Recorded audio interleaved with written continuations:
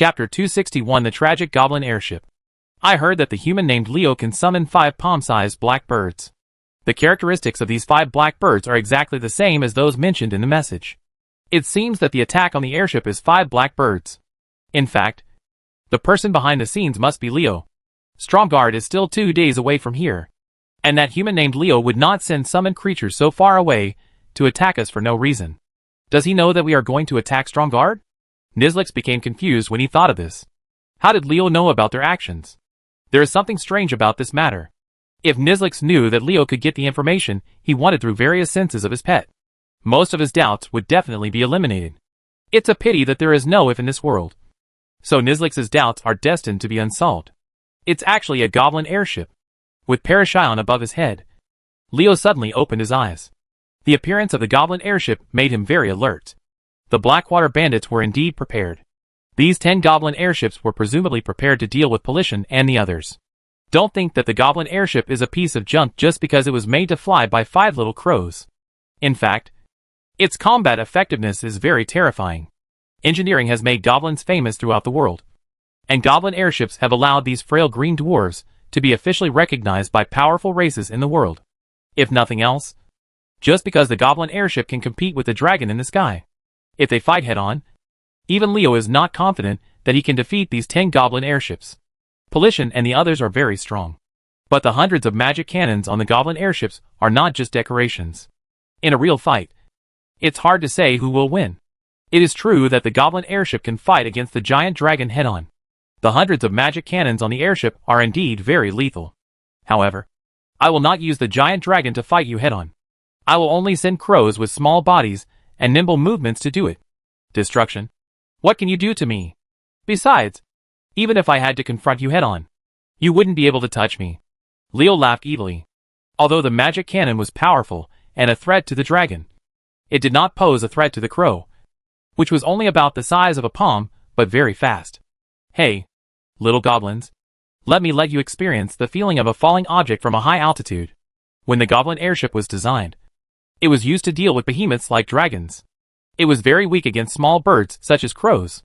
The goblin airship did not consider encountering such a thing when designing the airship. How dare the birds come to trouble the airship. But something that was impossible to happen now happened. The unprepared goblins were dumbfounded. And Nizlix was so angry that he almost went crazy. What to do? This simply won't work. Nizlix is constantly thinking of ways.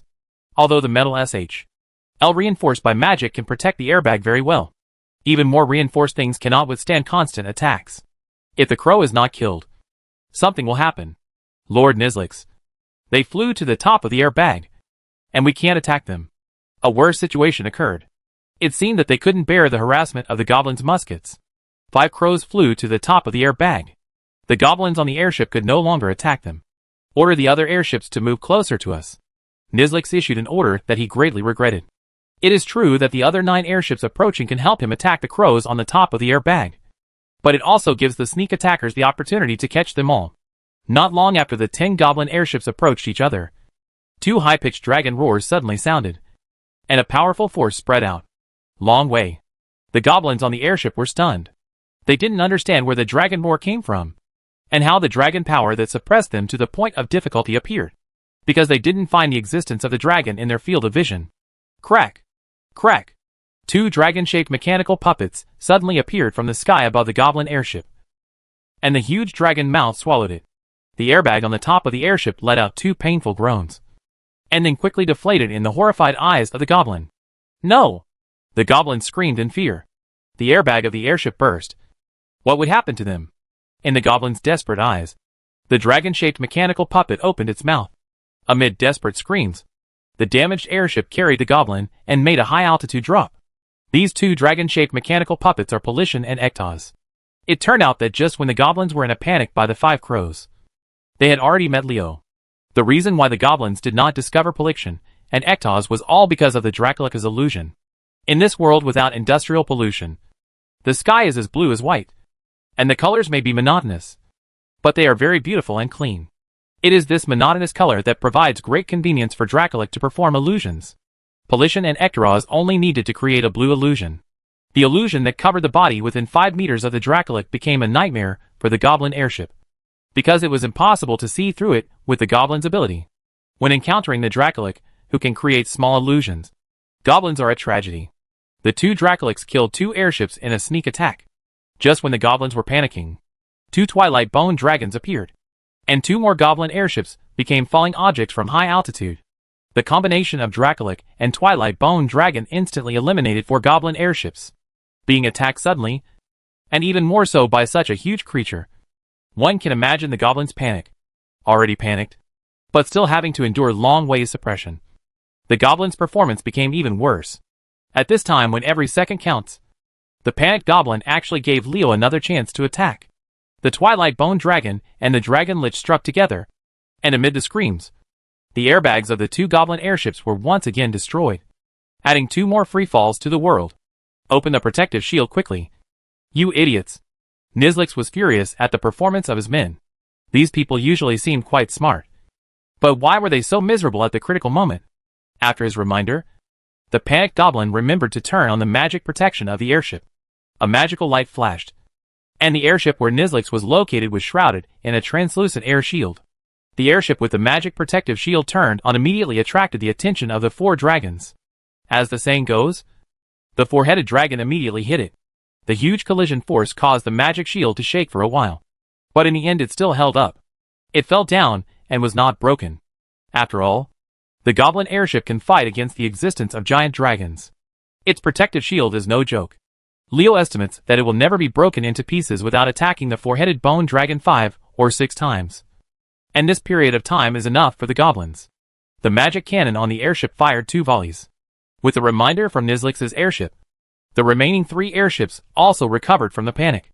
The goblins on the 3 ships opened their magic protective shields, and 3 more translucent air shields appeared. With the protection of the magic shield, the goblins on the airship began to regain their composure. After getting rid of the panic of being attacked, they began to charge the magic cannon on the airship. The muzzle of the cannon, which was thick enough to fit an ordinary person's thigh, began to glow, which is a manifestation of the magical elements filling it. The 3 goblin airships were preparing to attack and wanted to rescue the airship where Nizlix was. Although not all of the magic cannons on the 3 goblin airships could attack the 4-headed bone dragons, at least 150 or 60 of them could cause damage to Parashylon and the others. The attack power of the magic cannon on the goblin airship is no joke. Since it is used to deal with giant dragons, the cannon blast is definitely the intensity of an epic strongman's attack. Being attacked by 150 or 60 epic strongmen. Leo, the first, don't think my 4-headed dragon can handle it. He looked at the 3 airships that were preparing to attack, and an inexplicable smile appeared at the corner of his mouth. Due to the previous harassment by the crows, Nizlix ordered the other 9 airships to move closer to him. This caused the 10 airships that were originally some distance away to gather together. This made it easier for Leo to pick up the airships. Down action. The goblins who were preparing to attack suddenly found that the sky had darkened, and a giant robot appeared out of thin air behind Leo.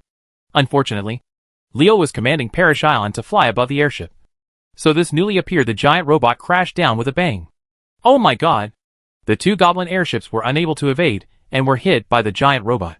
The magic protective shield guarding the airship was immediately shattered with a loud bang. The giant robot weighing hundreds of thousands of kilograms broke through the magic shield and fell back. It hit the goblin airship hard. How could the goblin airship withstand such an attack? The 2 goblin airships that were hit were easily broken into several pieces. The goblins on the airship screamed and fell downwards. Even if there was an ocean below, the strong falling force would kill them if they fell from such a high place. Life. The goblins on the remaining airship were dumbfounded when they saw the scene. While they were mourning for their companions, they were also thankful for their good luck. Fortunately, the place where the giant robot fell was not on top of their heads. But their rejoicing did not last long. After smashing the 2 goblin airships into several pieces, the giant robot actually grabbed the broken airships with both hands and threw them at them as weapons. The giant robot was extremely powerful. The 2 hulls of the boat thrown by him hit each other quickly, just like 2 high-speed locomotives. A sharp whistle sounded in the air that hurt people's eardrums. Many goblins couldn't bear this. The howling sounds covered both ears. Boom! Boom! A huge crash sounded, and cracks appeared in the magic shield of the goblin airship. In the fearful eyes of the goblins on the boat, the cracks spread rapidly. At this time, a pillar of fire sprayed out, and the air shield shattered, Ektaraz's dragon flame became the straw that broke the camel's back. Chapter 262 I'm here to rob. As soon as the magic protective shield was broken, the goblins on the airship became desperate. Although the magic cannon on the airship only needed to be charged for a few more seconds before firing, they knew that they could not survive these few seconds. Because again a broken hull hit with a sharp and ear-piercing roar. The giant robot, which had caught another piece of the broken airship, launched another attack. Boom! Amidst the huge impact, another goblin airship broke apart, and the goblins' desperate screams echoed high in the sky. Nizlix looked at this scene blankly. He no longer jumped and cursed. He felt that there was nothing to scold. 9 out of 10 airships had been destroyed. What else could he do with the remaining one? Surrender. We surrender. Thinking of the word death, Nizlix felt fear gripping his heart tightly. He was not willing to die like this. Humans, we demand redemption for ourselves. I reject. Leo's cold voice came over, mercilessly cutting off Nizlix's only hope. Why? Human, we can offer a huge ransom, and the price can be negotiated. Nizlix screamed loudly, making his last effort. Leo curled his lips. You were unlucky. You met me who was dizzy from learning magic knowledge. And you bumped into me when I was unhappy. You are seeking death on your own. Besides, as an enemy, if I want to kill you, I will kill you. Do I need to explain to you why? The four-headed dragon attacked the goblin airship fiercely, and the magic protective shield was broken.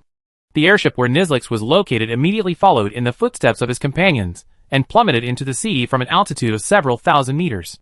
Perish Island. Go down and prepare to receive our spoils. With the goblin's physical fitness, falling from thousands of heights into the sea, the chance of survival is almost zero. Leo doesn't like the goblin airship very much, but he is very fond of the magic cannon on the airship. 10 goblin airships are 1,000 magic cannons. These magic cannons, which can emit an attack power comparable to that of an epic powerhouse, are a unique skill that goblins have never told about. The casting process and various secret technologies are very complicated, even for a dwarf giant. Craftsmen cannot say that they can fully understand it 100%. If 1,000 magic cannons can be used by me, I will fire them at whoever is displeased and blow him to pieces. Leo couldn't help laughing when he thought of the wonderful thing. Boom!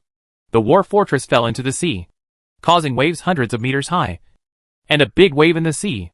After falling into the sea, the weight of the war fortress should have sunk. But a strange scene occurred. With the weight of hundreds of thousands of kilograms of this big guy, it did not sink, but the whole body floated on the sea. How can it still be like this? Leo was extremely surprised when he saw it. He didn't expect that the war fortress had the ability to float on the sea. How can such a big guy float on the sea? After scratching his face, Leo began to investigate carefully, and something shocked him. After floating on the sea, the volume of the war fortress has not changed, but its weight has decreased. It is actually calculated based on the combined weight of the mountain giant and the group striker at the time of fusion. In other words, the total volume remains unchanged. In this case, the weight of the war fortress was reduced by more than 10 times. Calculating this, wouldn't the density of the war fortress be lighter than a piece of wood? Blinking, Leo felt that this magical world was indeed magical enough. Dragging his chin, he began to think. Logically speaking, the war fortress after the fusion of the mountain giant and the group striker should not be so powerful. The only thing that could cause him to mutate was the possibility that when the war fortress was fused, Leo was completed in the confinement circle, and the war fortress absorbed the energy of the confinement circle during the fusion process. The energy of the confinement circle in Arthi Highlands is actually so magical. Leo became interested. He felt that if his guess was correct, he would have to take a look at the confinement arrays in the other 3 directions. There were still 3 confinement arrays, and he could make 3 no matter what. The powerful thugs are here, so we can't waste them. Right? While thinking, Leo jumped off Parishan's head and stepped onto the war fortress floating on the sea, summoning the Huma Terror Claw and other pets. Leo cast magic breath on them, and these poor pets were sent out by their unscrupulous owners to carry out salvage operations in the sea. Leo would not let go of 1,000 magic cannons. After learning that the war fortress could float on the water, he was already considering whether to put these magic cannons on the war fortress. Fusion of the Necromancer skeleton with these magical cannons. I wonder what will happen. Crunch. Crunch. There was an unpleasant sound of bones rubbing together, and a large number of skeletons suddenly appeared on the war fortress. This was Leo's skeleton army. Counting this, This is the first time that the skeleton army has been exposed to the sun in its true form. However, it is a pity that this is an uninhabited sea. The purpose of Leo summoning them is not to let them show the majesty of the skeleton sea, but to let them go into the sea. Go help get something. Poor skeletons. Poor sea of skeletons. On the vast sea, Leo, who had no scruples, summoned an army of 20,000 skeletons. The dense skeletons instantly dyed the sea area where the war fortress was located white. Go to the sea and retrieve the cannon. A simple command passed, and the army of 20,000 skeletons became busy. It's good to have as many boys as you can, and there will be people to help with the hard work. While the skeleton army was busy, Leo took out a luxurious recliner made of gold, and lay on it to enjoy the sunbath leisurely. Humph! How awesome is it to drive a yacht and go for a ride in the sea? This is a powerful war fortress, and this thing is majestic when driven. As the saying goes, things are easier to do when there are more people, and more people are more powerful. There were 20,000 tireless skeleton army to help salvage, and 1,000 magic cannons were quickly fished out. Even the wreckage of the goblin airship was pushed to the sea by them, collecting all the fragmentary remains of the goblin airship into his private space. Leo began to arrange the fusion circle. He wanted to fuse the magic cannon with the skeleton warrior, but after the magic circle was set up, he stopped when he was about to let the skeleton warrior walk into the fusion magic circle. Magic cannons require magic power to attack enemies. Will the effect of merging with skeleton warriors be bad? How about trying to fuse the skeleton mage with it? The idea that appeared in his mind made Leo's eyes light up. The skeleton mage and the magic cannon both played magic. Aren't they just a pair? The fusion process went smoothly, but the result of the fusion was not satisfactory. Looking at the fusion product of the skeleton mage and the magic cannon, Leo curled his lips in frustration. It was not that the fusion failed, but that the effect was not as good as imagined. War Fortress. Put all these skeleton magic cannons into your body. The alien space inside the War Fortress has a very special effect on the skeleton mechanical army. Leo now only hopes that the 1,000 skeleton magic cannons newly acquired in this alien space can gradually reach a level that satisfies him. I have killed all 10 goblin airships, so it is time to clean up the 5 pirate ships of the Blackwater bandits. Without air power, what can you do to fight me? Without the help of the goblin airship, the Blackwater bandits' pirate ship was indeed unable to fight against Leo. When Leo, who was sitting on Polition's head, swaggered from the air and approached the Blackwater bandit fleet, the 5 large pirate ships activated their magic shields one after another. They were stalling for time, using the ship's powerful magic shield to stall for time, so that the 10 goblin airships behind them could have time to catch up. Why is this happening? Why can't we contact Nizlix? Captain Stigert, who commanded the entire fleet, was so anxious that his gums were on fire. Damn the communicator. This piece of shit had a problem at this moment. Captain Stigert thought so at first, but when the other 4 ships also sent the same message, there was a thud in his heart, and an unpleasant premonition came to the dwarf captain's mind. Heart. Dwarf? Yes, Captain Stigert is a dwarf. Don't think that the Blackwater bandits are the secret armed forces of the Blackwater conglomerate. They are all made up of goblins. If they were all made up of goblins, there would be no 300 taels of silver in this place. What? The Blackwater conglomerate is not that stupid. It's not just goblins who love money in this world. Whether they are humans, dwarves, or even orcs, trolls and other races, there will be individuals who are willing to do anything for money. In this way, there are literally all kinds of races among the Blackwater bandits, and they are completely a collection of races from the entire world. Listen, Blackwater bandits, I have good news for you. I'm here to rob. Looking at the 5 helpless pirate ships on the sea, Leo's bad taste came over. He smiled evilly and used a loudspeaker to shout to the ships below. Just take off your clothes and jump into the sea.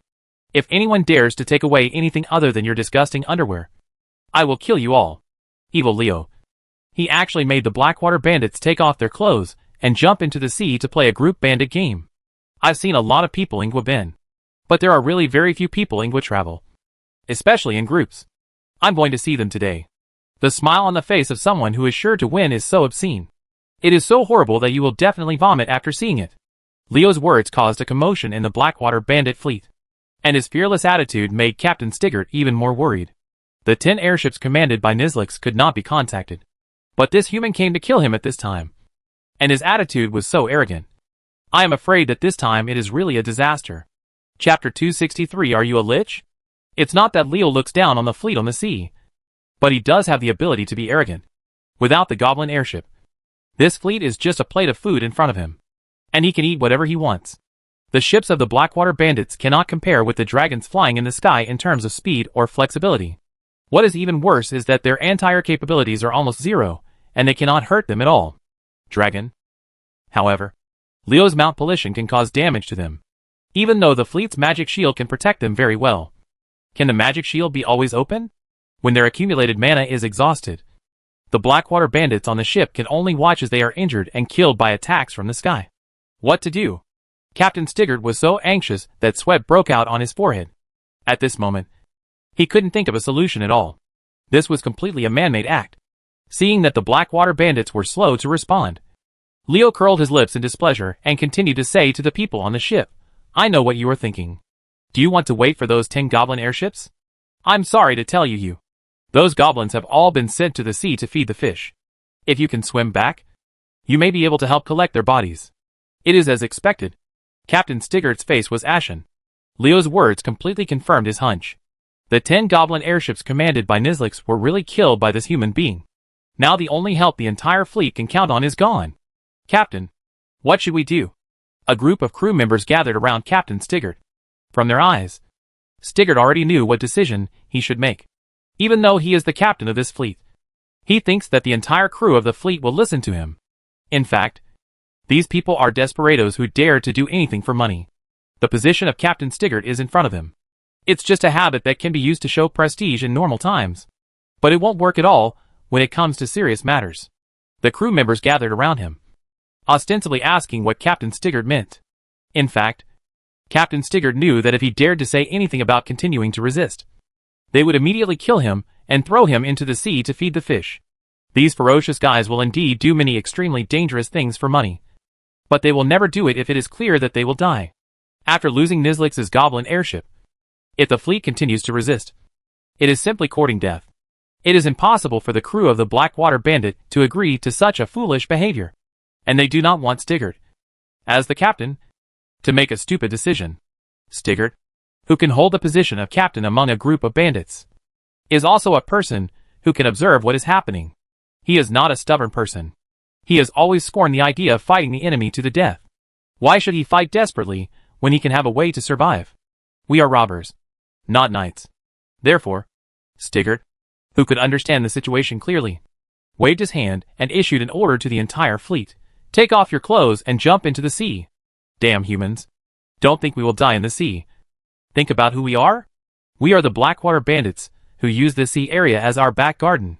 We know exactly how many reefs there are, and where they are in any corner of this sea area. As long as we survive successfully, Stromgard will await the violent revenge of the Blackwater Bandits. Stigert lowered his head, his eyes full of hatred. There was a supply point hidden by the Blackwater Bandits not far from this sea area. With their ability, they could still swim there smoothly. A spectacular sight appeared on the sea. A group of Blackwater Bandits, who stripped down to their underwear, jumped from the ship into the sea and began their collective fruit swim. These Blackwater Bandits are so bachelors that they really take off their clothes and dance whenever they want, without any ambiguity at all. As the instigator of this scene, Leo was surprised. When he thought about it, if he made such an excessive request, the Blackwater Bandits would resist no matter what. But the fact is, these guys didn't even bargain, and actually took off their underwear to go swimming. Your uncle. There are actually women among these Blackwater Bandits. Leo was shocked. He saw the magic horse, a dwarf ant swinging the 2 lumps on her chest and ogling him. Oral area. There was a strong rumbling in his stomach, and Leo quickly turned his head away to avoid actually vomiting. This is so unfeeling. So decisive. So unfeeling. I was actually molested by a dwarf ant. I was such a failure as a time traveler. Leo rolled his eyes speechlessly. He didn't see that the moment he turned his head away, the dwarf ant who was ogling him winked at the dozen or so Blackwater Bandits around her, and a magic cannon danced under their cover. The people who entered the sea went into the sea. Well done. After entering the sea, a group of Blackwater Bandits quietly gave the dwarf ant a thumbs up. Some Blackwater Bandits sneaked into the sea and swam away while dragging magic cannons on the seabed. Seeing this scene, Stigert nodded with satisfaction. This dwarf ant was his sweetheart, and he quietly ordered her to do this. In the vast sea, the biggest threat comes from underwater creatures, so it is very useful to bring a magic cannon. The Blackwater Bandits, who were secretly proud of themselves, didn't know that everything they had done had fallen into Leo's eyes. Although Leo was so shocked by the dwarf ant that he turned his head away, the crows hovering in the sky have been diligently conveying everything they saw. And Polition also saw the movements of the Blackwater Bandits. Gart and the other Blackwater Bandits ignored the revealed Dracolic as a mechanical puppet, doing them all to be destroyed today. Seeing what the Blackwater Bandits had done, Leo didn't rush to take action. Instead, he spoke slowly after the Blackwater Bandits swam a long distance away, and there was no one on the boat anymore. The magic cannon is very heavy. Do you want me to help you? Hearing Leo's words, Stiggert's heart sank suddenly. Oh no! He was discovered by that human. If you dare to play tricks in front of me, you are looking for death. Leo is no longer interested in watching the Blackwater Bandits' collective fruit game. These guys treat him like a fool and dare to steal a magic cannon under his nose. This is too insulting to his IQ. If I don't give you some color, I'm afraid you will actually laugh at me for being a fool. Leo's eyes were filled with murderous intent. He let the Blackwater Bandits live in order to seize 5 complete large ships. If these bandits didn't play tricks in front of him, he would not kill them. After all, he is not a person who treats what he has said as a fart, although he can do things without any burden when necessary. Sir! Wait! Listen to me! A group of Blackwater Bandits started shouting loudly. The pleading expressions on their faces were clearly begging for mercy. However, before Leo could speak, a magic beam of light suddenly rushed out from under the sea. The target was Perry, who had already dropped to 100 meters away from the sea. Zion. The Blackwater Bandits clearly wanted to take advantage of Leo's lowered height and enter the range of the magic cannon to carry out a sneak attack and kill the man who made them swim together in one fell swoop. The beam of light came quickly, but Parishan's movements were not slow. He opened his mouth, and a thick pillar of fire spurted out. The Dragon Lich's dragon flame withstood the blow from the magic cannon. Seeing that this attack was blocked so easily, the Blackwater Bandits suddenly felt desperate. This dragon-shaped mechanical puppet can actually block the bombardment of the magic cannon with this attack method. Stiggert felt that his eyes were filled with darkness. He never imagined that a mechanical puppet could spit out dragon flames like a real dragon. How dare you make a sneak attack? Leo was angry. These Blackwater Bandits actually wanted to kill him with a sneak attack. He deserved it. Very good. The Blackwater Bandit is indeed a knife in the hands of the Blackwater conglomerate. Today I am going to try to see if this knife is hard and sharp enough. Leo's eyes were cold, and his tone was equally cold. Cold. The Blackwater Bandits must not see any hope of survival. Enjoy the fear I bring to you. After waving the iron staff, a wave of magic power came from Leo's body, and the eyes of the Blackwater Bandit in the sea suddenly widened. What did I see? Oh my god! The undead? So many undead. Amidst the toothpicking sound of bones rubbing against each other, tens of thousands of skeleton warriors appeared with a crunching sound. White. Pale.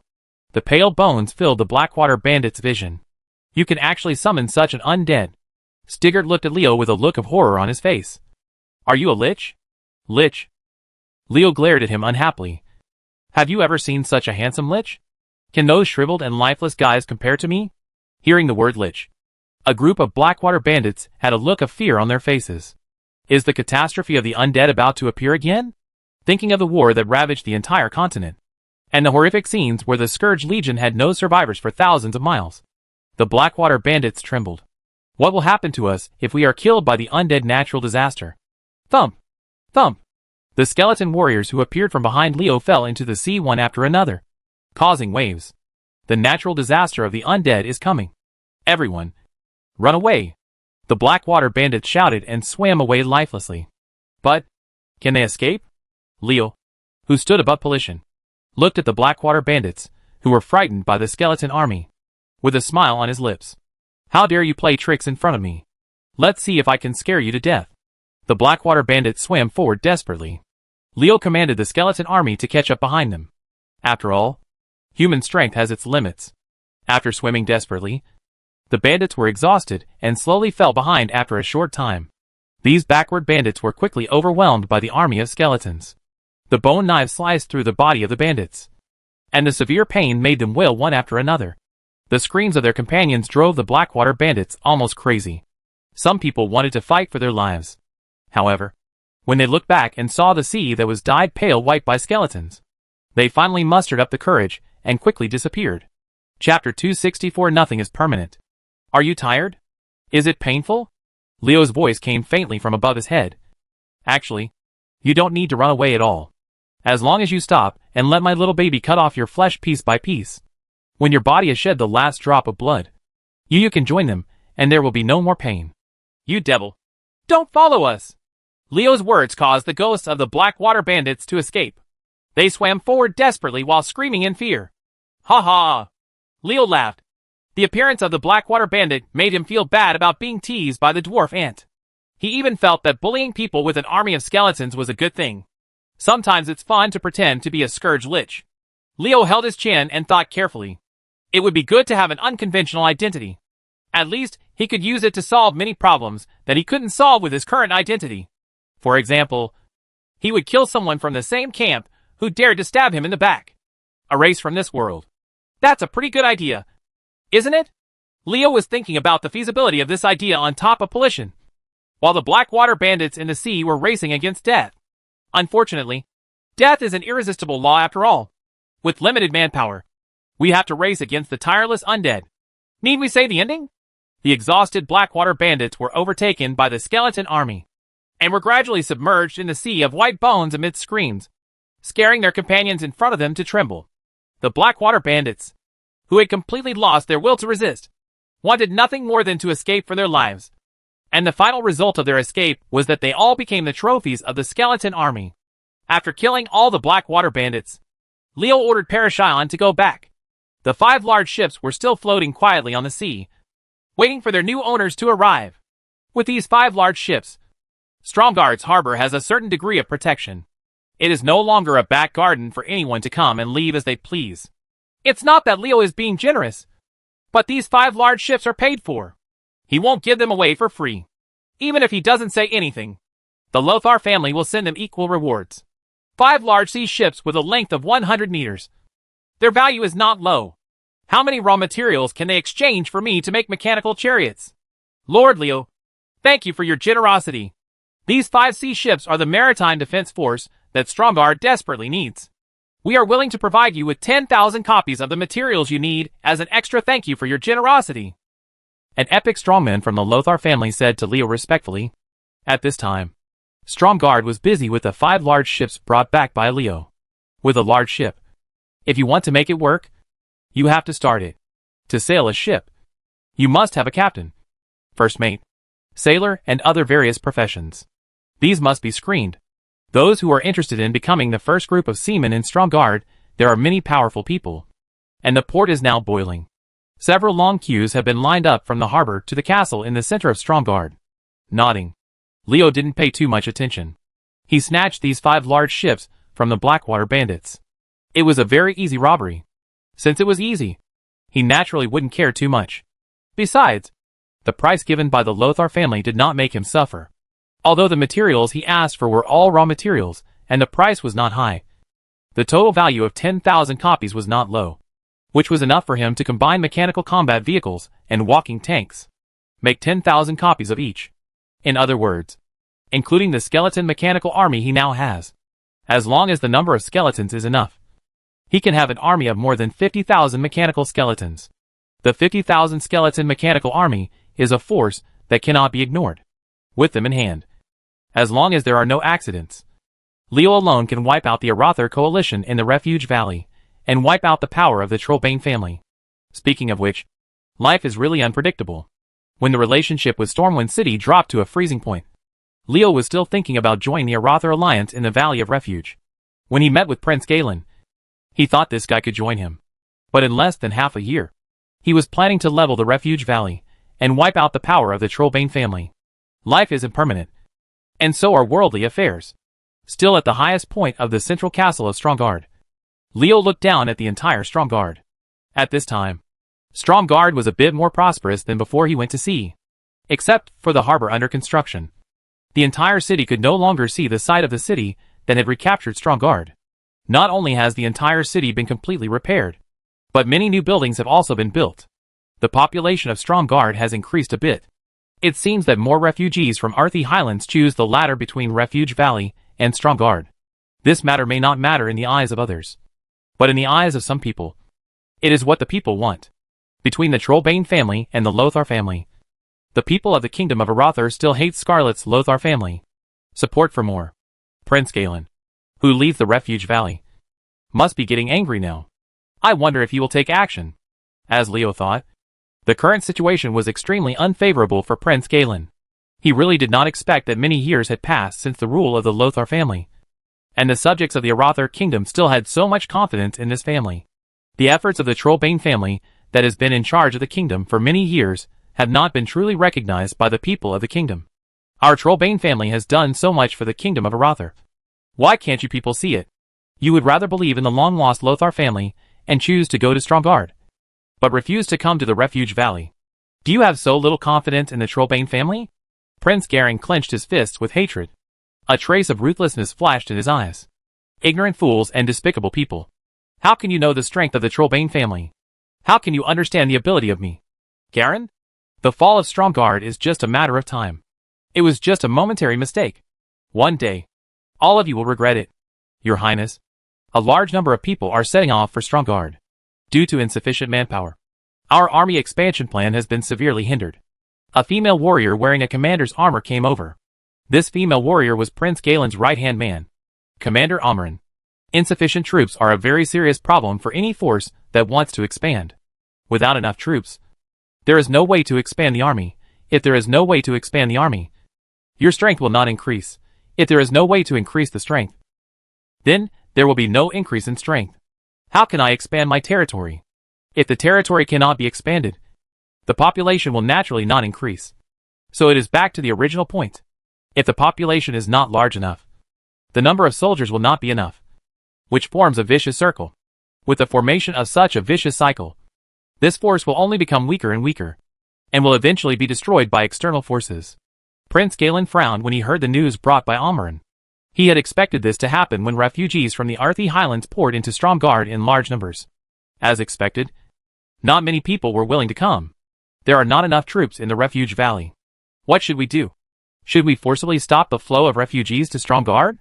This idea was rejected by Prince Galen as soon as it came from the bottom of his heart. He was not an idiot. He would never adopt such an extremely stupid approach unless the Trollbane family was at a critical moment of life and death. Judging from the current situation in the Refuge Valley, the Trollbane family is far from that level. Your Highness, the situation we are facing now is very serious. Not only the number of soldiers recruited is far from meeting the requirements, but even our existing soldiers are gradually decreasing. Prince Galen suddenly turned around, his eyes full of ferocity. Amarin, you mean to say that our soldiers abandoned their honor as warriors and went to Stromgarde like those refugees? What a murderous aura! Facing Prince Galen, who was obviously offended, Amarin was very frightened. This was the first time that Prince Galen showed such strong murderous intent. He was obviously angered by the defection of his soldiers. Defect? Yes. In the eyes of Prince Galen, these soldiers abandoning the Refuge Valley of the Trollbane family and going to Stromgarde ruled by the Lothar family is a betrayal. They betrayed the Trollbane family. These damn traitors. Prince Galen gritted his teeth with hatred. He really wanted Amarin to send people to kill these soldiers who defected to Stromgarde. But he knew that he could not do this. So he could only endure it. After finally calming down the anger in his chest, before Prince Galen could speak, as if he was deliberately testing his bottom line, Amarin spoke again. The undead in Hammerfell are making strange movements, and there are signs that Undercity is sending more troops to them. Undercity has sent more troops to Hammerfell. This is another bad news. The succession of bad news made Prince Garen's face sinking. Since the Battle of Stromgarde, the situation suddenly became unfavorable to the Trollbane family. Originally, after the battle in the Valley of Refuge, the undead army was defeated, and the Trollbane family was in a good situation. The Arathor coalition was about to usher in an opportunity to expand rapidly, then conquer the entire Arthi Highlands, and then march into Hillsbrad. Hills, capture Terran Mill, recapture Ultarak, and then defeat the undead in the Undercity to realize the revival of the Kingdom of Arathor. Things had always gone according to Prince Galen's script. But the God of Destiny played a cruel trick on him. When the situation was great, Leo came out of the blue. He used his super combat power to kill Faculist and destroy the Syndicate organization in Stromgarde, defeated the Argus Resurgence organization under the Shadow Council, and helped Scarlet successfully recapture Stromgarde. After the recapture of Stromgarde, the Lothar family suddenly came out. And then Scarlet announced that the Lothar family would regain control of the throne of the Kingdom of Arather. Then everything changed, and more than 80% of the subjects fell in favor of the Lothar family of Stromgarde. The Trollbane family alone cannot reverse the current decline, so they can only rely on external help. It's just that it's easier to invite gods than to send them away. Will doing this lead to a wolf entering the house? But if we don't do this, there will be no way out for the Trollbane family. Thinking of this, a look of determination appeared in Prince Galen's eyes. Amaran, you go contact Commander Link of the Storm Crusade and tell him that I have something important to discuss with him. Chapter 265 Amaran's Idea. What are you talking about? Galen actually has such a plan. He's lost his mind. Why is he so confused? Vieri, who is responsible for liaison with Amaran, brought a very shocking effect to Scarlet. Prince Galen's Trollbane family had reached an agreement with some people in Stormwind City, and this agreement had a profound impact on the Kingdom of Arather. Interests are greatly harmed. Although the Kingdom of Arather has always acknowledged that it is a part of the Alliance, they do not accept the leadership of Stormwind City. But now, Prince Galen actually wants the Kingdom of Arather to bow to Stormwind City for the sake of his family. He actually recognizes the leadership of Stormwind City. Lead, Galen, the traitor. The Trollbane family are so weak. After hearing the news, the Arather nobles were furious and cursed, completely losing the aristocratic demeanor they had always talked about. They really didn't expect that, as a member of the Arather royal family, Galen would make such a choice. You must know that the Kingdom of Arather is the birthplace of all human kingdoms. Its status is extremely lofty. How can it bow to Stormwind City? Scarlet looked at the turbulent scene in the meeting hall, but she was thinking about what Leo told her. Except for you and me, Vieri, and the core members of the Lothar family, no one knows that Amaran betrayed Prince Galen. This is a secret that must not be told to others. Galen never imagined that his right-hand man, the commander of the Arather coalition, had betrayed him, and every move in the Valley of Refuge fell into our eyes. Galen thought he was doing it secretly, but what he did we did in the first place time has already known. Now, go and arouse the anger of the nobles of the kingdom, and completely isolate the Trollbane family. The anger of the kingdom's nobles has been aroused, and the Trollbane family has also been isolated. Leo, what are you doing? Leo did nothing. He just got a gold recliner and lay on it leisurely, holding a magic notebook in his hand and reading it carefully. The place where this gold recliner was placed was Peli, the top of Xian's head. Poor Parashilan. He has sunk to the bottom after becoming a Dracolic. From a proud red dragon to Leo's means of transportation, Prince Garen is hooked up with Stormwind City, and the two sides are secretly discussing so-called cooperation matters. Leo feels that he needs to do something. If Prince Galen was only using means to deal with the Lothar family for the sake of his own family, Leo's reaction would not be too drastic. But he actually got together with some nobles in Stormwind City, which violated Leo's taboo, because these nobles were the ones who forced him to leave the kingdom of Stormwind. Galen, I haven't settled the debt with you before, but now you are in cahoots with those Stormwind nobles who want to kill me. If that's the case, don't blame me for being cruel. Leo had already made murderous intentions. Amaran's rebellion made him know many things, such as Prince Galen's contribution to the force that forced him to stay in the kingdom of Stormwind. If he hadn't learned the truth from Amaran, Leo would never have imagined that Prince Galen had such a dark hand in the secret that forced him to leave the kingdom of Stormwind. Did Galen treat me like a fool? He actually set up a trap and asked me to defect to him and sacrifice my life for him after he harmed me. What the H was he trying to do? After knowing the truth, Leo became angrier and angrier as he thought about it. He felt that if he didn't tell the truth, he wouldn't look down on himself. Galen, since you plotted against me like this, you should have thought of the day when I would take my revenge. Don't blame me for killing them all. He clenched his fist hard. His finger bones made a series of crackling sounds, and the Refuge Valley appeared in Leo's field of vision. Just kill him directly? No. This is too reckless. Leo has no intention of doing this. The undead in Hammerfell received a large number of reinforcements from the Undercity, because Galen had too few troops. He had to betray the interests of the Kingdom of Arather and reach a secret agreement with the nobles of the Kingdom of Stormwind. The allied forces of Arather and the Storm Expeditionary Army will inevitably join forces. A battle with the undead. A war drama was about to take place. How could Leo destroy it? Looking at the refuge valley at his feet, Leo had a ruthless look in his eyes. Since you are going to have a battle with the undead, it would be unkind for me not to give you this opportunity. Anyway, let me give you one last chance to show off. Be careful when fighting the undead. Murmurs rang out thousands of meters above the refuge valley, and a murderous aura filled the air. Prince Galen never imagined that a pair of eyes thousands of meters above his head were watching every move in the refuge valley. At this time, the Valley of Refuge has completely entered a state of war. All kinds of materials are being requisitioned, and various armies are being mobilized. It looks like a storm is about to come. Since Hammerfell received reinforcements sent from the Undercity, the strength of the undead army, which was defeated miserably after the battle in the Valley of Refuge, was restored again and became stronger than before. The undead changed their previous defensive posture and began to attack. Dabley Farm. Lost. Gashak Farm has fallen. Northford. Lost.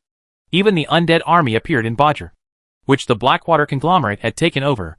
The flag planted there by the Arather coalition was cut off, and the flag of the Forsaken was flying again. If the undead were not unwilling to offend the Blackwater conglomerate, Bodgor's gold mine would have become the undead's. All the territories that the Arather coalition had finally regained during this period were taken back by the undead army. For the Trollbane family, the situation suddenly became extremely serious. The fall of Bodger was bad news for the Arather coalition, because the Blackwater conglomerate suddenly launched an attack at this time. They refused to fulfill the previous agreement on the grounds that the Arather coalition no longer had control over Bodger. With the agreement, the source of large amounts of armaments in the Refuge Valley was cut off. The war supplies were not enough, and Prince Galen was now extremely anxious. He did not expect that the situation would be so bad. The Blackwater cartel would stab him at this time. The knife stabbed him very deep into the bone marrow. It was very painful. It broke our hearts. Damn goblins. These ugly and despicable green dwarves. How dare they not abide by the agreement? Didn't I say well before that we will hand over the development of Bodger's gold mine to them, and they will be responsible for their own safety? Now how dare they tear up the agreement? So shameless. Niais, one of the 3 epic heroes in the Valley of Refuge, was very angry at the Blackwater conglomerate for unilaterally tearing up the agreement. As a soldier, he had a bad temper to begin with, and now he has encountered such a troublesome thing. With him, how can you control your temper? If there was a goblin in his sight, Bachi would be cut into several sections by his long sword. Niai, losing your temper will not solve the problem. The magician Kevin, who is also an epic powerhouse, calmed down the grumpy Niai. The magician had a bitter face, and there were no wrinkles on his face. The word sorrow is quite good, Your Highness. Not only do we have insufficient troops, but we can only maintain combat supplies for 2 months. But 2 months is not enough. Considering the strength of the undead and ours, 2 months is the most we can take back Gesha Kufarm. This can only be achieved with the help of our ally Commander Link leading the Storm Expeditionary Force. Marshal Oslet was analyzing the situation for Galen, but it was better not to analyze it. But once he analyzed it, he became depressed again. If the armaments are not enough, the logistics cannot keep up. Even if the Shack Farm is recaptured, it will be taken back by the undead army. However, the armaments to support the army's operations are not a small amount. How can you think of a solution in such a hurry? Why not ask Stromgard for it? Amryn suddenly interjected this sentence, which attracted everyone's attention. Ask Stromgard. Will they give it to you? After all, Prince Galen is not a stickler for trivial matters, as long as it is beneficial to the current situation.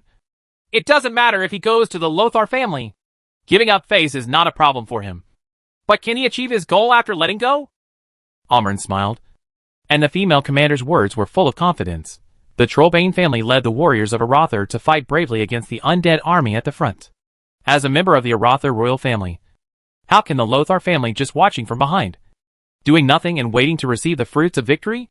If they choose to do this, it might not be a bad thing for us. Prince Galen and Marshal Oslet's eyes suddenly lit up when they heard this. Amarin's idea was really brilliant. Amryn is right. We are fighting the undead at the front. How can Stromgard stay out of it? We are all members of the Kingdom of Arather. If we have contributed, they should also contribute money. This is reasonable and reasonable. It makes sense. If the Lothar family agrees, then we can use this to consume their financial resources. There are so many refugees in Stromgard. If the Lothar family's financial resources are not enough, what will happen to them if the Lothar family does not agree? Will the people of Arothar still support them so much after knowing this? Calvin was the first to agree with Amaran's proposal. After some explanations by Calvin, Niaz, who didn't quite understand, also realized that if Amaran did as he said, the Lothar family would probably have a huge headache. Giving the Refuge Valley all kinds of armaments required will greatly consume their financial resources. But if they don't give it, will the hearts of the people of Arothar still be with them? No matter whether they lose financial resources or popular support, the Lothar family will never have the absolute upper hand over the Trollbane family, as they do now. The problems caused by the sudden breach of contract by the Blackwater conglomerate were solved, and the faces of Galen and Marshal Oslet showed expressions of relief. Niaz patted Amaran on the shoulder and said with a smile, Amaran, although your strength is not good, your ability is really good. No wonder His Highness the Prince will reuse you. It's a pity that you have a husband. Otherwise you. Chapter 266 Thunder Exile. Before Niaz finished speaking, Amaran bowed and said to Prince Galen, Your Highness, if you decide, then I will go down and select a messenger to go to Strongguard. It was rude to interrupt an epic powerhouse when he was talking, but Amaran did it. It was obvious that Niaz had touched on a topic that she didn't want to mention. Prince Galen didn't pay much attention to this. He had already known that Amaran's husband died in the battle at the fall of Strongguard. It was normal that she didn't want to mention it. After waving his hand, Galen said go ahead to Emma and continued to discuss the next actions with Marshal Oslet and the other three. Yes, Your Highness. Amaran bowed and left. The four Galen men who were discussing the matter did not notice that Amaran kept his head down after Niaz mentioned her husband. His long hair covered the female commander's face. No one can see her expression. My husband? Amaran was hidden under his long hair, and a look of resentment appeared on his face that no one could see. An extremely strong look of resentment. What husband? He was just a disgusting man. A disgusting man who was slowly stabbed to death by me with sword after sword while wailing in pain. That night full of humiliation. I, Amaran, will never forget in my life. Family Trollbane. All this is thanks to you. Galen. Just wait, and I will make you and your family repay me for all the pain I have suffered. Niasai. Do you know what you are talking about? Don't put Prince Galen together with a woman who has been touched by a man. How can a woman whose body is not pure enough be worthy of His Highness Prince Galen? A gust of wind came out, vaguely whispering a few words. Amaran's body shook violently as he was leaving, and then he continued to walk away as if nothing had happened. However, the female commander's fists were clenched tightly, and there was a gap in the palm of her hand. Wisps of blood flowed out, sprinkling a few spots of bright red on the ground, just like the bloody petals. Calvin, did you say this to me on purpose? Ha. Lackeys of the Trollbane family. You are really loyal to your masters. I wonder what expressions you will have when you see the object of your loyalty being completely destroyed. I look forward to your wonderful performance. A tear with painful memories flowed out of the corner of his eye, and slowly slid down his cheek, drawing a trace of sadness on his face, just like the scar that will never be erased. Finally, the tear fell to the ground silently, breaking into pieces, but was instantly covered up by the dust on the ground. No one except the person who was crying knew that a painful tear had ever fallen here. Do not you know? Does anyone really know? No. At least one person knows. 10,000 meters in the air above the Refuge Valley. A low sigh sounded. In the clear blue sky, the Dracolic Paraschion used his special ability to create an illusion that blended into the blue sky. Leo, who was lying on the golden recliner, suddenly opened his eyes. The Refuge Valley was now under his surveillance. Next, he saw the expressions of Galen and others, as well as Amaran's strange reaction. It seems that Amaran is also a person with a story.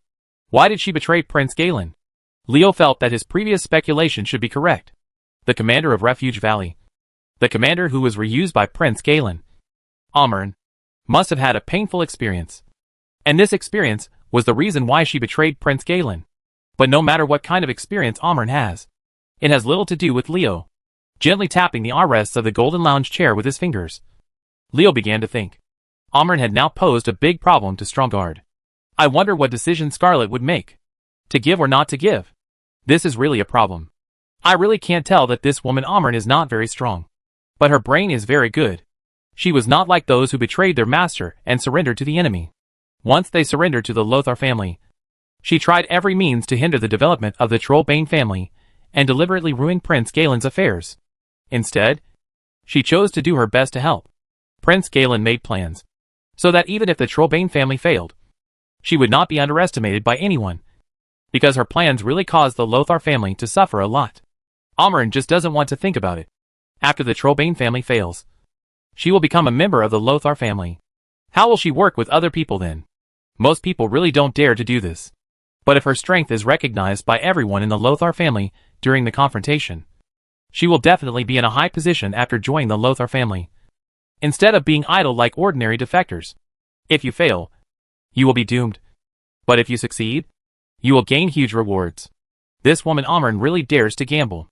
If Amaran sincerely joins the Lothar family, it will be a great help to Scarlet. But if she has evil intentions, Scarlet's temperament really cannot defeat her. But as long as I'm here, she can't make trouble. It's not that Leo has confidence in his own mind, but that he has confidence in his own strength. In this world where the strong is respected, truth is the one with the biggest fist, and might makes justice the law of this world. Once he senses something is wrong with Amaran, Leo will immediately kill her. By the way, when did I take the stupid girl Scarlet's affairs as my own? Leo scratched his face. He suddenly discovered this seemingly serious problem.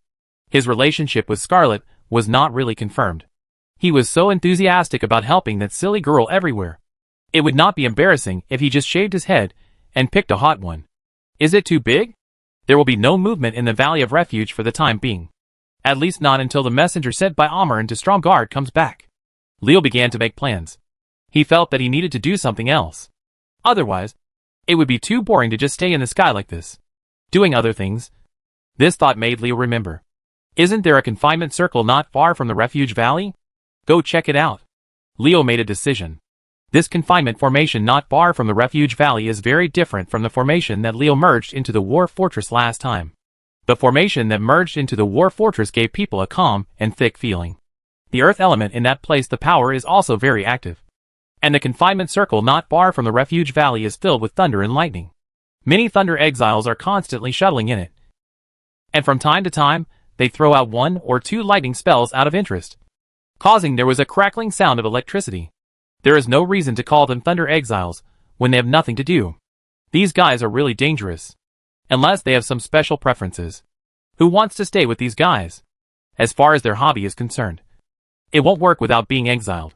After sending 5 crows out as a warning, Leo was ready to take action. After all, this place is not far from the Valley of Refuge. It would be impossible not to send crows to help with the warning. If Prince Galen's men find out about him, it will be another troublesome time.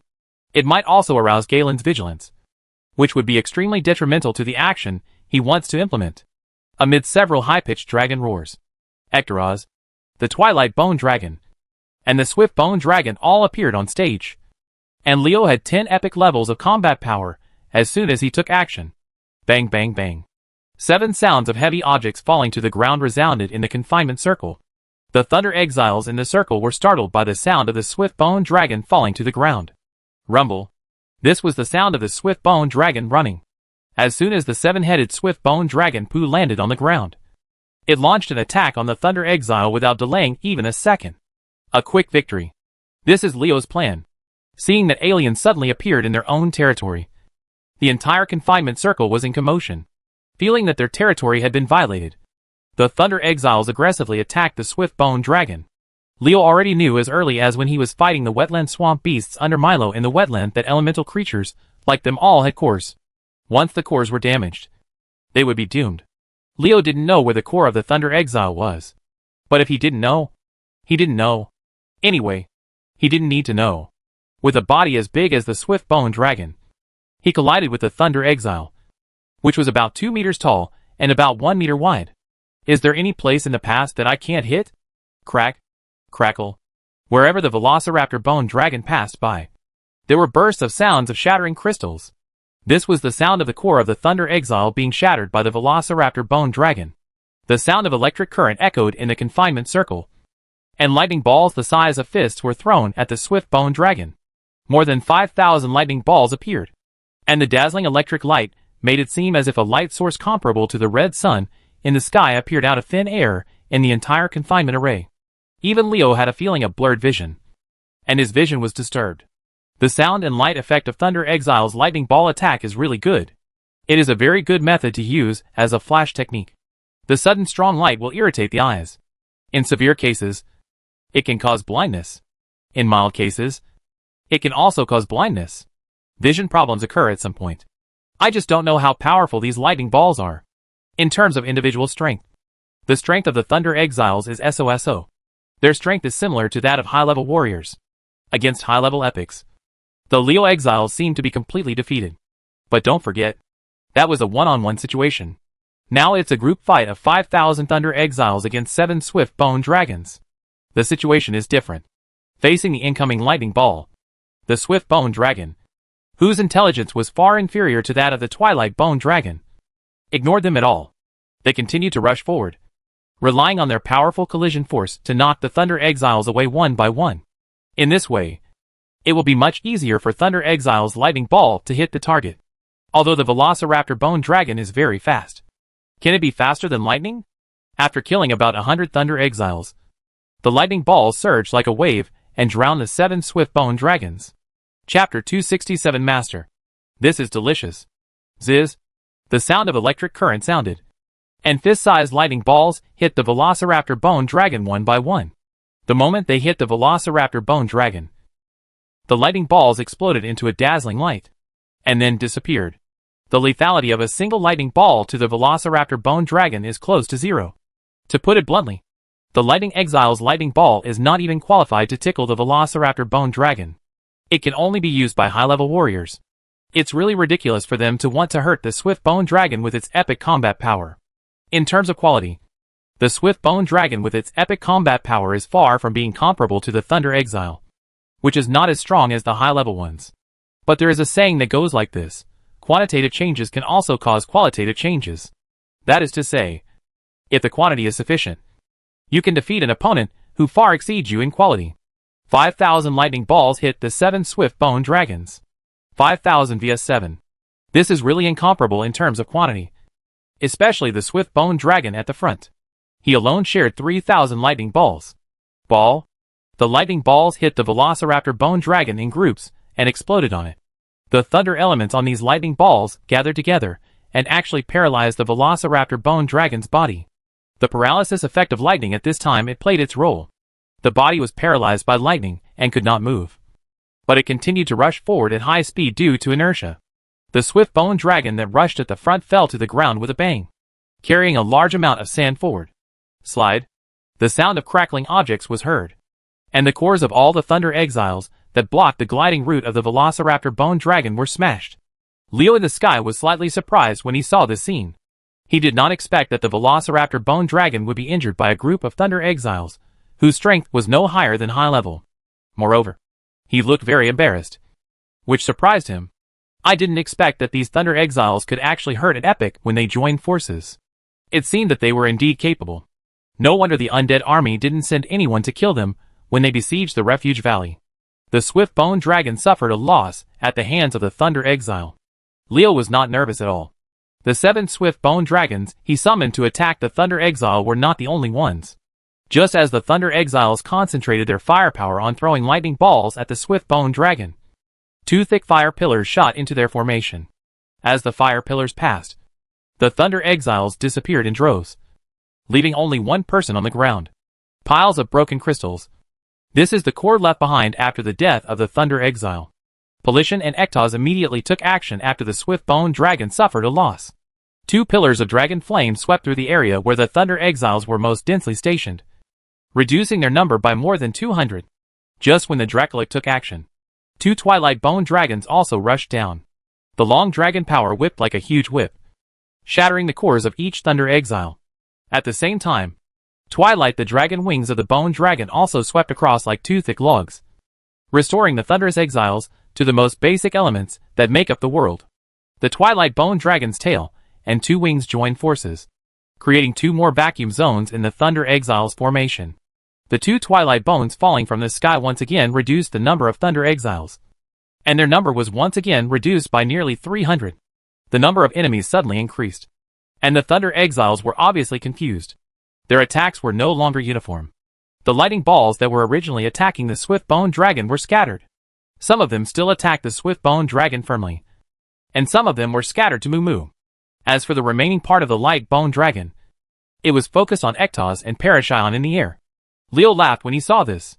Such an attack by the Thunder Exiles was perfect for him.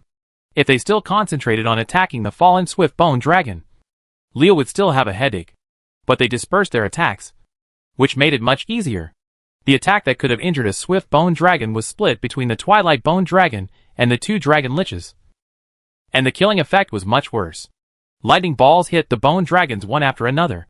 Although the damage caused by the explosion and the gathered electric current will hinder the movement of the Bone Dragons, it only slows down their movements and cannot paralyze them.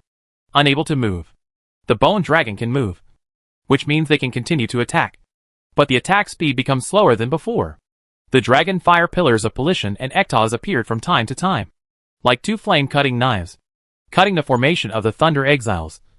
And the neat formation turned into scribbles, like a child's graffiti painting.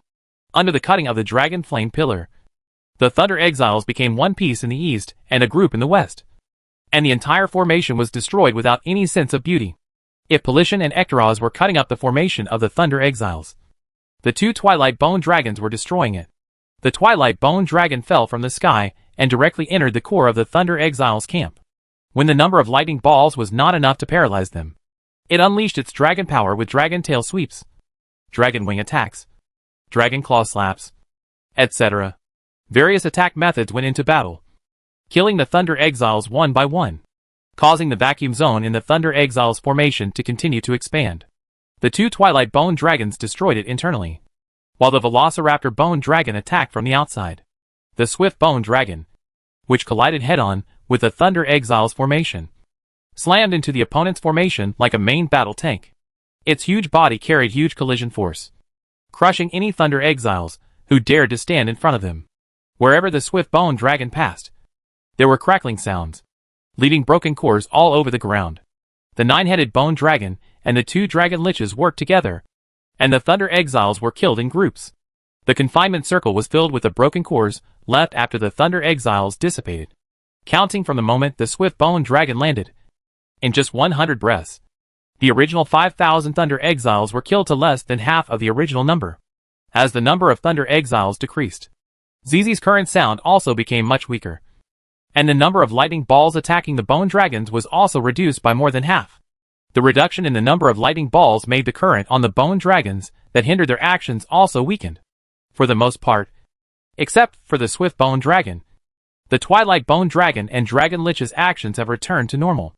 As the saying goes, when a house leaks, it rains all night, and when a boat breaks, it rains. Originally, the situation of the Thunder Exiles was already very dangerous. It would not take long for them to be wiped out by the Bone Dragon. But at this moment, red fireballs the size of basketballs suddenly fell from the sky. Standing on the ground, looking up to the sky, it seems as if there is a rain of fireballs in the sky. It is the Warlock's rain of fire that causes this effect. It turned out that Leo took action.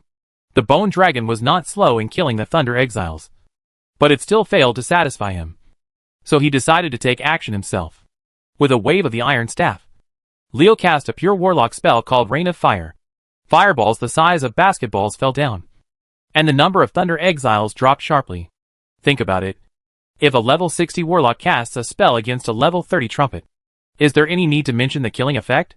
It will definitely kill you if you touch it, and get hurt if you rub it. Casting spells by himself was not enough.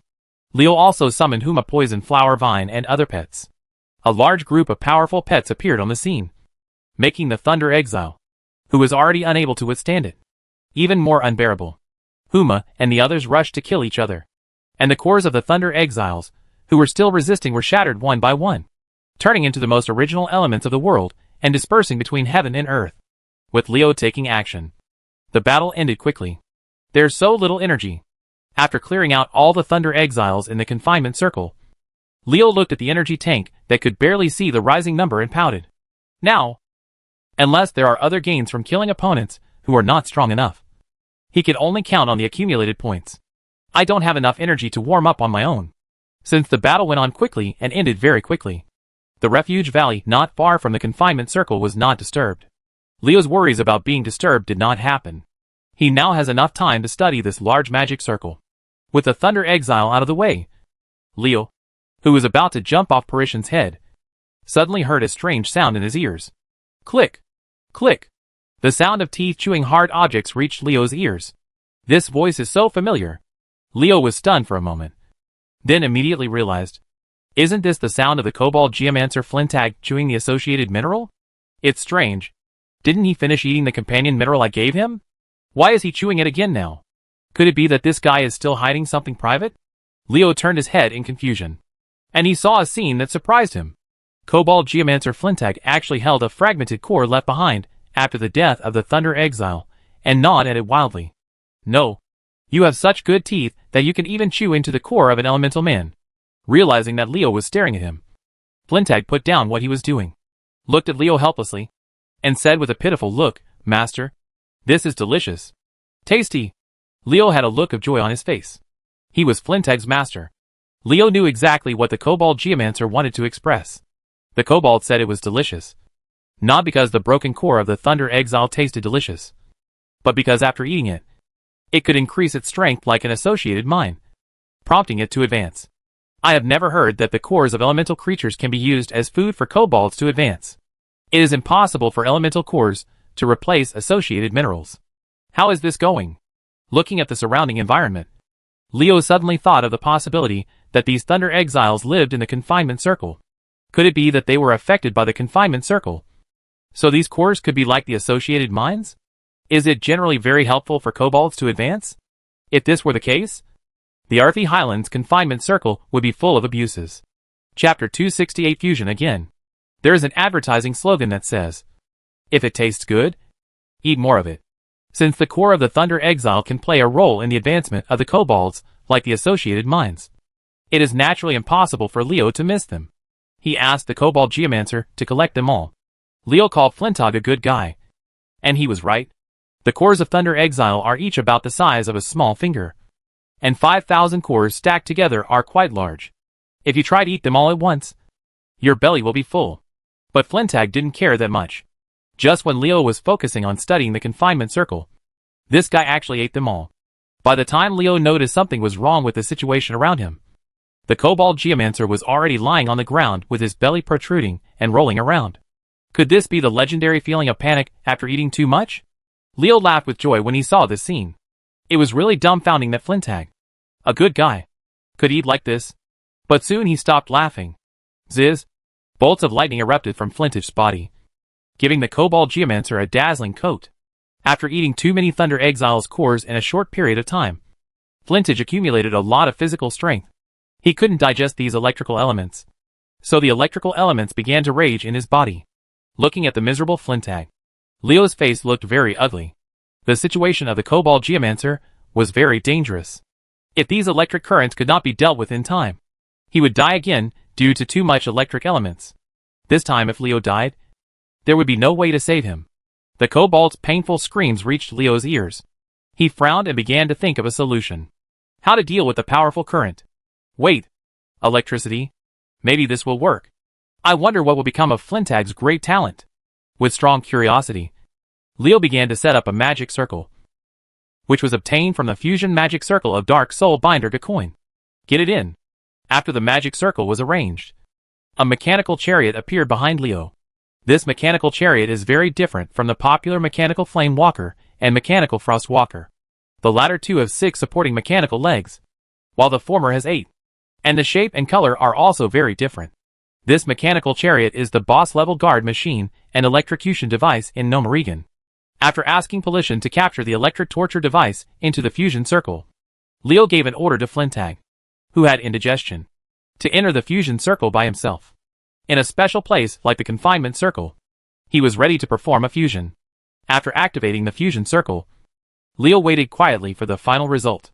I don't know what will come out of the fusion this time, but don't let me down. Ouch. There was a roar from the fusion circle, and then a tall kobold stepped out of the circle. Great Master Leo. Flintag salutes you. Thank you for giving me great power. Originally, Flintag's height was only about 1.2 meters, but after being fused with the electric torture device, his height suddenly grew to 2 meters, and his whole body became muscular, and he no longer had the dry appearance before. Leo nodded secretly. After being fused with the electrocution device, Flintag's image became much more powerful. He had the aura of a macho man. No, a macho dog. Looking at the metal stick that looked like a scepter in Flintag's hand, Leo asked the question in his heart, Flintag, what is the use of this scepter? Great Master Leo. This is my weapon.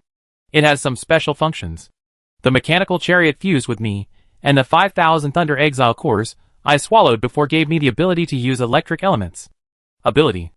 Releasing these abilities is its function. Flintag answered Leo's question respectfully. The look of the Cobalt Geomagicist in Leo's eyes made him understand one thing. After merging with the electric torture device, Flintag's intelligence has been greatly improved. Fusion of the magic circle is absolutely impossible. The only explanation for such a strong effect is that the special energy in the confinement circle plays a role in it. The 4 major confinement circles in the Arthi Highlands are so special. It seems that I must ask Scarlet for information on these 4 major confinement circles. After all, the Lothar family has ruled the kingdom of Arathar for many years. They will definitely have information on this. Leo was greatly tempted by the special effects of the confinement circle, and he wanted to find out the secrets and make it himself. If I can master this confinement circle, as long as there is a powerful corpse, I can create subordinates with special abilities, and the power I control will become stronger.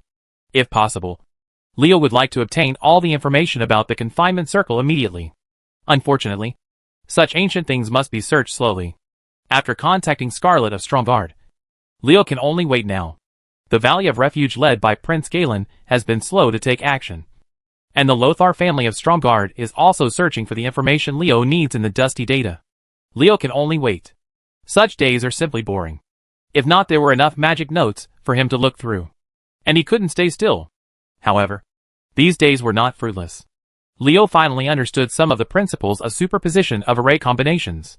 Under his transformation, the combat effectiveness of the skeleton mechanical army was enhanced, especially the combat endurance. After half a month of waiting, there was finally some movement in Refuge Valley. The messenger to Stromgard brought back exciting news. The Lothar family that rules Stromgard will make every effort to ensure the logistics of the army in Refuge Valley when they conquer the undead. In other words, the Trollbane family can use this to consume the Lothar family's financial resources. After hearing the news, Prince Galen's face showed a hint of joy. The army needed a lot of supplies for the battle.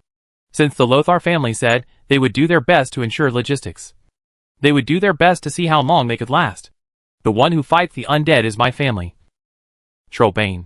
I have the final say on how this battle will be fought, and how long it will last. Scarlet. You are too immature, and the Lothar family will be in a desperate situation because of your stupid decision. The decline of the Trollbane family will be reversed in my hands. Ha ha ha. Galen laughed triumphantly, not noticing the fleeting mockery in Amaran's eyes standing behind him. How could they be fooled if I informed the Lothar family? Know that my plans are not perfect, and there will be times when you cry. Galen. Amaran knew that the Lothar family, which ruled Stromgard, had already thought of a way to deal with Prince Galen, although she did not know how the Lothar family learned of her plan for Prince Galen. Could it be that some of the 3 epic heroes, Marshal Oslet, Niaz, and Kavin, have secretly defected to the Lothar family? After carefully recalling the situation at that time, Amaran came to a conclusion that shocked her. Someone in the 3 epics on which the Trollbane family was the backbone actually rebelled. This was a big shock to the entire Trollbane family. A huge disaster. Traitors appeared in the 3 epics. Which is better? The Trollbane family no longer has any ability to make a comeback. While Amaran was frightened, she was also very happy. She was glad that she was not a die-hard loyalist to the Trollbane family. She had already secretly defected to the Lothar family, and did not have to accompany the Trollbane family to its destruction.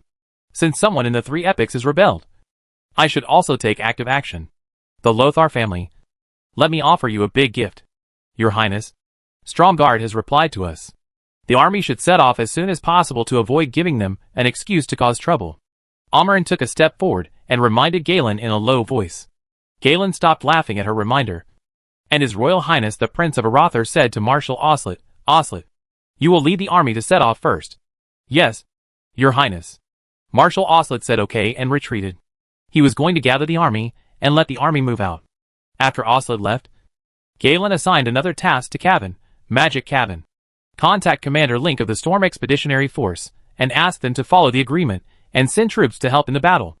As for Niaz, my safety will be left to you. Galen gave some instructions, but before he could finish speaking, Amren intervened. The female commander said with an embarrassed look, "Your Highness, do you also want to go with the army? If Lord Nyas also goes with you, there are no epic heroes in Refuge Valley, which is too dangerous." Amren, are you questioning His Highness the Prince's decision? Nyasai looked at Amren with an unkind expression. In his eyes, Amaren's words were the following offense. As a prince, how could Amren question Galen's decision? Lord Nyasai, I did not question His Highness the Prince's decision. I just fulfilled the responsibilities of a subordinate and told His Highness the situation that he would encounter in the Refuge Valley, under the pressure of an epic strongman. Only Gao Amren, who was a warrior, was not intimidated. The female warrior replied calmly, "Okay, Nyas, what Amren said makes sense, but I was negligent." Galen waved his hand, making Nyas put away his pressure on Amren. He pondered for a moment and said he made the decision. Let's do this. I will leave 3 more legendary masters in Refuge Valley. Can 3 legendary masters compare to 1 epic warrior? Amren accepted the order respectfully on the surface, but she kept sneering in her heart. Galen's decision was very revealing to her. No matter how hard she worked for Galen, no matter how thoughtful she was, Amren, Galen will never really take it to heart. You know it's wrong, but you still do it. Galen, are you too stubborn, or do you really think you don't like me? Do you really think that after the battle in the Valley of Refuge, when the status of House Trollbane is no longer in danger, you can kick me, a lowly military commander, away? But I can't resist it all? Chapter 269. Another war is coming. Letting a small nobleman serve as the commander of an entire army would only happen as a last resort. In the difficult days after the fall of Stromgarde, only Amaren's commanding ability was enough to assume the important role of commander of the Valley of Refuge. It was precisely because of her command that the Valley of Refuge was not captured by the undead army. Therefore, Amren can always sit in the position of army commander. However, when the crisis passed and the situation in the Refuge Valley improved, various opposing voices emerged. It was very annoying for many people to let a small noble sit on the high position of commander. In this world that emphasizes class, nobles look down on common people, and the big nobles among the nobles look down on small nobles. Especially a small noble whose family is in ruins. Why can a small noble like Amren be on equal footing with big nobles like us? Or even have a higher status? Such calls became louder and louder as the undead army retreated, and the Valley of Refuge gradually became safer. Although Prince Galen still reused Amren, her status has obviously declined a lot. Many nobles did not buy her account at all. Especially the children of the vassal families, who took refuge in the Trollbane family. Prince Galen's attitude towards this was almost indifferent. After all, those people are the foundation of the Trollbane family. If there is a problem with them, the foundation of the family will be shaken. Therefore, between Amren and these nobles, Prince Galen chose the latter. In his opinion, gaining his trust as Amren was enough for this female warrior from a minor noble background to be loyal to him. Besides, didn't he still reuse Amren? A little grievance is nothing. Galen's silence is tantamount to connivance. He worked hard to direct the army to fight in times of crisis. When the situation improves, you do this to me? No one will be convinced. This caused Amaren's dissatisfaction to deepen. The deeper the resentment, the more violent her revenge against the Trollbane family. Prince Galen is too self-righteous. Why does he think Amren will be willing to suffer grievances? Just because he is a prince? How ridiculous. Not to mention that Amren is already dissatisfied with the Trollbane family. But now that the Lothar family has risen again, it is impossible for Amren to just choose to hang himself on the crooked neck tree of his Trollbane family. Die. Leo no longer cares about the various things happening in the Refuge Valley. He has set his sights on the Arathar coalition led by Marshal Oslet. This army has left the Refuge Valley and is heading towards the Gashak farm. It's time to fight again. And my army of skeletons is about to increase. Standing on Polition's head, looking down at the Arathar coalition thousands of meters below, Leo's mouth curved into a smile. Marshal Oslet never thought that the army he led had been targeted by a terrible guy. After coming out of the Refuge Valley, he was destined to never return. The actions in the Valley of Refuge are destined to cause a series of chain reactions. In this world with stalkers, it is difficult to hide the actions of the army from the opponent. The moment Marshal Oslet led the Arathar coalition out of the Valley of Refuge, the undead army has already received the news. At the same time, the Storm Expeditionary Force in Deadwood Village also took action. The Arathar allied forces in Refuge Valley and the Storm Expeditionary Force in Deadwood Village sent troops at the same time. The two armies went straight to Shack Farm. When the undead were struck, they realized that the two parties had joined forces. The undead army began to shrink, and they formed a military formation. Shack's posture is waiting for the arrival of the two human armies, and the war is about to break out. The atmosphere in Arthy Highlands suddenly became tense. The clouds of war have once again enveloped the entire Arthy Highlands. However, perhaps because Parish Island flew too high, the clouds could not cover Leo's head. At this time, he was leisurely waiting for Leo. A collision between Marshal Slater's Arather coalition and the undead. Didn't Hammerfell receive reinforcements from the Undercity? It stands to reason that the undead are superior in strength. So why would they appear to be shrinking their forces? Leo found it very strange. Compared with humans, the greatest advantage of the undead army was that it was tireless. Qin Bingshak's tactic of waiting for work was far less effective than sending troops to harass the march of humans and tire out their opponents. What the H.L. is the commander of the undead doing? In other words, what conspiracy does the undead have? The greatest advantage of the undead, and the best tactics they should implement. Even a guy like Leo who only knows a little bit about marching combat can see this. A veteran general like Marshal Oslet can't see it. Is it transparent? Just because he was worried about being plotted by the undead. Marshal Oslet was very careful when directing the army to march. Therefore, the Ertho coalition army only traveled less than one-third of the distance that originally took only 10 days under normal march. It took 5 days. Distance. However, 5 days later, the marching speed of the entire Arather coalition more than doubled. Because at this time, their allies, the Storm Expeditionary Army, which set out from Deadwood Village under the leadership of Major Gryan, encountered a large undead army attack. The undead commander took advantage of Marshal Oslet's cautious fear of being ambushed, and slowed down the Arather coalition without spending a single soldier. While Oslet's army was still advancing cautiously, the undead had already gathered. They gathered an army of 100,000 people, and set out from Hammerfell town to attack the 30,000-strong Storm Expeditionary Army led by Major Gryan. Facing an enemy 3 times their own, the Storm Crusade led by Jirian had a hard time resisting. After receiving this news, Oslet naturally couldn't sit still. He had to quickly lead his army to attack Kashak to share the pressure on Gryan. The undead army made the Storm Crusade the first target of attack, which was very unexpected. You must know that the Arather coalition led by Oslet is the main force of the human army this time. The biggest obstacle to the undead occupying the Arthy Highlands is also the army of the Arather Kingdom. And the Storm Expeditionary Army is only here to help. Once the Arather coalition is defeated, Stormwind City may not necessarily devote all its national resources to continue fighting the undead for the Arthy Highlands. After all, the Kingdom of Stormwind also has its own enemies. Instead of beating up the real boss, he beat up the helper instead. Is the undead deliberately choosing a soft persimmon with fewer troops to pinch? Or is it? Leo was thinking about it when the crow he sent out to explore the path had already fed back an important message. This message made Leo understand the undead's target has never changed. And their main target is not Gryan at all. Storm Crusade. The Arather coalition led by Marshal Oslet was marching at the fastest speed. Because they were marching too fast, many places had no time to examine carefully, which gave their opponents opportunities. Marshal Oslet, who was marching, suddenly found that the surrounding environment was a little blurry, and a looming magic wave came out. The leading marshal was suddenly shocked. Stop the march and form a defensive formation, Oslet shouted. And this sudden order caused a commotion in the rapidly marching Arather coalition. At this moment, a gloomy voice suddenly came. Have you finally discovered it? It's a pity that you woke up too late. Hearing the unique gloomy voice of the undead, Oslet's heart sank, and he knew that he had been ambushed. The soldiers of the Alezo coalition suddenly found that the scenery around them had changed a lot. In the blink of an eye, countless pairs of white arms appeared in the originally empty fields. Then, in the flying mud, undead bodies lifted up one by one. The silt on the surface was opened and crawled out from the ground. We have fallen into the undead's trap. Oh my god. We're surrounded. The team that had some minor commotion became chaotic after finding themselves surrounded by the enemy. Even the officers' loud scoldings could not stop the various panicked shouts. Leo in the sky shook his head secretly. Expanding the army too quickly is not a good thing.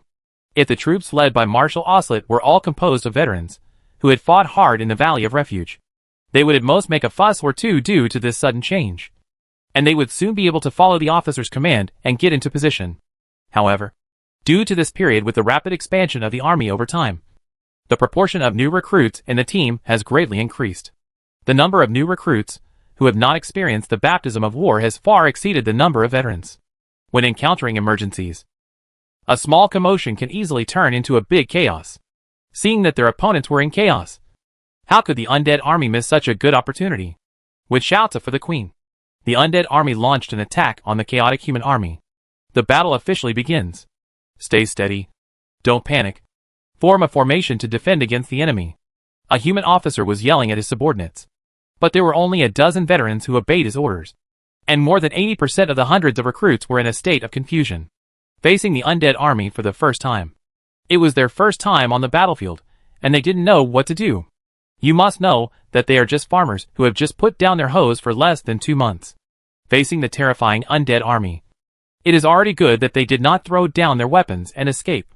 Being at a loss on the battlefield is a very dangerous thing, because if you are at a loss, your opponent will not, and they will chop you into nothing when you are running around like a headless fly when you don't know what to do. A dead body. Your life is just a swing of your weapon to them. In the chaos, one by one the new recruits were cut down like grass under the attack of the undead army. These new recruits paid expensive tuition with their lives on the battlefield. One by one, their companions were killed by the undead. Some of the recruits were frightened and had no fighting spirit, while others were completely opposite to them.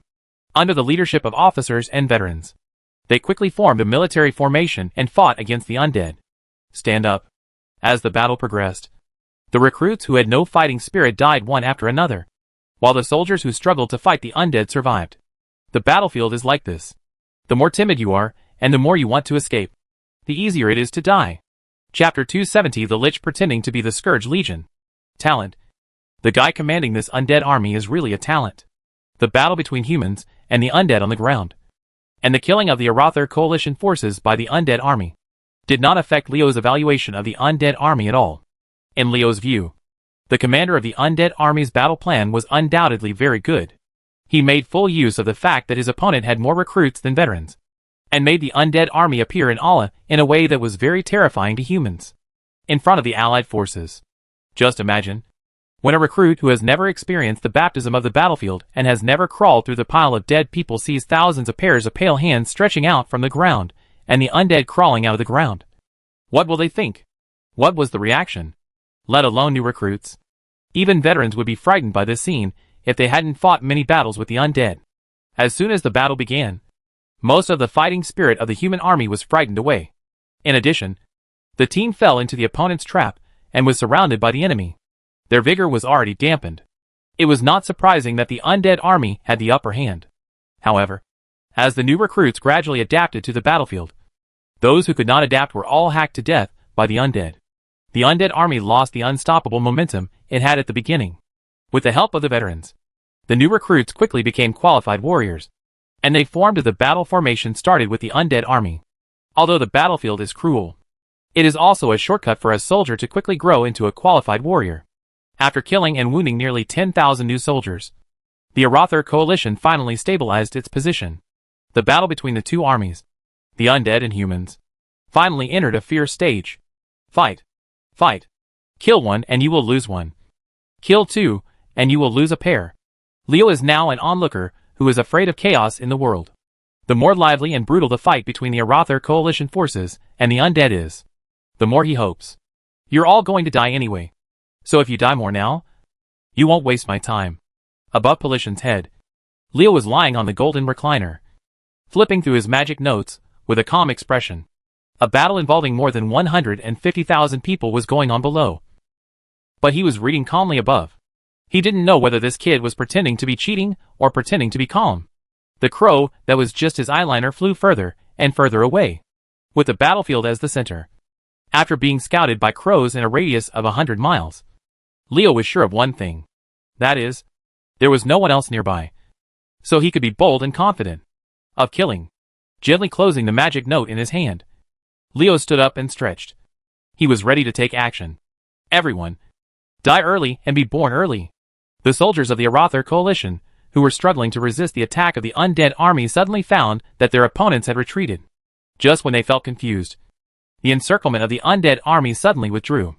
Bones. A piece of miserable white bones.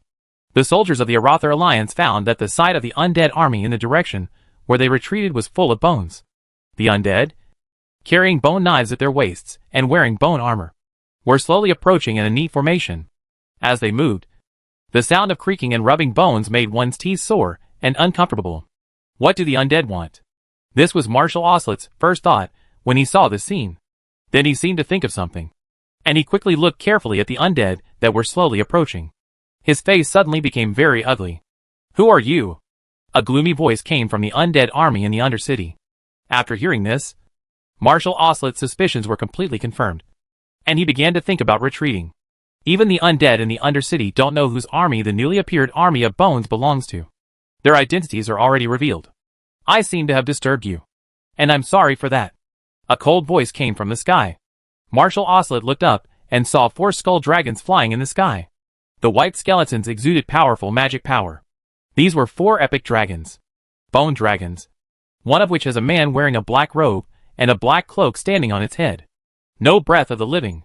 The man standing on the bone dragon's head is an undead, holding the warhammer tightly in his hand. Marshal Oslet stared at the figure standing on the head of the bone dragon. He was shouting in his heart, "Lich. This guy is definitely a lich." "Humph. You pretentious guy. Who are you?" There was a cold snort from the undead army, and the gloomy voice sounded again. The undead army also turned its guns and assumed a posture of giving up attacking the human army and turning to attack the army of bones. When Oslet saw this, he did not dismantle the undead army. He did not command the army to take the opportunity to attack the opponents. Instead, he made the same move as them, turning the guns and preparing to deal with the approaching army of bones. The 2 armies that were still fighting fiercely before now actually planned to join forces to fight against the enemy. It must be said that the army of bones put a lot of pressure on them. What a bunch of unfriendly guys. The man in black robes on top of the bone dragon said in a serious tone. "The traitors must all die, and all humans will be wiped out." Traitor? He is indeed a lackey of the Scourge. The undead army in the Undercity is full of fighting spirit, although they are all undead. The Forsaken under Sylvanus are at odds with the Scourge. Sylvanus, the big traitor, is leading a group of you little traitors. You poor bastards want to resist the great Lich King. I will kill you all today. The man in black robes on the bone dragon's head let out a strange laugh. Following his laughter, the soldiers of the Arather coalition were horrified to find that skeletons stood up on the corpses of their fallen comrades on the battlefield. Apart from the weapons and bone armor, they were no different from the army of bones approaching slowly. Seeing the skeletons emerging from the corpses of their comrades picking up the weapons left on the ground one by one, the soldiers of the Arather coalition couldn't help but twitching on their faces. The comrades who were the comrades 1 moment ago turned into the enemy at this moment. This is a test of one's nerves. And looking at the miserable state of the corpse that had been torn apart by the skeleton, all the human soldiers shuddered in their hearts. If they died in battle, would they end up like that? Seeing the soldiers of the Arather coalition couldn't help but move back. The man in black robe standing on the head of the bone dragon felt extremely proud. "Demo. Are you scared like this?" No need to explain much. The man in black robes on the bone dragon's head is Leo, and the 4-headed bone dragons are the Dracolic Peliction, Ektoz, and the Twilight Bone Dragon. Since Leo became an epic powerhouse, the strength of his summons, Parashion and Ektoz, has also been greatly improved. The illusion dance of the 2 dragon liches can now be applied to other people. The premise is that the other party does not take the initiative to remove it, which is equivalent to adding another status effect. It is through the magic of illusion that the appearance of the Dracolic and the Twilight Bone Dragon is changed. In the eyes of others, these are the bone dragons of the Scourge. No one will associate them with Leo's dragon-shaped mechanical puppet. Since the Arather coalition forces led by Marshal Oslet were present, it was naturally impossible for Leo to reveal his true identity in a big way. Otherwise, if the news accidentally spread, the massacre of friendly troops would be enough to make him unable to gain a foothold. Therefore, a new identity that facilitates doing things is necessary. Leo was not afraid of being discovered by others as a lich posing as the Scourge. Even if other forces got the news, they couldn't go to the Ice Throne and ask the Lich King if he had sent any lich. Not to mention whether the Lich King will answer. Whether you can enter Icecrown Citadel alive is a big question. Leo's skeleton army numbered 50,000. All of which were skeleton warriors. Due to the fierce battle before, the Arather coalition and the Forsaken army suffered many casualties. and their total number was about 70,000. With 50,000 fighting against 70,000. Leo's goal is to annihilate all his opponents. This seems incredible, but he can indeed do it, because his method is not limited to this 50,000 skeleton army. Kill this Scourge lackey. The Forgotten Army in the Undercity took the lead in launching an attack on Leo's skeleton army. Under their leadership, Marshal Oslid did not hesitate. He commanded the Arather coalition to attack the skeleton army from another direction. Kill them all. Seeing his opponent taking the initiative to attack, Leo would naturally not show weakness. And the skeleton army immediately fought back under his command. Crunch, bang, clatter. The undead army and the Arather coalition launched an attack. And the first ones to bear the brunt were the group of skeletons that had just been summoned.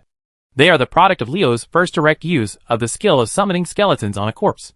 Although the strength of these skeletons has been greatly improved with the addition of Leo's control of skeletons and other skills, they have only reached low levels. The level of the warriors was such that they were defeated after only a brief resistance against the mid-level warriors who were coming. The army of the Forsaken and the Aldo coalition effortlessly eliminated all these freshly baked skeletons. Seeing this scene, Leo shook his head secretly. It was indeed cheap but not good. The skeletons summoned directly on the corpse were in a 1-to-1 ratio. One skeleton could be summoned with one corpse. The number seemed to be too much. Many times. But the quality has dropped more than 100 times. If these corpses are used as materials after being absorbed by Goldfinger, and the skeleton warriors are resummoned at a ratio of 10-to-1, their overall combat power will definitely be 100 times stronger. 10-to-1? Yes. After advancing to epic power, Leo found that the bonus given to him by Goldfinger became much more powerful. One of them is that the summoning of skeletons has received a great bonus. It originally required 100 corpses to summon a skeleton warrior. Now it only requires 10. The number of corpses required is 10 times less. By analogy, the skeleton general only needs 1,000 corpses can be summoned. Of course, this is not the only bonus that skeletons get. The skill of controlling skeletons actually gives the skeleton army a layer of clothing and bone armor. Moreover, the skeleton warriors' bone knives also changed from 1 to 2 with the addition of this skill. And the skeleton warriors collectively upgraded to masters of the double knife style. Chapter 271 The Powerful Skeleton Army. So weak. Marshal Oslid was stunned. And so were the commanders of the Undercity. They really didn't expect that the skeleton summoned from the corpse by the Scourge Lich would be so weak. The skeletons summoned by Leo from the corpses only had the strength of low-level warriors.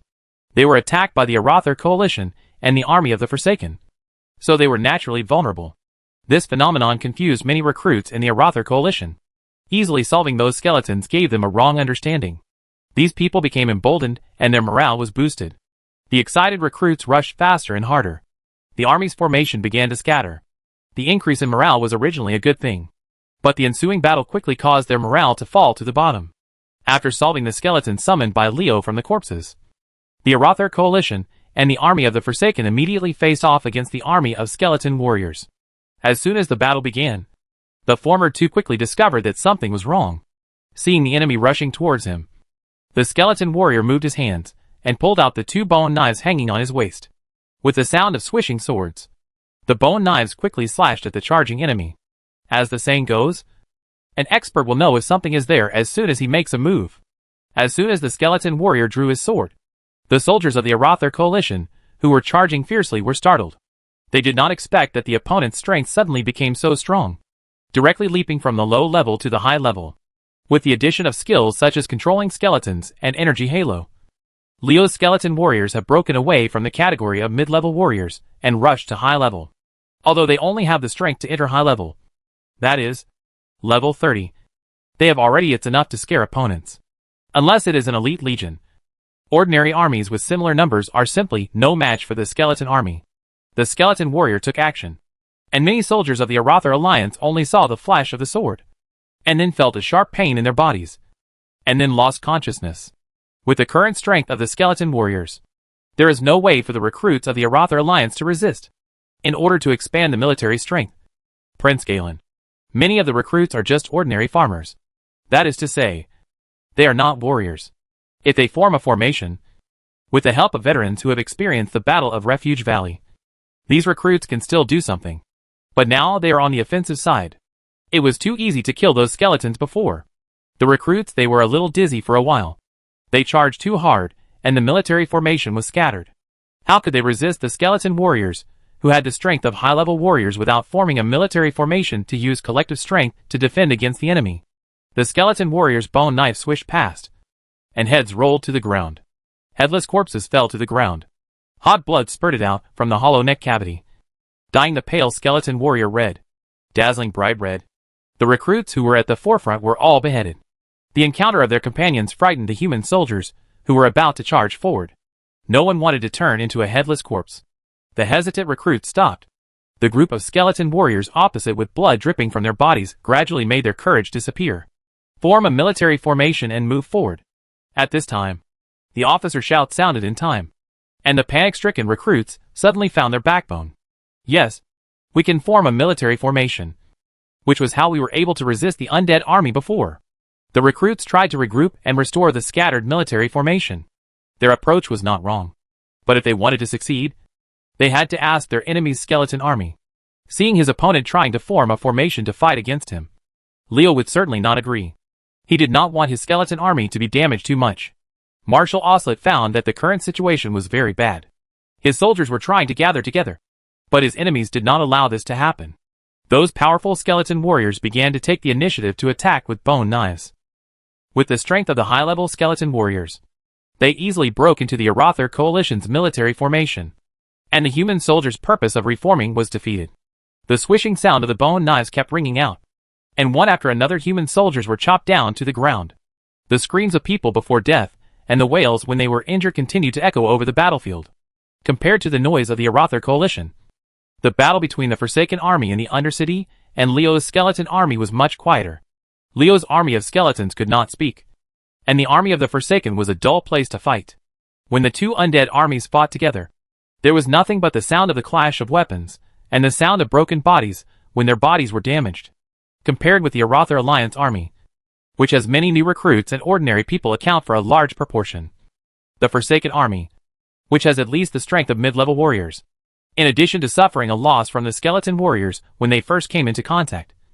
Since then, he has been inextricably linked with his opponent. When the skeleton warriors wielded their bone knives, the bodies of the forgotten soldiers were chopped into pieces piece by piece, and the forgotten army did not show weakness. Under their counterattack, the skeleton warriors were beaten into piles of broken bones.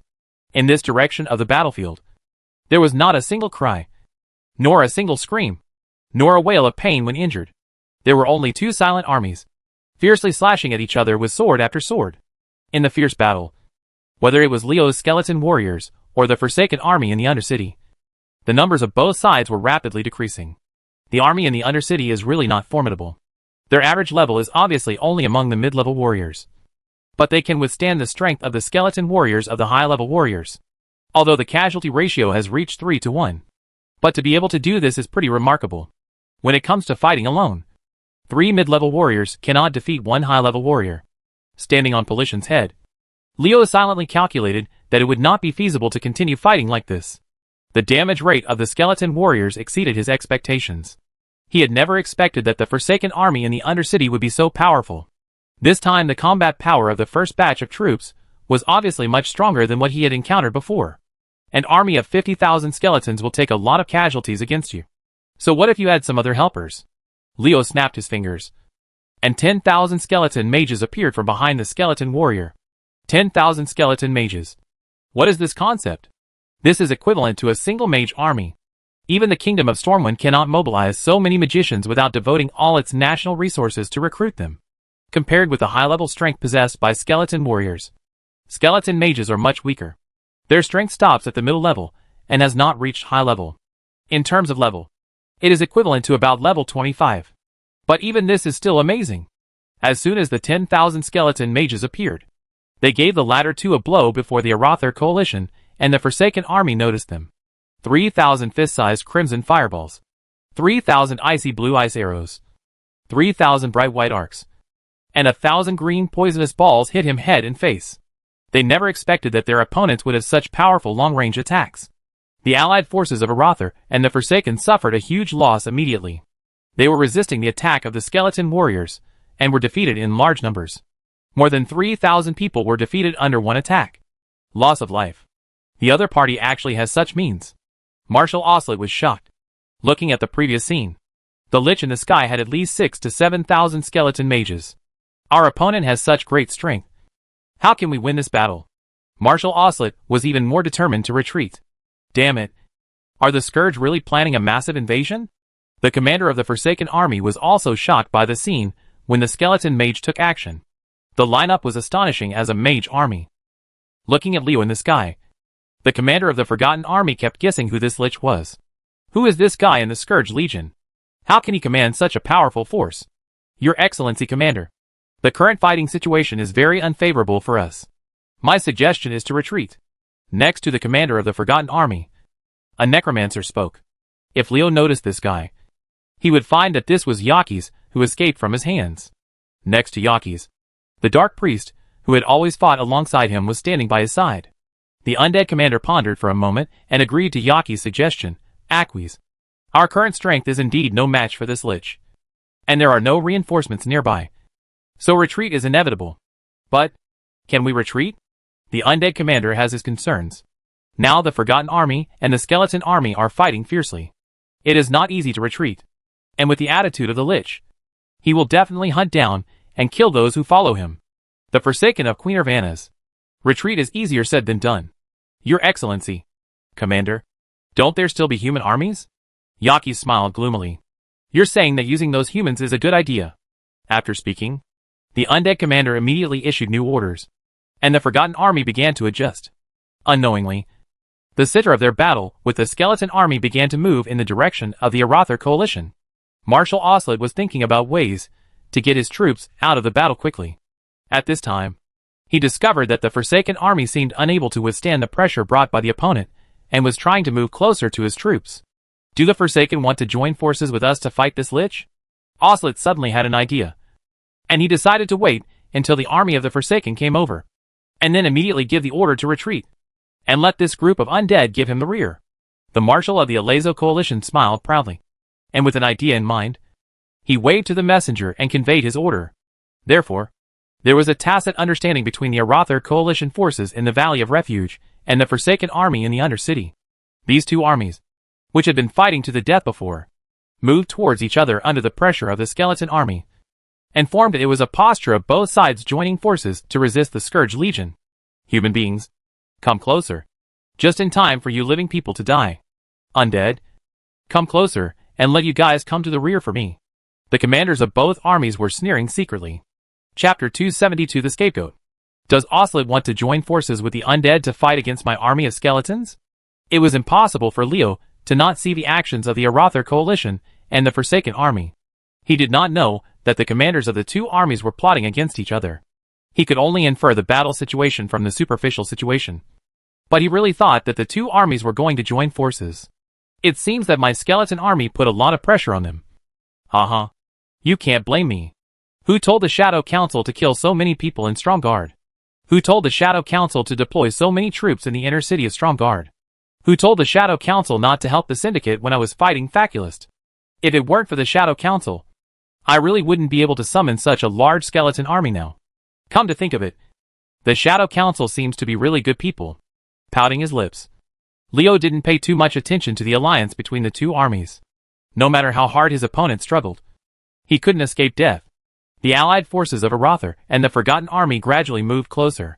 At this time, something unexpected happened to Leo. Just when the two armies were about to get closer, the commanders of both sides unanimously issued the order for the armies to retreat at full speed. Leo was letting the Skeleton Army extend to the two wings to form an encirclement to surround the Arather coalition and the Forsaken Army. How could he have expected that such a change would suddenly happen? Before the Skeleton Army's encirclement was halfway expanded, Oslet's Arather coalition and the Forsaken Army turned around and ran away. Leo was stunned by this situation. What's happening here? They run so well together. Leo blinked. I said you are too immoral. You just ran away. What should I do? I am still working hard to direct the skeleton warriors to outflank the two wings. Chase. Without saying anything, Leo directly gave the order to pursue. Since Marshal Oslet and the undead commander both want to use the other party's army to give their own troops a rear guard, this requires the troops to run fast, not to be sloppy, and to run out of the combat zone before the other party can react. It was precisely because the commanders of both sides had this plan that the army retreated at full speed, leaving no one in the rear. This allowed the skeleton army to carry out Leo's orders without hindrance. Damn it. This guy actually had the same idea as me. Seeing the opponent's army making the same move as themselves, Ocelot and the undead commander cursed inwardly. There are not that many honest people in the world. So you have to be prepared when you are planning to trick others. The person you are planning to trick may also be planning how to trick you. It is extremely difficult to escape in front of Leo, especially when no one is fighting to hold back the skeleton army. The strength of the skeleton warriors is already stronger than that of the Arather coalition and the army of the Forsaken, whether it is individual soldier ability or overall strength. The skeleton warriors with the strength of high-level warriors are not meant to scare people. Their speed is not only that of mid-level warriors. The strength of the Forsaken army of warriors could not be compared with that, let alone ordinary recruits of the Arather alliance. More importantly, Leo's energy aura also blessed the skeleton army, making them faster. In less than 10 breaths, the skeleton army bit the opponent's tail. Swish. The sound of breaking wind sounded when the bone knife was swung. Puff puff. The dull sound of weapons cutting into flesh was heard. Ah. This is the scream of a person before death, when escaping for life. Running slowly was a disadvantage. Although the allied forces of Arather and the Forgotten Army ran away almost at the same time, the soldiers of the Forgotten Army were all mid-level warriors, so their speed was naturally faster than Arather's. The new recruits of the Coalition Army are fast. In terms of the speed of retreat, the Aleso Coalition fell behind. There is a famous saying that says, "If you fall behind, you will be beaten." Ever since, the human recruit who fell at the end became the first part of the skeleton warriors' pursuit. Listening to the screams coming from their companions at the rear, some human soldiers were so frightened that they lost all fighting spirit. All they could think about was running away to get out of this place as soon as possible, while other soldiers thought about turning back to help their companions. A handful. Some people wanted to escape, while others wanted to return and fight again. The inconsistent actions of the soldiers caused chaos in the team. If no one stopped it, this chaos would soon spread to the entire Arather coalition. Form up a formation to defend against the enemy. At this critical moment, Marshal Ocelot made a decisive decision and immediately issued a military order. With the Marshal's order, the entire team had a unified direction of action. The previous chaos was quickly subsided by the officer's severe scolding and forceful restraint. Ocelot's order did prevent the chaos from spreading to the entire team, and also allowed the human soldiers to quickly form a formation. But in this way, they directly faced the skeleton army, and the Arather coalition became the rear of the Forgotten Army. Team. Seeing the scapegoat behind him, the commander of the Forgotten Army was happy. The leader of this human army was still not ruthless enough. If he ignored those ordinary people and just escaped with the elite of the army, he might really be killed. He ran away. Based on the relationship between the Forsaken and the Scourge, the Lich would definitely choose to abandon humans and concentrate on hunting them down. But for now, you humans just help me resist the Scourge. Ha ha ha. The unique gloomy laughter of the undead sounded, as if it was deliberately irritating the opponent.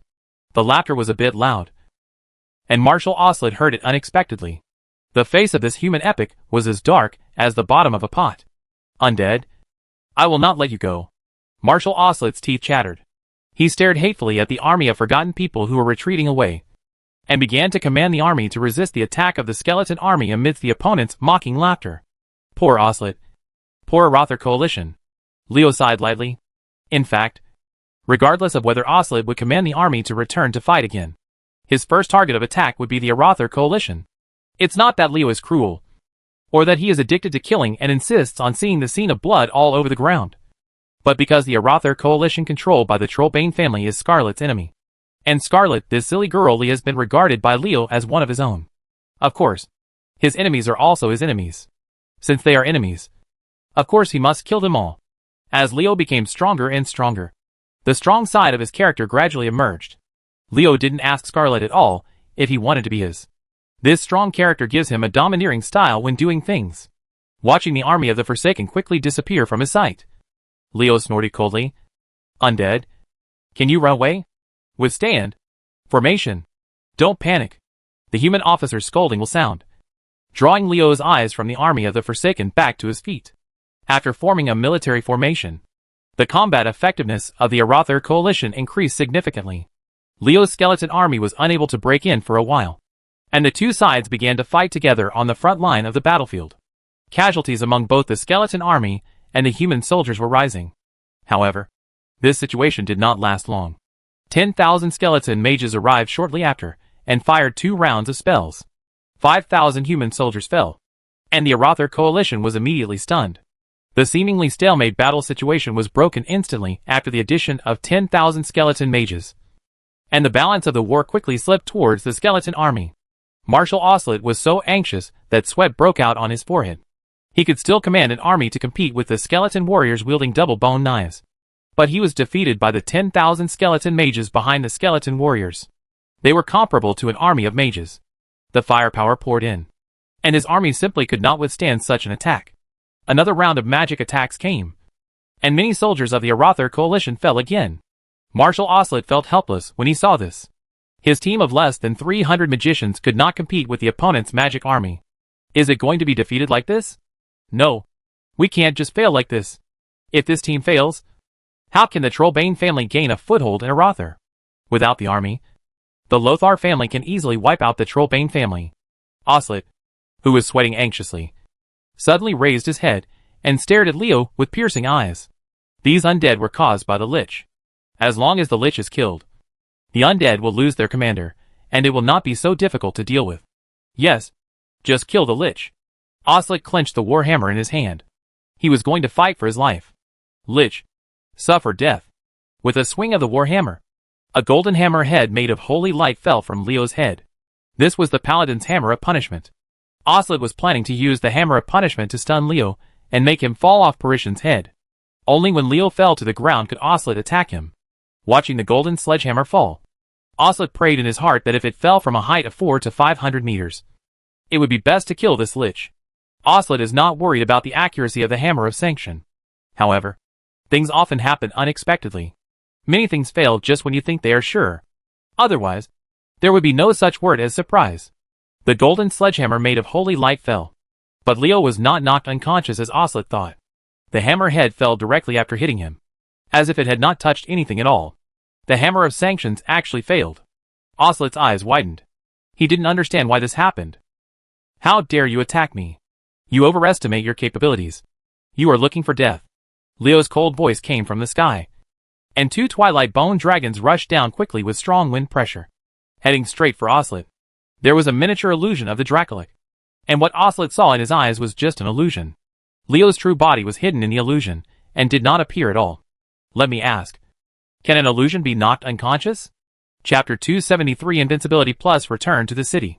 Oslet was still shocked by the failure of the hammer of punishment. But 2 twilight bone dragons had already arrived.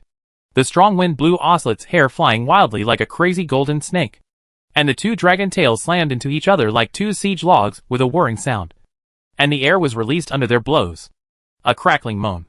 The twilight bone dragon's tail sweep was very powerful, and Oslet didn't dare to take it head on. He used his legs to dodge, and was about to dodge to the side.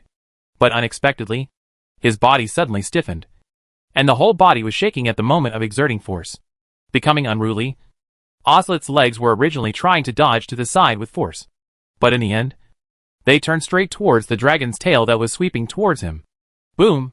The dragon's tail that was drawn first hit Oslet hard, sending his whole body flying diagonally like a discharged cannonball, and the marshal's figure left several afterimages in the air. Boom! The second twilight bone dragon arrived at this moment, and its huge dragon tail swatted Oslet into the ground like a fly swatter. Boom! The dragon's tail pressed down on Oslet and slammed into the ground. The ground let out a cry of protest. A deep pit with a radius of several meters appeared in the flying dust. Cracks as thick as a palm were densely distributed around the pit like a spider web. Oslet was knocked directly into the ground by 2 twilight bone dragons. As the saying goes, when gods fight, mortals suffer. The fight between the 3 epic heroes not only caused disaster to the flowers and plants on the ground, but also the human soldiers who landed at Oslet were unlucky for 8 lifetimes. The aftermath of the fight between the epic heroes affected them, and nearly 100 human soldiers lost their lives. Took their lives. Watching is also life-threatening. A dazzling golden light shot out from the deep pit, smashing open the tail of the twilight bone dragon. Oslet raised his warhammer and jumped out. The golden holy light burned fiercely on his body, and his whole body became like a dazzling little sun. Majestic. Before Oslet could reach the highest point, A huge dragon's mouth devoured him. The dragon's mouth was filled with fangs as tall as a person, making it look ferocious and terrifying. A twilight bone dragon seized the opportunity and bit Oslet, who was in midair. The lackeys of the Scourge Legion accept the punishment of justice. Look at the seal of justice. Oslet was not afraid. Facing the incoming bone dragon, he picked up the warhammer in his hand and smashed it hard. Boom! The warhammer hit the upper jaw of the twilight bone dragon with golden holy light, causing the twilight bone dragon's head to fall back suddenly. It can be seen that the force of Oslet's hammer hit was so powerful that it was probably not more than 10,000 kilograms. Force. With the help of the rebound force from the warhammer, after hitting the twilight bone dragon, Oslet forcibly twisted his waist in the air as the warhammer swung. With two dull impact sounds, the dragon thrown by the twilight bone dragon, the tail was smashed open by him, while successfully breaking the twilight bone dragon's attack. Oslet's upward momentum was exhausted, and he began to fall to the ground. At this time, the sky suddenly darkened. Oslet looked up strangely, and found that it was not that the sky had changed, but that another bone dragon pounced down from above his head. It was this bone dragon that blocked the sunlight above his head that made him it felt like the sky suddenly turned dark. I've beaten both the big ones. Why are you afraid of the small one? A sneer appeared at the corner of Oslet's mouth. The strength of a bone dragon is measured by its size. He received the attacks of the 200-meter-long twilight bone dragons, not to mention this bone dragon that was half the size. Next words. But Oslet ignored a question. What if this smaller bone dragon is not a real bone dragon? As a Dracolic, Ectoraz does seem a bit smaller compared to the twilight bone dragon. But this does not mean that his strength is lower than the twilight bone dragon. Ectoraz opened his mouth wide, and the bite with the ferocious talent bonus came. Oslet mobilized all his strength and was about to teach the opponent a lesson. At this time, his body suddenly stiffened again. There seemed to be a bright light in the eyes of this skull dragon just now. Before being bitten by Ectoz's big mouth, Oslet had such a thought in his mind, and he felt that this scene was somewhat familiar. Gigi. Ectoz closed his big mouth, and a harsh and sharp sound was heard. A translucent air shield made of holy light protected Oslet, and Ectoz's big mouth was forcibly held up by this air shield. Cannot be closed at all. The holy shield that protects the paladin from any harm. Leo, who was standing on top of Parashion, smiled when he saw this. To kill a paladin, you must first force out his holy shield. Now Ectoraz has forced Oslet to use it. Holy shield. The life of this paladin. Well? Leo's smile suddenly froze. Oslet, who had activated the holy shield, did not take advantage of the situation to launch a counterattack. Instead, he took out a scroll. Leo recognized it at a glance. This was clearly a positioning teleportation scroll, also commonly known as a city return scroll. The classic combination of the paladin acting like a hooligan and running away if he can't be beaten is invincible, and comes back to the city. This is so shameless. Leo is going crazy. Old boy Oslet, do you have the dignity of an epic strongman? Do you have the responsibility of being the commander-in-chief of an army? Lich. Just wait to be surrounded and suppressed. Oslet stared at Leo bitterly. He knew that he had completely failed this time. Ever since Leo avoided his hammer of punishment, Oslet knew that he could not kill the Lich at all. Although he still wanted to look for opportunities without giving up. But the three-headed bone dragon's siege made him understand what it meant to do nothing. Leo's skeleton army had almost completed their encirclement of the Arather coalition forces during the battle. Wave after wave of magical attacks by 10,000 skeleton mages inflicted heavy casualties on the Arather coalition forces. They were no longer able to resist the attack of the skeleton warriors. The battle situation reached a climax. The outcome here is already clear, and Oslet understands that most of the Trollbane family's strength will be lost here.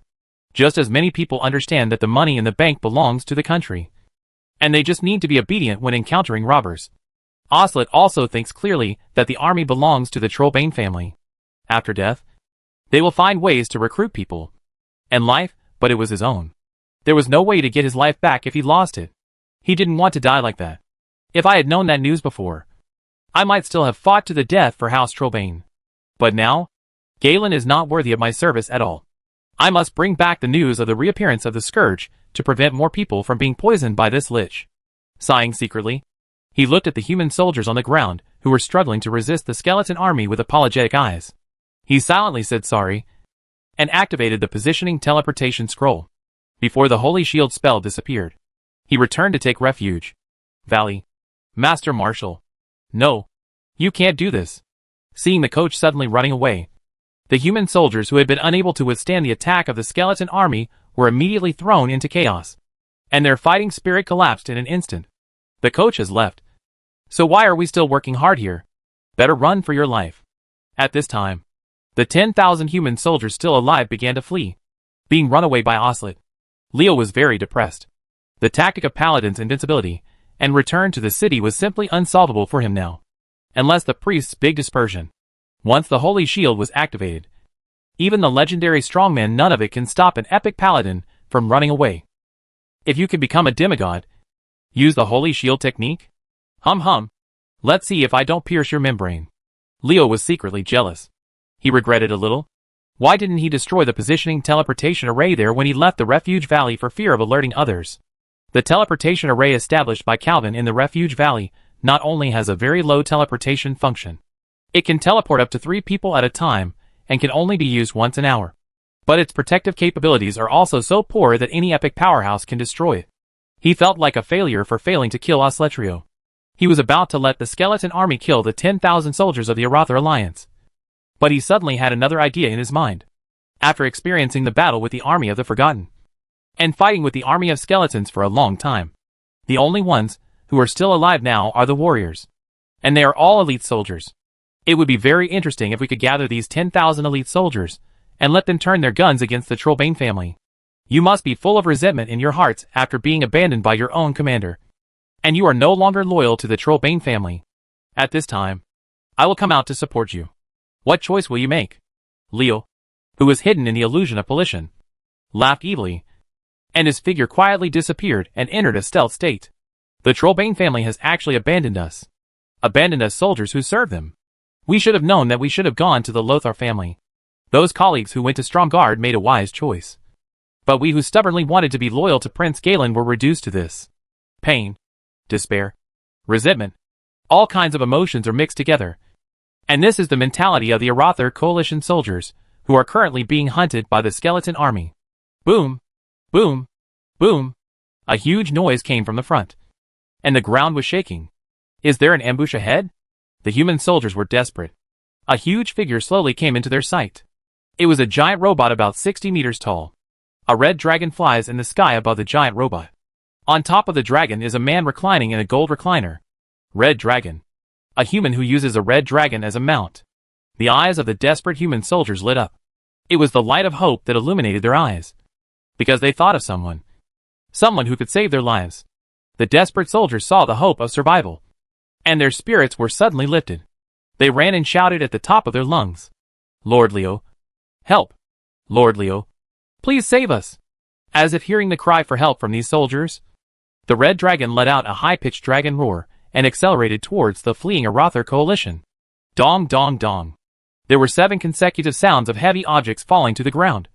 And 7 50-meter-long dragon-shaped mechanical puppets fell to the ground. They were 7 swift and fierce bone dragons. What happened? A voice came from the sky. And as soon as the veterans in the Refuge Valley heard the voice, they knew who was asking the question. As expected, it was Lord Leo.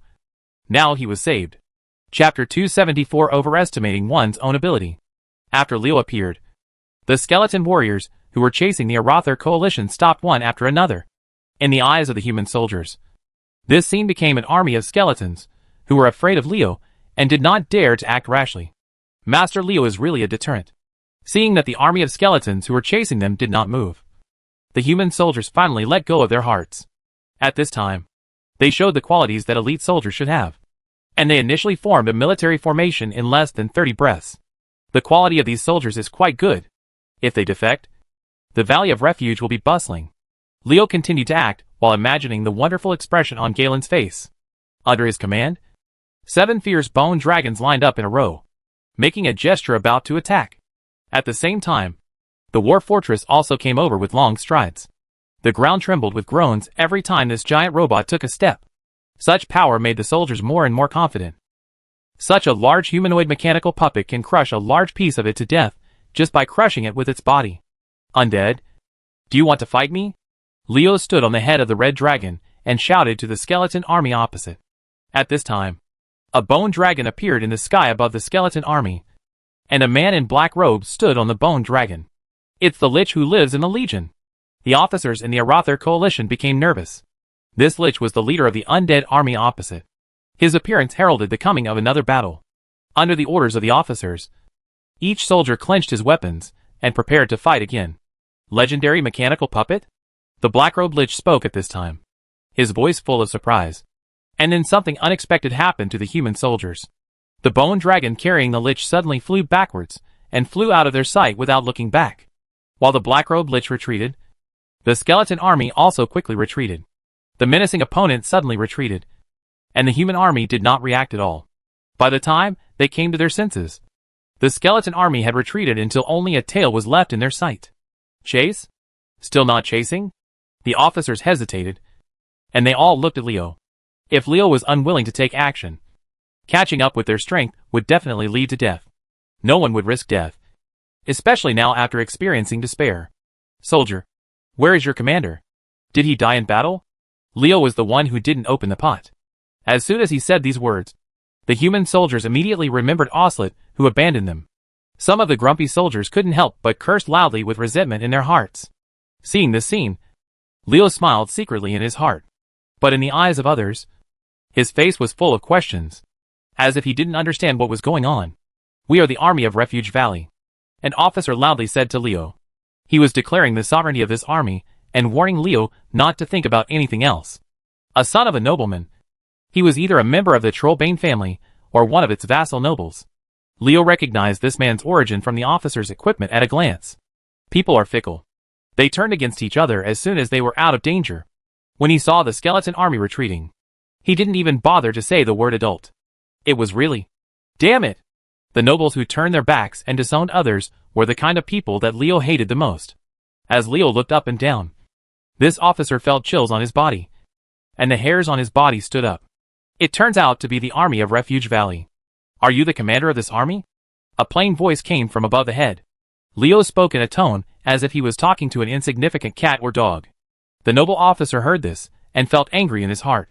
However, thinking of Leo's strength, he forced himself to be patient and did not dare to show any dissatisfaction. This is Marshal Oslet's army. The noble officer's answer made Leo curl his lips in disdain. Do you think using Oslet's name can make me afraid?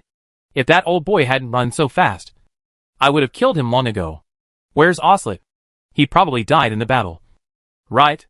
Leo sounded surprised.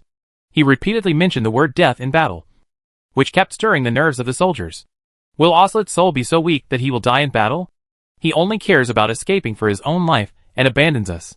Finally, some soldiers couldn't help but curse.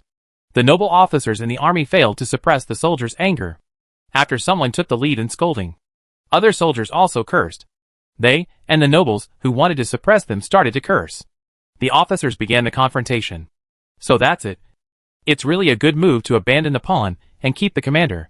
Leo's mocking words came, and he once again aroused the soldiers' anger. Abandon a pawn?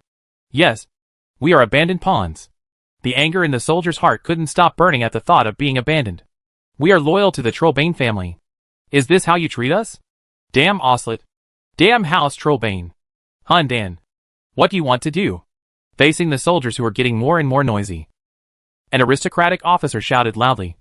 When did these small soldiers dare to make endless noises at them? The noble officer couldn't hold back and slapped the soldier in front of him. Snapped. One slap will cause trouble. We fought loyally, but we were treated like this. Brothers, are you convinced? Just kill these dogs if they are men. The beaten soldier went berserk in an instant. He shouted loudly and raised the sword in his hand to slash at the noble officer. Yes, kill these bastards. How could the already furious soldiers stand this? The noble officer's behavior completely ignited this powder keg. As the saying goes, one person takes the lead and 10 people follow. And 10 people take the lead and hundreds of people follow. The soldiers, whose hearts were completely filled with anger, opened their weapons at the noble officers who suppressed them. The noble officers, who did not expect this to happen, were knocked down in the blink of an eye. How dare the common people attack the nobles? The officers were stunned for a moment, and then became furious. They drew their weapons and fought back with their personal guards. You bunch of untouchables! A noble officer yelled and cursed, and his words made the soldiers even more angry. In your eyes, we who work together to fight with our lives are just despicable civilians. What we get from our hard work on the battlefield is this result. The angry soldiers broke out with more powerful fighting power. The noble officers and their guards were killed and retreated steadily. Some nobles with insufficient strength were cut down to the ground, and then were overwhelmed by the weapons of the soldiers, leaving them in chaos. The fate of being cut into pieces. These noble officers never thought that they would die at the hands of their own soldiers, and that they would die so miserably. Han Dan, do you know what you are doing? You are rebelling. Seeing that the situation was not good, a noble officer shouted loudly that rebellion was a serious crime. Some soldiers began to hesitate, and the pressure on the noble officer was relieved a lot. Seeing that his words had an effect, the noble officer was about to say more when a joking voice sounded from above his head. Rebellion? Gee, this is not a light crime. I don't know who is more serious than the crime of collective rioting and killing nobles. Hearing this voice, the noble officer secretly screamed something bad. As expected by the noble officer, the soldiers who had hesitated after hearing this took action again. And this time, their attack was even more ferocious. Yes, rebellion is a felony, and killing a noble is also a felony. The result of both is the same, and the death penalty. We have attacked these nobles, and killed many of them. Will the nobles let us go based on their temperament? Absolutely impossible. Since they are going to die anyway, it is better to kill them first, and then they will make money even if they die. The soldiers became more fierce and attacked more fiercely, and it became even more difficult for the noble officers to resist. Although the noble officers and their personal guards were personally stronger and better equipped, they were far outnumbered by these soldiers. In addition, these soldiers were all elite soldiers, and everyone was angry. The angry soldiers broke out with a fighting power far beyond normal, even with the loyal guards desperately protecting them. The noble officers were still cut down one by one. He was immediately cut into pieces by angry soldiers. Baron Leo, are you just going to watch these civilians kill the nobles? Don't forget, you are also a member of the nobles. The noble officer was so panicked by the rioting soldiers that he asked Leo for help. The noble officer who was resisting the attack of the soldiers did not see that Leo was lying on the golden recliner and humming a song leisurely.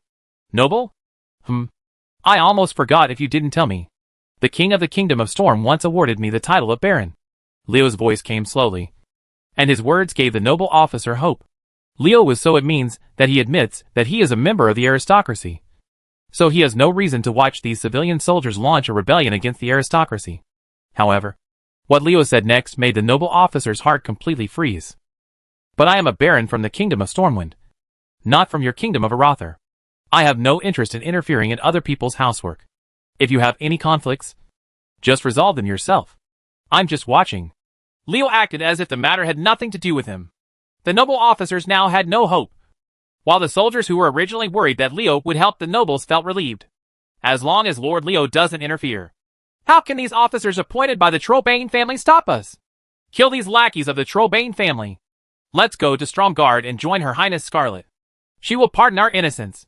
There are well-informed and smart people among the soldiers. They have heard the rumors about Leo and Scarlet. Thinking of the current relationship between the Lothar family and the Trollbane family, and looking at Leo's current attitude, they quickly understand what choices you should make. The soldier with a flexible mind and quick reactions immediately shouted the slogan that Leo wanted to hear. Yes, kill these bastards and let's go to Stromgarde. The other soldiers clamored under such slogans. If the Trollbane family can't survive, we will go to the Lothar family. Anyway, if it weren't for that stubborn loyalty, we would have gone to Stromgarde long ago. Judging from the current experience, going to Stromgarde is the wise choice. No, this is betrayal. A shameful betrayal. The noble officers screamed in despair. But unfortunately, the sound quickly disappeared under the weapons of the soldiers. Why do you want to fight me? Leo, who was lying on the golden recliner, curled his lips in disdain. Those noble officers were really trying to do something like a chariot, and they were overestimating their capabilities. I will accept this elite member of the Trollbane family on behalf of Scarlet. Galen, I look forward to our meeting again. Chapter 275 Counterattack. In the meeting hall of Stromgarde, the core powerhouses of the Lothar family were gathering together. They looked at the man in the hall with shocked faces, because he brought us shocking news. The situation is like this. The Scourge Legion is probably going to make a big move, and we have to be prepared. Standing in the center of the hall was a paladin carrying a war hammer. At this time, He was introducing everything he knew to others. If Leo were here, he would definitely be surprised. Because this person is none other than Ocelot, who escaped from him. The teleportation point of the positioning teleportation scroll activated by Ocelot was not the Valley of Refuge, but Stromgarde. Leo would never have thought of this. As one of the 3 remaining epics of the Trollbane family, and as the marshal of the Trollbane family's army, Ocelot actually betrayed Prince Galen in such a capacity. You must know that Ocelot is a paladin, and based on the faith of a paladin, he should not do such a thing. This is indeed impossible under normal circumstances, but it would be completely different if Scarlet could produce evidence that Galen framed her and show that Galen betrayed the interests of the Kingdom of Arather in exchange for cooperation with Stormwind City. Especially the latter was something Ocelot couldn't tolerate. The secret agreement that Garen reached with the noble group in Stormwind City was basically betraying the Kingdom of Arather. As a paladin of the Kingdom of Arather, how could Ocelot still sacrifice his life for him? Galen thought that his secret discussions with Stormwind City were very secret. But he didn't know that Amard had revealed the news to Scarlet a long time ago. And his secret was no longer a secret. The Lich of the Scourge Legion reappeared. This was a big event. Everyone who knew about it did not dare to hide it. They quickly released the news. In less than half a day, people in Stormwind City, Ironforge, Teldrassil and other places, all the high-level officials knew about the presence of Lich in Arthi Highlands. A storm is quickly approaching the Arthi Highlands. And as the instigator of this incident, Leo is leading 8,000 human soldiers who have rebelled against the Trollbane family and are rapidly marching towards the Refuge Valley. Abandoned by Ocelot on the battlefield and killing noble officers in the army, these soldiers had no escape route at all. Now they only had the option to defect to the Lothar family. If the soldiers' wishes were followed, they wanted to go directly to Stromgarde. But Leo spoke up at this time. Instead of going to Stromgarde empty-handed, it's better to take the Refuge Valley and wait for the Stromgarde army to come and take it over. Leo's words moved the hearts of many sergeants who were civilians. It would be better to bring a big gift to others to be taken seriously than to go to others with nothing. If you help Stromgarde control the Valley of Refuge, I don't say whether there will be any rewards. The treatment in the future will be completely different. Lord Leo also became a baron because of his military exploits. Perhaps with this merit, we also have the opportunity to become nobles. Looking at Leo humming a tune leisurely in the sky, a part of the lively sergeant chief was moved. Isn't there a precedent for civilians to become nobles? Most of the people who can rise from ordinary soldiers to sergeants are shrewd people. These people gathered together to discuss for a while, and then made the decision that Leo wanted them to make. They would fight back and capture the Refuge Valley. Under the instigation of a group of sergeants, the soldiers' emotions were also aroused. Although their anger had been reduced a lot after a lot of fighting, the hatred in their hearts for Ocelot, who abandoned them, had not diminished. The Wuxia company hated the Trollbane family. When they saw the sergeants taking the lead, they didn't think too much. More than 90% of the soldiers agreed to kill the Valley of Refuge, while the remaining 10% of the soldiers still insisted on going directly. Stromgarde. Leo, the soldiers who went to Stromgarde, did not leave them in trouble. He had expected this situation. It was good to have 90% of the soldiers following him. Anyway, the valley would have been taken if these soldiers took refuge. He encouraged this. The group of soldiers fought back just to take revenge on Galen for scheming against him, and to make the prince feel depressed. Leo, a lich has appeared between the Refuge Valley and Gashak Farm. You have to be careful. While on the way, Scarlet sent a message through the magic communication stone. Leo smiled. This silly girl is caring about me. Hee hee. I have already seen that guy, and he can't do anything to me. Integrate the army. I saved thousands of defeated soldiers of the Arather Alliance from that lich, and I am now heading towards the Valley of Refuge. Scarlet was surprised at first. She didn't expect that Leo had actually met the lich. What Leo said next was even more unexpected. From what Leo meant, he wanted to take it away. Refuge Valley. Can you capture it? Scarlet was worried for a moment, but then she felt relieved. She also knew the current situation in the Refuge Valley. The troops there were really stretched thin. With Leo's strength, they really couldn't resist it. After occupying the Valley of Refuge, the Trollbane family lost their stronghold. What else could they use to fight against the Lothar family? After Scarlet's order was conveyed, the entire Stromgarde moved. Everyone understood that this was the best opportunity to squeeze the Trollbane family out. After taking over the Valley of Refuge, the trivial matters within the kingdom will no longer be able to hold back the family, and Her Royal Highness Scarlet will surely lead the entire kingdom of Arather. With excitement on their faces, The strong men of the Lothar family quickly mobilized their troops. An army of tens of thousands quickly gathered, and the mighty human army marched towards the refuge valley at full speed. There are two armies outside that are quickly heading towards the refuge valley. But there is no atmosphere of imminent war in the refuge valley. This is not because the people in the refuge valley are full of confidence, but because they have not received the news at all. Although the Trollbane family has spies in Stromgarde, all the information will be gathered into the hands of one person, and then passed on to Prince Galen. This person is the commander of the Valley of Refuge. Amaran. The Trollbane family is finished. I don't want to be buried with you. So, I'm sorry, Your Highness Galen. Amaran's cold smile destroyed all the news about military intelligence. She reported 4 words to Prince Galen, who was leading another army to Bodger through the magic communication stone. Everything is normal. Amaran. Stromgarde's army is coming to the Valley of Refuge. What are Prince Galen's orders? Some noble officers learned of the crisis in the Valley of Refuge through private channels, and they immediately found Amaran. Seeing these people, Amaran sneered in her heart. Those scouts who were inquiring about information were all sent out by her hand. She knew that there were spies of these nobles inside, so Amaran was not surprised by their arrival. I have informed Prince Galen of the news. His Royal Highness is commanding the army to return. Marshal Oslet will also give orders for him to lead his troops back. What we have to do now is to hold on to the refuge valley and wait for reinforcements. A bunch of idiots who don't know when they are about to die. Amaran sneered in his heart, but it didn't show on his face at all. Naturally, the nobles couldn't tell it. They felt a lot more at ease when they heard that the 2 outgoing armies were on their way back. Okay, everyone, let's discuss the issue of defense now. A group of nobles who were discussing how to deploy defenses with Amaran had no idea that the defense strategy they had worked so hard to come up with was already known to Scarlet less than 10 minutes after the discussion. Being in Scarlet's hands is naturally equivalent to being in Leo's hands. It's good to have a comrade who can infiltrate the enemy, especially if this person is in a high position, and no one can hide the enemy's actions. The feeling of knowing yourself and your enemy is nothing more than this. Leo smiled. The message from Amaran was indeed valuable, but he wouldn't need it at all because his plan was to attack by force. With Leo's current strength, there is no way to stop the Trollbane family in the Refuge Valley. Why should he waste more brain cells to think so much? Besides, he has other means. Hidden high in the sky, someone is crossing his legs and humming a song. The Valley of Refuge is already in sight. Stop whoever comes. A sharp arrow shot over and was inserted about 10 steps away from the team. Stop. It's us.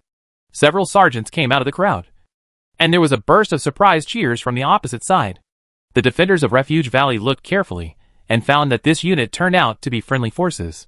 They obviously did not expect that the ones who came were actually going out with Oslet. That troop. Reinforcements are back ahead of Stromgarde's army. Marshal Oslet leads the army back. The defenders of the Refuge Valley immediately relaxed their vigilance, and they did not notice the abnormality of this so-called reinforcement. Brothers, you arrived in time. If you had been half a day later, Stromgarde's army would have arrived first. A defender of the Refuge Valley said to the soldiers, who were hurriedly walking into the Refuge Valley. After saying that, he seemed to remember what? After looking around for a while, he asked, "Why don't you see Marshal Oslet?" Oslet? A sergeant major who heard this snorted coldly, and suddenly punched out the defender of Refuge Valley's surprised eyes, knocking him to the ground. What's going on here? The defenders of Refuge Valley couldn't help but be stunned when they saw the scene. Before they could react, the so-called reinforcements drew out their weapons and controlled them all. The knife is placed on the neck. No one dares to move it casually. What are you going to do? A sergeant major of the Refuge Valley defenders asked angrily, because the one who put the knife to his neck was actually a fellow sergeant major with him. Brother, don't blame us. Just listen to me. The sergeant chief put the knife on his friend's neck and explained loudly. Listening to his explanation, the faces of the defenders of Refuge Valley kept changing. They never expected that such a thing would happen. In this case, aren't these soldiers who continue to serve the Trollbane family very stupid? Chapter 276. Kill the chicken and show it to the monkey. It felt very uncomfortable to have a knife held to my neck by my comrades. But I was fighting desperately on the front. Those noble men who were promoted and made money abandoned me at the critical moment, and they still regarded me as a lowly person. This taste is even more uncomfortable. If someone else had said this to these soldiers in the Valley of Refuge, they would have regarded it as someone trying to sow discord. However, what happened to them was their good brothers, who fought for their lives on the battlefield with them, and wallowed among the dead.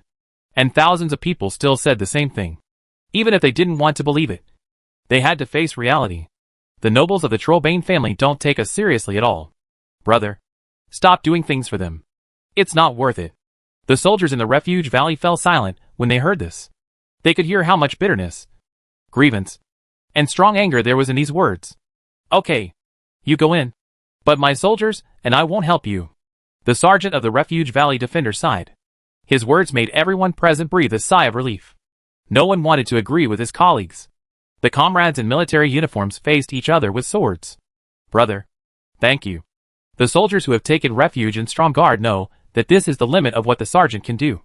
And it is absolutely impossible for him to point his weapons at the nobles, to whom they have always been loyal without first-hand experience. After the defenders of the refuge valley gave up their obstruction, the soldiers quickly entered the refuge valley. 7,000 to 8,000 troops entered the valley, and quickly attracted the attention of the nobles. Whose unit are you from? Why didn't anyone inform us? An aristocratic officer stepped forward to question him. What he didn't expect was that the soldiers, who usually looked down upon him, suddenly pulled out their weapons and slashed at him. Before the aristocratic officer could react, he was chopped to the ground by a group of soldiers. Kill these bastards. After killing people and seeing blood, the soldiers who came to seize the Valley of Refuge no longer had any scruples. They shouted and killed towards where the nobles were. After all, these people are soldiers who have left the Refuge Valley. They naturally know very well where the nobles live. Since the nobles have always looked down on the civilians, they do not bother to live with the soldiers. This makes the rebellious soldiers not afraid of killing them at all. As long as the wrong people stay in the aristocratic area, either the aristocrats or their personal bodyguards, these people will be killed. Facing the influx of rebels, the nobles of Refuge Valley were greatly surprised. They did not expect such a thing to happen. Rebellion? Rebellion? Are you untouchables going to rebel? A nobleman tried to frighten the rebellious soldiers. But the soldiers, who had already made up their mind, would not pay attention to this. As soon as the nobleman finished speaking, he was hacked to death with a dozen weapons. Seeing this scene, the nobles who really couldn't believe that they would encounter a rebellion were dumbfounded. These soldiers were really rebelling. The rebel soldiers came over, and the nobles quickly organized their guards to fight back. The nobles and their guards in the Refuge Valley totaled nearly 4,000 people. They were strong and well-equipped. Although the rebel soldiers were more numerous than there were twice as many opponents. But they couldn't take any advantage. For a while, the battle between the two sides was in a stalemate. Where's Amaran? What is she doing? What's going on with these soldiers? During the battle, the nobles discovered a strange phenomenon. That is, there were many soldiers watching the battle. They neither joined the ranks of the rebels nor helped them defend themselves against the enemy. Some nobles sensed something strange, and they tried to find Amaran, who was the commander of the army. But no one found Amaran after searching. Was this woman Amaran hiding, or was she killed by these rebels? It was not that no nobles thought that Amaran was manipulating this rebellion, but they rejected this idea after hearing the slogan shouted by the rebel soldiers. Listen. Those rebels were shouting slogans like "Kill these bastard nobles." If Amaran was behind all this, these rebel soldiers would definitely not shout like this. Because Amaran is too a nobleman. Looking at the large group of soldiers who remained neutral, the nobles were so anxious that they could not command them without Amaran's order. How dare they stand by these damn civilians? This rebellion seemed to have been premeditated. The nobles made this judgment. These nobles are quite powerful. Don't you think so? Amaran? In a secret corner, outside the noble residential area of Refuge Valley, a man with black hair and black eyes was saying this to the female warrior beside him. This female warrior was none other than the commander of Refuge Valley. Amaran. The rebels were able to enter the Refuge Valley so quickly without being hindered. At the beginning, it was indeed because the soldiers were unwilling to fight with their comrades. But later, all the Refuge Valley defenders did not participate in the battle. It was Amaran who played a role in that. As the commander of the Valley of Refuge, Amaran, who once commanded human soldiers to resist the attack of the undead army in the most difficult days, has a lot of prestige in the army. With her speaking out and the experiences of her comrades in arms, it couldn't be easier for the defenders of Refuge Valley to remain neutral. Amaran laughed when she heard Leo's words, and only heard her say, "In front of you, they are no stronger than ants." Amaran's words are not flattery, but the truth. She has seen Leo's strength in the battle against the undead army, and she knows very well that Leo wants to kill this group of nobles, who are not even legendary strong men. It was like crushing a group of ants, and he could crush them all to death without even having to do it himself. Leo's mouth curled up, and he looked at Amren with a smile. Under his gaze, a layer of cold sweat quickly broke out on the female warrior's back. Amren. After all, I am the Baron of the Kingdom of Stormwind. Attacking these people will give people an excuse. I don't want to be true. What you say is very bad. Leo finally spoke. And Amren suddenly felt lightened. And the strong pressure disappeared as Leo's words reached his ears. Although it only lasted a few seconds, Amren felt as if several years had passed. She, a high-level warrior, could not bear the pressure from the epic warrior. What you're saying is that I didn't think carefully. Amren bowed so that Leo could not see the expression on her face. This man is somewhat different from the one before he went to Strong Guard. If Leo's impression on Amren, when he was in the Valley of Refuge, was that he was a little more mature. But there was still a hint of frivolity and vanity that could be exploited. But now this man gone is the frivolity and vanity that could be exploited. This man has become difficult to deal with. If he is not satisfied with my behavior, he will definitely kill me. Amren was secretly awestruck. After being promoted to the epic powerhouse, Leo was much more dangerous than the previous legendary realm. Leo now is like a sharpened sword. Anyone who dares to reach out and touch it will definitely be ripped apart and covered in blood. Crossflow. The kingdom of Aratha is in dire straits. And your talents should be used on this instead of doing stupid things like them. While Leo was talking, a green vine suddenly emerged from the ground. It rolled up violently and wrapped a figure approaching them into a rice dumpling. Poison was injected into the man's body, destroying his life. Waves of bones were destroyed. The sound of vigorous crushing was heard. And the vines tightened like a giant python hunting, strangling the man to death. Two daggers suddenly appeared and went towards Amarenza fiercely. Just when they were about to hit the target, a big blue-black hand suddenly shot out and grasped the daggers in the palm of their hand. Then the big blue-black hand pulled hard. A figure appeared in embarrassment. This was a stalker. Before the stalker could steady his steps, a white wolf suddenly flashed in front of him, opened his bloody mouth, and bit his throat with sharp teeth. This stalker's target is actually me. Roar! Roar! While Amren was in shock, two deep roars were heard, and a majestic black lion, a white swamp crocodile, and a grizzly bear came up dragging 3 corpses. But in the blink of an eye, 5 people died. The death of 5 people was nothing to Amren, who was used to seeing life and death struggles on the battlefield. But if the 5 people who died were all legendary masters, then it would be a different matter. In just 1 or 2 breaths, Prince Galen's supreme force left in the Valley of Refuge was completely eliminated. Leo, the master who killed 5 legendary realms, didn't even move a finger. And he didn't even send out his most powerful mechanical puppet. This man's strength was unfathomable. Amren felt a sense of fear towards Leo in his heart. As the saying goes, kill the chicken to show the monkey. Those 5 legendary masters were the chicken that was killed. And he was the monkey to watch. Leo was clearly showing off. Warn her that if she dares to do anything wrong after taking refuge in Strong Guard, she will be killed immediately. As long as he is an enemy, he will kill him at will. This man is really ruthless. I heard that Leo once had a tough fight with the demigods the Shadow Council tried to summon in Strong Guard. Was it the experience of fighting the most powerful that made him change like this? Thoughts were swirling in his mind. But he was not slow at all in his actions. Amren knelt down on one knee to Leo and swore with a solemn face, for the revival of Aratha.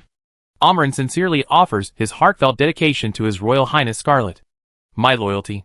Leo nodded with satisfaction. He knew that his actions had an effect.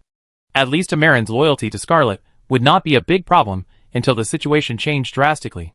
Conspiracy? Sneak attack and assassination? Humph! In the face of absolute power, all tricks are in vain.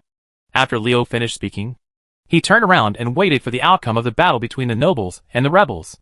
Amren stood up slowly, and the female warrior quietly took a step back, not daring to stand side by side with Leo anymore. Silly girl. I have done a lot for you. How can you repay me? In fact, there is no need to go to too much trouble. Just commit yourself to it. Secretly squeezing the magic communication stone hidden in the palm of his hand, Leo sent Scarlet a message that greatly embarrassed the female knight. Amren, Strongguard's army has arrived at the mouth of the valley. What happens next is up to you. Yes, Lord Leo. Chapter 277 The Battle of Badger. When the fighting in the Refuge Valley was fierce, an army composed of tens of thousands of people quietly entered the Refuge Valley. They quickly took over the defense of the Refuge Valley defenders, and took control of the entire Refuge Valley. It was not that no soldiers discovered this problem during the process, but when they saw that the person leading the army was Amaran, all the soldiers who saw them remained silent. The soldiers who knew what would happen did not resist. The two epic warriors of the Lothar family, who led the army into the refuge valley, couldn't help but look at each other when they saw this situation. They immediately put away their initial contempt for Amaran. Being able to command a group of panic-stricken soldiers to resist the attack of the undead army and defend the refuge valley. Amaran's military talents have long been famous throughout the kingdom of Arathar. Now seeing that her reputation in the army is so high, it proves that her commander-in-chief talents are also definitely not bad. Talents like this are exactly what the Lothar family needs. And Amaran will naturally not neglect them when he comes to join them. The Valley of Refuge has changed hands. And it's time for me to do another thing. House Trollbane, I will finish you off this time. Seeing that Stromgard's army had taken control of the Valley of Refuge, Leo ignored the fighting between the rebels and the nobles of the Valley of Refuge. He summoned Parashion and left the place. Instead of caring about a battle that can't affect the outcome, it's better to focus your energy elsewhere. As the saying goes, if you cut the grass without eradicating the root, it will grow again with the spring breeze. Some people must die. It's hard for Scarlet to do it. So let me do it. Anyway, I don't mind. Bodger was once one of the strongholds of the Arthi Highlands ogres. But after accidentally provoking Leo, the Stonefist ogres here have been exterminated. However, the annihilation of the ogres did not make this place deserted. Instead, it became more lively due to the discovery of underground gold mines. The goblins of the Blackwater conglomerate have established a mine here and are working hard to mine gold. Standing at the exit of the mine, you can vaguely see a battlefield. A battlefield where the undead and humans fight. There were several goblins standing at the entrance of the mine. They were pointing with disdain at the human army fighting against the undead army. These idiots. Do they think that after defeating the undead, we will continue to provide them with equipment? They are so naive. The goblins once reached an agreement with Prince Galen. They provided armaments for the army in the Valley of Refuge. And the profits from Bodger's gold mines belonged to the Blackwater cartel. But later the Forsaken occupied Bodger. And the goblins unilaterally terminated the agreement on the grounds that the human army could not guarantee Bodger's safety. Now Galen is leading his army to recapture Bodger, just to give the Blackwater cartel no excuse not to fulfill the agreement. Unfortunately, Galen's actions were doomed to be in vain in front of the goblins, who had already made up their minds to default on their debt. The Blackwater conglomerate has made it clear that they don't like the Trollbane family, and they just want to default on their debts. What can you, Galen, do to them? Let's go. There's nothing to see. Instead of watching these humans and the undead fight back and forth, it's better to keep an eye on the miners to prevent them from hiding our gold mines. After speaking, several goblins walked into the mine. For them, if they had the strength to fight, it would be better to earn more gold coins. Goblins are indeed a merchant race, and making money is deeply rooted in their bones. Legend has it that the first batch of rebellious undead under the Lich King were not the Forsaken led by Sylvanas, but a group of goblin undead, because the Lich King did not pay them half a gold coin after asking them to contribute. Want to make goblins work for free? This won't work, even if the goblins become undead. Leo was laughing. Yes, he was. With Paliction's speed and the Dracolic flying at full speed, he rushed over in time. He arrived at Bodger before the news of the Valley of Refuge was known to Galen.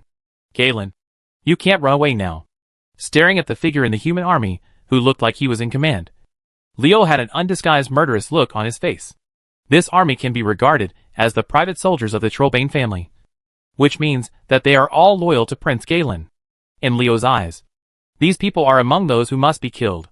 Leo, who was hidden in the air, was lying on a golden recliner, singing a song leisurely, calmly waiting for the outcome of the battle between the two sides, just to be the fisherman who made the profit. The broken eyes, the blood-stained dog stick, and the faith that is spurned by the world, the wings of the evil star, the black desire. The pursuit of power is okay even if it is destroyed, absorbing the soul and dominating the devil. Let me control it. The shadow of my left hand, the proud loneliness of the riding warlock. The red lotus in my right hand guides the way to the abyss.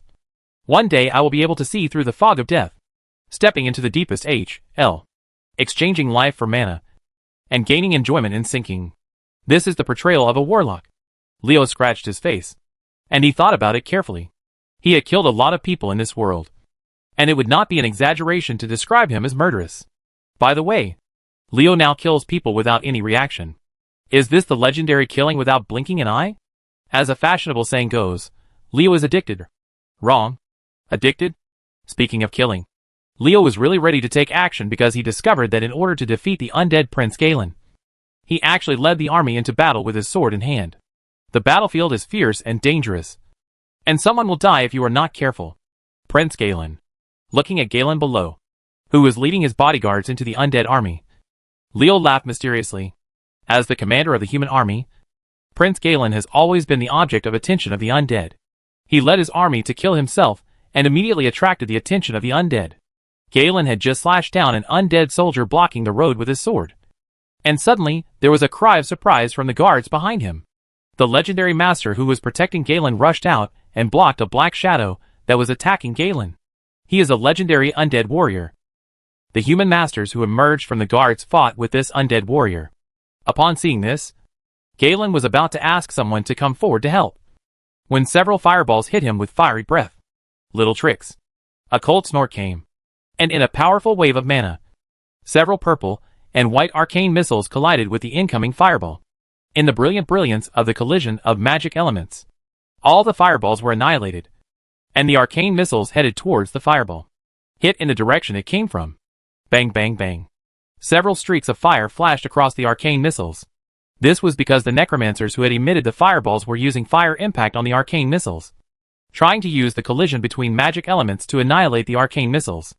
It's a pity that these necromancers only have high-level strength. They are far behind the humans who cast arcane missiles. The flame impact did not have much impact on the arcane missiles. They still hit the necromancers quickly. Go!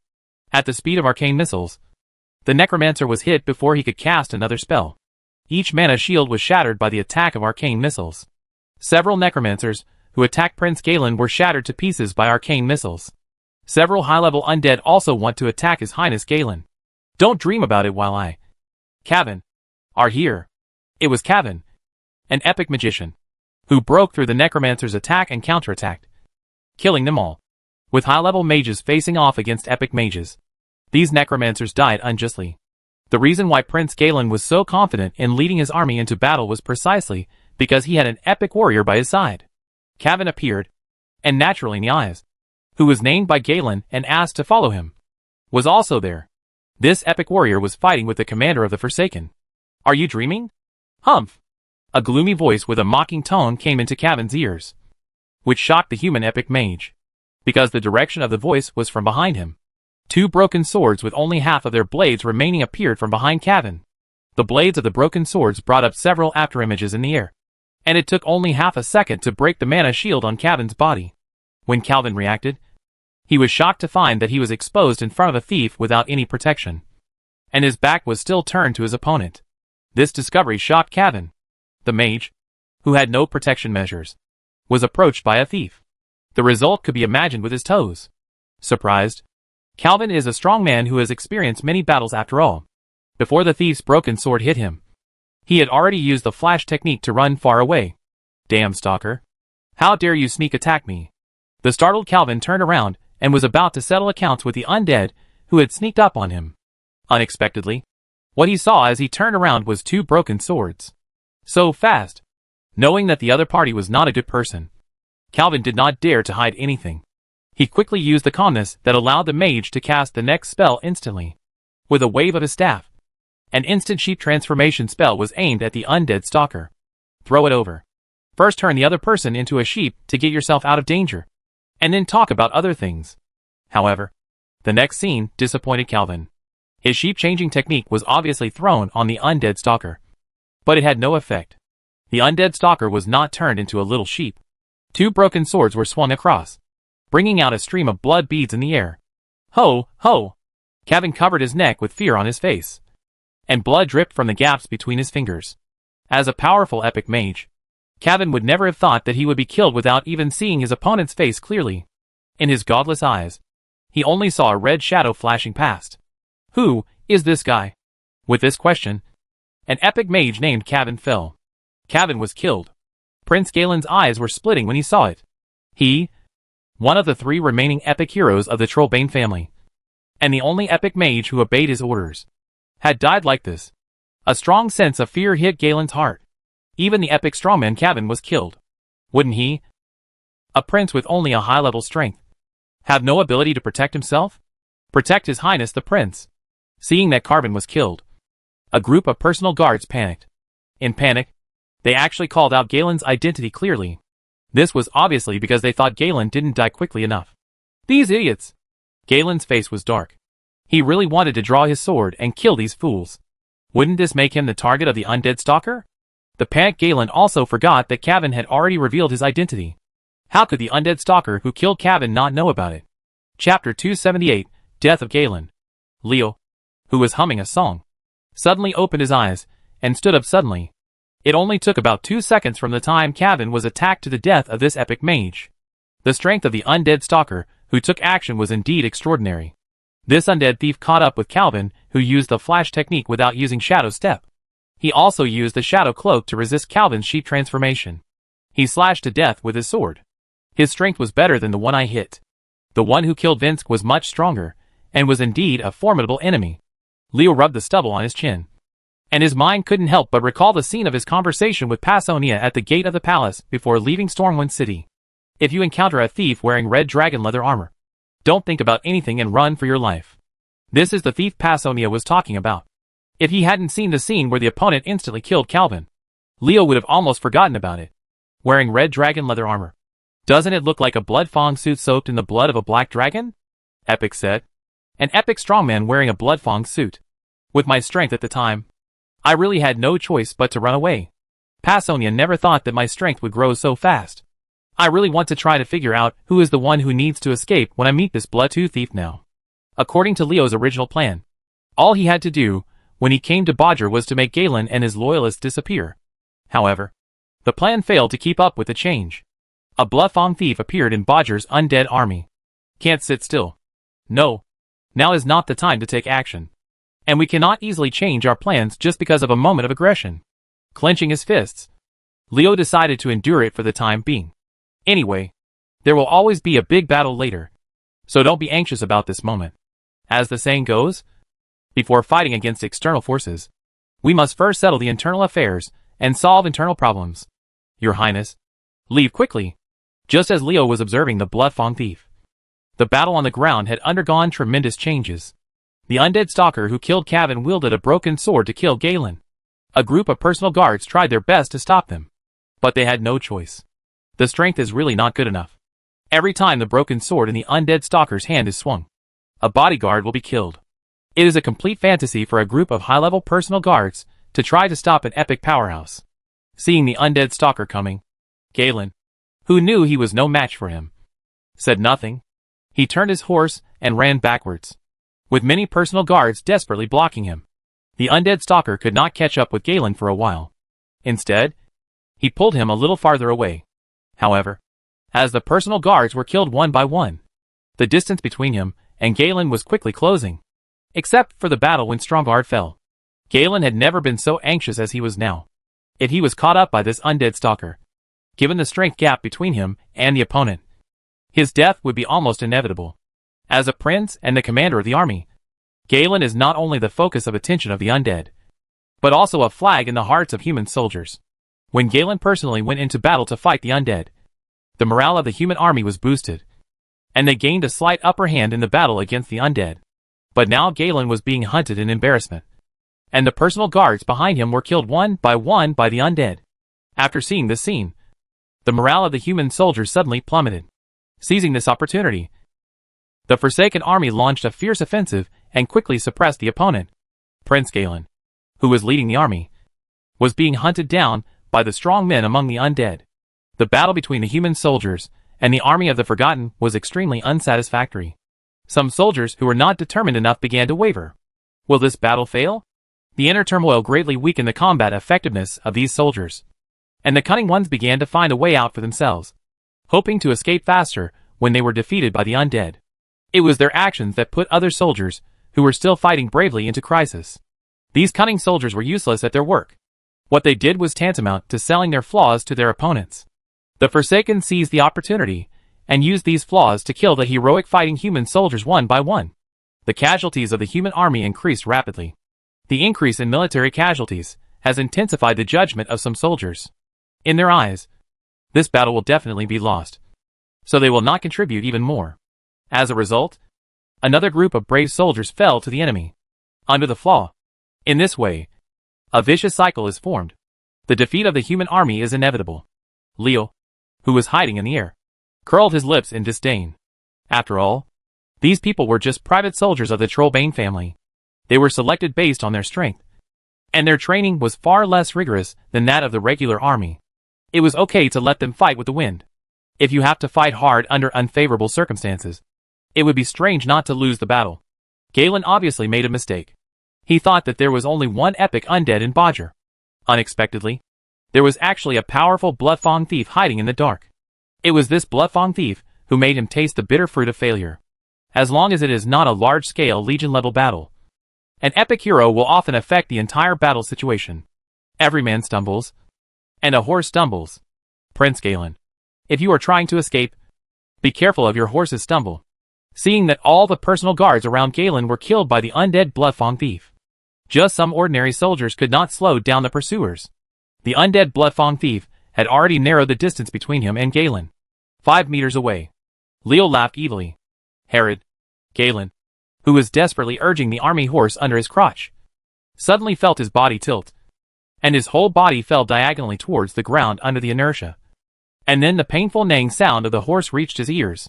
Something happened to my horse. Galen was horrified. How come there was a problem with choosing the damn war horse at this critical moment? Galen exerted force on his waist, trying to use his forward momentum to roll away quickly. But before he was halfway done, a cold feeling hit his neck, and a broken sword flew past his sight. I was killed. A sudden realization came to Galen's mind. He clearly remembered that not long ago, the powerful bodyguard Cavan beside him died under the shadow of the broken sword. No, I don't want to die. I am the heir of the Trollbane family. I am the prince of the kingdom of Arather. I also want to revive Arather. I also want. Galen's face was full of reluctance, but his increasingly heavy eyelids made him want to close his eyes. Suddenly, a flash of green flashed from the corner of his eye. It was a vine that had been broken and abandoned in the ground. Looking at the position of the vine, it was clear that it had trapped Galen's horse, causing a tragedy. Green vines. Underground, Leo. Galen opened his heavy eyelids, widened his eyes, and a surge of resentment lingered in his head that had lost all signs of life. Galen knew one thing at the last moment of his life. Leo, the soul of Leo, was hiding in the dark and tricking me. He would not die with his eyes in peace. Truly would not die with his eyes in peace. Galen did not expect that he would fall into Leo's hands. Leo scratched his face, and he could understand Galen's angry look. The Prince of Arather must have discovered something.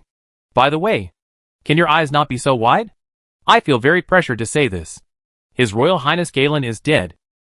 That undead killed His Highness Galen.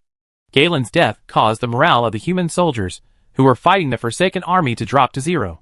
As a dignified prince, Galen was actually killed in front of the two armies, and was beheaded by the other side. This scene was too much. Amazing. The army lost morale, and naturally lost its fighting spirit. It was already at a disadvantage. And now the person it was loyal to, Prince Galen, was killed again. This private army of the Trollbane family was immediately defeated. Groups of human soldiers dropped their weapons, and turned around to run. In order to run faster, many even took off their equipment, and threw it on the ground while running, so that they could escape lightly. When fleeing for their lives, the equipment to protect them in wartime, and the weapons to fight the enemy have become a burden. Private soldiers, who are defeated and flee for their lives will not need these. How could the army of the Forgotten just let the defeated human army leave like this? They chased after them, biting the tail of the defeated human army, and started the pursuit. If you want to escape from the tireless army of the Forsaken, except for a very lucky few, only one person will end up in failure. The private soldiers of the Trollbane family and the army of the Forgotten have changed from a battle to a relationship between the defeated army and the pursuers. Each of the warriors, who had been fighting fiercely with the undead before, were killed by the undead after exposing their backs to their opponents. Easily killed. Groups of human soldiers fell to the ground where the Forsaken army had been chasing them. If there are no accidents, the corpses of these human soldiers will be used by the undead as raw materials for making abominations. Leo looked at the corpses on the ground with envy. If these corpses were absorbed, his skeleton army would increase. However, out of consideration of not exposing himself, Leo still held back. Leo would not appear unless he had to. If he appeared here, someone might think that the accident when Galen escaped was his masterpiece. When that time comes, there will definitely be a lot of trouble. Isn't it just a little corpse? I don't care about it. I really don't care about it. Someone rolled his eyes with a depressed look on his face. He was just a tough talker. Your Highness Galen. Hundan. I will fight with you. A loud roar of grief and anger came, waking up someone who was hiding in the dark and was in a daze. It's Isekai. Leo looked down, watching the final battle of this human epic who last served the Trollbane family.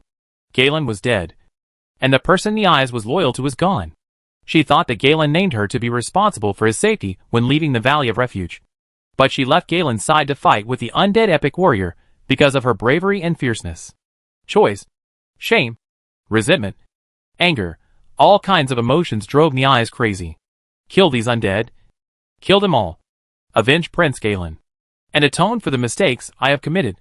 Filled with such belief in her heart, Isekai frantically attacked the undead warrior who had been fighting with her. Crazy warriors are terrifying, and they can often unleash extraordinary combat power. Under Isekai's crazy attack, the undead warriors of the same level as him were beaten to a miserable state. However, this undead warrior did not panic at all. He used his skillful defensive skills to firmly protect his vital points and kept killing them. With the strength of Isekai, it couldn't last long. Such a crazy attack on Isekai couldn't last long. When his strength faded, he would only be defeated and die. What's more, there is an undead bloodtooth thief hiding in the darkness. Leo shook his head, and Parashylon quietly flew away into the distance with him. Isekai, it's not that I won't save you, but that I can't be exposed. More importantly, you are too loyal to Galen. It's not that I can't, but that I don't want to. Chapter 279 Emergency Military Information. Galen is dead. House Trollbane is finished. When Leo returned to the Valley of Refuge, the news had spread throughout the Arthi Highlands. No, it should be said to the entire world. There was no reason why the leaders of various forces wouldn't know about the news that ordinary soldiers could get. The kingdom of Arathar will be under the control of the Lothar family again. Where will Stromgarde go under Scarlet's leadership? This is a matter of concern to the leaders of various forces. Although the kingdom of Arathar has been reduced to a second-rate force after continuous divisions and continuous wars, the energy of this kingdom cannot be underestimated by anyone. The kingdom of Arathar, the portion is still very heavy. While the entire family was celebrating the Trollbane family's elimination, Scarlet, the head of the family, stayed quietly in the room with a look of sadness on her face. Although the female knight had long known that such a day would come, she still couldn't help but feel sad after encountering such a situation. Garen is dead. Galen is dead. And I am the only one left in the royal family of Arathar. Members of the royal family died one after another, leaving Scarlet feeling lonely. A hand suddenly stretched out from behind and gently wrapped around Scarlet's waist. The female knight reacted and was about to attack when a voice came into her ears, causing her to stop. Silly girl. What are you thinking about? Scarlet struggled slightly, but unexpectedly the other person's other hand stretched out and held her firmly in his arms. Okay, silly girl. Let me hug you for a while, and don't move around. Feeling that the hand around her waist did not move as she thought, Scarlet stopped struggling. She was afraid that the other person's hand was irregular, and she was wearing a bit thin clothes now. The female knight made a voice that only two people could hear, just for a little while. Leo. Leo didn't speak, just hugged her gently. I don't know how long this short moment passed, but the female knight unconsciously leaned back and leaned into Leo's arms. At least I'm not alone. There's someone with me, right? For some reason, Scarlet felt a warm feeling in her heart. Outside the house was the joyful and bustling Stromgarde, but inside the hut, Leo was holding Scarlet gently, and the whole room was silent. In the middle of the night, when no one is whispering, silence is better than sound. Leo enjoyed this moment very much, and his heart felt settled. Fighting on the battlefield makes people's blood boil, and defeating powerful enemies is also very refreshing. But it is a different feeling. A completely different feeling from this peaceful day. Just like a ship sailing on the sea always needs to find a harbor to rest for a while, the human heart must also have a spiritual harbor. Otherwise it will always be in the midst of killing. And no matter how rational and controlling the person is, they will inevitably become crazy. It is easy to be taken advantage of by others and either fall or fall. My peace of mind is my home. Leo whispered something into Scarlet's ear. The hot breath made the female knight's ears turn red. Seeing this, Leo couldn't help but bite her earlobe gently. This bite somewhat ruined the atmosphere. The female knight quickly escaped from Leo's claws like a frightened kitten, and then ran out quickly, leaving Leo scratching his face in depression. By the way, you shouldn't have such a big reaction. Besides, this is your room. Why are you running? How did he know that Scarlet, who had been receiving knight education since she was a child, had never encountered such a situation? Embarrassed and not knowing how to respond, the female knight quickly ran away. But then again, it's so soft and slippery. Someone licked his lips, with an afterthought expression on his face. Your Highness, what's wrong with you? A surprised questioning voice came from outside the room, and Leo was familiar with the owner of this voice. He was an epic strongman from the Lothar family. Adelaide? I'm fine. Scarlet's voice came over, and even Leo could hear that she was trying to stay calm. Let alone Adelaide, an experienced uncle. Fine? Adelaide looked unbelieving, and Scarlet looked panicked, as if she had been frightened by something. Wait, the person walking out of His Highness's room. Adelaide saw Leo, so the middle-aged uncle quickly figured out the plot in his mind, realizing that he had disturbed the master of the house. He smiled scornfully, quickly became a passerby, and quietly retreated. Why did I get involved in the affairs between the two young lovers? Her Royal Highness Scarlet and Mr. Leo? There was really no wink at all, with Adelaide passing by like soy sauce. Scarlet also realized that it was her room. Why did she run out? But seeing Leo blocking the door with a smirk on his face, the female knight hesitated. Would she be taken advantage of by this scoundrel again if she went back? Your Highness. Military situation. Urgent military situation. Just when Scarlet was hesitant, Adelaide came back from the soy sauce.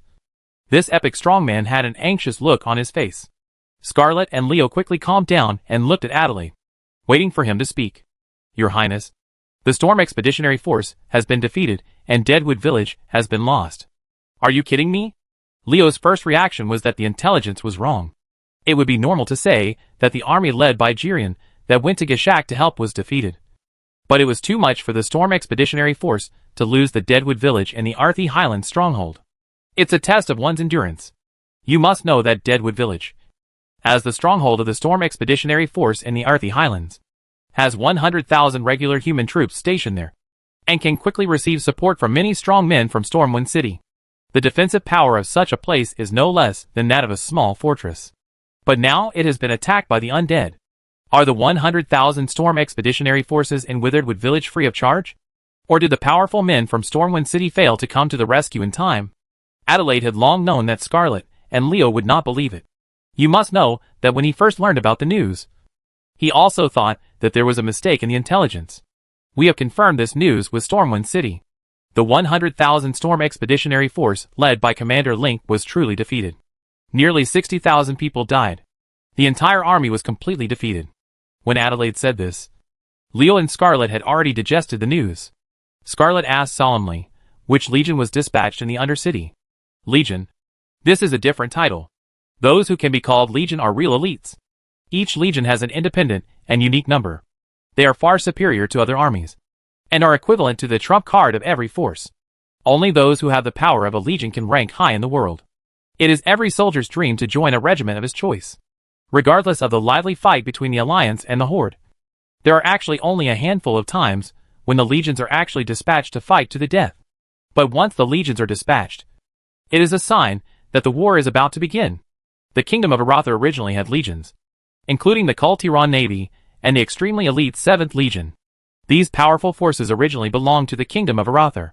If they had them in Stromgarde, they would not be reduced to a second-rate force.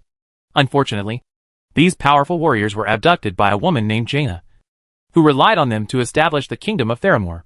It was the Defiler Legion that took action. Adelaide smiled bitterly, and said something that surprised Leo. The Defiler Legion. Aren't they the direct troops of Aramathras? The Big Bat? It would not be surprising if the Defiler Legion took action, and the Storm Crusade failed. Leo's face looked very ugly. The defeat of the Storm Crusade meant that Stromgarde would need to independently resist the attack of the Defiler Legion for a period of time. Judging from the power currently controlled by the Lothar family, even relying on Stromgarde might not be possible. Can withstand it. The strength of the army is not comparable to that of the opponent, and it also suffers greatly in terms of strong men. When the Defiler Legion is dispatched, Varamathras will most likely be in charge personally. In addition to the Dreadlord, there are also many epic warriors and legendary masters in the Legion. They can form a legion that far exceeds the double-digit epic warriors. Are you embarrassed to say that you are a legion? Don't embarrass yourself. Aren't you afraid of making others laugh? Varamathras, the big bat, came to Arthi Highlands on his own initiative or on Sylvanas' order?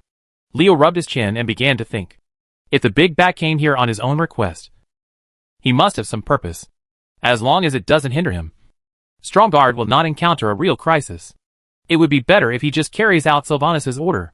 The Dreadlord's temperament is mostly to do his job, but not to do anything. Go to the council chamber to discuss. Feeling that the situation was serious, Scarlet walked towards the meeting hall, where she wanted to gather everyone to discuss countermeasures. Scarlet, what about Refuge Valley? Leo asked Scarlet. How to deal with the Refuge Valley is an extremely important question. After all, there are tens of thousands of troops there. Besides, the location of the Refuge Valley is also extremely important. Should we abandon the defense or hold on? The Valley of Refuge, which has only 2 epic warriors with the highest military strength, cannot stop the attack of the Defiler Legion. However, if they abandon the Valley of Refuge like this, the Lothar family's prestige in the hearts of Arathar's subjects will be severely damaged. Under the leadership of the Trollbane family, the Valley of Refuge was not lost. But as soon as the Lothar family took over, they were forced to abandon the Valley of Refuge under the attack of the undead. What do you want the people of the kingdom to think? They don't care whether the enemy they face in the Refuge Valley is a powerful legion. The people only know that the enemies are undead. Scarlet pondered. And it was certainly wisest to abandon the Valley of Refuge, so that they could gather strength to defend Stromgarde. However, abandoning the Valley of Refuge meant that they had given up most of the Arthi Highlands except Stromgarde, which would have a huge impact. For a moment, Scarlet couldn't make up her mind at all. From the bottom of her heart, the female knight was unwilling to give up even half of the land, because the subjects of the kingdom still lived on these abandoned lands. I was born to work hard. Leo sighed and stretched out his hand to Scarlet. Give me the location transmission scroll of the Valley of Refuge, and I will go meet the Defiler Legion in the Undercity. Chapter 280, I really want to suck them dry. Compared with the relaxation a few days ago, the atmosphere in the Valley of Refuge is extremely tense now. After learning that the Defiler Legion in the Undercity had taken action, everyone in the valley was prepared. Either hold on or evacuate. With only these 2 options, no one would want to take the initiative to attack, because the strength of the 2 sides is too far apart. Of course, this is the thinking of ordinary people, excluding some special guys, such as Leo, thousands of meters high in the air. Leo, hidden in the illusion of Perish Island, looked at the small black dots underground and secretly observed the opponent's strength. 10 epics, 1 pseudo-legend, 100 masters of the legendary realm, not excluding some undead thieves hiding in the dark, and 50,000 forgotten soldiers with the strength of high-level warriors. This is the Defiler Legion, the strength of the forward troops. There is only one word to describe this lineup, and that is powerful. This forward force alone was stronger than any army Leo had ever seen.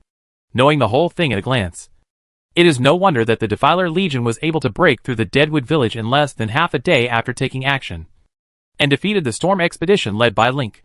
The strength of the Defiler Legion is indeed terrifying. The Polluter Legion is like this, and other legions that can compete with it will not be much weaker even if they are weak. Let me just say that strong men in this world shouldn't be so rare. It turns out that most of them have been absorbed into the legions, and become the ace combat power of a big force. Leo rubbed his chin and raked his stubble with his fingers. He felt troubled by the legion's combat power. If he uses all his strength, Leo is still sure to defeat this forward force.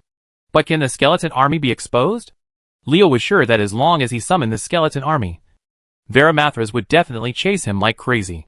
Although this big bad did not dare to face Arthas, it bullied Xiao A's younger brother Varima.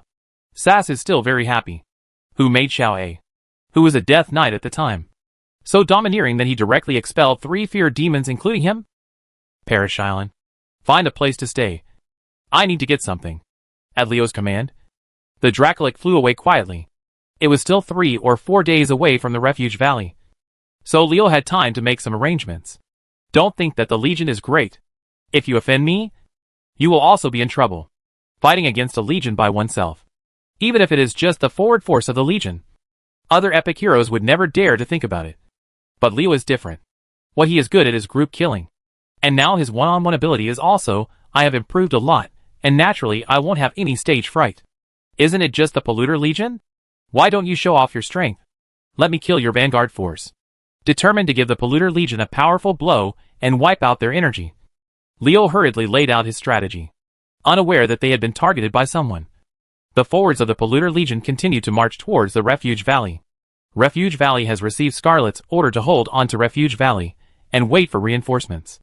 The people who were still staying in Refuge Valley marched towards Stromgarde under the escort of an army, and the remaining troops started under the arrangements of the officers, armed, as the human army in the Valley of Refuge prepared to fight the Defiler Legion. The entire Earthy Highlands focused their attention on the Valley of Refuge, and the leaders of many forces also focused on it. No one thinks that the human army in Refuge Valley alone can stop the Defiler Legion. Almost all the leaders of the forces feel that Stromgarde has given a wrong order.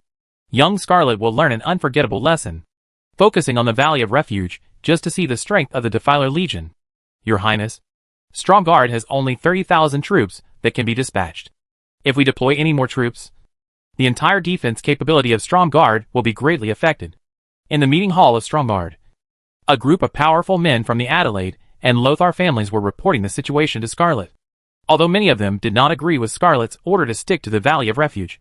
Since the head of the family ordered now that the order has been issued and executed, the only thing left to do is to put away your personal thoughts and do your best to plan how to stop the Defiler army.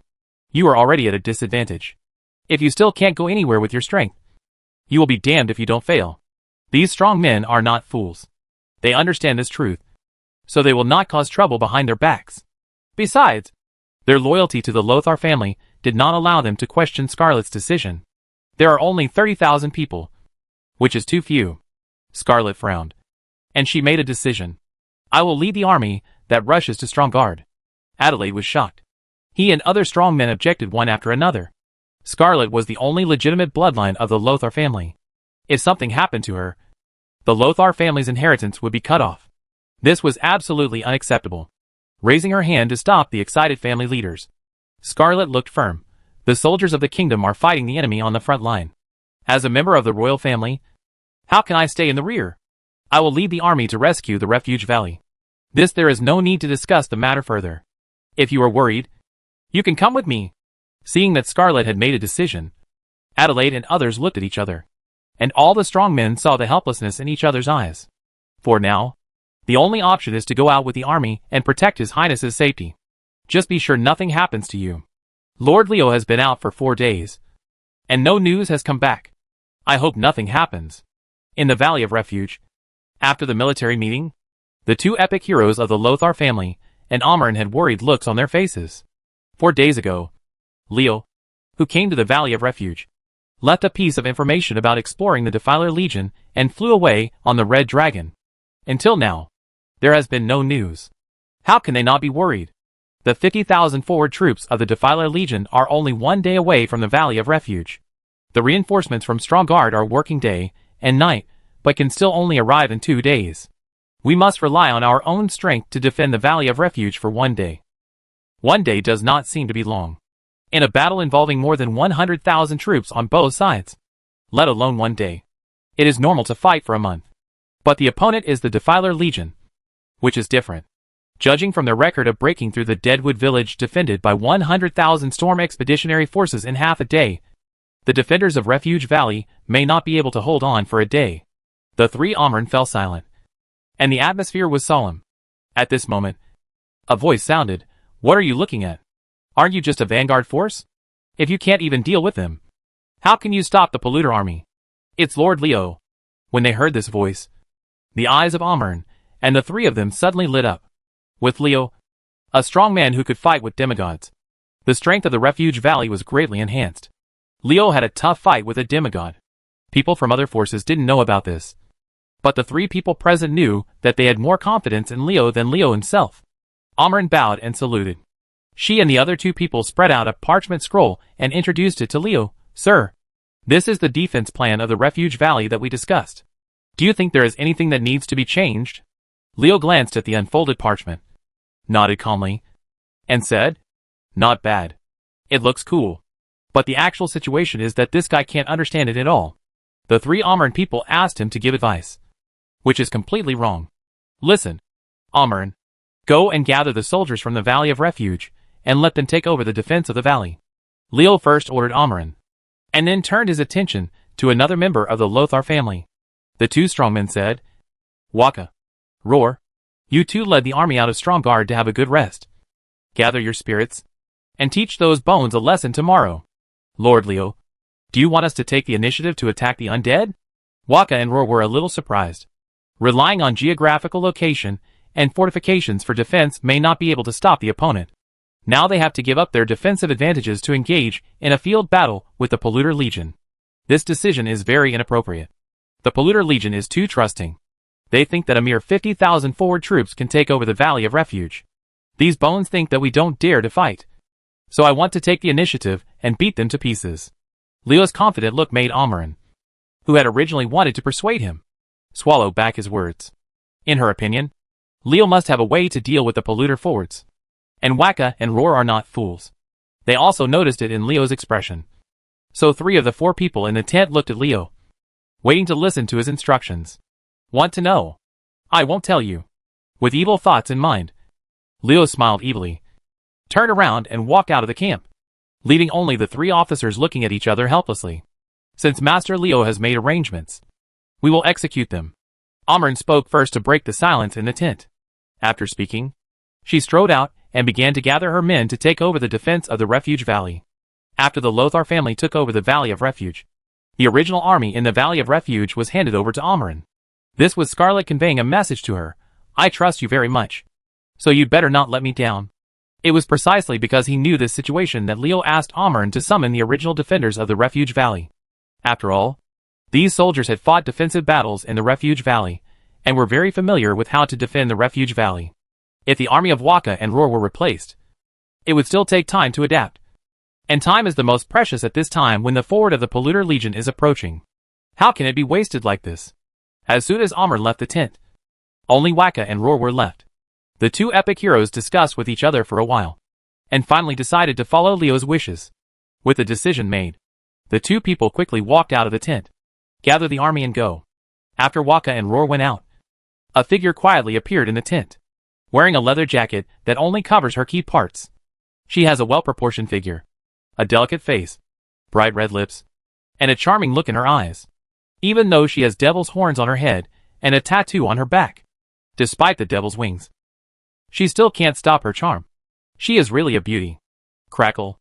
As the barbed whip swung, the air made a slight crackling sound. These 2 humans dare to question their master. I really want to suck them dry. Chapter 281. The first battle with the Polluter's Vanguard. A red dragon was flying rapidly at an altitude of several thousand meters above the ground.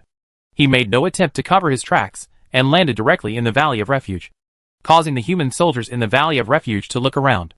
This is Master Leo's red dragon, right? Those undead may not be able to defeat us with the help of giant dragons. Seeing the huge dragon, the human soldiers felt confident.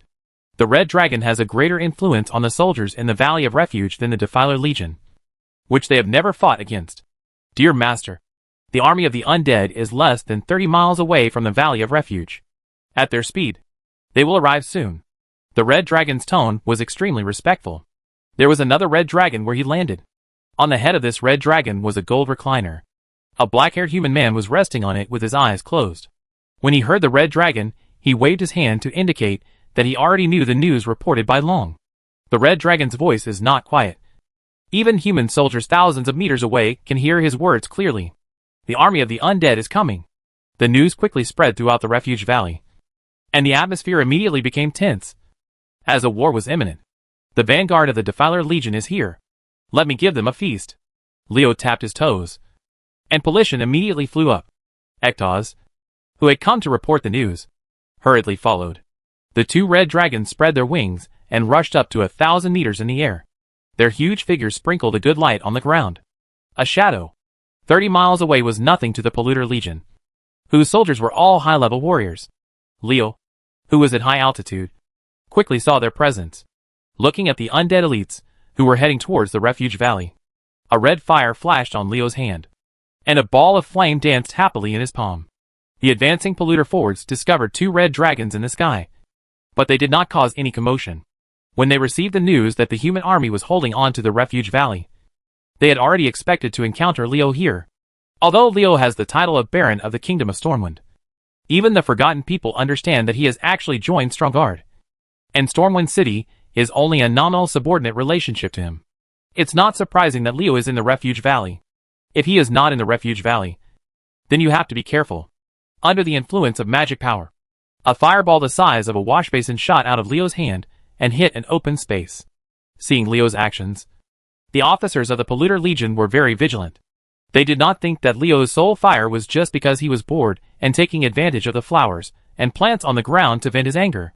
Protect. Before the soul fire fell to the ground, the commander of the frontline force of the Polluter Legion gave an order, and a layer of translucent shield flashing with colored light protected the entire army inside. This was a magical shield jointly cast by the mages in the army. Bang! The soul fire fell to the ground, making a pit in the ground, and small flames burned in the grass pile near the pit. Leo's attack did not produce the attack imagined by the Defiler's forward commander. But this did not make the Defiler Legion relax their vigilance. They continued to move forward under the magic protective shield. The forward troops of the Defiler Legion have 3,000 Necromancers, and turning on the magic shield is not a big burden for them. Don't be nervous, everyone. I was just making a little joke to lighten the mood. Leo chuckled. And another fireball the size of a basin hit the ground. Bang! A small pit appeared on the ground again. Still nothing happened. The Defiler Legion did not react at all. They continued to kill at the Valley of Refuge at their own speed, directly treating Leo as a transparent man. He scratched his face in frustration. But the polluter ignored him. Leo felt a little like a clown no matter what he thought. He originally wanted to play tricks on these undead, but he was ignored by them. The third fireball fell out of hand. At this time, the magic shield of the polluter army suddenly flashed twice.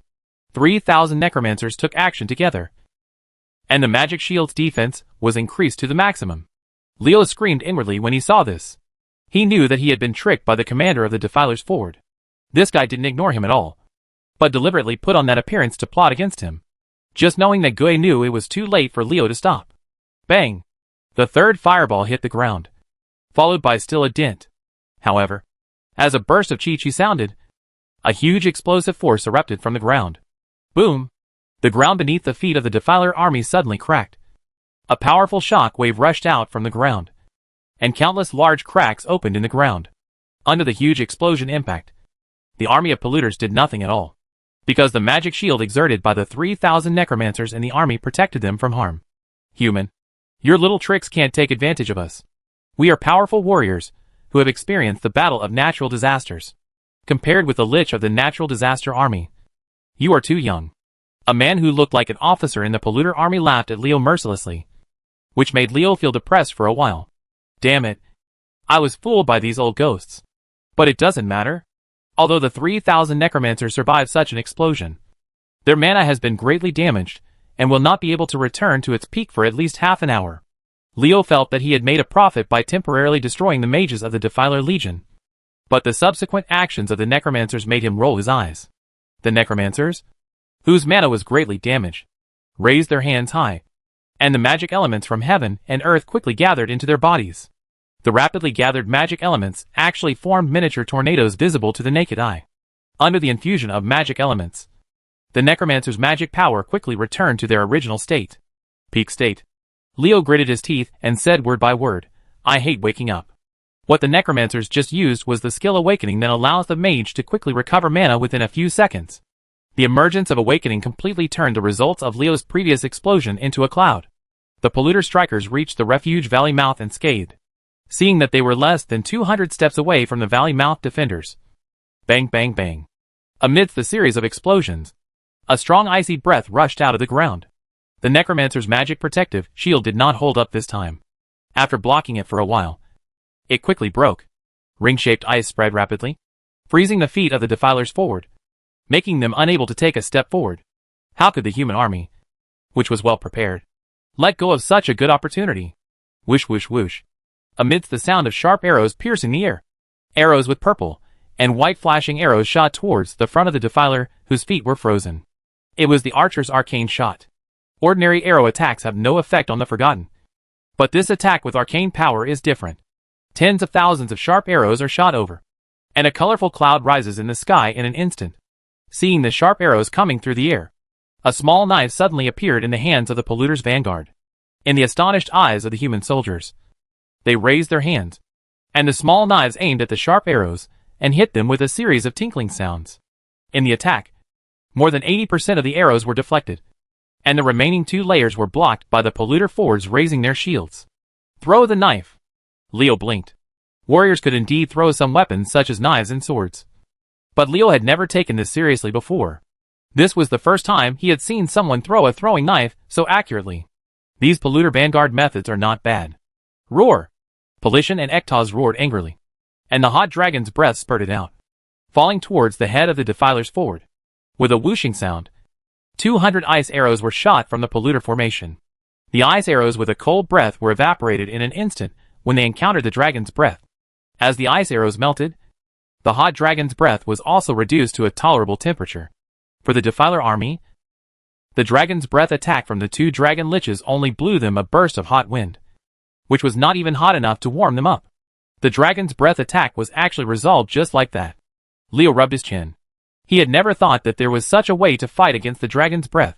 At his signal, Polition and Ektoz opened their mouths, and the 2 of them hugged each other. The thick pillar of fire that spurted out was another innate ability of the dragon. Dragon Flame. You can deal with dragon breath. But what about Dragon Flame? Let me see what else you can do. Thick pillars of fire formed by Dragon Flame spurted out, and a group of people wearing fiery red shields suddenly jumped out of the polluter's vanguard camp. And they were Necromancers. Fire Necromancer. Leo's eyes flickered. Did these 400 fire Necromancers strengthen the flame protection barrier? The pillars of Dragon Flame sprayed on the group of undead mages, who were heading straight up.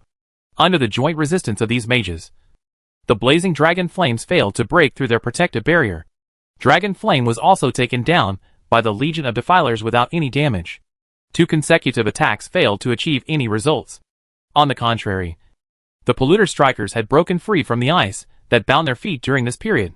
After regaining their freedom, they waved their weapons and killed the human army on the opposite side.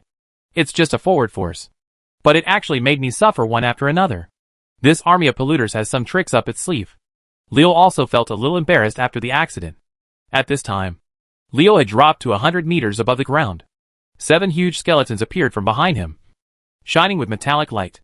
The 50-meter-long swift-boned dragon crashed to the ground, killing dozens of unlucky polluter strikers. Smashed to pieces. This time, I finally had some results. Leo summoned his powerful thug, the Velociraptor, who was mistaken for a mechanical puppet. After landing, the swift-boned dragon was about to show off its power. 7 figures from the defiler camp quickly rushed out. Judging from their auras, they were clearly 7 epic warriors. Amidst 2 high-pitched dragon roars, the 100-meter-long twilight-boned dragon appeared, and the strength of the defilers forward was immediately weakened by the power of the undead dragon. They're just a few mechanical puppets. Don't be so arrogant. An ice arrow and a pyroblast ball quickly attacked the twilight-boned dragon. The figures of 2 necromancers came into Leo's sight, and there were 2 more epics. Chapter 282. The Succubus is a man's fairy. 9 of the 10 epic warriors among the polluter's vanguard have come out to fight. Where is the remaining one? Leo was looking for another epic powerhouse, when Ektoz suddenly let out a roar, and a layer of blue mana line connected him with an undead in the defiler's forward camp. Mental whipping. Semi-energized body. The 10th epic warrior of the Defiler Legion. A shadow priest. Shadow form. Leo is a little jealous. It would be great if this ability was added to me. Do you want to kill a few more shadow priests to try your luck? Being hit by the mental whip, Ektoz threw himself down angrily. But the shadow priest couldn't stand it when he got close to him. However, being among the army, the shadow priest did not have any worries. Just as Ektoz jumped down, hundreds of magic attacks attacked him, forcing the Dracolich back, making him roar in anger. The mage team in the Defiler's vanguard is indeed powerful. When they suppress the army in the Refuge Valley, they still have the power to assist their own strong men in fighting. With the assistance of the Necromancer, the Shadow Priest does not have to worry about Ektoz being able to charge over. If this red dragon really dares to charge madly, he will have to be strangled in the military formation. Being too close, Ektoz couldn't use crude and simple physical attacks to kill the Shadow Priest with one claw. But this didn't mean it didn't have the means to fight back. During a burst of magic, a red cloud appeared in the sky, and large fireballs rained down from the cloud, smashing towards the front of the Defiler. Speaking of using magic, The Red Dragon's fire spells are also very powerful, but they are used less often. Even though Ektos has now become a Dracolic, he still inherits the ability of being a Red Dragon. Come down. The Necromancer had no choice but to hold up the magic shield again to block the Dracolic's group attack magic. Ektos' spells allowed some Necromancers to focus on defense, and the pressure on the human soldiers fighting the Defilers forwards was reduced a lot. Although the human soldiers defending the Valley of Refuge are all very strong, their average level is at the mid-level. Such abilities are naturally not inferior to ordinary enemies. But it is not enough when the opponent is the Defiler Legion. Even the soldiers in the Polluter Legion are of high-level strength, and there are hundreds of legendary masters. What can the human soldiers do to stop their attack? Within a minute of fighting against the Polluter Legion, more than 300 people in the human army had died at the opponent's hands. When Leo noticed that the battle situation at Taniguchi was not good, the human army had been suppressed by the opponent. If it weren't for the terrain restrictions at the valley entrance and the complete fortifications, the Polluter Vanguard would have broken through the human army's defense line and entered the Refuge Valley. But looking at how hard they were holding on, it wouldn't take long for the Polluter forwards to break through their defense. Upon seeing this, Leo knew that he had to use some arrangements in advance. Otherwise, once the Taniguchi defense line was broken, the army of polluted people would definitely fail in their battle to enter the Refuge Valley. Boom! Boom! Boom! The front line of the Defilers, who were launching a fierce attack on the Refuge Valley, suddenly felt several loud muffled sounds under their feet. Then, as the earth trembled, the ground beneath their feet suddenly collapsed, and a huge crater appeared. More than 3,000 Polluter Strikers fell down and were buried alive in the soil. There was a gap in the Polluter Strikers' offensive team. Due to the sudden change, the 2,000 Polluters at the forefront could only fight alone.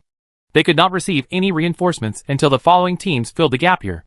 Get rid of these bones. The human army in the Refuge Valley took advantage of the situation and rushed out. Under the leadership of the two epic heroes Waka and Roar, 20,000 soldiers, who had been prepared for the battle, came out and surrounded them with a 10-for-1 fighting spirit. 2,000 Defiler soldiers, who were temporarily alone. Damn humans. The frontline commander of the Polluters, a pseudo-legendary undead powerhouse, cursed bitterly. Before the war officially started, he thought he had seen through Leo's trick, but he didn't expect that this human actually arranged for the company to fight back. Although the first wave of explosions failed to cause any damage to the Polluters forwards, this underground explosion caused the ground not far from the mouth of the valley to loosen. The seemingly fine ground was actually riddled with explosions under the surface. Hundreds of holes. The ground finally collapsed after experiencing this big blast. The large pit created by the collapse of the ground not only buried 3,000 Polluters, but also put the 2,000 Polluters at the forefront into a dangerous situation. It also created a roadblock so that the following Polluter troops could not quickly support their companions. Are the 2,000 soldiers in front going to be killed by the human army? The Defiler commander naturally did not allow this to happen. Dozens of figures emerged from the Defiler's vanguard camp. They easily jumped over the pit and joined the battle group. These dozens of figures are the legendary masters in the Polluter's vanguard force. With the addition of these people, the battle to encircle and suppress the 2,000 Polluter vanguards suddenly became stalemate. Although Waka and Roar, who led the human army to fight out, are epic warriors, there are only two of them. The 10 legendary masters of the Polluter vanguard cooperated with each other to entangle them. These elites among the elites of the Undercity cooperated with each other tacitly. Even when facing a strong human being who was one level above him, he did not show any signs of defeat. Waka and Roar still couldn't get rid of their entanglement even if they tried their best. Roar! Roar! Amidst the roars of several wild beasts, the grizzly bear, Huma, and Terror Claw led 3 mad wolves out of the Refuge Valley suddenly. The grizzly bear charged violently. Huma's quick claws struck, and the Terror Clamp fiercely bit.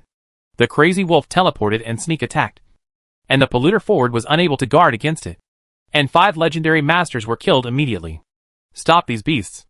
A dozen legendary realm Polluters quickly killed them, and fought against the 6 beasts summoned by Leo. When the fierce battle between the two sides was in full swing, a thick green vine suddenly emerged from the ground. As the vine twisted, the 2 front Polluters wrapped in it were strangled to death by its huge force. When other Polluters came to the rescue, the two of them had been reduced to a pile of broken bones. Be careful with the Warlock's pet. 2 more companions were killed, and the Defiler forwards immediately became more vigilant. But there is a saying that goes well. It is easy to dodge open guns, and hard to guard against hidden arrows. A man of steel suddenly burst out of the ground and punched out 2 steel punches. The first punch hit the head of a polluter who was unable to respond, knocking the polluter forward. His head was smashed into pieces.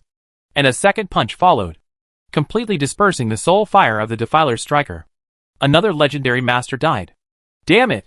Under Leo's deliberate arrangement, the polluter's forward quickly lost 8 legendary masters. More importantly, Leo's 8 pets restrained nearly 20 legendary masters who rushed to support. The legendary masters who cooperated with the original strong polluters of the human army were actually held back. More than half of them could not form a strong support for the lone vanguard of 2,000 polluters. Under the crowd tactics of the human army, the 2,000 people who were besieged by 10 times the force were rapidly reducing their numbers. The frontline commander of the Defilers was furious when he saw this. Fortunately, this situation did not last long. The polluters' follow-up troops had already passed the big hole in the battlefield, forming a strong support for the comrades fighting in the front. The 3,000 polluters buried in the pit slowly pushed aside the soil and crawled out. Being buried alive was scary for the living, but for the undead, it was just a waste of time. Ilsa, have you found the undead thief hiding in the dark? Leo threw curses on Polition's head at the army of polluters and never went out to join the battle, in order to let Ilsa find possible undead thieves. The scene where Carvin was killed by a sneak attack made Leo's attitude towards the undead thieves need to be vigilant. The killing ability of the undead thieves is no joke. The reputation of the Forgotten Sentinels is not inferior to that of the assassins of Stormwind City. Dear Master, Ilsa has found no trace of the undead stalker. A seductive voice responded to Leo's question. There was nothing wrong with the content of the reply, but the tone was so breathtaking. Leo couldn't help but raise his eyebrows, silently reciting the words red and pink skull in his mind.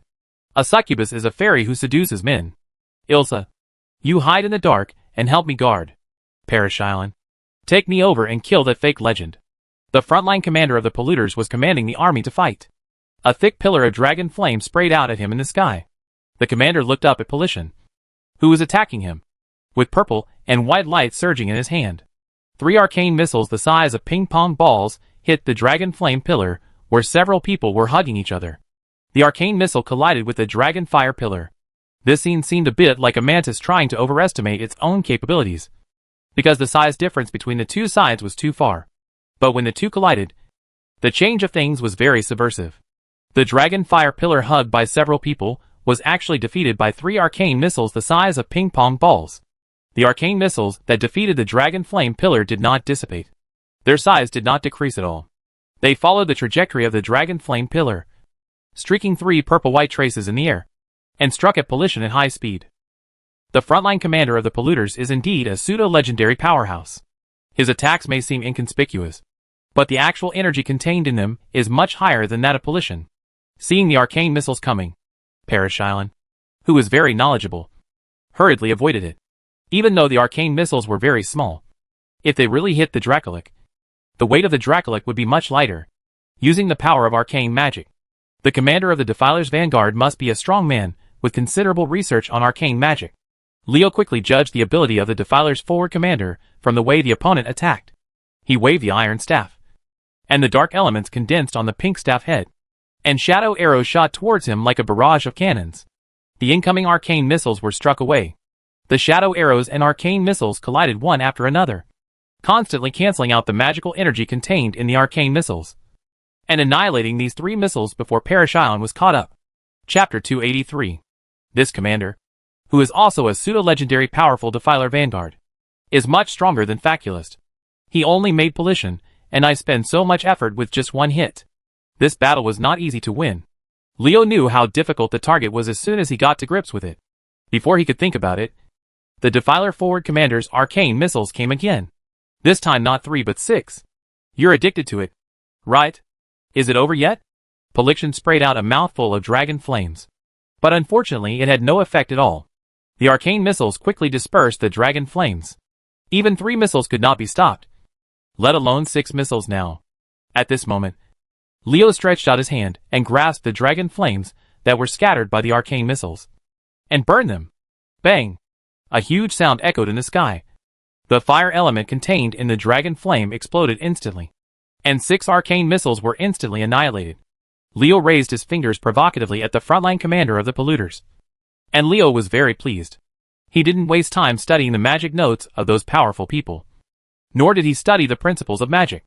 If he hadn't worked hard to study magic, he would be nothing more than a skill-casting machine. He could only cast skills stupidly. How could he do it? What innovations can be made? For example, the incineration used on Dragon Flame this time.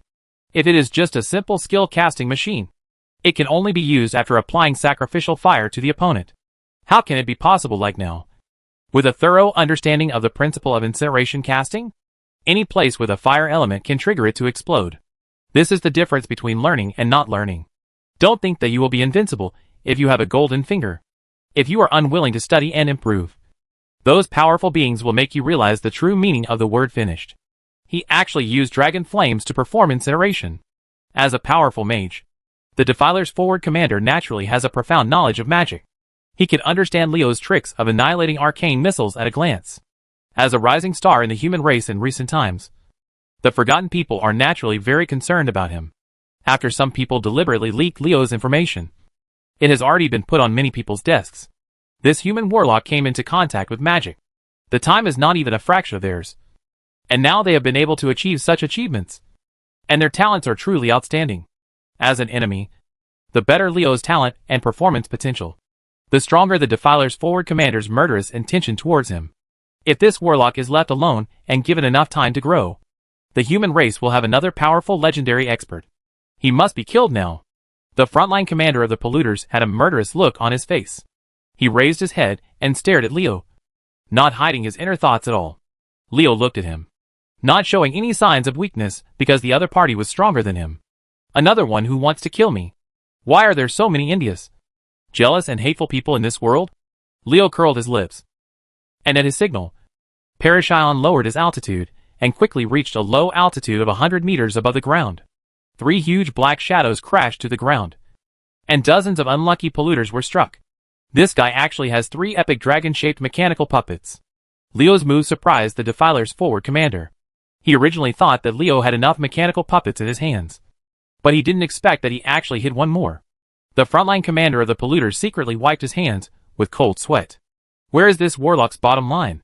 Seeing your opponent's surprise in your eyes, Leo, your mind is really broken, right? Do you think I didn't do anything in Stromgarde? As a guest of the Lothar family, I don't have to do anything myself. Just mention it, and someone will help me collect the raptor eggs. Thinking that there were thousands of velociraptor eggs in his personal space, Leo became more courageous. There are enough dragon eggs. And now it is only the number of corpses that prevents him from making a bone dragon. But this does not become a big problem, as long as you take the time to search the plague land once. It is completely trivial to obtain 6 figures of corpses. With these 3 velociraptor bone dragons, the number of velociraptor bone dragons created by Leo suddenly exceeded single digits. Unexpectedly, Leo actually had an epic level of combat power, and the Defiler forward commander was suddenly in trouble. The 3 swift bone dragons landed very close to him, close enough to easily include him within their attack range. The swift bone dragon swung its long tail, and the huge force swept away the nearby Defiler soldiers. The soldiers near the Defiler forward commander were quickly cleared away by them. Seeing that the situation was not going well, the Necromancer troops launched an attack on the swift bone dragon under the command of several legendary masters. Fireballs, ice arrows, arcane missiles, and other spells attacked the swift bone dragon with brilliant colors. Some necromancers also aimed their attacks at Leo and Parashion, who had entered the attack range of their spells. 3,000 necromancers all attacked together, and the light of the spells painted the entire battlefield with a layer of colorful light patterns. Seeing many spells coming at him, Leo not only did not dodge, but let Polition rush towards him. Was he getting impatient? Or was he contemptuous of the necromancer spell attacks? A spherical shield suddenly appeared, completely protecting Polition and Leo inside. At the same time, the 3 swift bone dragons were also wrapped in a shield. Protective magic ward? The polluter forward commander was very puzzled by Leo's behavior. Is he so confident in this magic shield? There were enough mages to attack Leo, 600 to 700, and even a pseudo-legendary strongman himself did not dare to attack him head-on. If Leo knew what Commander Defiler was thinking, he would definitely curl his lips in disdain. Hard connection? Who said I had to force it? I'm just reflecting the spell. The spherical shield came into contact with the incoming fireball and other spells, and something surprising happened to the polluters. All the spells returned as fast as they came as soon as they hit the spherical shield. It was the Necromancer who cast these spells. Now that these spells are returning along the original path, aren't they meant to attack the person who cast them? The Necromancers were greatly surprised. After all, they were experienced in battles, and responded to various situations extremely quickly. Before the magic was reflected back, they worked together to put up a protective shield to protect themselves inside. A large spell reflection barrier. The frontline commander of the polluters took a deep breath. If Leo fought against him despite the spell reflection barrier, wouldn't he, as a mage, only get beaten? This is too bullying. Not such a rogue. It's not that the polluter forward commander doesn't have common sense, but common sense is that an existence like a large spell reflection barrier cannot last long, unless your strength is so strong that it can't last long. After all, this world is a magical world. Magic is one of the laws of the world. Anti-magic is to fight against the ubiquitous laws of the world. Of course, it cannot last forever. But today, this common sense was broken by Leo. He and the red dragon under him actually held the large magic reflection barrier for 30 seconds. And judging from the relaxed appearance, this time will be extended for a long time. With the epic level strength of Leo and the red dragon under him, it is impossible to achieve this step. What kind of freak is this guy? If the lacrimal glands were still functioning, the Defiler's forward commander would definitely have tears in his eyes. When you're fighting against a mage like me, you're actually holding a spell reflection barrier. Isn't this deliberately irritating? The forward commander of the Defiler, who felt more and more aggrieved as he looked more like him, saw Leo riding the red dragon viciously towards him. He quickly turned around and used the flash technique to leave the place instantly. You are cheating. I won't play with you anymore. If you can't afford to offend me, can you still afford to hide from me? Leo was very despised by the pollution front commander's avoidance. After all, you are also a pseudo-legendary powerhouse. You actually still hide in front of two little epics like me and Parashion. Are you addicted to hide and seek? You? If a pseudo-legendary mage wanted to escape, it would be really difficult to catch up with Leo's current abilities. But the monk who could escape could not escape from the temple. Leo didn't believe that he could really hide forever. Pollution opened his mouth, and a pillar of dragon flame swept towards the team of necromancers of the Defiler. At this time, the 3,000 necromancers had just used magic shields to withstand the reflected spell attacks, and they had not had time to take a breath. The dragon flame swept over, but in desperation, they had no choice but to support it by force, and use the remaining magic power to increase the magic output to the magic shield. It's not that no one has thought about gathering everyone's strength to kill Leo, but the problem is that they mages don't dare to do anything when facing Leo, who still has the magic reflection barrier on. As the king of attack mages, they can only attack at this time, able to restrain oneself. When the spell reflection barrier disappears, it will be your death. Human being. The necromancers looked at Leo with hatred in their hearts, and their hearts were filled with anger. With his own strength, he actually suppressed a powerful pseudo-legendary mage, a dozen legendary mages, and 3,000 high-level necromancers. Leo's move inspired the fighting human soldiers, making them highly morale and greatly increasing their combat power. Fighting against the Defiler striker is no longer so difficult. Little did they know that Leo at this time was strong on the outside but weak on the inside. On the surface, he seemed to be suppressing the mages among the Defilers, but the anxiety within him was indescribable to outsiders. Being able to cast that layer of air shield that can reflect spells is naturally indispensable to the contribution of the skeleton mechanical army. The number of caster nemesis, which has reached 2,000, has become the hero behind his success this time. Without them, how could Leo dare to attack the polluter camp so arrogantly? 3,000 necromancers combined with a pseudo-legendary powerhouse were enough to put him and Parashion on the floor. However, the magic reflection shield of the caster's nemesis is also time-limited, especially to maintain the scale of protecting pollution and the 3 swift bone dragons within it. The consumption is even greater. With the current consumption, reflecting magic, the shield will last for a maximum of 20 seconds. In these 20 seconds, can Leo cause enough damage to the 3,000 necromancers so that they can no longer pose a threat to him in the subsequent battle? Chapter 284 Victory in the First Battle. 20 seconds passed in the blink of an eye, and the aura shield protecting Leo disappeared in an instant. The shields of the necromancers remained unbroken despite the attacks of pollution and the 3 swift bone dragons.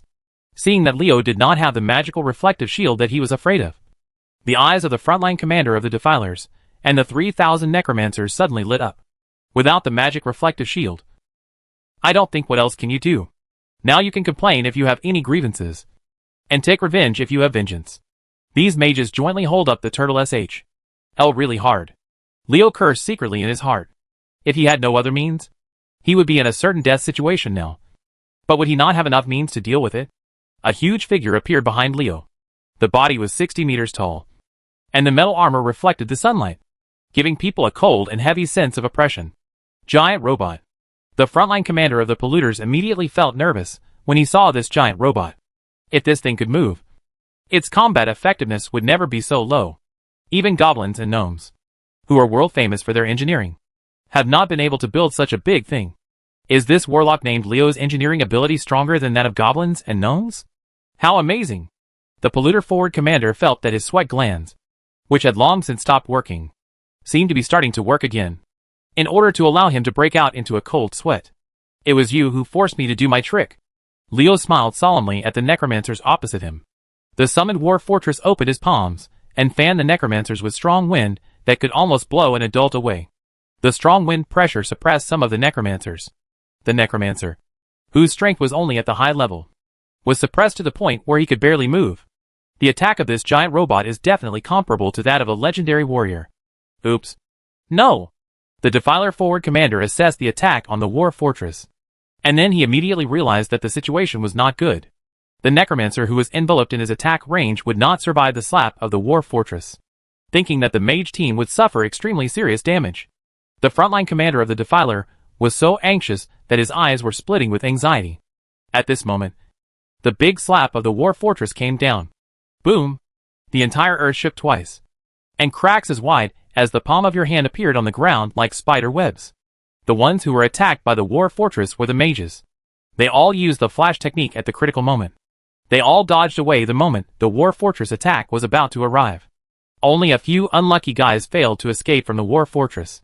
The attack range was reduced to powder by the giant robot's slap. The frontline commander of the Defilers felt a little relieved after seeing this. He only lost a few mages, and it didn't have much impact. But the next scene made him so anxious that he immediately launched an attack. The Necromancer used the flash technique to run over. But the attack of the war fortress did not stop.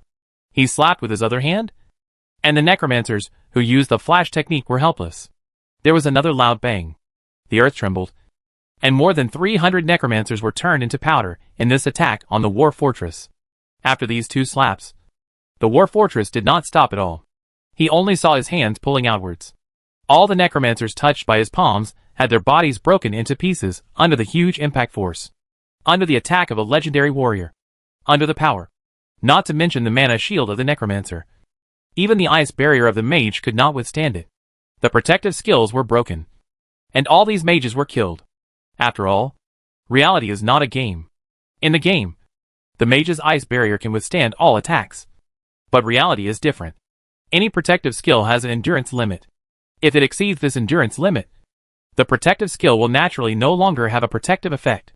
If it were an ice barrier war fortress cast by an ice epic mage, it would naturally be impossible to break it. But the strongest of these necromancers were only in the legendary realm. So how could they withstand it? But in the blink of an eye, 1/6 of the 3,000 necromancers were gone. How could the Defiler forward commander not be anxious? Bang bang bang. The magic contained in the 3 arcane missiles fired by a pseudo-legendary mage in anger was naturally extraordinary. The huge body of the war fortress was shaken repeatedly and almost fell down. This guy's attack is quite fierce. Give it to you. Leo issued an attack order to the war fortress, asking him to shift the target of the attack to the Defiler forward commander, while he himself controlled Polition and commanded the 3 Velociraptor bone dragons to attack the remaining necromancers, and made an attitude of killing everyone. The frontline commander of the polluters was very anxious when he saw this.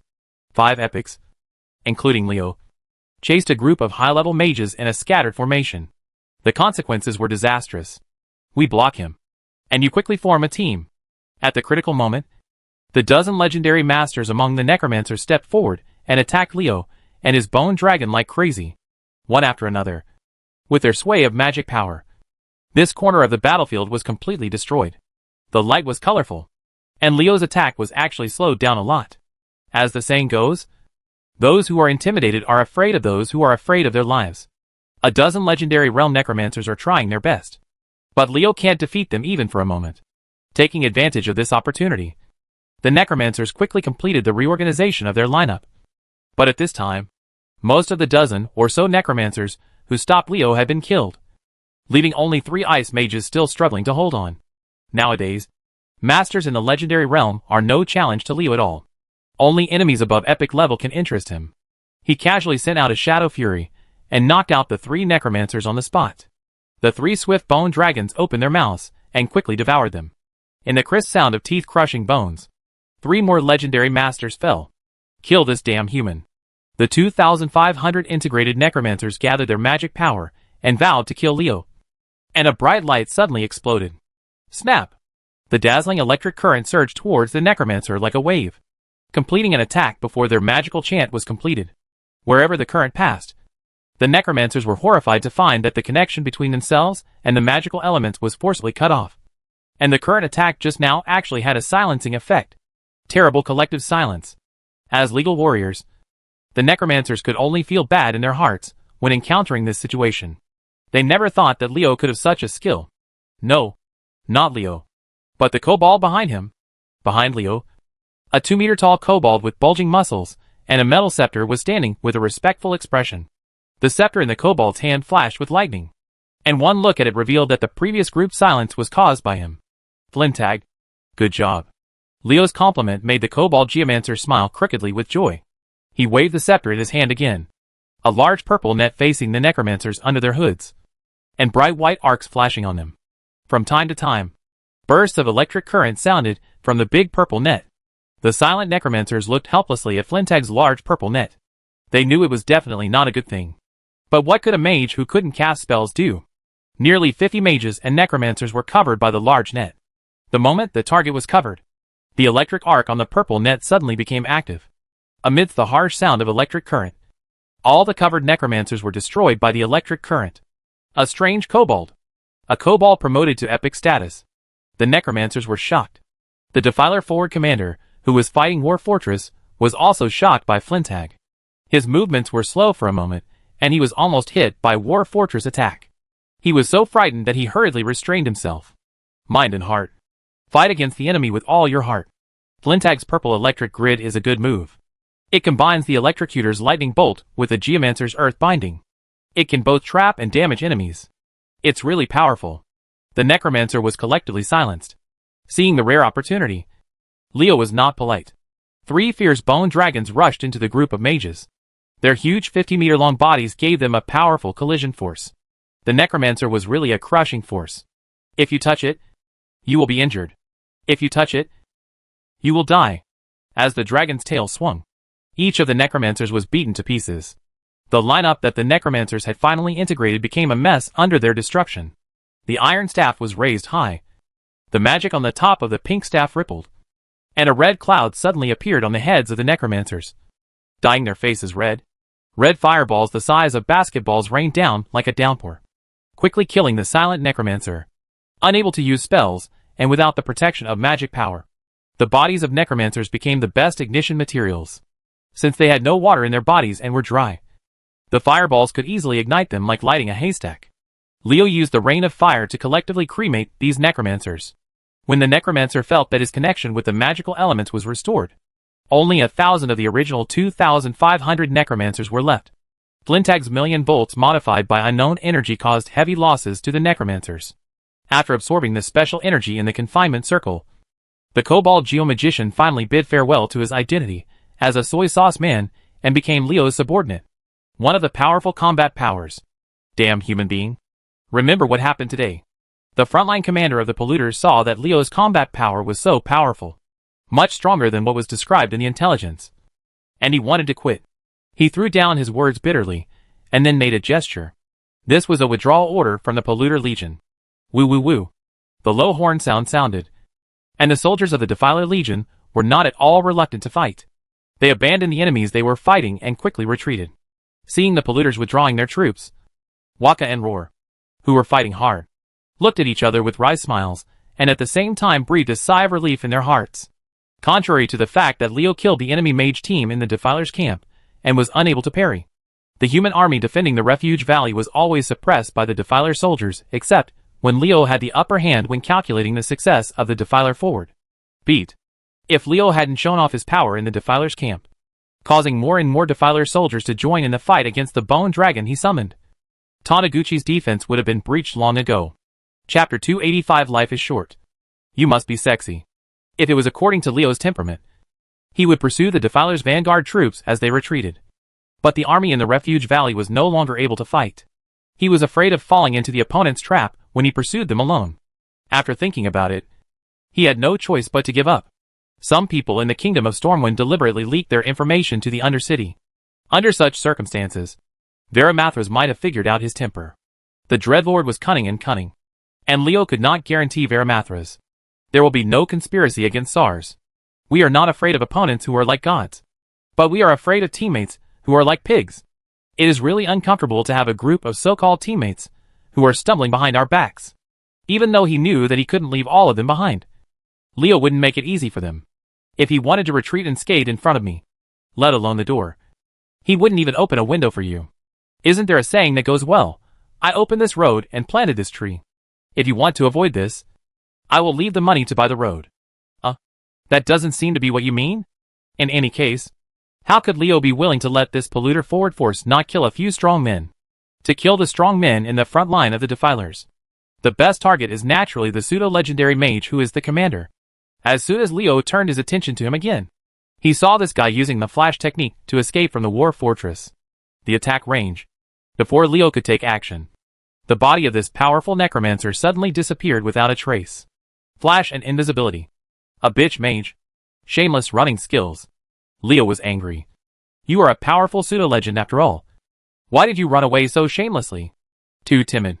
If the big one escapes, I'll kill the little one. And leave a few of the 10 epics as trophies. Amryn is in charge of the army, and Waka and Roar will try their best to hunt down those legendary masters. Leo, the epic powerhouse at the front of the polluters, will not let him go. But he also wants to kill those legendary masters. After all, these guys can provide him with a lot of energy. So how can he just let him go? Waste is shameful. Waka and Roar did not dare to disobey after hearing Leo's words. Anyway, the polluters were retreating now, and Amarin's command ability was completely sufficient. With their hands free, they happened to kill the legendary master who was one level lower than themselves. Together with Leo's Huma and other pets, the two human epics clung to a group of legends, forcing the undead to leave only half of their men behind. Those who stayed behind were destined not to go back. A roar came, and Leo turned his head to look, but it turned out to be Ektoz. At this time, the Dracolic was extremely angry. Although Leo had killed all the necromancers before he could take care of himself, he still could not get close to the Dark Priest. A blue mana line extends from the hand of the Dark Priest. The end of the blue mana line is Ektoz's head. The Dark Priest's mental whipping is constantly damaging Ektoz's soul, making him confused and slow in movement. Unlike all Dark Priests in the game, who can only stand in place and cast spells, powerful Dark Priests can move when using Spirit Flay. The so-called mobile casting is not a problem for those who have mastered the essence of a certain spell. Ektoz moved slowly, and the Dracolic failed to shorten the distance between the two under the constant movement of the Dark Priest. If there was no outside intervention, Ektoz would definitely be consumed by this Dark Priest. As both epic level warriors, Ektoz is still far behind compared to some experienced masters. You are so arrogant that you want to consume my dragon to death. Leo pointed a finger at the Dark Priest, and the damage increased, and the two curses of aging were thrown on the head of the Dark Priest. The movements of the cursed Dark Priest suddenly slowed down. Just as he was about to dispel the negative state on his body, a bone whip with barbs shot out of the void. Amidst the crackling whip tail, the Dark Priest, the power word technique, which was not very strong in the first place, broke the shield immediately, and the bone whip that broke the shield took advantage of the situation and wrapped around his neck.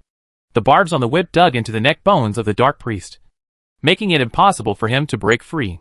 Being entangled in the bone whip, the Dark Priest suddenly felt extremely uncomfortable. He felt that his mana was rapidly draining. Oops. It's that warlock succubus. Inspiring the magic power, the Dark Priest was about to break free from the entanglement of the bone whip. Unexpectedly, at this time, Ektoz, who had never shown his power, flashed red eyes, and the Dark Priest felt his body stiffen, unable to move. Although this stiff state disappeared after a second, being blocked by Ektoz, The Dark Priest had to regroup his magic power. And Ectorals, who had been tortured by his mental whipping, also took the opportunity to approach. A large amount of dark elements poured out from the Dark Priest's body, forming a black mist. The elemental impact contained in the mist forcibly shook away the bone whip wrapped around the Dark Priest's neck bone. The bone whip was shaken open, and the barbs nailed into the neck bone came out. A piece of bone fragments flew, and the Dark Priest's neck bone became so damaged that one had to doubt whether it could support his head. Yeah! With a moan that made people's blood boil, the succubus in tight leather clothes appeared from behind the Dark Priest. He raised his hand, and with a crackling sound, the barbed bone whip passed through an afterimage in the air. Snapping, there was a slap on the Dark Priest's back, causing the undead soul, who could no longer feel pain, to twitch twice in pain. Painful whipping. Like the Dark Priest's mental whipping, the succubus' painful whipping also uses shadow energy to impact the opponent's soul. The Dark Priest will naturally feel pain when the soul is attacked. How long has it been since I felt pain? The Dark Priest couldn't help but glance at the succubus. What awaited him was the succubus's big watery eyes and a charming smiling face. When the charm was revealed, the Dark Priest's mind suddenly rang, and he stood frozen on the spot. No, it's the charm. Finally, the Dark Priest's willpower was good, and he quickly got rid of the control of the charm after standing still for 2 seconds. But it was already too late. The delay during this period had allowed Ectors to bring him into the attack range. The thick dragon tail hit with a force that swept across thousands of troops. The Dark Priest hurriedly avoided it, whether intentionally or unintentionally. The only direction the Dark Priest could avoid the dragon tail's attack was blocked by a succubus. Succubus, let you taste the scream of your soul. The Dark Priest opened his throat and let out a piercing scream that could scare the little friends so much that they dare not cry at night. When the scream came, the succubus turned around and ran away, like a little lowly who met a wretched uncle. Ilsa truly lives up to her reputation as a succubus, and her twisted waist is truly a kindness to the eyes. Someone above Polition rubbed his chin evilly, thinking thoughts that had nothing to do with the battle. Using his mind scream to scare away the succubus blocking the road. The Dark Priest's path suddenly became clear. Just as he was about to take steps, the stiff feeling came over again. The miserable Dark Priest could only look at Ectora's thick penis. The dragon's tail hit him. Boom!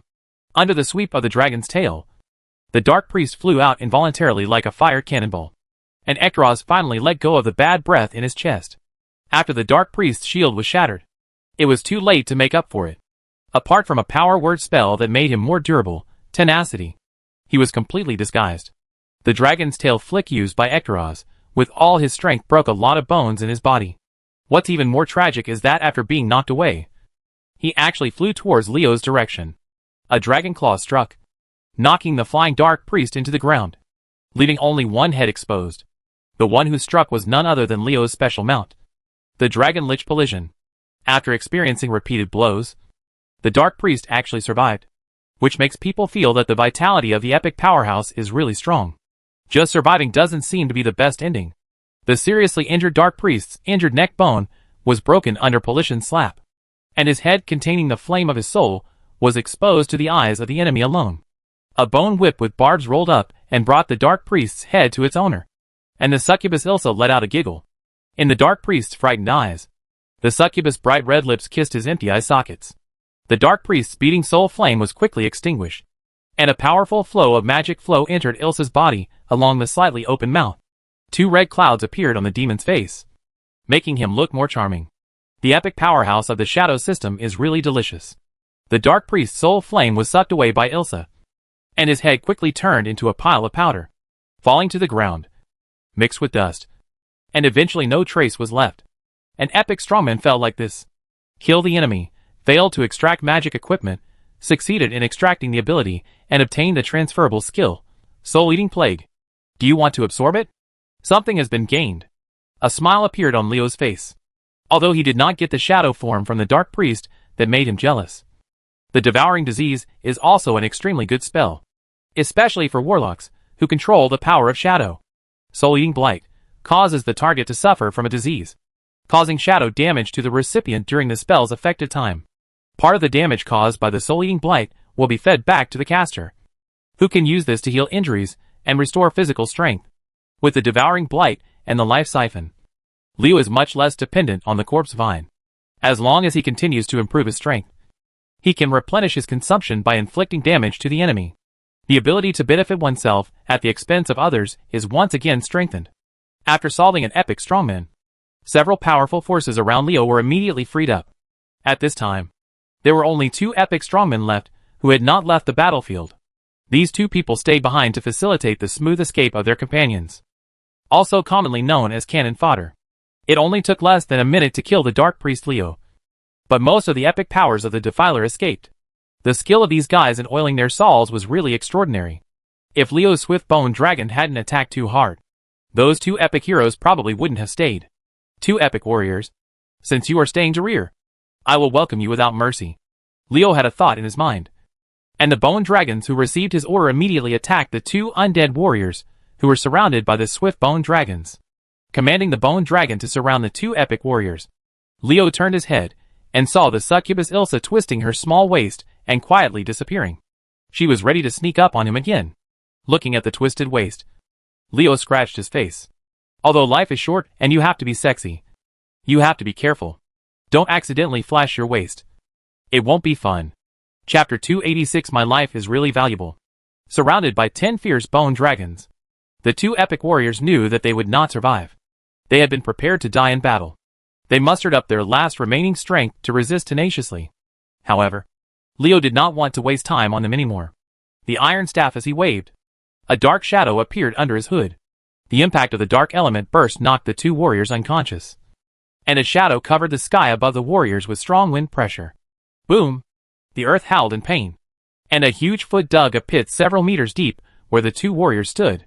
The war fortress that caused heavy casualties to the retreating Defiler forward troops was transferred over by Leo. And he stepped on it while the 2 warriors were stunned by the fury of shadow, being trampled to death. The 2 epic warriors died in an extremely miserable manner. Waka and Roar secretly wiped their hands with cold sweat when they saw this. Fortunately, Leo was one of their own. Otherwise, they would not have died like this if they faced him. 2 epic warriors were killed. And the remaining undead were naturally unable to withstand the bone dragon's attack. Dozens of legendary masters were killed after holding on for a minute. We defended the Valley of Refuge. Haha. The polluter army has been repelled. After the battle ended, thunderous cheers erupted in the Valley of Refuge. Leo ignored these, as he was accepting the results of this battle. Today's results were far beyond his expectations. In his opinion, the gains he could get from killing the epic warriors were extremely limited. After all, the chances were much smaller. But he didn't know if it was because his opponents were more elite. Each epic powerhouse gave him extra gains. War Fortress trampled 2 epic warriors to death. And the golden finger prompt sounded in Leo's mind. Kill the enemy, obtain the magic equipment successfully. The host gets the amulet of the Defiler. Do you want to draw it? Kill the enemy, failed to obtain magic equipment, succeeded in extracting the ability. And obtained the transferable ability, charge. Do you want to absorb it? Leo didn't pay much attention to the polluter talisman. A piece of jewelry that could provide a certain amount of physical protection when turned on. It was a sophisticated magical equipment. But he thought the subsequent charge was very good. From Leo's point of view, this charge is simply prepared for the giant grizzly bear. This guy's collision force is absolutely top-notch. But his speed is not fast enough. If he learns the charge skill slowly, wouldn't the problem be solved? Jumping off Parishan's head, Leo thrust the iron staff into the ground. And the corpses on the ground began to disappear, leaving behind small crystal particles. All the corpses left by the Defiler were absorbed by Leo, and became the materials for him to create an army of skeletons. The ability to absorb corpses is actually quite good. At least it makes it easier for your own soldiers to clean up the battlefield after the war. Turning around, Leo was about to walk into the Refuge Valley, when he suddenly realized that something was wrong. Waka and Roar on the opposite side suddenly had horrified expressions on their faces. And powerful magic waves came from behind him. Someone attacked me. Leo reacted quickly. And the bone armor, magic armor, demon skin, and mana shield were instantly activated to protect himself. As soon as he finished doing this, 5 magic attacks came over. The magic elements collided violently. And Leo's body was pushed forward and slid several meters away. Mana shield. Shattered. Magic armor. Shatter. Bone armor. Shattered. Fortunately, after 3 spells to offset it, the attacker's magic had been completely neutralized. Turning around suddenly, while drinking a bottle of recovery potion, the sneaker's figure came into Leo's sight. They are none other than the Defiler Forward Commander and the two epic mages who first fought against the Twilight Bone Dragon. These three guys took advantage of the moment when Leo was relaxed after the battle and used the mage's invisibility to approach quietly. If it weren't for the magic fluctuation when launching a magic attack that lifted their invisibility, allowing Waka and Roar to see it. And Leo, if you react quickly enough, they will really succeed. Two epics and one pseudo-legend risked being killed just to sneak up on me. My life is really valuable. After blocking the sneak attacks of the three mages, Leo was not careless at all. All of his protective spells had been broken, and the demon skin could not block their subsequent attacks. The brilliance of arcane magic flashed over the three mages, which was the calmness that allowed the mages to cast spells instantly. Ice arrows as thick as a man, a pyrotechnic ball the size of an adult, and 9 arcane missiles the size of table tennis balls came straight at them. And the 3 sneak attackers launched another attack. Roar! Polition and Ektaz roared angrily, and 2 dragon flames struck at the incoming magic. Unfortunately, they were not strong enough. The dragon flames were broken by the leading ice arrows. They had expected this to happen. What happened was that Leo held it in vain and burned it. Bang! The huge sound made people's ears hurt, and the ice arrows disappeared without a trace as the magic elements collided. The first spell is solved. Following the ice arrow was a large pyroblast ball. Leo was about to cast a spell to detonate the pyroblast ball with incineration, but he suddenly felt that the connection between himself and the magic element was forcibly severed. It's the mage's silence technique. Seeing the large pyrotechnic ball approaching rapidly, Leo was very anxious. The silent spells of the 3 mages were enough to eat him to death, and there was also an ice mage among them. Deep freezing was no joke. During the 3 wolf howls, the mad wolf teleported forward and tried to block the attack of the pyrotechnic ball with its body. Unfortunately, this time it was an all-out attack from an epic mage, and they could not block it with their physical strength. Wherever the pyrotechnic ball passed, there were only 3 piles of ashes burned by the fire element. Huma and Terror Clamp didn't hesitate. As loyal little brothers, they naturally had the consciousness of younger brothers. It was their duty to fly in and catch the eye.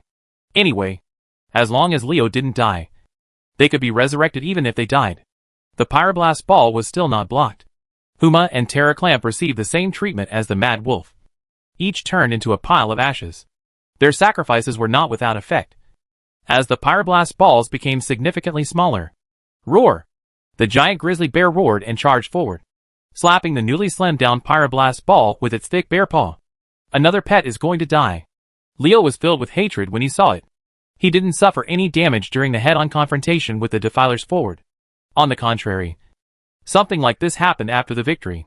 He secretly hated the Necromancer's cunning, and was even more angry at his own insensitivity. It seems that we cannot let down our guard at any time, and cannot give the enemy a chance. The giant grizzly bear has acquired the skill, Flame Claws. Do you want to acquire it? There is such a good thing. Leo felt happy. Was it a blessing in disguise? Naturally.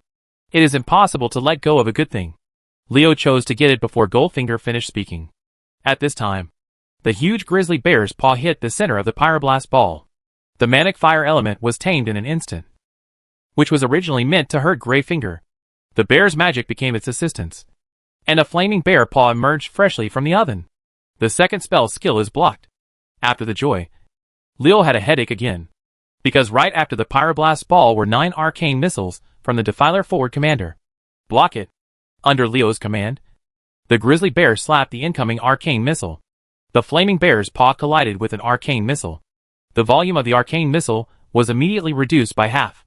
The attack power of Flame Claw was evident before. If the grizzly bear's strength could go further, Leo had no doubt that this arcane missile would be dispersed. Unfortunately, assumptions were just assumptions after all, and they were not reality. The reduced arcane missile destroyed the grizzly bear's paws. Before the beast could howl in pain, another arcane missile struck, and the grizzly bear's body hit the ground heavily. The difference in strength was too great. Faced with the attack of a pseudo-legendary mage, the grizzly bear who had just acquired a new skill was killed before he could take advantage of it. Snap! A wave of dazzling electric light hit the arcane missiles. Geomancer Flintag took action. The 1,000,000 volts were not given in vain. The powerful electric element caused 3 arcane missiles to drop, including one. It was weakened by the giant grizzly bear, but this still couldn't stop the arcane missile attack, and the remaining 6 missiles could still kill Leo. Soulless Necromancer. Damn silent. The connection with the magic element was finally restored. And Leo was silenced again before he could cast a spell. If 3 mages attack a warlock, the silence spell alone will render the opponent completely unable to cast spells for 9 seconds. As if he had expected that the million volts would not be able to stop the arcane missiles, Flintag threw out a large purple net. Earthbound. After casting the million volts, the large purple net hood was directed at the arcane missile, and a missile rushed at the front. The collision between the magic elements produced dazzling colors, beautiful and deadly. Hun Dan, you actually asked me to plug the hole of the gun. A person who looks exactly like him suddenly appears next to Leo. Who is it if it's not his paladin clone? When the paladin clone was called out at this time, it was immediately clear what Leo had in mind. It was no wonder that the paladin clone was so resentful. A layer of blazing hot holy light emerged from the paladin's body, turning him into a golden man. A translucent aura shield protected his entire body inside. Holy shield.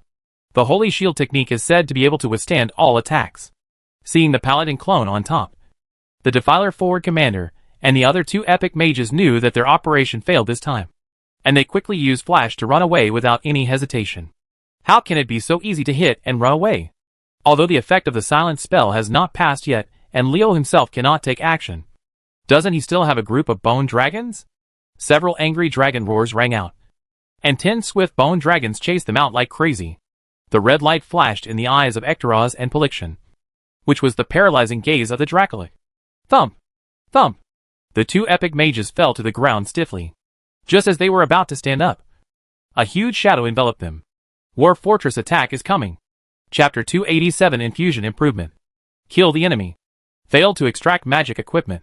Extracting ability. Obtain transferable ability. Blazing speed. Do you want to absorb it? War Fortress attacked 2 mages, but Goldfinger only gave a hint. What does this mean? The ice mage is not dead. The ice barrier of the epic mage cannot be broken by the current War Fortress. To be precise, a single attack from the War Fortress cannot break this spell. To break it, you must attack at least 3 times in a row. War Fortress raised his hand and was waiting for another attack. The ice mage took this opportunity to lift the ice barrier and was about to run away again. A bone whip with barbs suddenly shot out of the void and struck him with a crackling sound. On his back, the sharp pain from the depths of his soul made him twitch uncontrollably, and his movements slowed down a beat. The big hand of War Fortress took the opportunity to suppress. Boom! Kill the enemy, successfully extract the magic equipment, and obtain the item, Soul Fong. Do you want to extract it? Except for the name of an epic dagger, which has exactly the same properties as the Prophet's Claw of Arthi battlefield reputation. Leo didn't pay attention to this dagger at all. His attention now fell on the Defiler's forward commander. If you dare to come back and attack me, you must be prepared to die. Just stay alive. As early as when the Paladin clone used the Holy Shield to block the hole of the gun, Leo was ready. As soon as the time for the silence spell passed, he had locked the frontline commander of the polluter with a wave of his staff, and a green mist surrounded him. The skull quickly attacked the Defiler forward commander. Warlock's death coil. The frontline commander of the Defilers did not dare to neglect. If he was hit by the death coil, judging from the current situation, he would definitely die. Condensing magic power was about to cast a spell to defeat the death coil, when the dark elements around him suddenly became active, eroding his body and cutting off all connections between him and the magic elements. Isn't this strangulation? How could a warlock know the skills of a death knight? Wait, weren't the 3 bone shields that protected him when he was attacked also the death knight's bone shields? So this human warlock named Leo can cast at least 2 spells that belong to the death knight. How is that possible?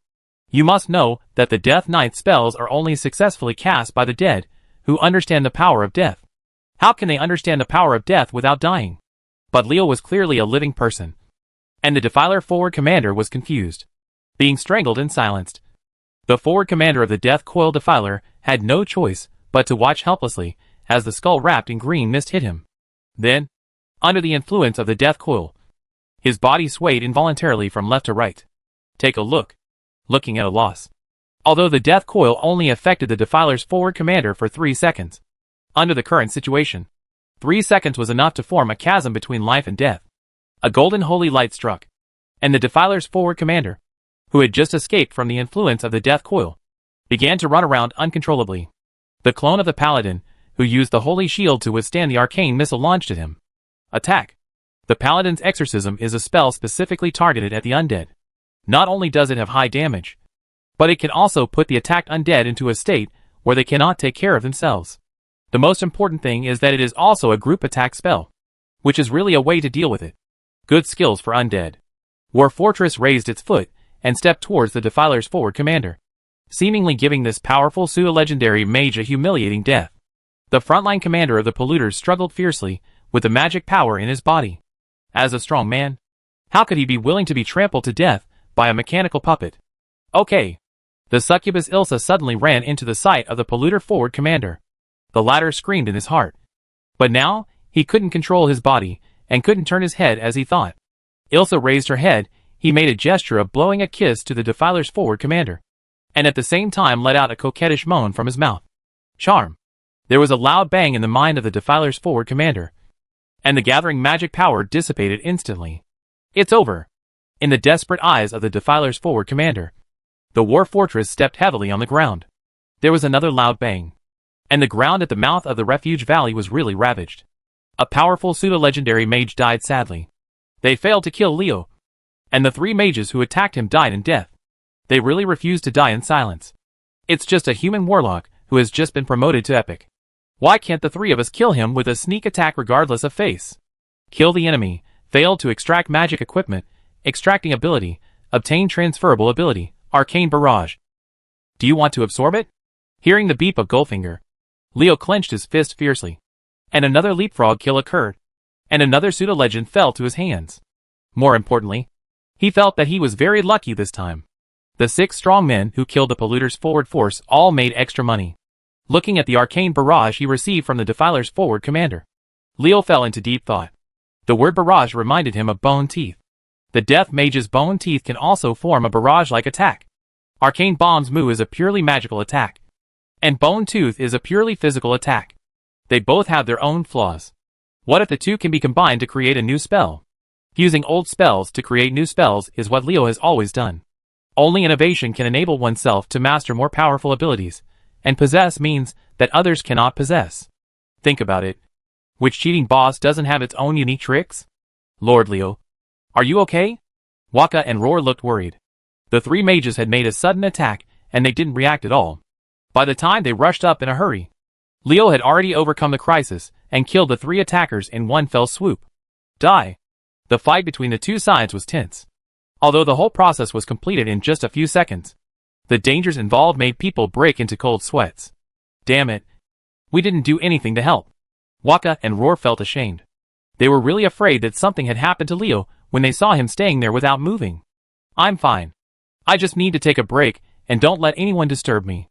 Leo waved his hand, and walked towards the refuge valley.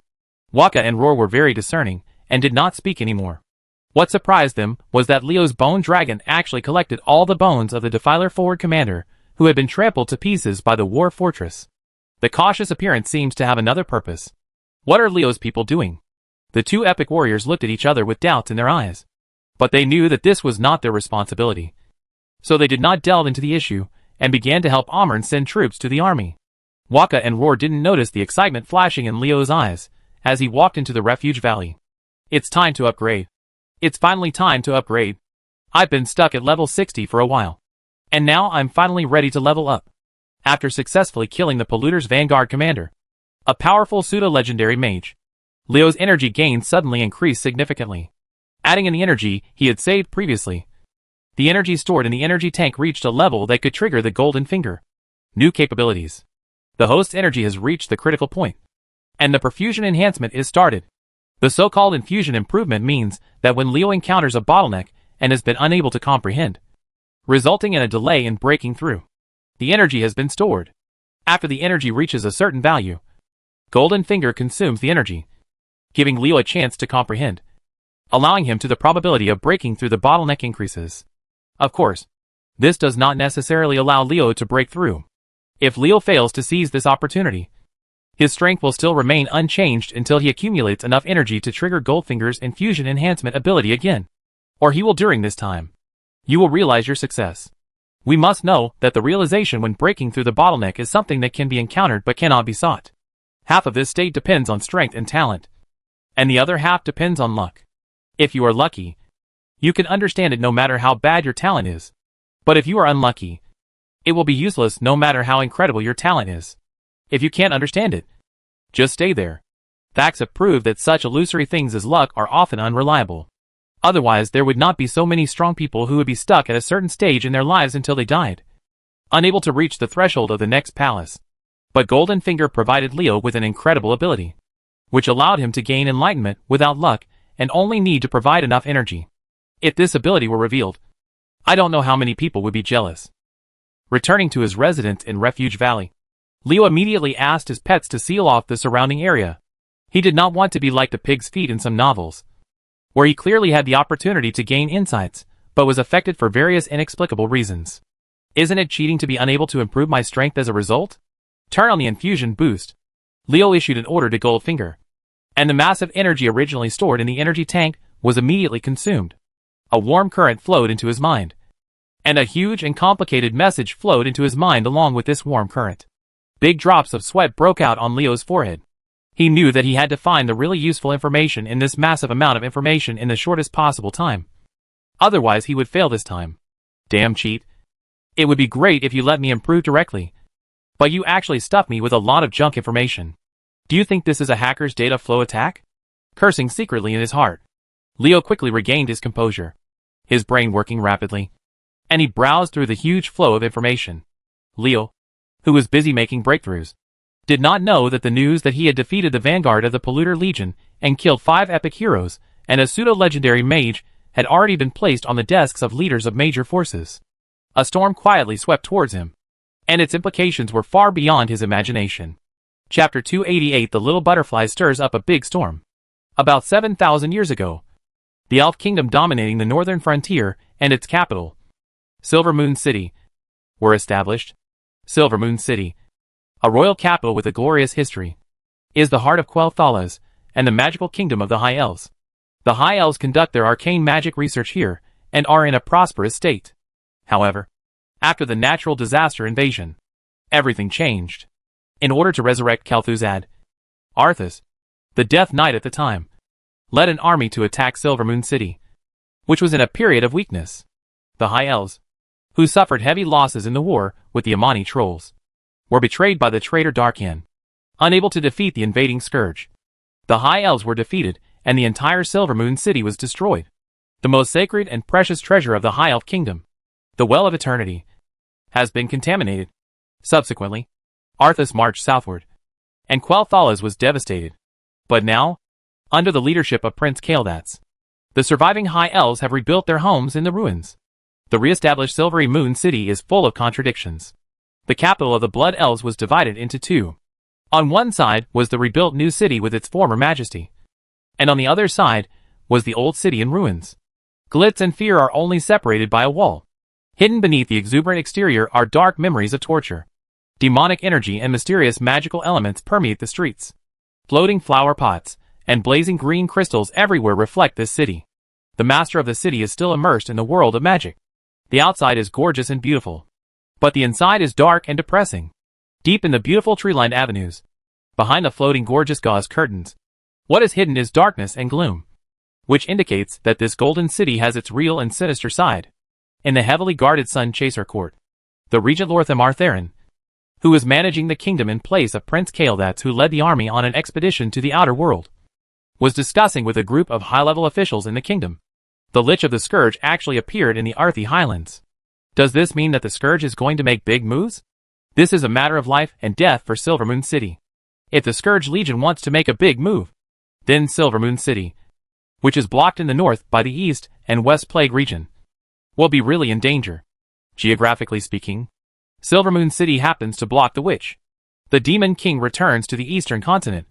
The thought of Lorthamar made him anxious. With Silver Moon City's current strength, how could it withstand the Scourge? As the regent, he and the senior officials of Silver Moon City have been discussing how to deal with it these days. It's not that the senior officials of Silver Moon City believe the news from the outside world, but the source of the news cannot tolerate their disbelief. Some of the sources of the news are from their allies in the Undercity, and the other part is from other forces such as humans, who have inquired about it through their own channels. Even the Moon Temple sent a message to remind them to be more careful. We cannot be trapped in Yonga Forest. We must find a way to open up the passage between Silver Moon City and the outside world. Archmage Ramath made a suggestion. But it was as if he had not said it yet. Everyone knew that Silver Moon City could not resist another invasion of the Scourge by relying on its own strength alone. If Silver Moon City did not join forces with external forces, it would have nothing but another destruction. Other endings. It's time to clean up the traitor Darkhan. But our troops may not be enough. Haldoran Brightwing frowned, looking infinitely troubled. After the natural disaster invasion, Arthas not only left an indelible mark of death on the elves' homeland, splitting the Eversong forest in two, but also drove a nail into the undead stronghold of Daso led by Darkhan. Moo. If Dysom's undead remains are not resolved, Silver Moon City's connection with the outside world will be cut off at any time, and even the use of the teleportation circle will be restricted. Darkhan, the leading mage in the original Elf Kingdom, was not given for free. As long as he used certain methods, he could interfere with the operation of the teleportation circle. By then, no matter whether the person or object being teleported would be lost in the twisted void. Although the teleportation array is good, it is not without limitations. If there is a master with superb magic power to make it worse, the user will have no choice but to ask for blessings. In fact, it is not necessary to have a great mage. Beings such as banshees can also interfere with the operation of the magic circle as long as they are in sufficient numbers. Without support from the outside world, it would be very difficult to defend Silver Moon City with its current strength. Don't look at the fact that Silver Moon City still has three powerful and prestigious formations: the Magister Legion, the Sunfury Legion, and the Spellbreaker Legion, as well as the newly established Farstrider troops. They look very powerful. In fact, the current Silver Moon City, but he is strong on the outside but capable on the inside. The Spellbreaker is the last strength of Silver Moon City, and cannot be moved lightly, except for leaving some seeds behind. The powerful Sunfury Legion and Magister Legion were all taken away by Prince Kael'dats. The Far Traveler Army is a newly built army, and its combat effectiveness is not very strong. In addition, they are good at attacking from a distance, but not good at close combat. They can defend the city with the help of fortifications. If they really attack Dyson, it will not have much effect at all. On the contrary, it will consume to death by massive amounts of undead cannon fodder. But if we don't take the initiative to attack Disam, and don't open up contact with the outside world as soon as possible, will everyone die together when the Scourge Legion comes to Silver Moon City? Our strength alone is indeed not enough. But what if someone helps? A female elf priest wearing an exquisite priest's robe suddenly spoke up. She made another suggestion that had been rejected by everyone.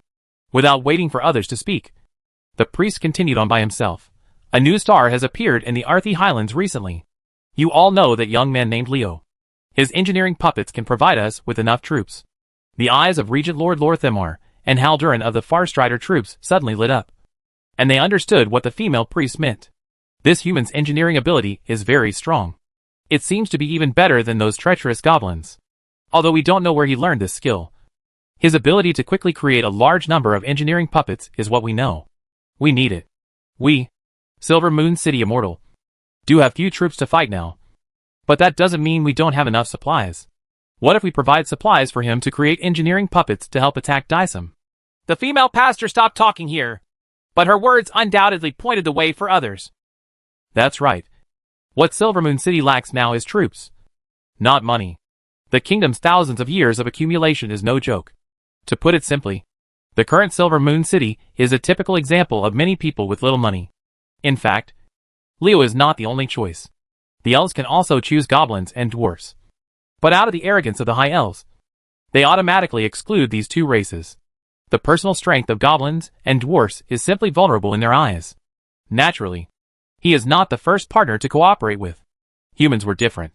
They had been allies with the high elves for a long time, until the prince of Silver Moon City was imprisoned in a water prison by a brain-twitching general from Stormwind City. I know Leo. As long as we provide him with enough materials, he is indeed capable of solving our troubles. But our alliance with the Undercity has already fallen out with humanity, and the possibility of him coming to help us is very low. Archmage Ramath raised questions, but his confusion was not a problem at all in the eyes of Lorthemar and others. Regent Lord Lorthemar laughed softly, feeling very happy that the problem that had been bothering him for many days was solved. Don't worry, Archmage. We already have detailed information about this human named Leo. If he was still working in Stormwind City, it would be very difficult to convince him. But now that he has switched to strong guard, it is not difficult to convince him. Archmage Ramath is very powerful, and has profound attainments in spell research. But his abilities in other aspects are very lacking. The female elf priest wearing exquisite priest robes also laughed. I think Strongguard will not refuse the friendship of Silvermoon City, if they really want to realize the revival of Arathar. After hearing what the female priest and Lord Themar said, Ramath stopped talking. He knew where his area of expertise was. Since the two leaders agreed, there was no problem.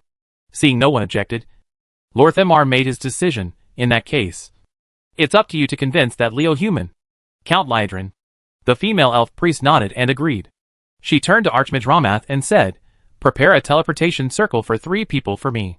The 2 young people I picked up from Teldrassil will have some thoughts on this matter. Very helpful. It was just teleporting 3 people, so there was no problem at all. Romans didn't dare to say anything else. This small teleportation of no more than 10 people would not cause any accidents. The prosperity of mankind began when the elves went to Strongguard to teach the 20 humans to master the power of magic. Now that they have come full circle, is it the elves' turn to rely on humans? A little butterfly that comes from time traveling flaps its wings. Will it finally cause a storm in the world and change its trajectory? Heiku! Heiku! Leo suddenly sneezed twice while he was comprehending. If it were normal times, he would definitely curse. Who is plotting against me? But now, he doesn't dare to be distracted at all. He has to find a way to break through the bottleneck in the massive information. His brain is already overloaded, so how can he have time to pay attention to other things? Damn it. It's all spam. Where is the thing I need? Sweat beads as big as soybeans on Leo's forehead flowed down his cheeks, making his chest wet. He didn't know if Goldfinger deliberately made things difficult for him or for some other reason. Until now, he had not found anything useful. Instead, he used up all his mental energy when selecting messages, and the whole person has gradually become mentally exhausted. Mental exhaustion is very uncomfortable for legal warriors.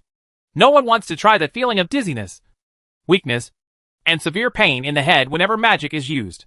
If it wasn't for the breakthrough, Leo would have given up long ago. Hun and Golden Finger, you are actually playing tricks on me. The information flow in his mind disappeared. And Leo, who was sure that he had not missed any information, was angry, because he could not find any information that was useful for his breakthrough. And all that flooded his mind was a lot of messy garbage. Can Goldfinger also play tricks on people? Leo instantly entered a violent state. I said, as my biggest helper after time travel, there is no need for you to be so bad. What should I do if you do this? Goldfinger is unreliable. Can a So really climb a tree? When his anger reached its peak, Leo endured the severe headache caused by mental exhaustion and suddenly stood up. At this moment, a different feeling suddenly came to his mind, and the severe pain in his head suddenly disappeared. Leo, who was about to lose his temper, suddenly stopped moving as if he had been hit by a restraining spell, and broke through. Has the first level of barrier to advanced legend been broken through just like that? Chapter 289 Varamathras is destined to be tricked to death. It's a small book, but it needs AT. Powerful heroes can crush the team.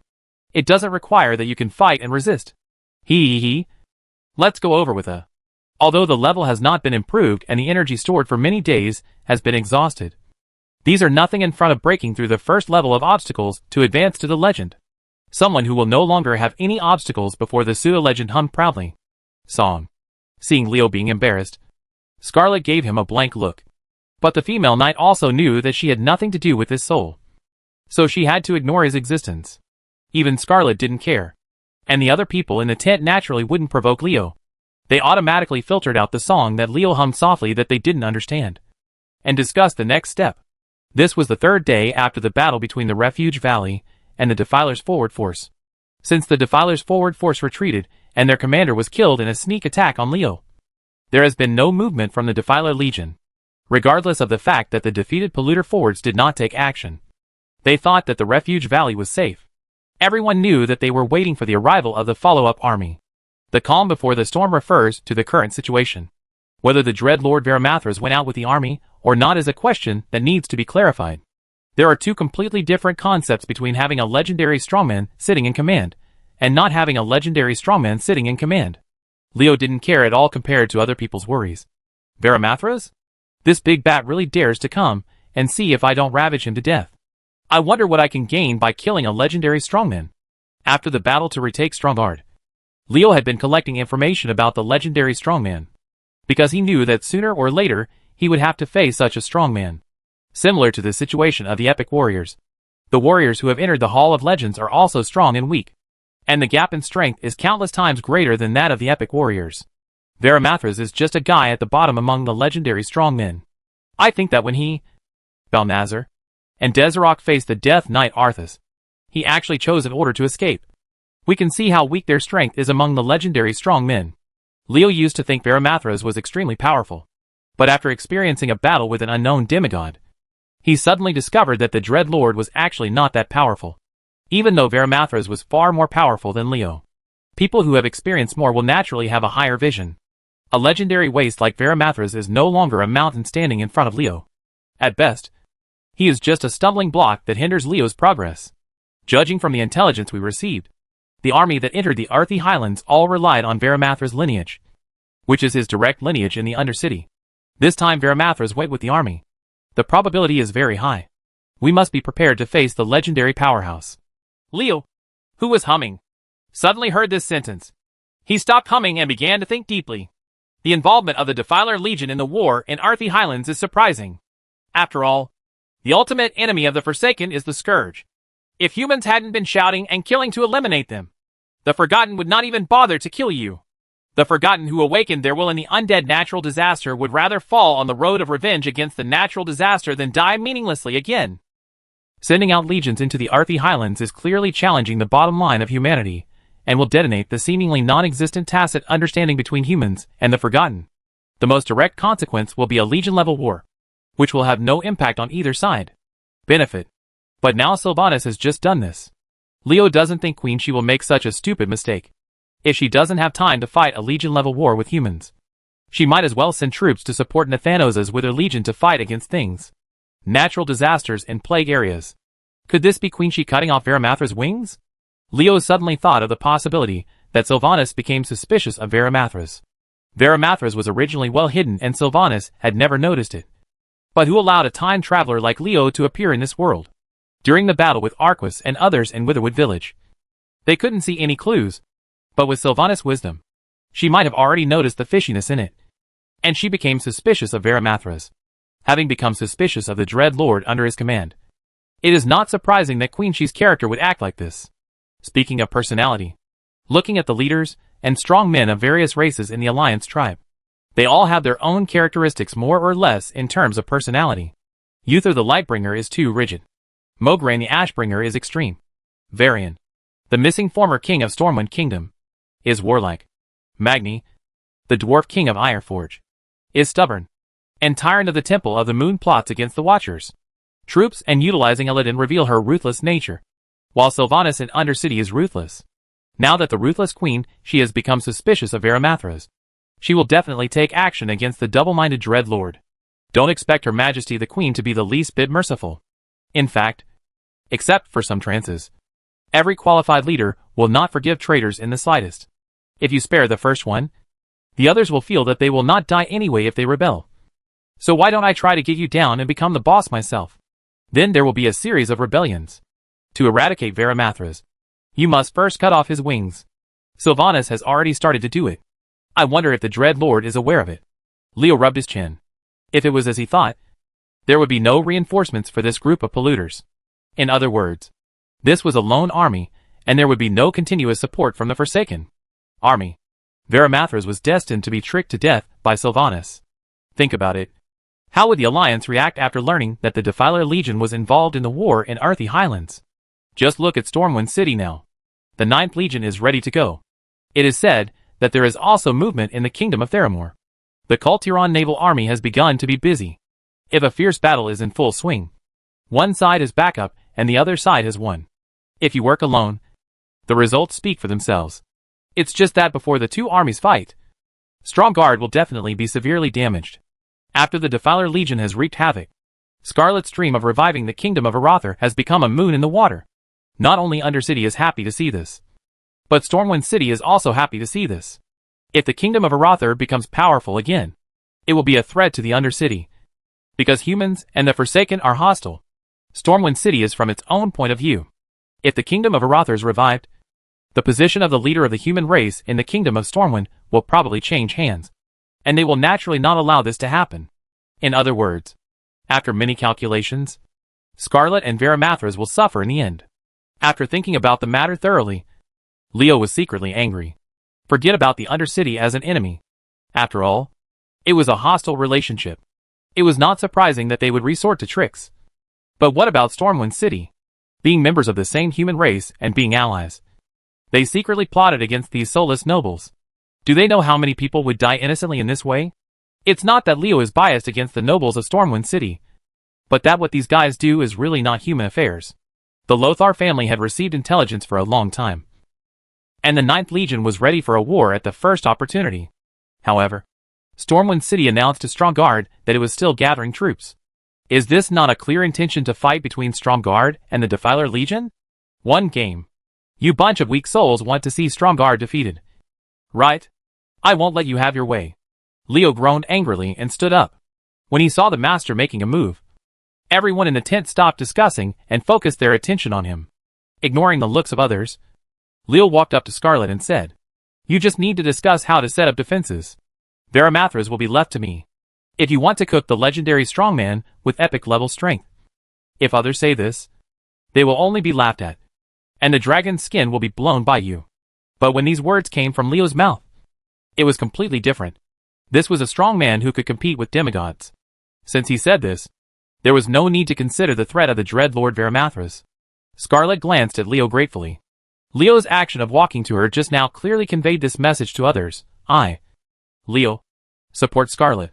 Meeting the female knight's gaze, Leo smiled softly. I am not as good as you in marching and fighting. But when it comes to killing people, you are not as good as me. Just go ahead and do it. With me supporting you, Varamathras has nothing to fear. If you want to realize Arathar's renaissance, start by defeating the Defiler Legion. Leo's gentle words shocked Scarlet's heart, and the female knight's eyes flashed. Defeating the Defiler Legion led by Varamathras allowed Lothar to regain the respect it deserved and take the first step towards reviving the kingdom. Scarlet became excited. Will the next battle be the beginning of the restoration of the kingdom? Just as everyone in the Valley of Refuge was discussing how to deal with the attack of the Defiler Legion, the teleportation array in the Undercity flashed 3 bright lights, and 3 female elves came out of the teleportation array. The breath of the living. Oh, no. This damn light. The undead spirits near the teleportation array sensed the breath of the living and immediately surrounded them. Some reckless guys were about to take action when dazzling holy light poured out from one of the female elves. The blazing holy light, which had a restraining effect on undead creatures, forced these undead souls couldn't help but retreat. There were actually some epic heroes among these undead souls. The female elf's strength was eye-catching. Everyone, step aside. These are friends from Silvermoon City. They are guests of the Queen. At this moment, a voice came over. Hearing this voice, the female elf dispersed the holy light, and the forgotten people also stopped moving.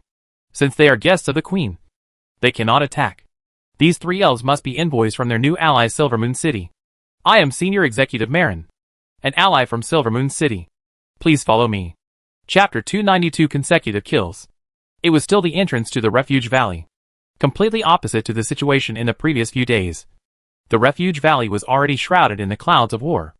Varamathras, who led the army on the expedition, became angry after hearing the battle report that the Legion's forward troops were severely defeated and even the commander was killed.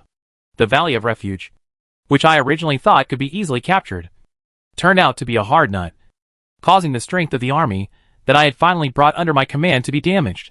This was a force that I had spent a lot of effort to develop under the eyes of Sylvanas. And now that it was so damaged, Varamathras, the Dreadlord, couldn't swallow this breath. The Defiler Legion that entered the Earthy Highlands, led by Varamathras, rushed towards the Valley of Refuge with murderous intent, vowing to kill all humans in the Valley of Refuge. A group of weak humans dared to go against me. I will make you die in pain and moan in fear. Looking at the human army waiting at the entrance of the Refuge Valley, Varamathra's eyes were full of disdain. In his eyes, these humans were nothing more than ants. It's not that Varamathras is arrogant, but he has already sensed it. The strongest human being on the opposite side is only at the epic level. There is not even a pseudo-legend. What should he be afraid of with such a huge gap in strength? So the Dreadlord waved his hand domineeringly, signaling the 90,000 men behind him to kill him directly, and use his powerful strength to level the refuge valley. Varimathras thought very clearly that there were only 15 human epics in the Valley of Refuge, which was only 1/3 of his men. This was despite excluding himself and the 2 pseudo-legends behind him. In the face of strength, you are not afraid even if the opponent has any arrangements. Although the Dreadlord is insidious and cunning in nature, his strategies also depend on the target. He will naturally keep scheming against powerful enemies, but if the enemy is vulnerable, he will not bother to use up his brainpower. They actually press forward directly. Is this looking down on us? The soldiers in the Refuge Valley were secretly angry when they saw the Defiler Legion acting like this. It was obvious that the other party didn't take them seriously. It was really disgusting. It feels uncomfortable to be despised, because the combat effectiveness of the angry human soldiers has been greatly improved. But even so, the gap in strength between them and the Defiler Legion is still terrifyingly large. Roar! A roar sounded from the Refuge Valley, and 4 dragon-shaped mechanical puppets rose into the sky from the Refuge Valley, flying menacingly to the head of the Defiler Legion. Powerful coercion spread, and the advancing Polluter Legion immediately stopped. The double oppression of the dragon power and the Necromancer dragon power gave the Polluter Legion a disincentive. The bone dragons hovering in the sky have greatly boosted the morale of the soldiers in Refuge Valley. No matter how powerful the Polluter Legion is, we are not without strong support. Seeing the 10 fierce bone dragons stepping out of the valley, and thinking of the invincible war fortress, the soldiers felt relieved. Varimathras stared at the 4-headed bone dragon in the sky with bright eyes. If he could get the method to make them, wouldn't he be able to get rid of this kind of life of being driven by others quickly? Catch him. The Dreadlord pointed at Leo, who was standing on top of Parashion, and 2 figures behind him jumped out. They were 2 pseudo-legendary powerhouses. Of course, it was impossible for Leo not to feel the mental lock of the 2 pseudo-legendary experts. He curled his lips with disdain on his face. Are pseudo-legends so great? A pseudo-legendary archer and a pseudo-legendary warrior. No wonder he is so confident in dealing with me at high altitude. Whoosh! A sharp arrow shot out with electricity, and the sharp whistling sound stung people's eardrums, making people understand that this arrow would seriously hurt even if they didn't die. You want to kill me by sending 2 young men? Varimathras, I will accept these 2 young men of yours without mercy. If it were Nathanos and the Blightcaller, Leo would definitely not dare to be so confident. But a little-known undead archer snapped. Leo snapped his fingers. A behemoth suddenly appeared, and the war fortress was summoned. This behemoth, 60 meters tall, waved his palms, swatting away the sharp arrows shot by the undead archers like flies. A giant robot. Varimathras' eyes brightened even more. As the saying goes, an expert can tell when he reaches out. The blow from War Fortress that knocked away the undead archer's sharp arrow was enough to rival the legendary warrior. Such a mechanical puppet is worth more than a bone dragon. Bigger. The huge body of the War Fortress fell to the ground. How could a behemoth, with a weight of 100,000 kilograms fall to the ground withstand it? Boom! The violent vibrations coming from under their feet caused many soldiers to fall to the ground. And the Defiler Legion that was charging forward suddenly lost a corner. As soon as the War Fortress was hit like this, the Defiler army was immediately reduced by hundreds of people. After landing, the War Fortress used its legs hard, jumped out of the deep pit with a bang, and rushed towards the undead archers with a ferocious momentum. If the undead archer is really going to be hit by this behemoth, even if the undead archer is a pseudo-legendary powerhouse, he will still end up being crushed into powder. But will the archer who is famous for his agility and flexibility let the War Fortress be hit? It's just a mechanical puppet with no power. How could you hit me with your speed? The undead archer is very disdainful of the speed of the War Fortress. He only needs to use 80% of the speed to get rid of the entanglement of the War Fortress. At this moment, a wave of magic power came from War Fortress. Purple and white light flashed away, and a figure appeared from the shoulder of War Fortress. Seeing the silhouette of the undead archer and the undead warrior beside him, their expressions suddenly changed. Judging from the momentum of the other party, they were clearly strong men of the same level as them. A powerful mage of pseudo-legendary level. The giant robot didn't see the mage when he appeared. By the way, the mage's invisibility. The undead archers and undead warriors screamed bad. A pseudo-legendary powerful mage secretly used invisibility to hide. It was absolutely impossible for him to just play hide and seek with them and scare them. There is a conspiracy. Is it too late to think of this now? No. A horrified cry came from the mouth of the undead warrior. But unfortunately, the noise of the battlefield swallowed it up in an instant. It was not the undead warriors who made a fuss, but the mage who appeared from the shoulder of the war fortress suddenly raised his hand and cast a transformation spell on the undead archers. Humph. A little pig is freshly baked. A thought flashed through the mind of the undead archer, who was turned into a piggy. The purple and white brilliance he saw just now was clearly the scene when the opponent was using chi to calm down. The huge body of the war fortress fell at this moment, and the piggy's eyes were full of fear, panic, and despair. Boom! Under the huge force of hundreds of thousands of kilograms, there was no room for the undead archer to struggle. He and a group of affected Defiler soldiers were listed on the list of the dead. A pseudo-legendary strongman has fallen. The strong human beings who were preparing to face the polluter army at the entrance of the refuge valley were stunned. They felt the aura that suddenly disappeared from the opponent's camp. Their hearts were beating wildly. A powerful pseudo-legend died like this? It has been less than 60 breaths since Lord Leo flew out of the refuge valley with his four-headed dragon-shaped mechanical puppet. In such a short period of time, he killed a powerful pseudo-legend. Am I not dreaming? The whole body fell to the ground. War Fortress did not get up in a hurry. An arm comparable to a tall building waved and hit the head of the undead warrior, who was retreating rapidly. The huge arms brought strong wind pressure, and several unlucky Defiler soldiers were pressed to the ground. The War Fortress was hit with all its strength. The undead warrior quickly hit aside, but before he could move his legs, the mage on the War Fortress raised his hand and pointed at him. The magic elements around the undead warrior suddenly solidified, making him feel as if his body was carrying a huge mountain. Action. Damn it. It's the arcane mage's slowdown. The undead warrior was shocked. At this moment, he was hit by a slowdown from a mage of the same level, which reduced his mobility by 60%. This was fatal. Yet he was only affected by the mage's deceleration. The undead warrior still had hope to avoid the attack of the War Fortress. However, at the moment when the deceleration was applied to him, before he got used to the current state of his body, two sticks suddenly stuck out from the ground. A casserole-sized fist hit his leg twice, and the clay-stone demon sneak attack slowed the undead warrior down again. With the double negative status of deceleration and slowness, the undead warrior felt that his movements were as slow as a turtle. In desperation, this powerful warrior launched a final attack, smashing the poor clay stone before the War Fortress smashed him into a pile of broken bones. The demon was split in half. Another strongman has fallen. The corner of Leo's mouth curled up, and he smiled condescendingly at Varimathras in a provocative manner, clearly mocking the Dread Lord for being successfully plotted by him. Arrogant human being. You will pay the price for your actions. Being provoked by an ant-like epic. One can imagine the anger in Varimathras' heart. The Dread Lord spread out the demonic wings behind his back, and with a powerful magic power, he flew into the sky, targeting Leo. Varimathras didn't pay any attention to what happened to the two pseudo-legendary men on the ground. This human warlock's most powerful mechanical puppet has been forced out. Those four epic dragon-shaped mechanical puppets can't stop me at all. As long as I catch him and get his method of making mechanical puppets, two of his men will die. What does it matter? Sylvana sent Varimathras and his direct descendants to the Arthi Highlands in order to trick the Dreadlord. Varimathras agreed to lead the army, but he also had his own little calculations. His goal is Leo, or the method of making mechanical puppets in Leo's hands.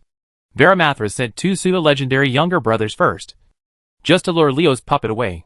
After analyzing Leo's strength, he found that among Leo's mechanical puppets, only the War Fortress could hinder him. Although the Dread Lord was confident in his own strength, he resolutely decided to use his subordinates without allowing any accidents. Two pseudo-legends were sent as bait. It's just that the Dread Lord never expected that a pseudo-legendary mage would appear and do bad things, causing his two men to be killed at the beginning. Although it was a little unexpected, there was no damage to the overall situation. The War Fortress couldn't fly at all, and the mage didn't have the ability to fly. Even if he wanted to support Leo, he couldn't do anything. The fish is hooked, and it's time to pull the rod. Chapter 291 An Unexpected Battle Situation. Varimathras' abacus was very good, but he didn't know that Leo's Mount Parashion had all the abilities it had as a red dragon. The Dreadlord, who thought it was just a mechanical puppet, was doomed to pay for his mistakes. If you want to ask, what is the most powerful creature in the sky? The answer is only two words: dragon. Giant dragons, the overlords of the sky, have unparalleled aerial combat capabilities. It is difficult to find anyone who can match them in terms of flexibility and flight speed. Even the young dragons, who are still growing up, are no exception. Don't think that the Dread Lord has a pair of wings on his back, and his name can surpass the dragon in aerial combat. Parishan's strength is much worse than that of the Dread Lord. This is a fact. But don't forget that he has a pair of wings on his head. There is a Leo. And the spiritual aura is not a decoration. As he was killing Leo, Varamathras was very depressed to find that the speed of the dragon-shaped mechanical puppet under Leo was not much slower than him. He wanted to catch up even though the other party had the intention not to contact him. It takes a lot of effort. Varamathras, who had been chasing Leo for a while, but couldn't catch up, roared angrily. He didn't expect Leo's mechanical puppet to fly at such a fast speed. In fact, it was also his intelligence that lagged behind. After Leo advanced to the epic, his pets such as Parashion Ektos and others were greatly improved. This is related to his profession as a warlock. Just like a regular warlock, after the body strength is improved, the strength of the void walkers, succubus and other demonic creatures he summons will also be correspondingly improved. It is precisely because of this that the demons are driven by the warlock. The lifespan of humans is insignificant in the eyes of demons, but their strength improves very quickly. It takes a short time to achieve a great improvement. Which demon would refuse? Pasonia originally asked Leo to become a warlock, but now it seems that it was a mistake, compared with becoming a dark priest. Leo, who has many pets, is more cost-effective to become a warlock. Human, can you just hide? Silly K. I am a legal combat professional. Am I going to lose my mind when I play close combat with you? Leo gave Varamathras a look of contempt, which made him almost go crazy. An epic little bug actually dares to defy me. When did humans become so bold? As if he thought he had not stimulated the Dread Lord enough. Leo actually did not even look at Varamathras as he waved the iron staff. It aged, the damage increased, and life-stealing and other area of effect curses were sprinkled on the heads of the Defiler Legion, greatly weakening the strength of this powerful undead army. When Leo finished doing this, the Defiler Legion had already rushed to the entrance of the Refuge Valley, and the human army, which was ready to attack, began to attack. Leo, who was playing hide-and-seek with Varamathras in the sky, suddenly sent out a mental wave, transmitting the message to the war fortress.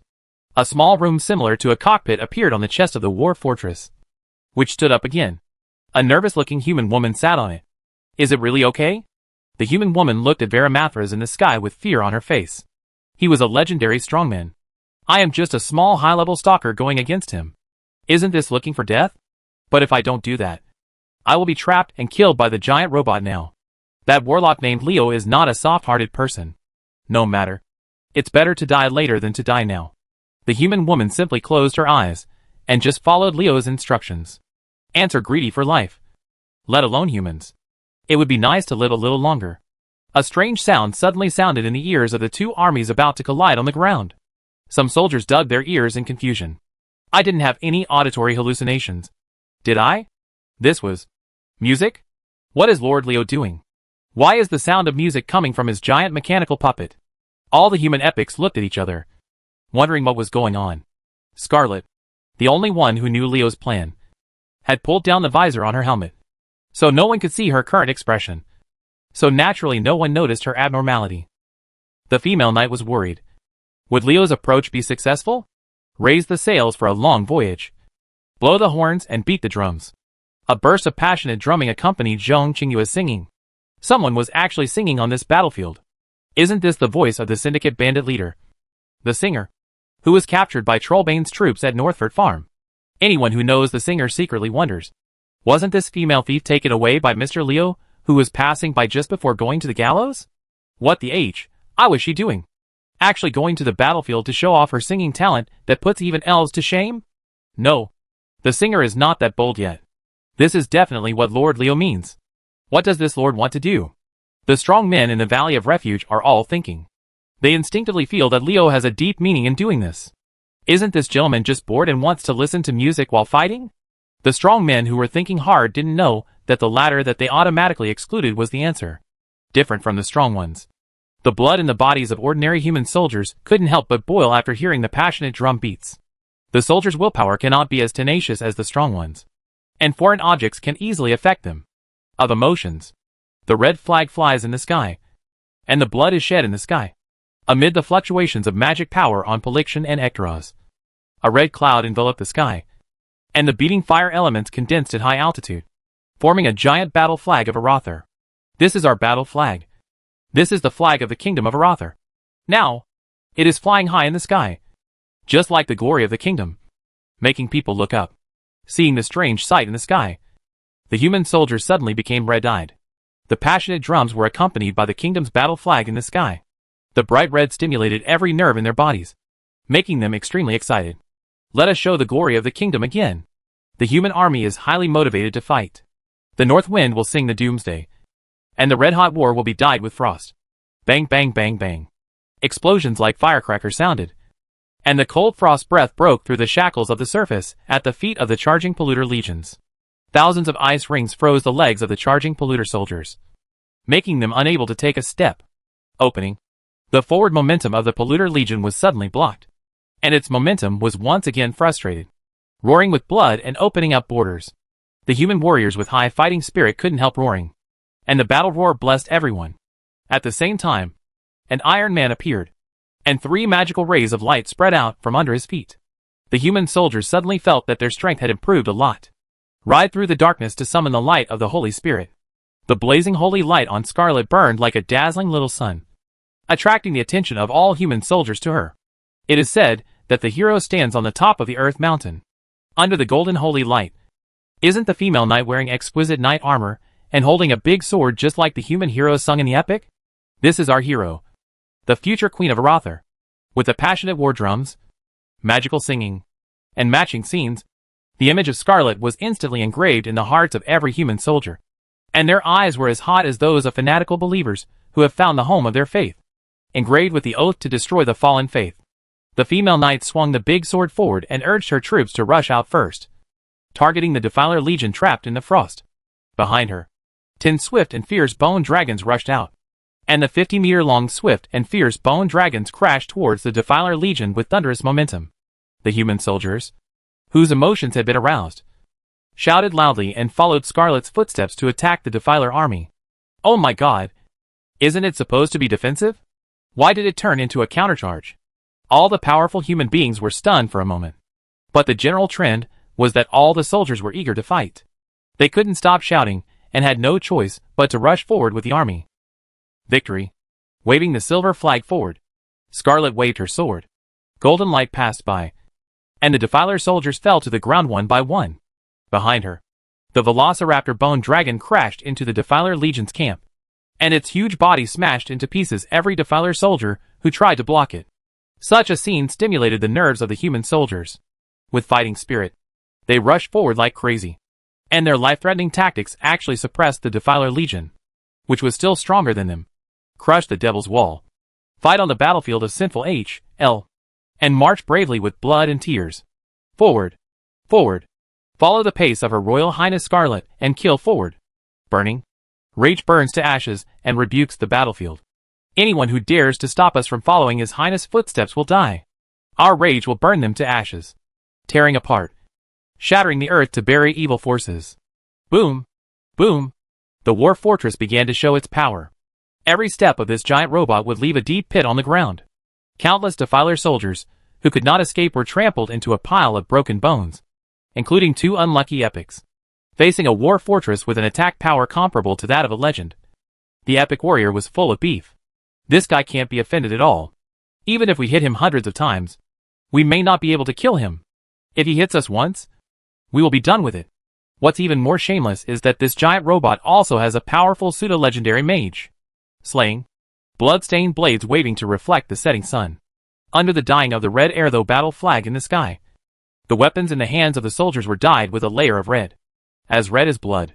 This layer of red was reflected into the sky, dyeing the scorching sun at noon like as red as the setting sun.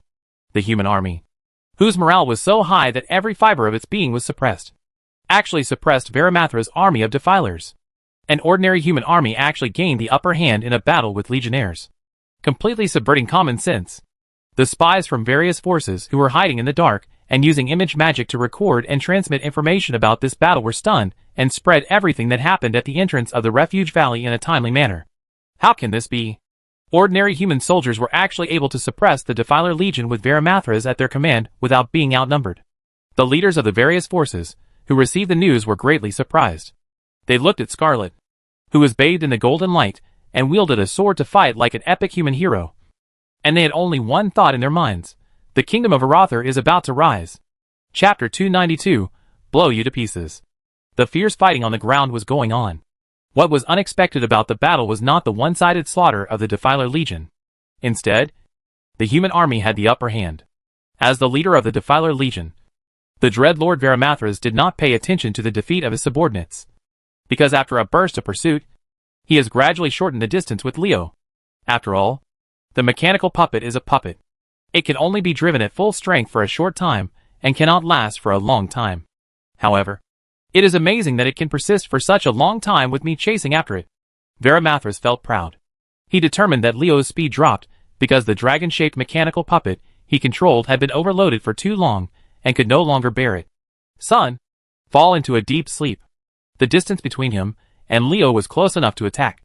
And Varimathras laughed ferociously. A wave of sleepiness hit Leo from the bottom of his heart, making him want to put everything down and take a deep sleep. His eyelids became heavier and heavier. After trying his best to resist, he finally lost. As Varimathras wished, he fell into deep sleep. Without your command? Can these mechanical puppets be as flexible as before?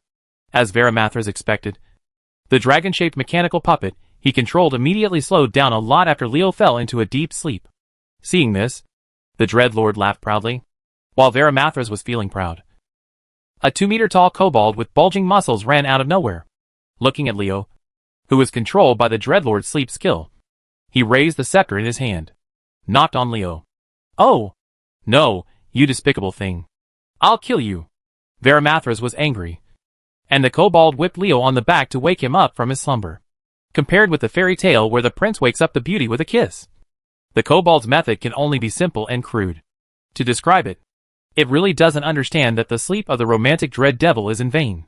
You idiot. If I want to deal with you, will I not guard your sleep?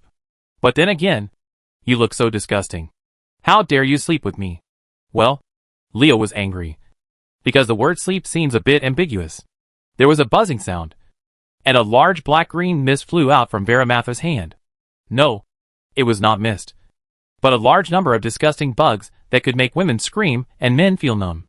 These disgusting bugs quickly rushed towards Leo amidst the disturbing screams, and a nauseating rancid smell attacked Leo's sense of smell. The putrid swarm of the Dreadlord. Disgusting dark bug. Watch me burn it. Polition opened his mouth wide, and sprayed out a stream of dragon flames at the swarm of rancid bees. Using the high temperature of the dragon flames, he could easily deal with these little bugs. But will the Dreadlord's attack be so easily cracked? The dragon flames sprayed on the putrid swarms did not kill the insects as Parashion thought.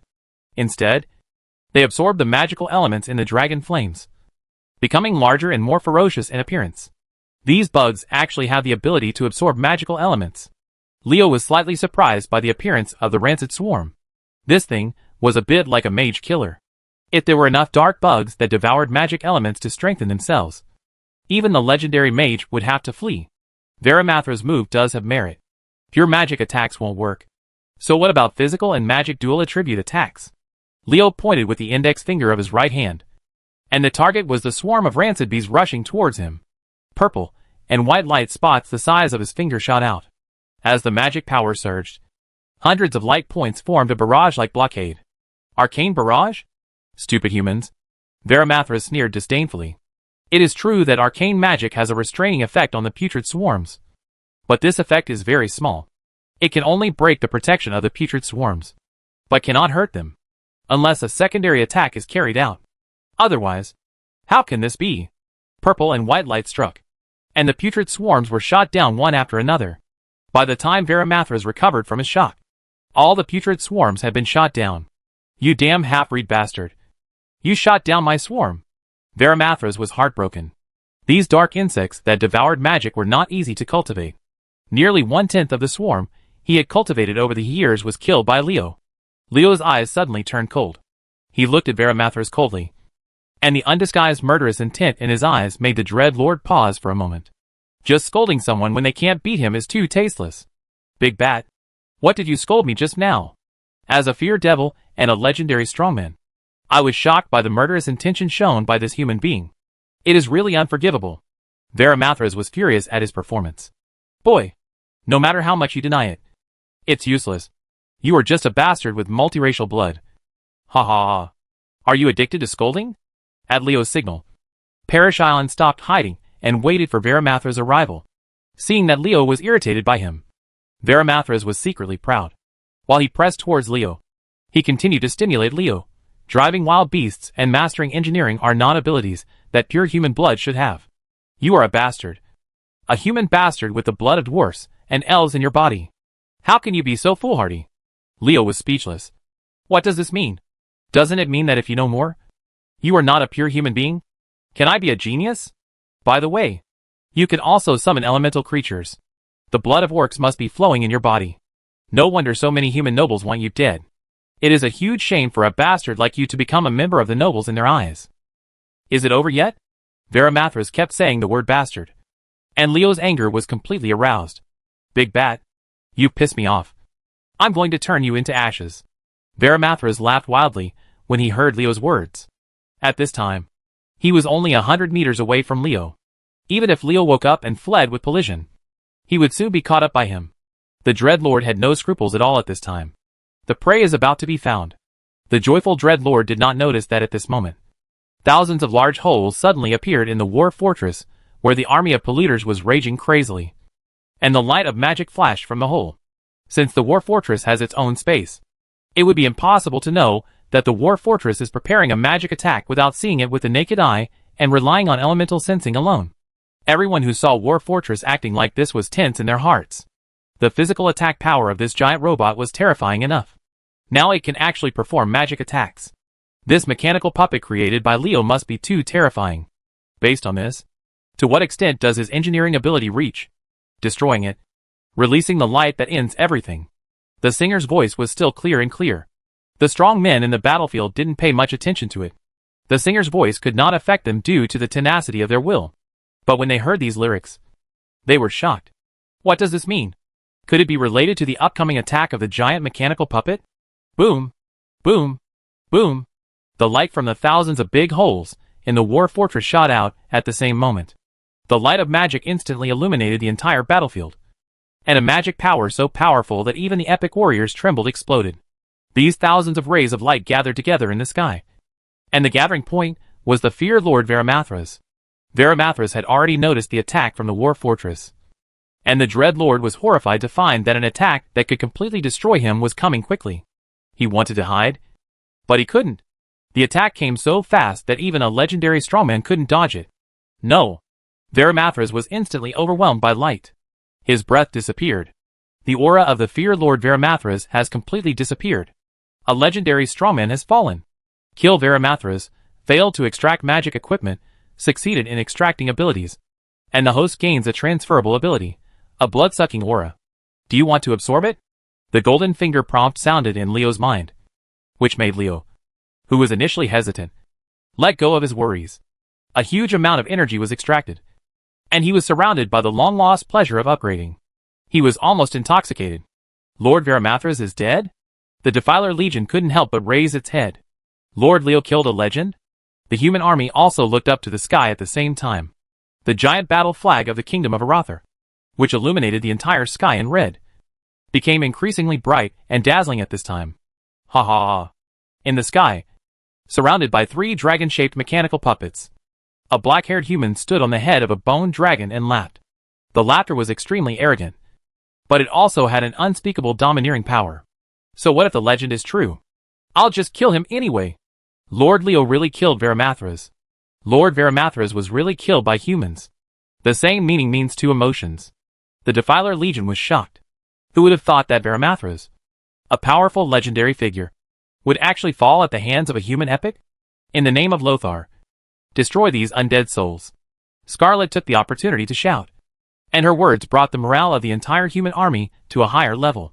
The soldiers shouted, and their offensive became more fierce.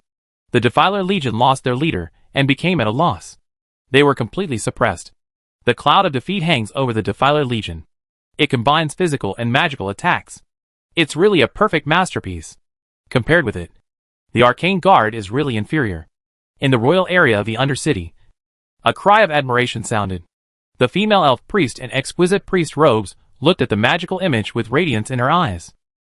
The magic image shows the battle between the human army and the polluter army at the mouth of the Refuge Valley. The battle in the Valley of Refuge is coming to an end. It's time for me to say goodbye. I look forward to meeting you again. General Sylvanus. Chapter 293 Dragon Blood Guards. The war was raging, and the death of Varimathras forced the Defiler Legion to accept the fact that they had been defeated. A legion was defeated by an ordinary army. This result was something that most people would not dare to imagine before the war. But it happened. And the fact is so irrefutable. Seeing that defeat was inevitable, the officers of the Polluter Legion came forward with fierce force. For the glory of the Legion, they must let their opponents know how powerful they were even if they were defeated. This human army can fight to such an extent without being numerically superior. They will definitely have a big breakthrough after this battle. If these guys are allowed to survive, there might be another 7th Army. Legion. Thinking of the 7th Legion, which was almost a symbol of the Alliance. And thinking that the 7th Legion was originally the army of the Kingdom of Arathor. The undead officers instantly decided to fight to the death. These damn Arathorians cannot allow another tyrannical army to appear. The horn sounded in a shrill and piercing sound, which was the clarion call for the Defiler Legion to fight to the death, although they were shrouded in the clouds of defeat. After the horn sounded, the undead broke out with more powerful fighting power, and the ferocious offensive of the human army was actually contained. Looking down at the entire battlefield from the sky, the explosion of the Defiler Legion's combat power seemed to Leo to be nothing more than a flashback. Without the restraint of Varimathras, the combat power in his hands was greatly liberated. The Twilight Bone Dragon and Ektoz roared down and rushed down. The three-headed Bone Dragon joined the battle on the ground. Their target was the mage unit of the Defiler Legion. Flintag, destroy those mages for me. As soon as Leo finished speaking, the scepter in the hand of the Kobold Geomancer flashed with lightning. And with a sound, fan-shaped lightning surged toward the Necromancer below like a wave. As the lightning passed by, the attack of the Necromancer troops, such as the heavy artillery cluster, suddenly went silent. 2 Twilight Bone Dragons and the Dracolic Ektoz roared in and charged in. Dragon Flame Pillar, Dragon Tail Sweep, Dragon Wing Strike, Dragon Claw Strike. The three-headed Bone Dragon used all its strength to set off a rain of bones and broken bone fragments among the Necromancer troops silenced by millions of volts. The Necromancers were killed in large numbers. As if this killing speed was not enough, Leo waved his staff. The pink top of the iron staff flashed with purple and white light, and finger-sized arcane light spots fell from the sky like rain. Not just a drizzle. Instead, it rained heavily, and the silent Necromancers were killed in droves. A new spell that combines Arcane Barrage and Bone Teeth, and has a first-class group killing effect. When Flintag's million volts lost their effectiveness, the Necromancer force, which numbered about 7,000 to 8,000, had been reduced by more than half. And this number was still increasing rapidly. Only by clearing out the mage troops with the most powerful attack power of the Defiler Legion can we effectively and quickly reduce our own casualties. Leo had such a plan. According to his idea, it would not be too late to attack the 40 or so undead powerhouses after getting rid of the mage troops of the Polluter Legion. However, the scene he saw next made him furious. After making up their minds to kill as many human soldiers as possible, the undead warriors had abandoned their dignity as strong men and avoided the approaching human warriors whenever they could, and directed all their attacks at ordinary human soldiers. How can ordinary soldiers withstand the attacks of epic heroes? Human military casualties soared. Seeing this scene, the strong human beings still didn't understand the opponent's plan. These undead were determined to kill this army that would definitely become the foundation of the Legion after the war. They couldn't help but feel anxious. The reason why the Kingdom of Arathor is in such decline is because it does not have a strong legion. Now that it is easy to see the hope of forming a legion, how can the other party destroy them like this? After the undead warriors inflicted heavy casualties on their own soldiers, the human warriors became red-eyed. It would be meaningless for us to win this battle even if we let you continue to kill like this. The strong human beings suddenly began to fight desperately, and the strong men in the Polluter Legion had to allocate part of their manpower to fight against them. In addition, Leo also discovered their intentions at this time, and the Swift Bone Dragon and War Fortress both attacked them. Come on! In the end, the undead warriors are too busy to kill human soldiers. Looking at the undead warriors below who looked very embarrassed under the attack of Grizzly Huma and other pets, Leo curled his lips and said, I don't have much. I just have more than my little brother. Play with me. Can you afford it? It's just that the epic warriors of the Polluter Legion were stopped. But those legendary masters didn't have the corresponding power to stop them. Their presence caused the human army to still suffer a lot of casualties. I didn't want to use them. But if you have to force me, then I'm sorry. Anyway, it's time for them to get the honor they deserve, and let the whole world know about your existence. Whaley, do it.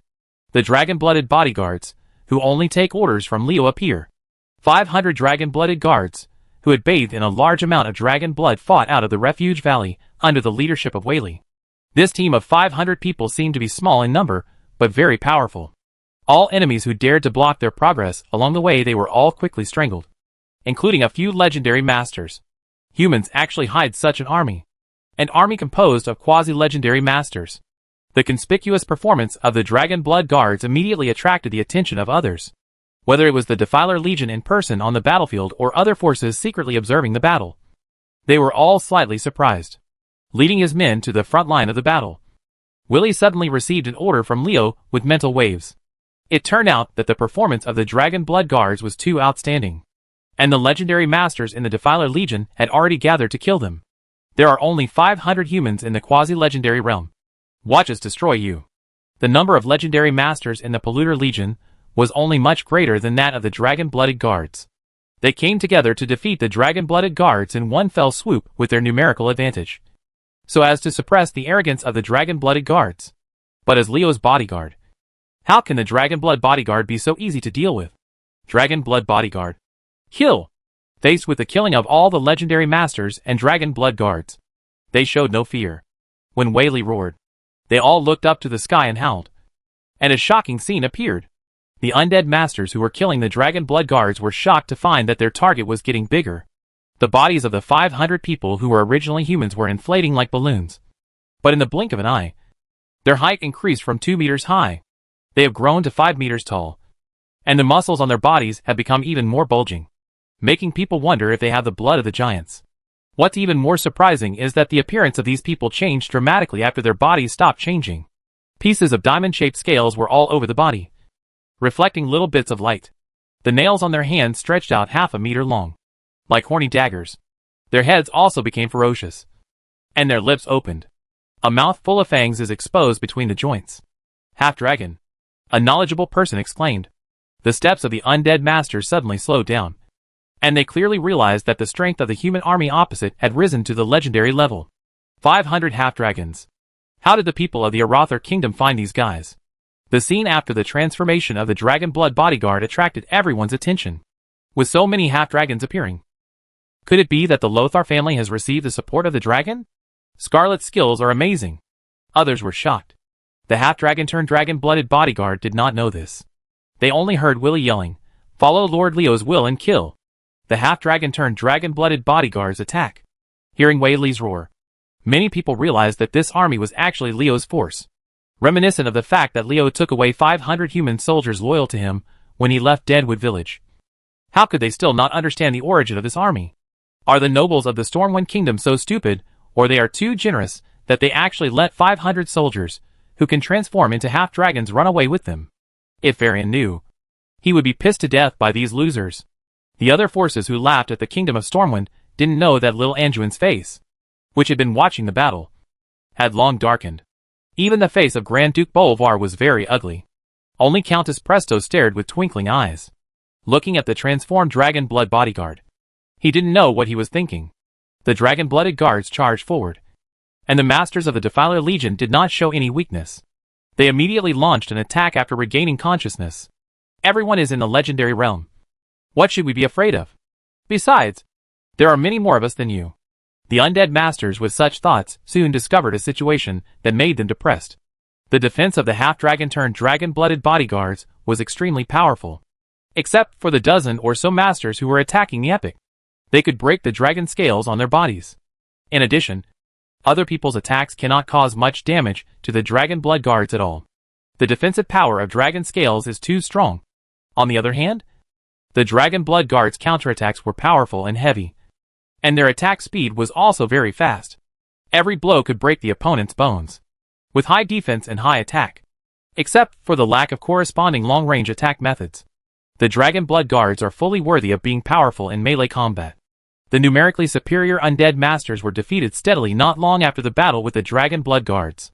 Leo nodded repeatedly as he watched in the air. The dragon-blooded guards led by Willy did not stop after bathing in enough dragon blood to gain the ability to transform into half-dragons. It was not in vain that he directly killed them for these people. The dragon's blood in Ektora's body was drained. What makes Leo even more delighted is the blood-sucking halo he just obtained. The ability of this halo is to absorb physical strength to replenish himself when attacking the opponent. The length of time the dragon blood guards transform is crucially related to their physical strength. Transforming into a half-dragon to fight puts a heavy load on the body of the dragon-blooded bodyguards. After the transformation, they will consume a lot of their physical strength until their physical strength can no longer sustain the transformation required to release the half-dragon state. Due to lack of physical strength, the half-dragon's transformation is very short-lived. Now that there is a blood-sucking halo, there is a way to replenish physical strength. With the blessing of this halo, the time for the dragon blood guards to fight and transform will undoubtedly be extended a lot. If Viri and the others are strong enough. With the blessing of Leo's blood-sucking halo, it is not impossible to maintain a half-dragon state during combat. The blood-sucking aura makes the dragon blood guards more durable. Chapter 294 Unbeautiful Misunderstanding. They faced the Defiler Legion led by Varamathras at the mouth of Refuge Valley. This was Scarlet's first battle after taking charge of Stromgarde. Only by showing her prestige in this battle could Stromgarde be recognized by other forces. From Leo's point of view, this battle is a stage for Stromgarde to show its strength to other forces. In this world where strength is paramount, don't talk about restraint. Don't say silly things like focusing on development. Just show off your muscles. Only then will others understand that you are really strong. The so-called forbearing when things happen and waiting until later to do anything seems to Leo to be just a scholar's opinion. He never believes in things written on paper. Just imagine, when you are immersed in development, others stop moving forward? Don't say that I develop faster than him, and will definitely be stronger than him in the future. When a person is used to being bullied, what are the chances that he will become a strong person? Just like the Blood Elves of Silvermoon City in the original Mountain Pass. Lord Themar and the senior officials of Silvermoon City have been working hard to restore the vitality of the Elven Kingdom, and try not to participate in wars. This has created the impression that the Blood Elves get people with their weak military strength and insufficient strength. The tribe's major races have always regarded them as beings that cannot do anything. But when Kael'thas showed his power, and the Sunfury Legion and the Spellbreaker troops showed their super strength, the impression of Silvermoon City's weakness did disappear. But it was replaced by distrust. Silvermoon City has such a powerful force, but keeps pretending to be weak. What kind of ally is this? As a result, everyone began to force the Blood Elves to help in many matters. Even Sylvanas believed that Silvermoon City was not without power, but that they had been hiding, and could be forced out by forcing them. The final result was that Lord Themar was in dire straits. Silvermoon City was in agony, and the Elven Kingdom's vitality never recovered. Although these are just the background of the Yamaguchi Mountain before Leo traveled through, and these things have not happened in this world, it undoubtedly sounded a wake-up call to Leo. Sometimes you really can't keep a low profile. Show your strength, and show off your muscles. It is very necessary to come. After confirming that he could deal with Varamathras, Leo began to plan. As Scarlet's first battle in charge of Stromgarde, it must win, and win beautifully, and show off its own momentum. Judging from the current battle situation, Leo's plan is undoubtedly successful. As long as the troops left by Varamathras are defeated or even annihilated, it can end successfully. But seeing the defeat, the Defiler Legion fought back and continued to drag out the battle that was almost over. Didn't this intentionally give Leo's plan an imperfect ending? Leo scratched his face, looking helpless. Isn't it okay to just accept failure? Why do you have to force me to take action? People who were secretly paying attention to the battle situation discovered that Parashion, who had been staying high in the sky, was rapidly descending. And Leo was about to take action himself. Bones, grant you a magnificent death. Someone raised the staff in his hand in a disgraceful manner. Well, in fact, he was pretending. Boom! The body of a Defiler soldier exploded like an ignited explosive. The flying bone fragments seriously injured the comrades beside him. How is this going?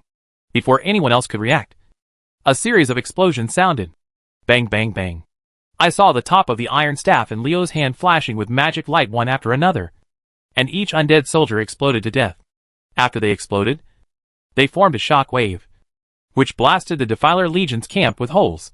What a weird spell. Everyone watching the battle secretly was amazed.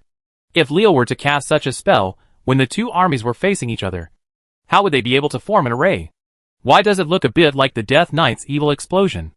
But there is clearly no fluctuation of dark elements. Some of the strong people who know the goods have deeper doubts in their hearts, while causing a lot of damage to the soldiers of the Defiler Legion. Leo was still looking for more valuable targets. An epic strongman was fighting with the swift bone dragon. Unknowingly, the two fought near Ektas. The Dracolic, who was killing the Necromancer troops, suddenly turned his head. His eyes flashed red, and his paralyzing gaze hit this person, the epic of the unlucky undead. Boom! The stiff-bodied undead epic was whipped away by the swift-boned dragon's full tail flick, and hit a group of Defiler soldiers heavily. Several ribs on his chest were broken. Before he could stand up, a large purple net with electric arcs was cast down, covering the undead epic. After a crackling sound of electricity, the soul fire in the undead epic's skull was reduced a lot, and he was seriously injured. Chance. Leo quickly pointed his finger at the injured undead epic. Boom! The injured undead epic instantly expanded and burst like a blown balloon. A powerful shock wave rushed through the Defiler Legion, and the undead soldiers fell in pieces like harvested wheat. An epic strongman was exploded by Leo with one finger. This is too exaggerated. Everyone who saw this scene and paid attention to this battle was shocked. He killed an epic with one finger. Is it wrong? Is this Archimonde's finger of death? As if he felt that the scene was not shocking enough, Leo did not stop and pointed out again, while flexing and stretching his fingers. Boom! Another epic strongman, who was injured by the two fierce bone dragons, was exploded by him. The energy shock generated when the epic powerhouse self-destructed once again caused the Defiler Legion to lose thousands of soldiers. If they were targeted by Leo a few more times, there wouldn't be many people left in the Defiler Legion. Leo's second finger directly shattered many people's illusions. This was not a skill that took a long time to cool down after being used, but a regular spell. Is there such a perverted conventional spell that can force an epic warrior to self-destruct with just a few clicks? The third pointed out. Another loud noise was heard, and the third undead strongman was struck. In this regard, everyone could only roll their eyes speechlessly. But the careful experts had already discovered a problem. That is, the epics who were exploded by Leo were all injured, and their injuries were not serious. After discovering this situation, many people breathed a sigh of relief. Fortunately, this spell is not too abnormal. But you have to be careful in the future, and not fight Leo when you are injured. The strong men of various races secretly drew a dangerous symbol on Leo in their hearts. If he was injured, they would not provoke him. Who knew the limit of his magic? No one wanted to use his life to do it to others. Warning. If they knew that Leo's corpse explosion technique could only be used against the undead, they would definitely feel more at ease. What an unbeautiful misunderstanding. 3 arcane missiles locked onto an undead epic, and the mage on the shoulders of the war fortress cooperated with Polition's paralyzing gaze to seriously injure an undead epic. Why is this mage's posture when he casts arcane missiles so familiar? It's exactly the same as Lord Satis. Undead epic, who was seriously injured by the arcane missile, was one of the Defiler vanguards who escaped from the last battle. He happened to see the casting action of the pseudo-legendary mage on the shoulder of the war fortress, and doubts arose in his heart. But he would never be able to figure out the doubt in his heart, because Leo had already pointed a finger at him. Boom! The bone fragments flying and exploding all over the sky formed a gorgeous bone flower. Another epic fall. This undead army is finished. Those who followed this battle secretly shook their heads. The outcome of this battle could no longer change. With Leo casting his finger in the sky that could be called a death summons, the strong men in the Defiler Legion could only do so one by one. Helplessly, he blew himself up and died. Their last struggle only added more casualties to the human army. Bang bang bang. As the light on the top of the iron staff flickered, the undead soldiers exploded one after another. From Leo's perspective, the explosions in the Defiler Legion looked like fireworks. Apart from the drab color, the picture is actually pretty good looking. Leo was very satisfied with his masterpiece. What made him even more satisfied was that, as his strength improved and his knowledge of magic became more and more sophisticated, his control over spells became stronger and stronger. After performing multiple corpse explosions in succession, he has been able to control the direction of the corpse explosion. It no longer spreads in all directions like before. It can concentrate the damage in one direction. Although this control is still crude, it is still an improvement. If you can completely control the corpse explosion technique and let the impact of the explosion act according to your own will. That will be a great feeling. And you will not be afraid of hurting your own people in the melee. The corpse explosion technique was used continuously, and the number of Defiler soldiers was decreasing rapidly. Every time Leo pointed a finger, a loud explosion sounded. Every time this sound sounded, it represented the death of an epic strongman. Finally, the battle ended when the last undead soldier fell. The noisy clash of weapons and the shouts of the human army at the entrance of the refuge valley stopped abruptly at this moment. We won. The human soldiers looked at each other. The battle that suddenly came to an end made them unable to accept the fact that they had won. The opponent is a legion, and we actually won the battle even though we didn't have a numerical advantage. Are we dreaming? Soldiers, we have won. The glory belongs to Arather. Scarlet's voice suddenly sounded in the silent battlefield. The female knight raised her sword high, and the golden holy light on her body shone. Because Leo specially arranged for his pets to protect her, Scarlet's strength was not greatly damaged, and the light on her body was still blazing at this time. The soldiers looked at the future queen of the kingdom. The light in their eyes was extremely hot. At this time, the female knight was a hero in their eyes. A hero destined to be sung in the epic. Under the leadership of Her Royal Highness Scarlet, we defeated the Defiler Legion. Your Highness is our king, and under the leadership of the king, Arather will surely regain its glory. Glory belongs to Arather. The cheers that shook the sky soared into the sky. Just like Scarlet's reputation in the kingdom of Arather. After leading the army to defeat the Defiler Legion, no one could match it. Chapter 295 Meet Again. Level 63. In Stromard, Leo was in a daze. When he killed Veramathras, he was directly promoted to 1 level. After adding 2 pseudo-legendary levels and dozens of undead epics, he was promoted to 2 levels. After a battle, he was only promoted to 3 levels. Leo was helpless. After being promoted to epic, his improvement was really slow. He didn't know how long he would have to wait to advance to legend. It would be nice if there were more big battles. Of course, this is just a good wish. Except for those who are hiding. There are not many legendary strongmen in the world. And the number of legions is also limited. How can there be so many battles for him to fight? Unless there is a natural disaster invasion or the coming of the Burning Legion. We don't know how long we will have to wait until we can fight another war. Besides, not every battle with a legion can be like this time. With only a part of the legion fighting. If the whole legion swarmed forward, Leo felt that it would be better for him to just run away. Part of it? Yes, that's part of it. Don't think that the army led by Veramathras is all of the Defiler Legion.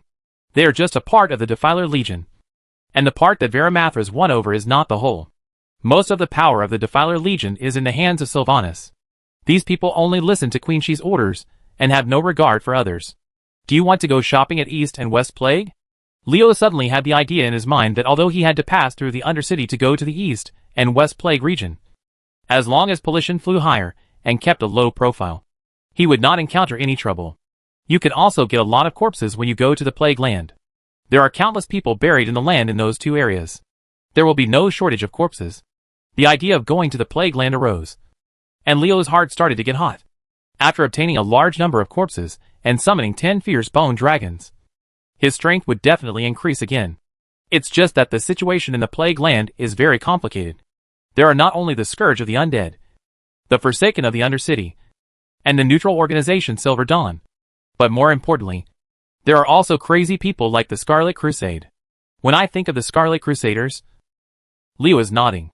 These guys whose beliefs have become so extreme that they will completely destroy everything related to the undead disaster. Even the Forsaken who can be allies are attacked by them. Object. But this group of madmen is extremely powerful. As the product of the split of the Knights of the Silver Hand, there is no doubt about their strength. Not to mention anything else. The strength of the Scarlet Monastery alone made Leo feel overwhelmed. Maybe in Yamaguchi Mountain this is just a place for alt leveling. But in the real world, would it be easy to get along with the forces that can gain a foothold in the Undercity and dare to openly attack the Forgotten? Renaud Mograine and Sally Whitemane, the pair of hard-luck Mandarin ducks, are trumpet friends who are played by thousands of people in the Yamaku Mountains. But in reality, how many people have the strength to play them? As the eldest son and adopted daughter of Ash Lord Alexandros Mograine, will these 2 people trained by Mograine's strength be rookies, who can be killed casually? Obviously impossible. Regardless of Whitemane's strength, Leo can guarantee that as the Crusader Lord, Renaud Mograine is definitely a legendary warrior. Maybe his strength is only at the bottom of the legend. But it is inevitable that he has advanced to the legendary level. Otherwise, it would be impossible for this group of people to be so arrogant in the Undercity. If Renaud didn't have the strength of the legendary level, even if his father Mograine had no defense against him, he would not be able to successfully attack him. With the strength of the Ash Lord, without the strength of the legendary level, let alone attack him, even if he can break through defense is a big problem. Leo understood that as a warlock. He used the power of darkness, and was no longer welcome by the Scarlet Crusaders. If they discovered that he could absorb corpses again, he would not know how these madmen would react. If the Scarlet Crusade discovers his secret, the two will definitely fight to the death. Going to the Plague Land was afraid of provoking the madmen of the Scarlet Crusade and getting into trouble. But Leo felt unwilling to let those corpses be destroyed in the hands of the Scourge. In his eyes, the same corpses fell into the hands of the Scourge. It's better to leave it in your own hands. Just stay in strong guard. He's not interested in all the government affairs at all. But he doesn't think of anywhere to go when he wants to go out. Undecided, Leo was very troubled. How to do it? What should we do? Lord Adelaide? It's the same strong guard, but in a different room. Two epic heroes from the Lothar family are in Adelaide's room. Adelaide frowned as he looked at a message in his hand. During the time when Leo was out dealing with the Blackwater bandits, a mysterious human man once appeared in Stromgard. This man had one characteristic. That is, he had the same black hair and eyes as Leo. At that time, the black-haired man once said some strange words. From his words, it could be judged that he had a deep hostility towards Stromgard. The people who met the man at that time were the two people standing in his room. Based on Adelaide's understanding of these two people, they would never lie. Is this black-haired man related to Lord Leo? Why is he so hostile to Stromgard? Adelaide has been investigating since he learned about this matter. And today, he finally got a clue. Victor Nefarios, who once appeared in Stormwind City, is said to be the brother of Countess Katrana Prester, a powerful figure in Stormwind City. His current whereabouts are unknown, and other information is unknown. This Nefarios is really mysterious. Adelaide pondered for a while, and said to the two people in the room, I'm going to report to His Highness Scarlet. As for informing Lord Leo, please let your Highness go. After Adelaide finished speaking, a flash of understanding flashed in the eyes of the other two people in the room. Adelaide wants His Highness to have more contact with Lord Leo, so that the two of them can develop a relationship. Although His Highness and Leo are already lovers, they have not officially confirmed it yet. And they have the same attitude towards the strong men of the Leolosa family. We must pull him aboard the Lothar family's ship. Adelaide hurried away. And when he found Scarlet, he found that the future Queen of Arathar was receiving guests. Naturally, Adelaide's eyes fell on the female elf who was talking to Scarlet. Elf priest. It's probably someone from Darnassus. Will the Temple of the Moon recognize Stromgard? Now that the relationship between the Kingdom of Stormwind and Stromgard has become very cold due to the obstruction of some nobles, Stromgard urgently needs to find allies. And it would be great if it can get the support of the Temple of the Moon. Thinking about the problem of his allies, Adelaide decided to put the news about Nefarios aside for now. After all, the matter was not urgent. It is more important to win the Moon Temple as an ally for Stromgard first. Adelaide, you are here too. A familiar voice came from behind Adelaide, and he turned around to see Leo with a smile on his face. Seeing Leo's smile, Adelaide felt much relieved. The three elves from Darnassus must have brought good news. The Temple of the Moon recognized Stromgard, and this good news came just in time. Brother Leo. As soon as Leo appeared, a figure jumped towards him with excitement. Haha, Thetis. As soon as I heard that an elf was looking for me, I knew it was you. Leo stretched out his hands and caught the female elf rushing towards her. Scarlet glared at him cryptically, with such a pale soul that she knew how to take advantage of others. It turned out that Leo's hand wrapped around Thetis's waist. The female elf hunter was wearing cool clothes, and her slender waist had no protection. Snort. With a cold snort that froze into the bone marrow, a figure walked up slowly. It was another female elf who came with Thetis. Seeing this female elf, Leo's eyes suddenly shrank, and he was stunned. Her long pale blonde hair was casually coiled on her head. Her crimson eyes had a chill that chilled people to the core, and her face was like the most exquisite porcelain. You helped me identify the herbs, and I'll save your life. It's fair. The way she frowns is so beautiful. The scene in Elwyn Forest emerged from Leo's mind. Hearing this snort, Thetis quickly jumped out of Leo's arms, sticking out her tongue with a naughty look on her face. This is my sister, Sylph. After Thetis said this, she grabbed Sylph's hand and shook it back and forth. While shaking it back, she said with a flattering expression, Sister, Brother Leo is a good person. Leo woke up when Thetis made such a statement. He bowed to Sylph and made a standard aristocratic etiquette. It's an honor to meet you, Miss Sylph. This soul is weak. When did he treat others with such a noble demeanor? Or does he have other intentions for this female elf? Scarlet cast a murderous look at Leo, causing Adelaide to wink at her. Your Highness, calm down. There is a priest from the Moon Temple sitting opposite you. Sylph's crimson eyes scanned Leo, and then walked straight to the female priest. Thetis followed her obediently. The moment she turned around, the female elf hunter secretly winked at Leo. This little girl is still so naughty. At this time, Leo's eyes had just turned to the female priest. Seeing the female elf priest, Leo thought of Grandma Tai from the Temple of the Moon. And then, he thought of a fruit called banana. Tyron's banana. This is a legendary artifact. Well, to some people. The female elf priest stood up with a smile. She was a head taller than Leo with her tall and graceful figure. Leo felt a lot of pressure in an instant. It is a pleasure to meet the powerful man who killed the Dread Lord.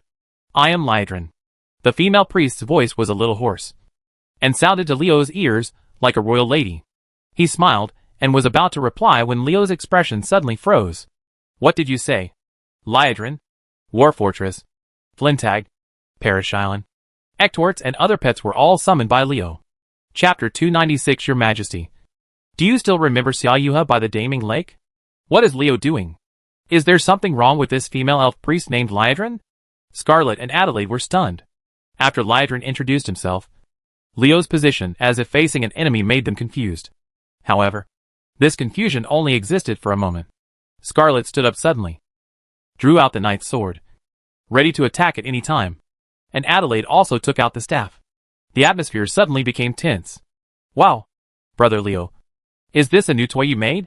Thetis' eyes lit up as she looked at the war fortress, and Sylph rushed to Leo's side without noticing her. Thetis and Sylph were both elves from Teldrassil, and the female priest probably just had the same name as the person she knew. The boss of the Knights of Morrowind, and the first paladin of the tribe.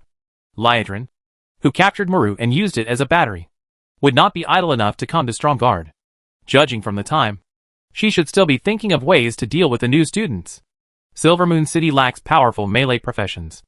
I think it's because I'm too nervous. Leo smiled awkwardly. The guy scratched his head and made a shy expression. Well, I think the atmosphere is too relaxed and makes everyone nervous. Just kidding. Don't mind. This kid is actually shy. Earth-shattering? Rivers flowing backward? Or, the sun is coming out in the west? Lydron looked at Leo with a half-smile. You know me? I just heard about a paladin with the same name as you. Leo scratched his face. By this time Thetis had abandoned him, and the little girl was wandering around the war fortress with a curious look on her face. Her little hands were tapping the metal L of the war fortress from time to time. There's nothing going on here. Please leave. Scarlet's words diverted everyone's attention and solved Leo's problem. There was such a big commotion here. It was impossible for the guards in the castle not to miss it. A group of guards led by 3 epic heroes broke in, but they were immediately sent away by Scarlet. Paladin? Lydron's eyes flickered for a moment, and this scene in Leo's eyes made his heart thump. By the way, the Lydron whom Leo knew seemed to have been a priest before becoming a blood knight. Could it be that he was actually the one in front of him? If the person in front of her was really the Lydron, her crazy feat of whipping Muru would not have been due to the influence of what I just said. Should I be honored if that were the case? By the way, Silvermoon City seems to have just formed an alliance with the Undercity, and I have never heard of them having the formation of the Knights of Morrowind. Could it be that the elf female priest in front of me is not from Darnassus, but an envoy from Silvermoon City? Silvermoon City sent people to Stromgarde, and they also brought 2 elves who were originally in Teldrassil. This is not an easy matter. Don't tell Leo about opposing camps. Speaking of which, Silvermoon City and the Night Elves are from the same source, although both sides have their problems. Can you be sure that they have no connection?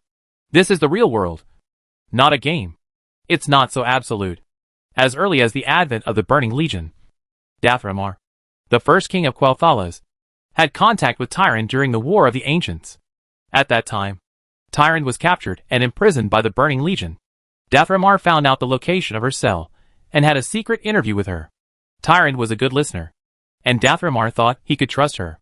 He formulated a secret plan for a last-ditch battle, contacted all the highborn who opposed the Legion, and then went to meet with Tyron one last time. This is the cooperation between the two parties. Although the relationship broke down after the war, who knows if there is any contact between the High Elves and the Night Elves? Why were Dathramar and the others exiled instead of killed? And why were they willing to accept the exile? Thinking of Malfurion Stormrage, Leo felt that some things are not as simple as they appear on the surface. The division between camps cannot be like friends and enemies in the game. The entanglement of various forces is the real situation in the real world. Just look at the performance of the Night Elves in Tauren. Neither the Night Elves nor the Tauren in Thunder Bluff took the initiative to attack the so-called opposing camp. Of course, the time when the Night Elves were angered by the twitching roar did not count. If the Kirin Tor Council is the territory of Cleostras, the Red Dragon alias Krasis, then there is the shadow of Malfurion behind Darnassus and Thunder Bluff. After dismissing the guards, Scarlet turned her head and looked at Leo. What Leo just said was nonsense, and she needed an explanation. I wonder what Silvermoon City's attitude is toward Stromgarde. Leo scratched his face and said something that shocked Scarlet and Adelaide. These three female elves are not from the Temple of the Moon, but the High Elves of Quel'Thalas, who are allied with the Undercity. Lydrin looked deeply at Leo, and she was surprised that Leo recognized her.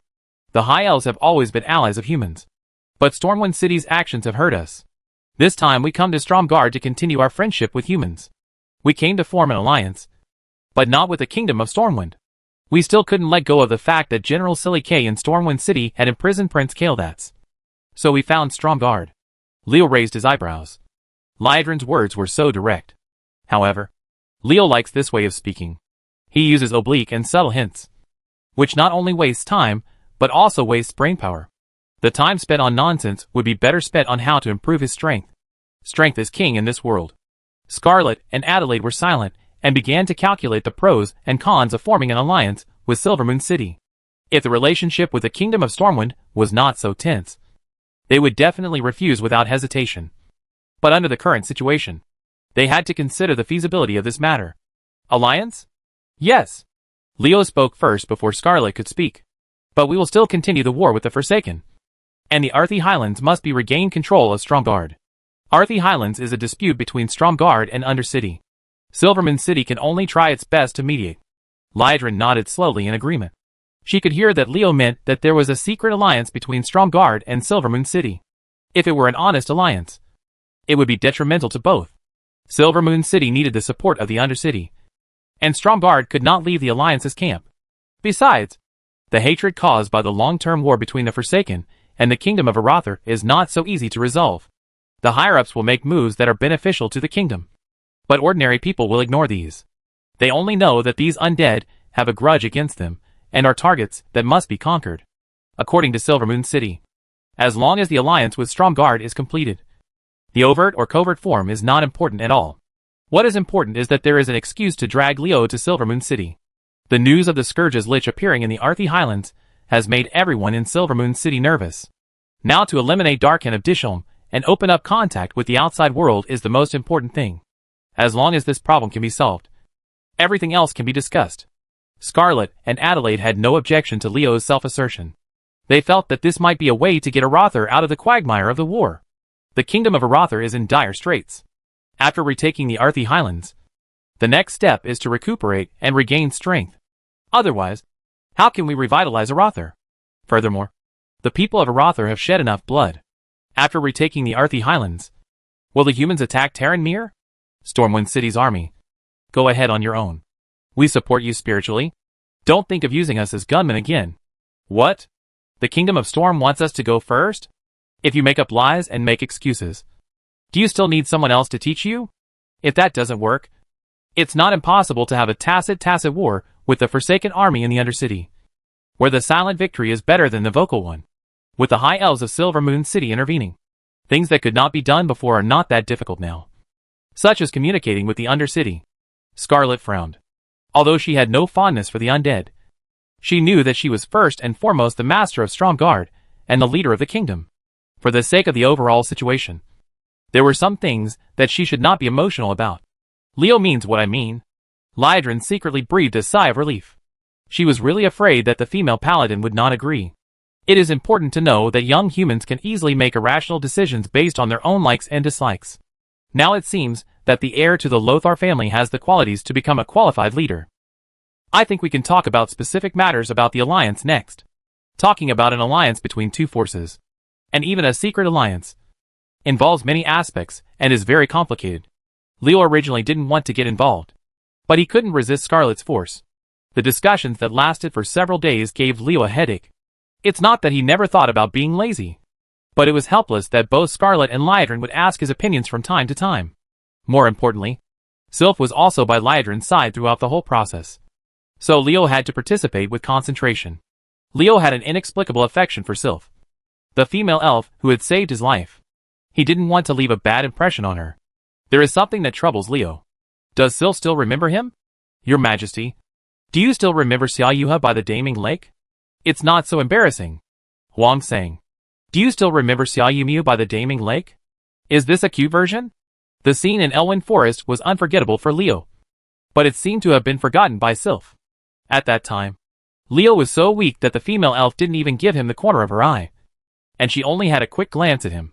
From the time he saw Sylph to the time she left, it only took a few seconds. She definitely doesn't remember me. Leo scratched his head and sighed silently in his heart.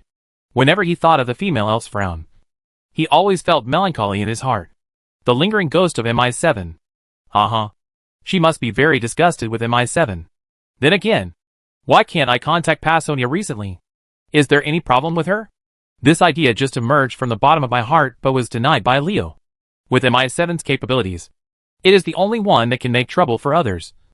So why should it be others' turn to make trouble for it? It is said that the situation in the Kingdom of Stormwind has been tense recently, and Pasonia thought that something was holding her back. Chapter 297 The Expulsion of the Ranger King. Is this the Tower of Sunwrath? Leo looked up at the majestic floating tower, and couldn't help but shine with admiration in his eyes. The Tower of Sunfury, the symbol of Silvermoon City, is the embodiment of the high elves in depth research in the field of magic. Without seeing it, it is difficult to imagine how a 1,000-meter-high tower floats in the air. Silvermoon City? That's right. Leo has arrived in Silvermoon City. The reason why Liedron went to Stromgarde was because the news about the appearance of Lich in Earthy Highlands made her change her original plan. This powerful elf priest's plan to follow the footsteps of Prince Kael'dats to the distant outer space was because changed by the activity of the Scourge. This is understandable. After all, the first city that will suffer when the Scourge returns to the mainland is Silvermoon City. Because as long as the Blood Elves in Silvermoon City are destroyed, Kel'Thuzad and the Plague Lands will be able to compete with the wizards who return from Northrend. The Demon King's army gathered together. Others don't know the Xuanxu inside, but Leo understands it very well. Isn't the so-called Lich that appears in Earthy Highlands the one he pretends to be? Who else could the Lich's undead scourge be besides his skeleton army? He didn't expect that the Lich incident he caused to help Scarlet eliminate the Trollbane family's rivals would actually have such an effect. Leo blinked. As a member of the army of time travelers, a little butterfly, accidentally changed the original trajectory of this world. Yali Mountain is big. When he heard the news, Leo's expression changed. It was not because of the so-called Lich's appearance, but because he had changed a major historical event for himself. If Liedron had followed her original plan, she would have encountered a creature named Maru, a Nalu Neru. Many paladins and priests regard him as their faith because it has super powerful holy powers. The power of light, to put it bluntly, is an alien version of an angel. Then the daring Liedron set her sights on Muru. This elf priest who believed in the holy light led her compatriots to implement a plan to capture Muru. What was unbelievable was that they succeeded. In order to cooperate with Astler Bloodsworn's plan to steal the holy light, Liedron volunteered to become the first test subject. Fortunately, she succeeded. The first Blood Knight was born. From then on, the holy light was no longer exclusive to the Alliance, and the Horde also had its own Morrowind Legion led by the paladin Liedron. Seeing Leo's expression in her eyes, Liedron, who didn't know the inside story, misunderstood. She thought Leo was acting like this because he was worried about the Lich. So the elf priestess seized the opportunity to reveal her purpose to Silvermoon. The city can provide Leo with a large amount of materials, allowing him to build the skeleton mechanical army that once appeared in the battle to capture Stromgarde. But the condition is that Leo must help the Blood Elves capture Disam, the stronghold of the undead scourge in the land of ghosts. What's the saying?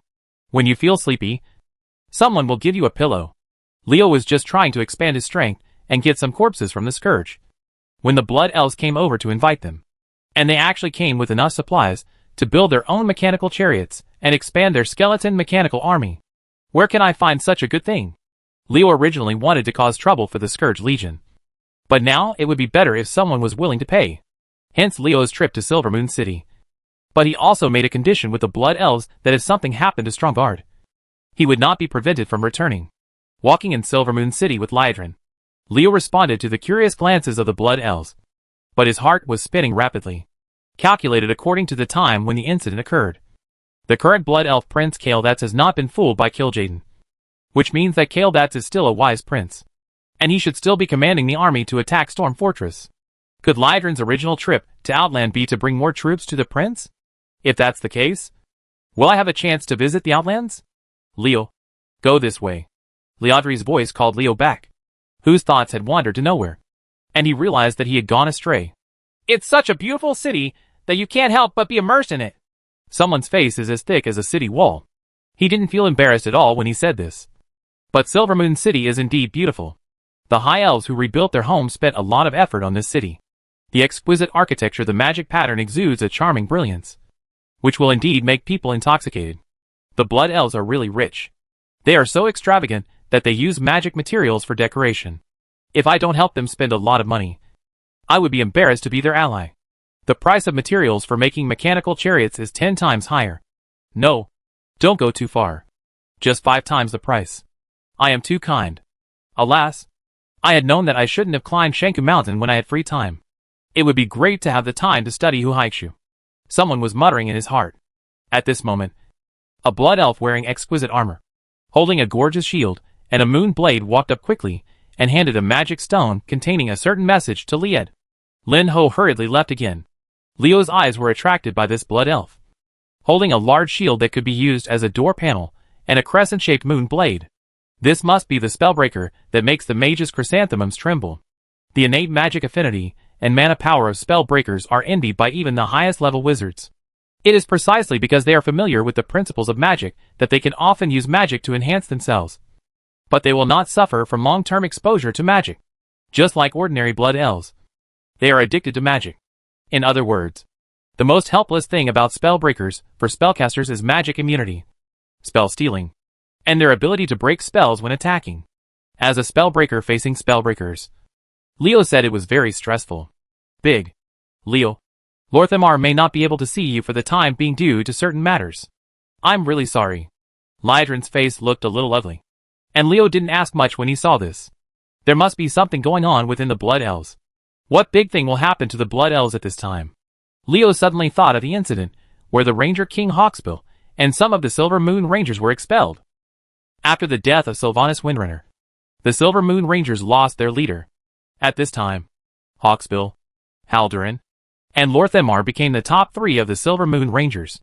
Unlike Lorthamar and Haldurin, Hawksbill is a bit radical in his actions. He actually advocates vigorously eradicating the Blood Elves' hidden addiction to magic. The long-term use of magic has made the Blood Elves extremely dependent on the Well of Eternity. The Blood Elves have become addicted. Without the Well of Eternity, they will either survive or be tortured by the addiction to lose their minds and become a walking zombie. Hard person.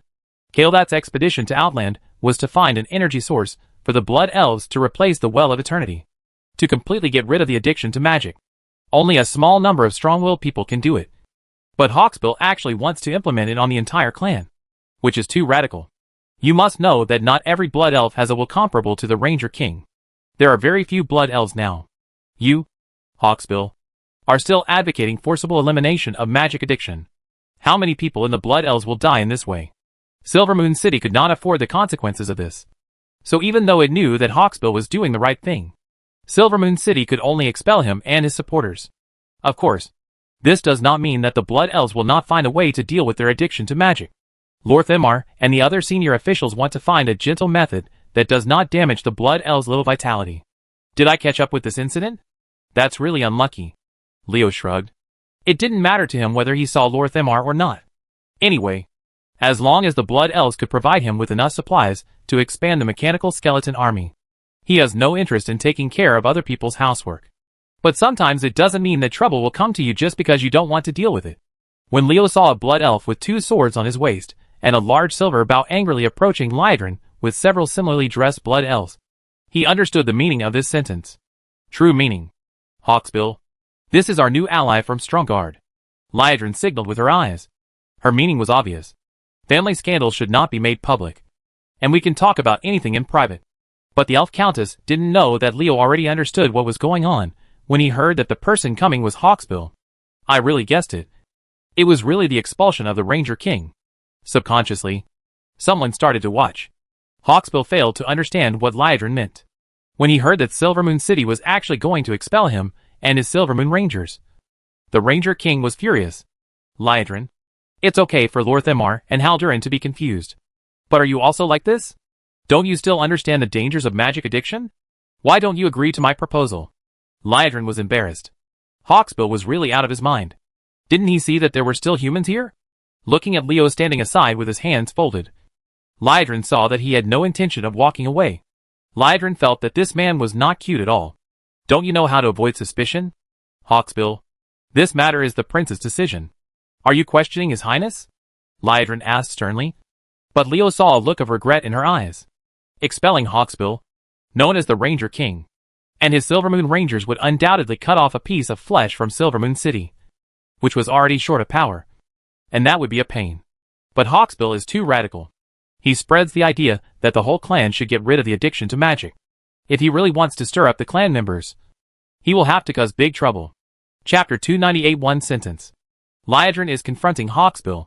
Hawksbill's actions will shake the foundation of Silvermoon City and make the Blood Elves, already on the verge of danger, slide into the abyss of annihilation. Lydron is one of the few Blood Elves who have successfully survived addiction to magic. She knows very well how much torture it takes to forcibly give up magic addiction, and how tenacious it is to have a strong will. 99% of the entire Blood Elves have no one can survive it. What will happen if you can't survive the addiction to addiction? The zombie-like lost souls on Quel'Thalas are an example. Hawksbill was too radical. For the continuation of the Blood Elves, he had to be sacrificed. I hope he could calm down and stop being so stubborn. Lydron had already made up her mind.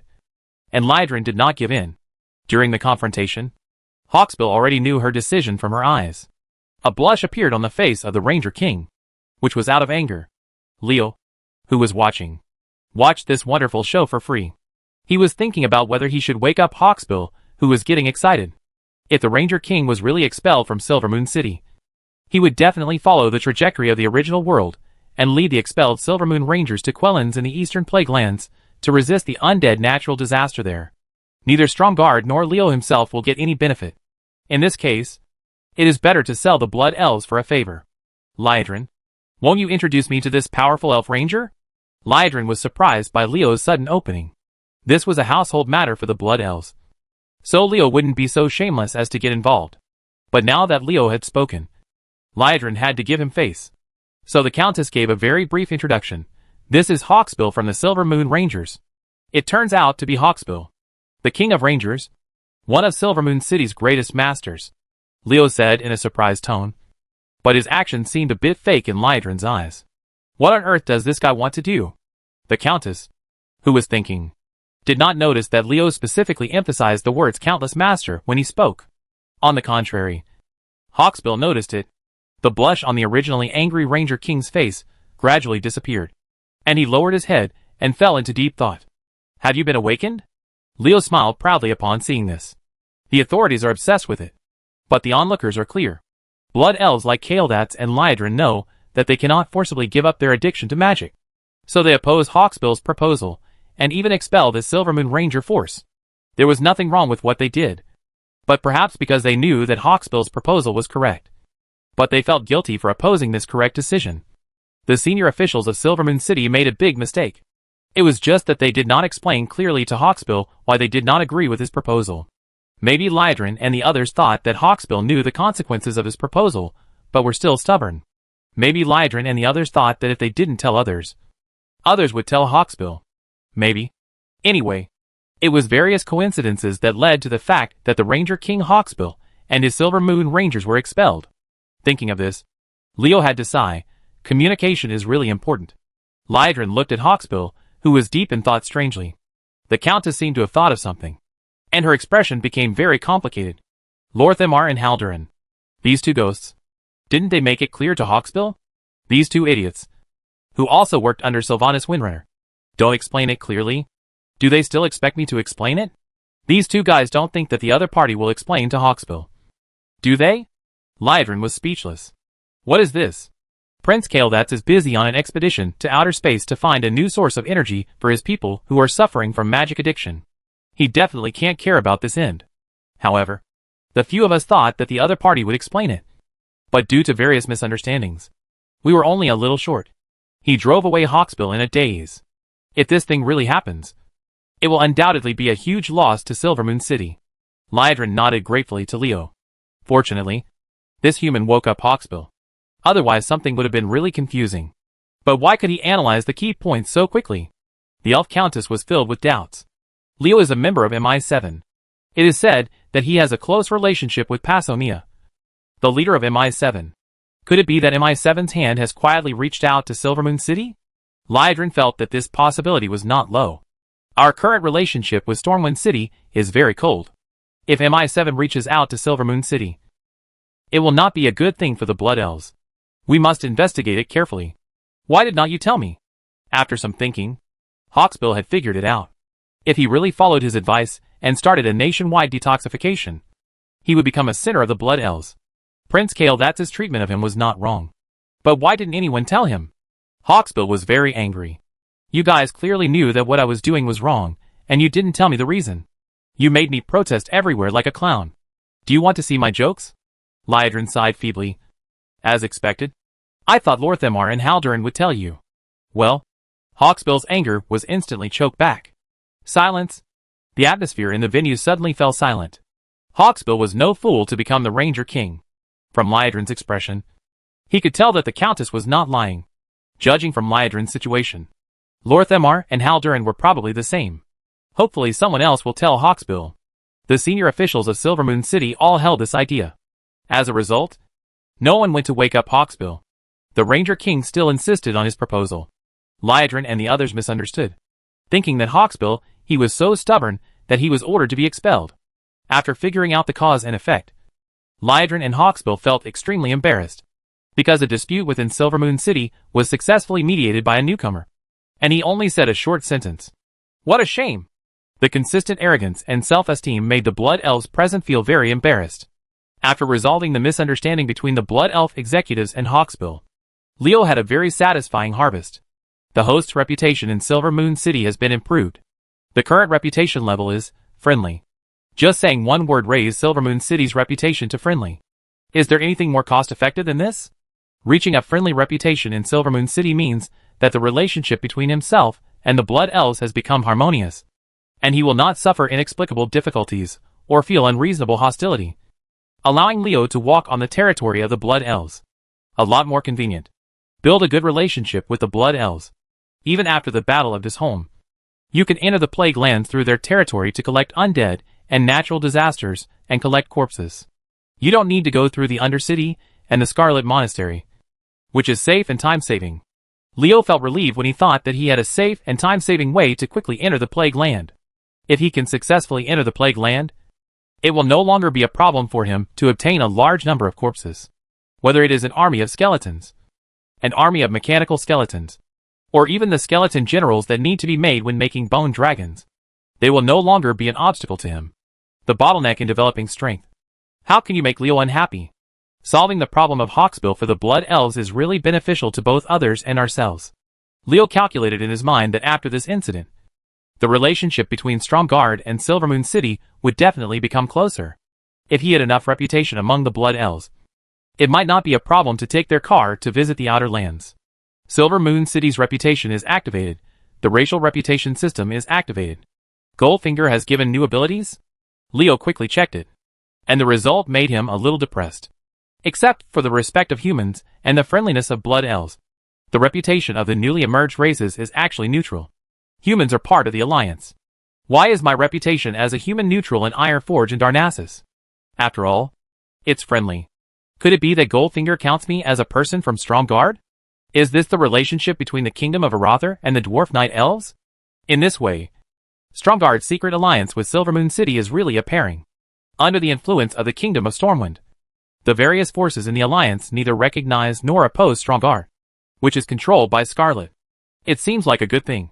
But in fact the Kingdom of Arather cannot get the expected help from them at all. Without help and isolated by other forces in the alliance, the situation is not favorable for Stromgarde, which is controlled by Scarlet. Are those so-called senior leaders of the alliance going to do something crazy again? Just like forcing the Blood Elves. Force the Kingdom of Arather to the point where it has to join the Horde camp to maintain its own existence. Leo felt a headache for a moment. He really didn't understand why the Kingdom of Stormwind was making stupid moves one after another. Are those nobles in Stormwind City full of shit? I really convinced them. Liadrin, accompany me to find Lor'themar and explain the matter clearly. As for this human friend, Hawksbill didn't finish his words, but his meaning was clear to humans. The next thing is the Blood Elves' housework, so you better not get too involved. Is it possible to burn bridges across rivers? Leo gave Hawksbill a fierce middle finger in his heart. If I hadn't woken you up, you would have been expelled by now. Thinking this in his mind, but not showing it at all on his face. Leo smiled at the apologetic Liadrin. Liadrin, just leave me a guide.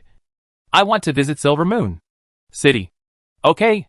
Leo's request was not too much, and Liadrin immediately agreed. Sylph, Fetus, you will serve as Leo's guide. Chapter 299 turns into a loser in an instant. In the royal palace of Silvermoon City, the atmosphere in the Palace of the Sun was somewhat awkward. Lor'themar and Halduran's eyes were wandering, and Hawksbill was staring at them hatefully. Astalar, Rawmath, and Liadrin watched from the sidelines. I gnashed my teeth with hatred for the three people watching the show. Lor'themar and Halduran, don't you three souls know how to smooth things over? The sound of gentle footsteps came from outside the palace, and a female elf with long auburn hair walked in.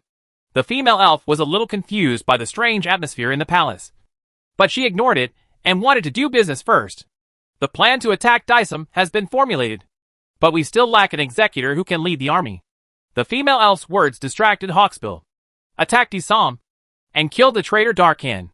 This was a big deal for the Blood Elves. Although Hawksbill was somewhat resentful of Lor'themar and Halduran, he was not indifferent. Seeing Hawksbill's eyes turn away from him, Lor'themar breathed a sigh of relief. As long as Hawksbill passed the moment of his greatest anger, the matter would be settled. He really didn't expect that he would make such a big mistake. Come! If you have anything good to think about, wouldn't it be okay to just choose one of us? Ramatha's words made others roll their eyes. This archmage was clearly trying to trick people. Who doesn't know that you have no other expertise except studying magic? Aren't you excluding yourself in disguise and asking us to top the tank? Lor'themar's eyes swept over everyone in the hall one by one. Halduran spread his hands helplessly. The Farstrider army had just been established, and many things needed to be taken care of by him personally. He had no time to do anything else. Astalar, Bloodsworn, and Rawmath were whispering, as if we were busy studying magic and left alone. After meeting his eyes, Hawksbill snorted and turned away. He was obviously still angry. It was extremely difficult for him to do anything at this time. Lor'themar had a huge headache. How long had it been since he had lost his soul? He was still losing his temper. Do you take me as the regent seriously? Finally, the helpless Lor'themar set his sights on Liadrin, who had a sly smile on his face. As for the red-haired female elf who came to report the situation, Lor'themar knew that her abilities were not inferior to those in the palace. But Liadrin couldn't even think of calling her if she didn't speak. Seeing Lor'themar's eyes on her, Liadrin was a little amused. Although there were several people in the decision-making level of Silvermoon City, Lor'themar and herself were the only ones who could really make decisions. Others were lazy as long as they could. It's really frustrating. Lor'themar, Silvermoon City needs fresh blood. Why not give the younger generation some opportunities in this battle? Liadrin's words made Lor'themar hesitate. Attacking this home was a big deal. Liadrin wouldn't let a younger generation carry the flag. Right. What if something goes wrong? Lor'themar has been cultivating the younger generation so that capable new stars will continue to appear in Silvermoon City. However, it would be too hasty to leave such a big task to the younger generation. Having such an idea is not because Lor'themar is timid, but because as the regent, he is responsible for various matters in Silvermoon City after Prince Kael'thas's expedition to outer space. So he must act with caution. Anticipating Lor'themar's hesitation, Liadrin gave him reassurance. I will ask Eldora to accompany them in this war. Considering Eldra's ability, there will be no problem. The Eldra Liadrin talks about is the auburn-haired female elf. If Leo were here, he would sigh. Eldra Morning Walker. Another boss-level figure. Lord Themar is relieved to have Eldla accompanying him. There may be many minor problems with the younger generation of commanders, but with this Morning Walker present, there will definitely be no big, irreversible mistakes. Liadrin, do you have any good candidates? Lord Themar understood that Liadrin must have had a choice in mind now that she had said this. So he asked, Oliphalos and Selen Fireheart. These two young men are very good. In addition, the Far Striders can also let Helios take the newly trained recruits into battle. They will grow more on the battlefield than on the training ground. Quick! After hearing the candidates recommended by Liadrin, no one from the Silvermoon City executives present expressed any objection. Oriphalos is a veteran noble and a great magister. It is no problem to lead the magister troops accompanying the army. She can be said to be the neutral party such as Astalar and Romans in this expedition to Disam. Representative in World War I. Selen Fireheart is a member of Liadrin's royal party, a line that firmly supports Prince Kael'thas. He can lead the largest number of Blood Elf warriors in the army. Although Silvermoon City is still troubled by the lack of powerful melee professions, this does not prevent them from recruiting troops. The unique advantages of the Blood Elves make them much stronger than humans, especially the Blood Elves who survived the invasion of natural disasters. Their strength is not inferior to that of the warriors. Helios of the Farstrider force is the representative of Lord Themar and Haldurin. He belongs to the Regent family and has certain melee capabilities while being weak in long-range attacks. According to Liadrin's arrangement, the neutral faction, the royal party, and the regents all participated. If they win, everyone will share the honor. If they lose, no one will be able to escape. In this way, there will be no fear that someone will not contribute. Another delay. But this arrangement is not perfect.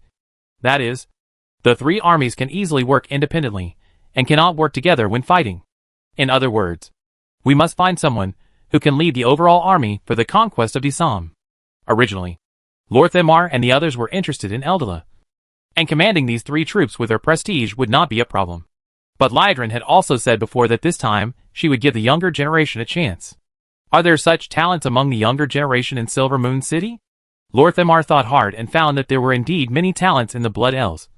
But there was no one among the younger generation who could independently lead an army.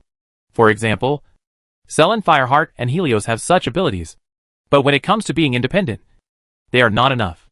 Lord Themar, there is no need to worry about the command of the army to conquer Disam. Have you forgotten that person? The tribesman who entered the human race for Astalar's plan can command the army to attack Disam with her ability. She is competent, and I believe that as the commander, our human allies will not have any objections. Liadrin's words made the shadow of a female elf appear in Lord Themar's mind. Yes, how could he forget her? In that case, let's make this decision. Lord Themar nodded in agreement. The arrangement is very good, but have you considered how the trolls will react when our army is dispatched? Hawksbill's voice sounded, and the Ranger King glanced around the palace. When he saw Liadrin looking at him with a smile on her face, Hawksbill suddenly had a bad feeling in his heart. So we have to send an army to deal with the trolls. I don't think he will refuse. Hawksbill, I don't go. Liadrin ignored Hawksbill's objections and gave Lord Themar and Haldurin a you can handle him look before saying, now that we have a candidate to deal with the troll infestation, we should go and get the human allies. Please come. I said, I won't go. Seeing the furious Hawksbill being ignored, Lord Themar shamelessly gave Haldurin the arduous task of persuading the Ranger King. I am the regent now. You don't have to ask me to step in for everything. Right? Haldurin's face was full of beef. Damn, Lord Themar. Aren't you being a rogue? How can it be so easy to persuade Hawksbill with his stubborn temper? While Haldurin was trying to calm down Hawksbill's anger, Leo, who was wandering around Silvermoon City, was invited over. The first time he entered the hall, he noticed the strange atmosphere in the hall. A blood elf was talking to Hawksbill, but Lauhol looked arrogant and ignored the elf. As for the other blood elves in the hall, they were paying close attention to the development of the situation with a strong onlooker attitude. Is this a crazy situation? Leo was a little confused. The person sitting on the main seat must be Lord Themar, and the two people in robes are probably Astalar and Ramath. Liadrin has already seen it. She doesn't know who the female elf standing behind her is, but she can participating in a meeting of this level. She should be Eldra Morningwalker. In this way, the identity of the blood elf who is trying to persuade Hawksbill can be determined by the leader of the Far Striders, Haldurin. Seeing Leo entering the hall, the blood elves in the hall quickly returned to serious expressions. Haldurin coughed twice to cover up his embarrassment. It was Liadrin who spoke first. Leo, we have a plan to attack Disam. I hope you can fully cooperate with us. Cooperation is a given, but full cooperation is not necessary. Doesn't this imply that I should obey the orders of the blood elves? If they want to use me as cannon fodder, should I go too? What a joke. Leo thought Liadrin's words were strange. Why did the Countess look so sure of him? Is she so sure that I will agree? As the first cooperation between the two parties, I will naturally cooperate with Silvermoon City's plan, but I hope to have maximum freedom. If the commander of Silvermoon City conflicts with my intentions. While Leo was talking, a voice came from outside the hall. What do you want to do if there is a conflict? This voice sounds so familiar. Leo was stunned for a moment. Who is so arrogant? Wait. Turning around, Leo saw a female elf walking into the hall. Her waist-length black hair slowly swaying with her movements, and her green eyes staring at Leo, waiting for him to speak.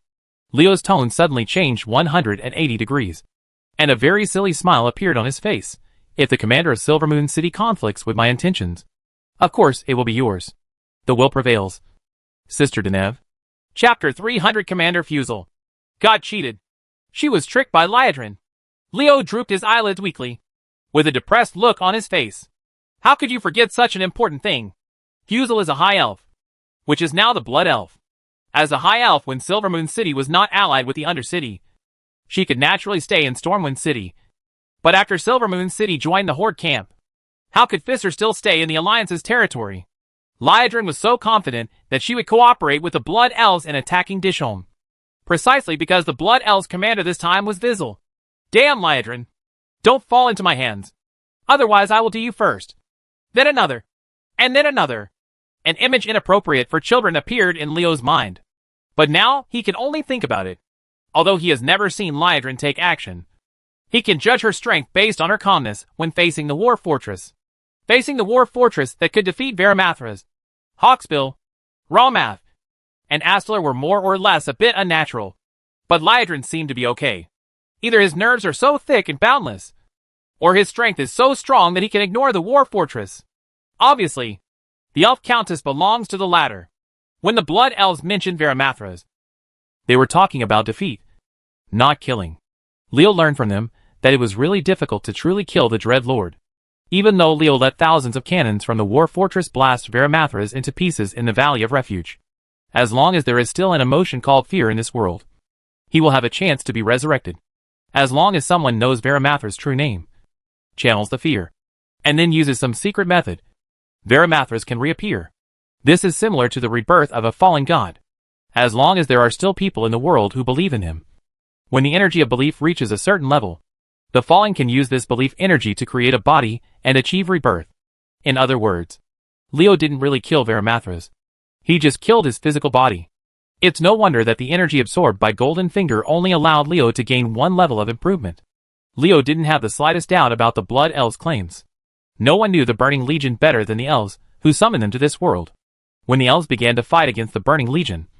Humans? What race is that?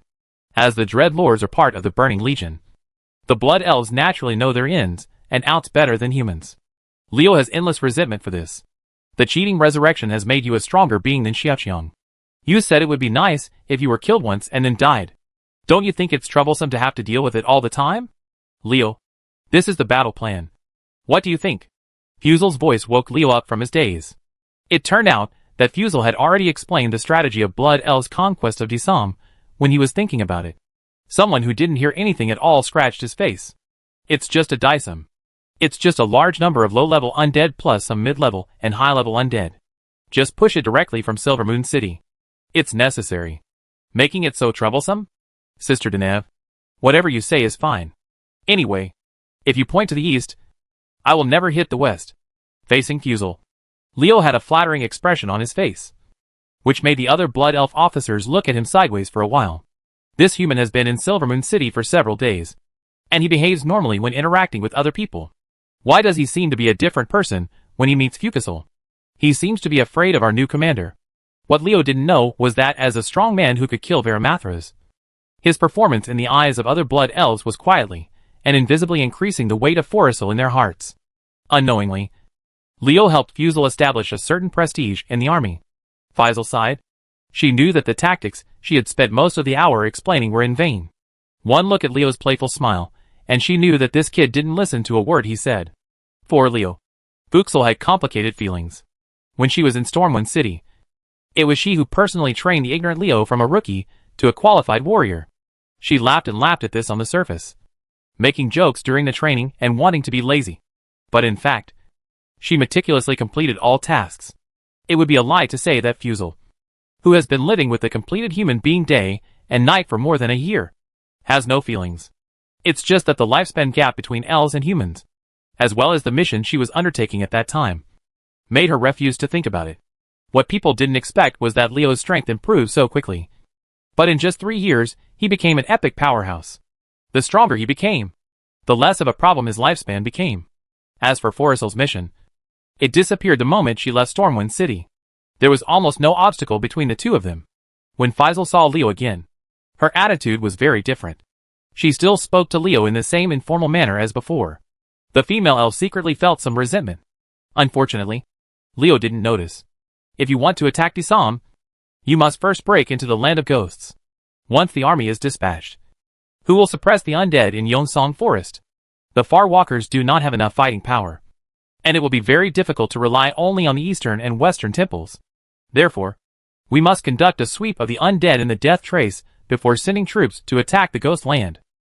Fusel glanced at Leo and revealed his next plan. Hearing Fuxel say this, Leo couldn't help but feel something in his heart. The Death Mark was split by Arthas with Frostmourne. It split the Eversong Forest into 2 parts. The strong power of death in it brought great trouble to the Blood Elves who were rebuilding their homeland. Because of the Death Marks, the undead creatures that keep crawling out of the ground due to the power of death have restrained a large part of Silver Moon City's troops. This is why they have been unable to send troops. Arthas' slashing of this death scar was not just about destruction. He also had another intention, which was to delay the time for the Blood Elves to recover after the war, so that the resistance he encountered when he returned from Northrend was gone. So big, there are undead souls awakening in the Mark of Death every moment. What does this mean? There must be a large number of corpses buried under this trace of death stuck on the map of Young Forest like an ugly scar. Wouldn't I be rich if I could get my hands on them? Leo estimated that the number of corpses under the death scar could reach 6 figures. Otherwise, it would be impossible to hold the Blood Elves back for so long. Thinking of the huge number of corpses, Leo immediately patted his chest and packed them up. Isn't it just the undead from the Death Mark? Leave it to me. When it comes to killing the undead, I'm good at this. Seeing Leo's cheating look of leaving everything to me, Fusel was a little amused. This kid had never seen the Death Mark and didn't know its horror. The massive undead and the powerful power of death gave even the tyrannical Magister Legion a headache. Did he think he was fighting the Forsaken in the Arthi Highlands? The Death Trace, filled with the power of death, is the home of the undead. Don't be ridiculous. Although the undead in the Death Mark are only low-level undead creatures, there are too many of them. Even Lord Lydron will not rush in randomly. Faisal's words made Leo very depressed. By the way, I am helping you solve your troubles. Why is it all nonsense? Even the woman Lydron didn't dare to rush in. It seemed that the Mark of Death was not as simple as imagined. Leo also heard a hint of concern from Faisal's words, so he curled his lips and said no more.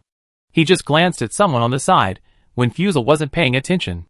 An armored elf warrior stood up and said to Fusel with an eager face, Your Excellency, Commander, why don't you let me accompany Leo to clean up the undead from the Mark of Death?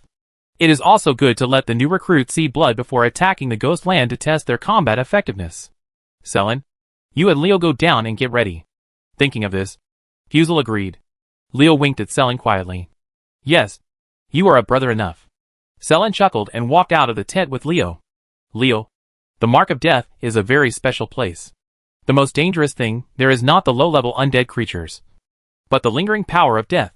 Even if the epic power is invaded by the power of death, it will be assimilated into the undead. In the end, it will be assimilated into the undead. We suffered a big loss because we didn't understand it when we started cleaning up the scar of death. The sword that Alsa struck back then was really terrifying. As soon as he left the tent, Selen began to warn Leo that he must be careful during this trip, as the person recommended by Count Lydron. Selen naturally did not want anything to happen to Leo. After all, it was Liadrin who proposed the alliance with Stromgarde. If Leo accidentally fell into the mark of death, it would be difficult for him to deal with Riptide. Liadrin's prestige would be damaged if the castle didn't tell her.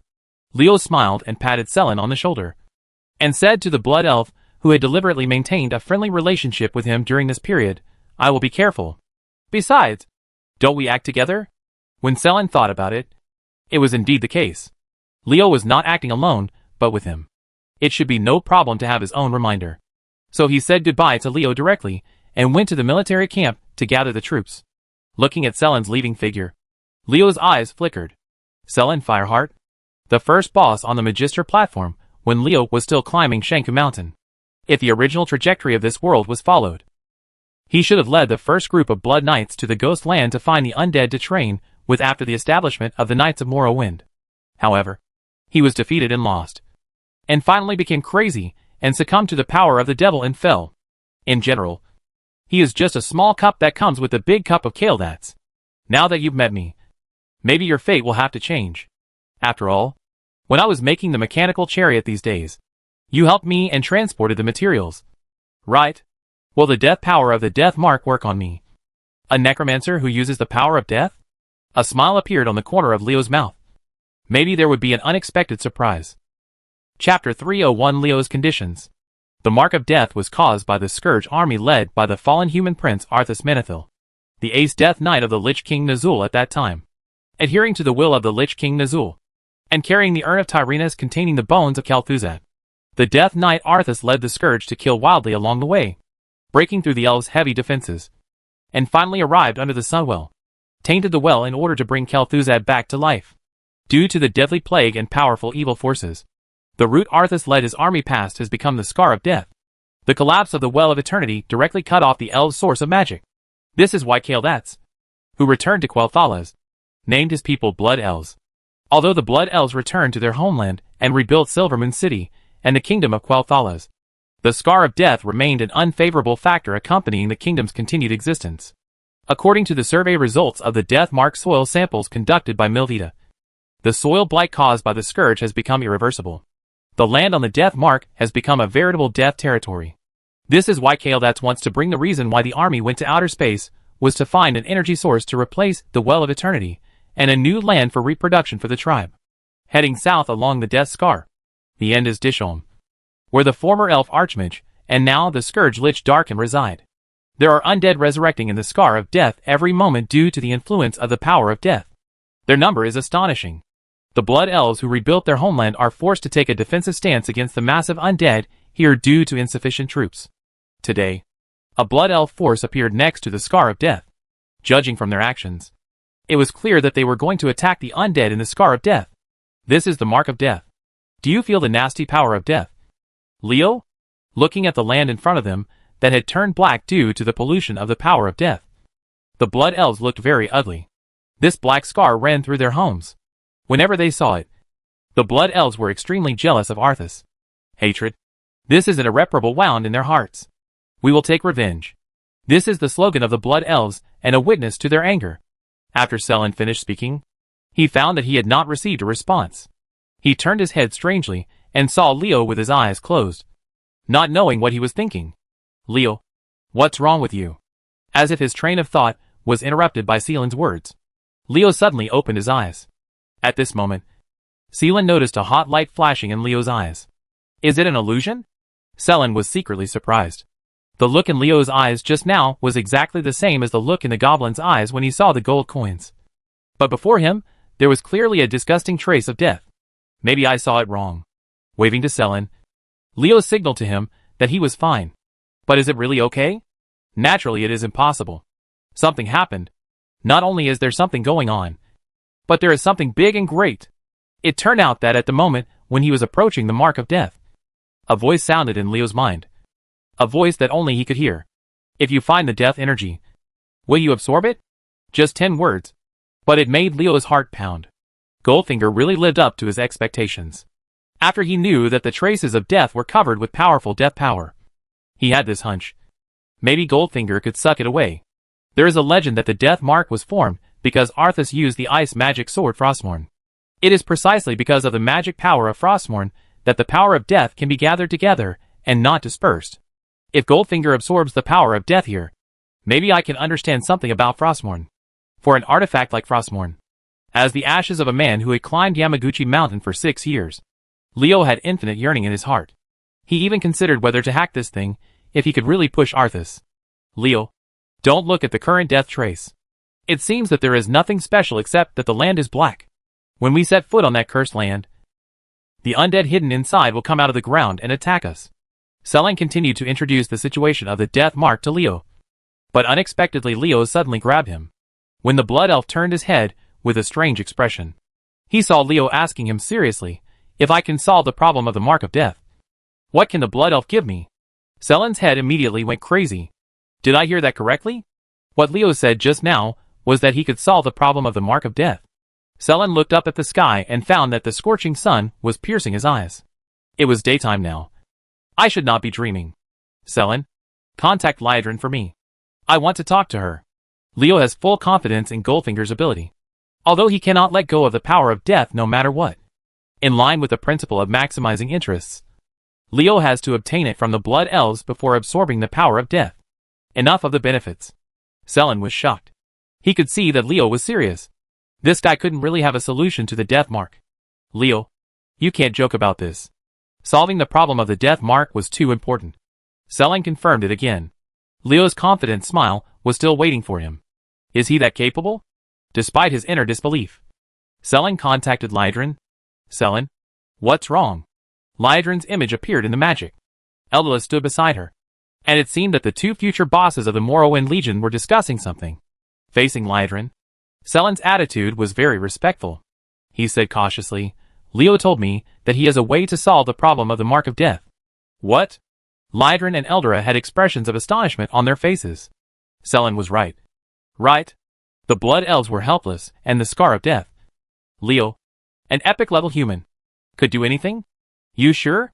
Liedrin's face was serious. If Selene made such nonsense without finding out clearly, what awaited him would be the Countess's overwhelming anger. Let me tell you. Leo walked up and said to Liedrin confidently, the reason why the traces of death are difficult to remove is all because of the powerful power of death in this vast land. Is there any way I can make the power of death disappear? Liedrin and Eldera looked at each other, although they had doubts in their hearts. What if what Leo said was true? After solving the trace of death, the blood elves' vitality recovery speed will be qualitatively improved. Even if there is only 1 in 10,000 chance, they cannot miss it. Leo, tell me your conditions. Instead of asking Leo whether he could do it or other nonsense. Since Leo dared to say that, he should have some means. Liedrin went straight to the topic. The elf countess saw it clearly. Leo came to her now just to negotiate terms. Don't mention the stupid thing that you should help me because we are allies. The price to pay for eliminating the influence of the power of death is definitely not small. No one who can. Why should Leo help to impress his interests? Leo shrugged. In fact, it was just a spur-of-the-moment idea. He hadn't figured out the specific conditions yet. But of course, it was impossible to reveal this kind of thing. As for the so-called asking for high prices, and then paying back the money on the spot. Let's first feel the blood elves' bottom line. Lord Liedrin, what you said is out of line. Silvermoon City and Stromgarde are allies. And we are all allies after all. How can I put forward harsh conditions? But you have said so. Rejecting allies. The good intentions are not very good. Which makes me embarrassed. Leo's expression of you are forcing me. I am reluctant. Made Selene fire hard shout in his heart. Humans are so shameless. They can open their eyes and tell lies to this extent. Human. As long as you can really do it, Silvermoon City will meet your requirements. If you can't do it, I will let you experience the wrath of the Blood Elves. Eldera, who was standing next to Liedrin, spoke. It was obvious that Leo's artificial expression irritated her. Human beings, if you put forward any conditions, your hypocritical pretentiousness is really disgusting. Although the words were not spoken, the expression on Eldera's face clearly showed it. Oh, you have a really bad temper. Watch me tease you. Eldera's words made Leo a little unhappy. He had been tricked by Liedrin before. Leo naturally didn't say anything when facing Fusel. But it didn't mean that he didn't have anger in his heart. Liedrin asked Forrisel to be the commander, making it clear that he wanted Leo to contribute more to the Blood Elves in this battle. Originally, we were all allies. And Silver Moon City had provided enough reward. Liadrin made it clear and Leo wouldn't refuse. But if you secretly plotted against me, then it's your fault. Leo yawned and said something that made Eldra furious. Since you have asked so, I will just say it. As for me, I happen to be short of a personal maid. I don't know what Morning Walker is willing to do. I don't want to give in. Remember, I'm a personal maid. Leo, you are brave. Sullen Fireheart pulled out the sun-forged axe from his waist with a roar, as if he was ready to kill someone at any time. Leo's request was too much. That was Eldra Morning Walker. He really dared to think about it. Are you looking for death? What? Do you want to take action? Leo tilted his head, with a look of contempt on his face. Who said just now that Silver Moon City will meet my request? I just feel lonely and want to find a maid. Leo looked at Eldra, who was shaking with anger in the magic image, with a joking look on his face. Telling you to be arrogant and having a bad temper will make you and me angry to death. What I hate the most is when people show their faces to me. Do you think you are Fusel or Passonia? Liadrin's face was as gloomy as water. The elf countess stared at Leo coldly through the influence of magic. Leo had no doubt that if he had been in front of her, he would have been wiped out by this powerful priest with the holy light. Gone gray. Just when Eldla was about to explode, a hand suddenly grabbed her. And Liadrin's cold voice came, Leo, if you can do it, in the name of Dathramar, Silver Yuchung agrees to your request. No, I really agree. That is Eldra Morning Walker. Leo was stunned. Am I just joking? You? Eldra looked at Liadrin in shock. She could hardly believe what she was hearing.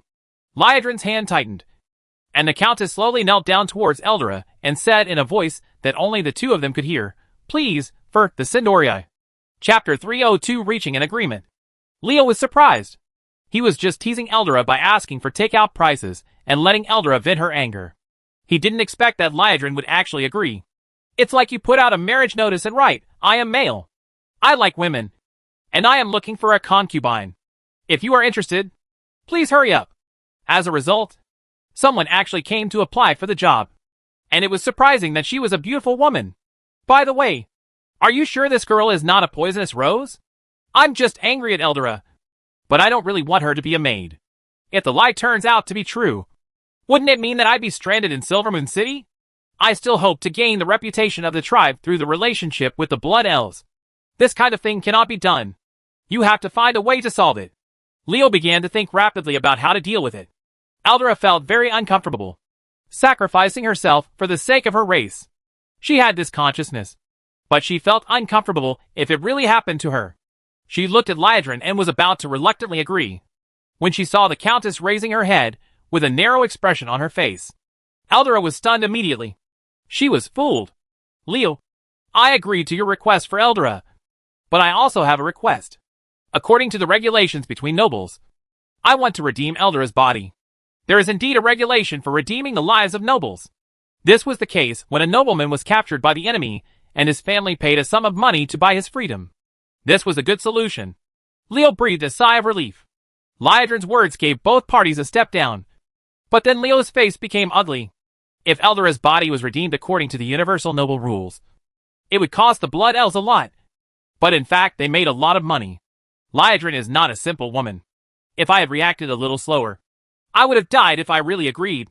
Getting rid of the lingering power of death in the death mark is tantamount to saving the homeland of the Blood Elves in disguise. One of the two main purposes of Prince Kael'Vatz's expedition to outer space is to find new territory for the Blood Elves so that the race can continue to multiply. It was solved. This is a major event involving the entire Blood Elves. Even if Leo makes extremely demanding demands, Lor'themar will try his best to satisfy him. But now that Liadrin has bypassed him, it has become a ransom issue for Eldla. No matter how valuable the Morning Walker is, can he be worth as much as the entire Blood Elves? Liadrin was playing a trick called concept stealing. This woman was so cannibalistic that she almost killed her with a mallet. Eldra also understood at this time, and she squeezed Liadrin's hand quietly, very hard, which was considered a small revenge. Disintegration staff. Leo suddenly spoke up. Liadrin wanted to plot against herself again. There was no need to save face for her. The lion opens his mouth widely. Is there anything wrong? Absolutely not. Liadrin and Eldra flatly refused in unison. What is the staff of disintegration? That was a treasure of the Blood Elves. A treasure only spread in legends. Even Liadrin had only seen it once. How could it be given to a foreign tribe? Why not? Leo shrugged. As a wise prince, His Highness Kael'thas will make the right choice. Right? The disintegration staff, the soul string longbow, the cosmic infuser, the infinity blade, the transition cutter, the destruction, and the phase barrier are the 7 weapons known as the Blood Elves. 7 weapons that are only spread in legends. They are all in the hands of Prince Kael'thas. What choice will the prince, who is dedicated to the Blood Elves, make? Liadrin knew that Leo had figured out what he was trying to do, and that this guy's goal was probably to focus on the disintegration staff from the beginning. I can't take charge of the matter of disintegrating the staff.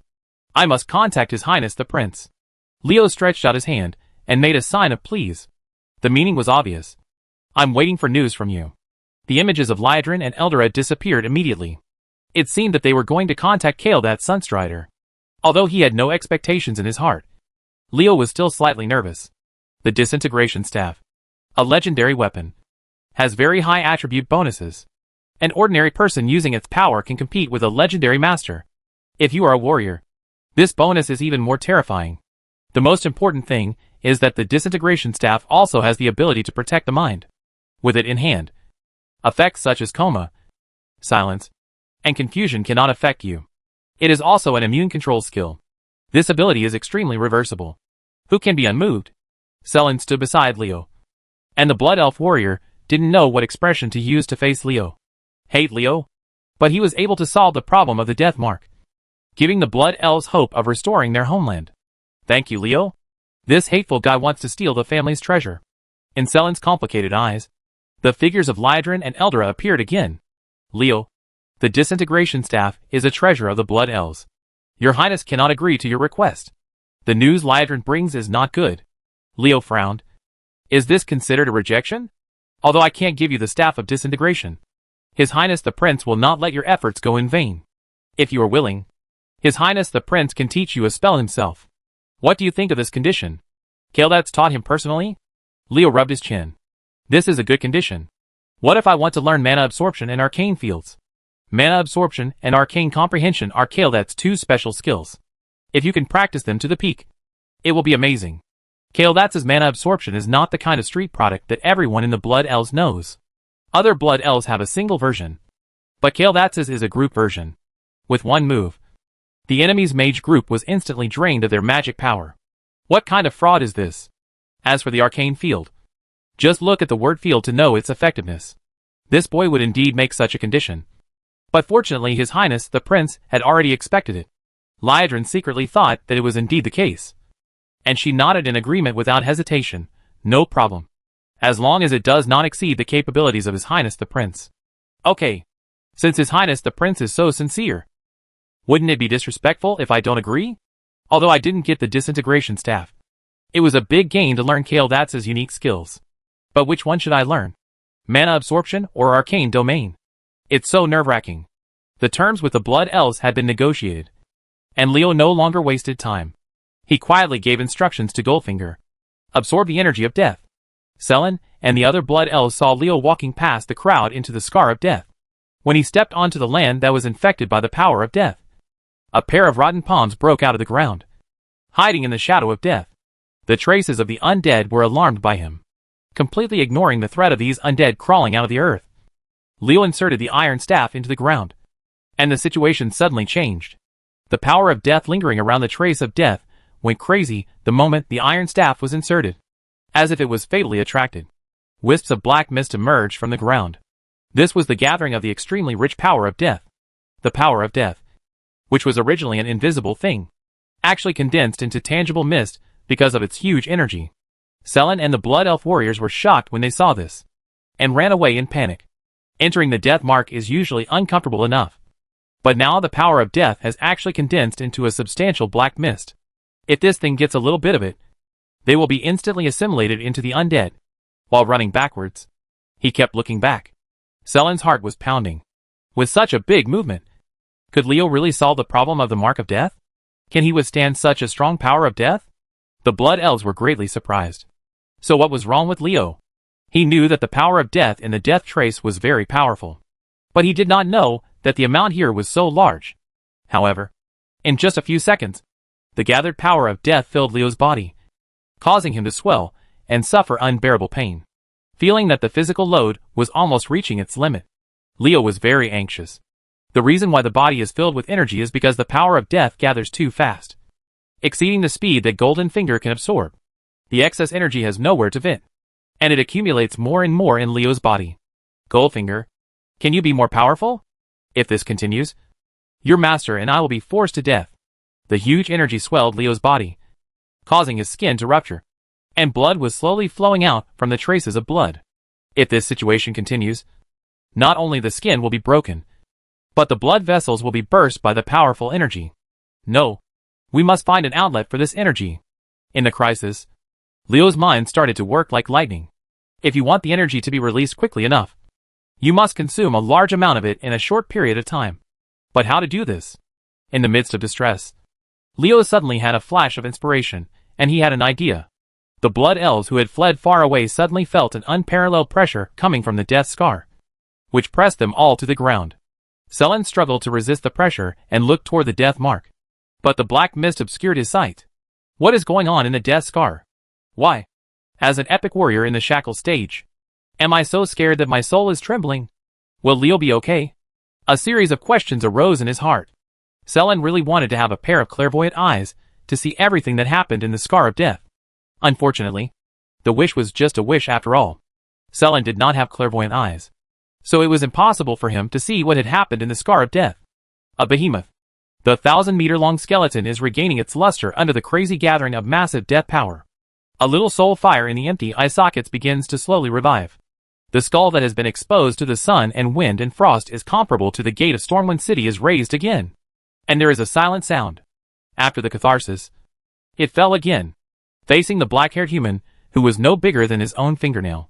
The resurrected behemoth said in a respectful tone, "Thank you for giving me a new life, respected Master Leo."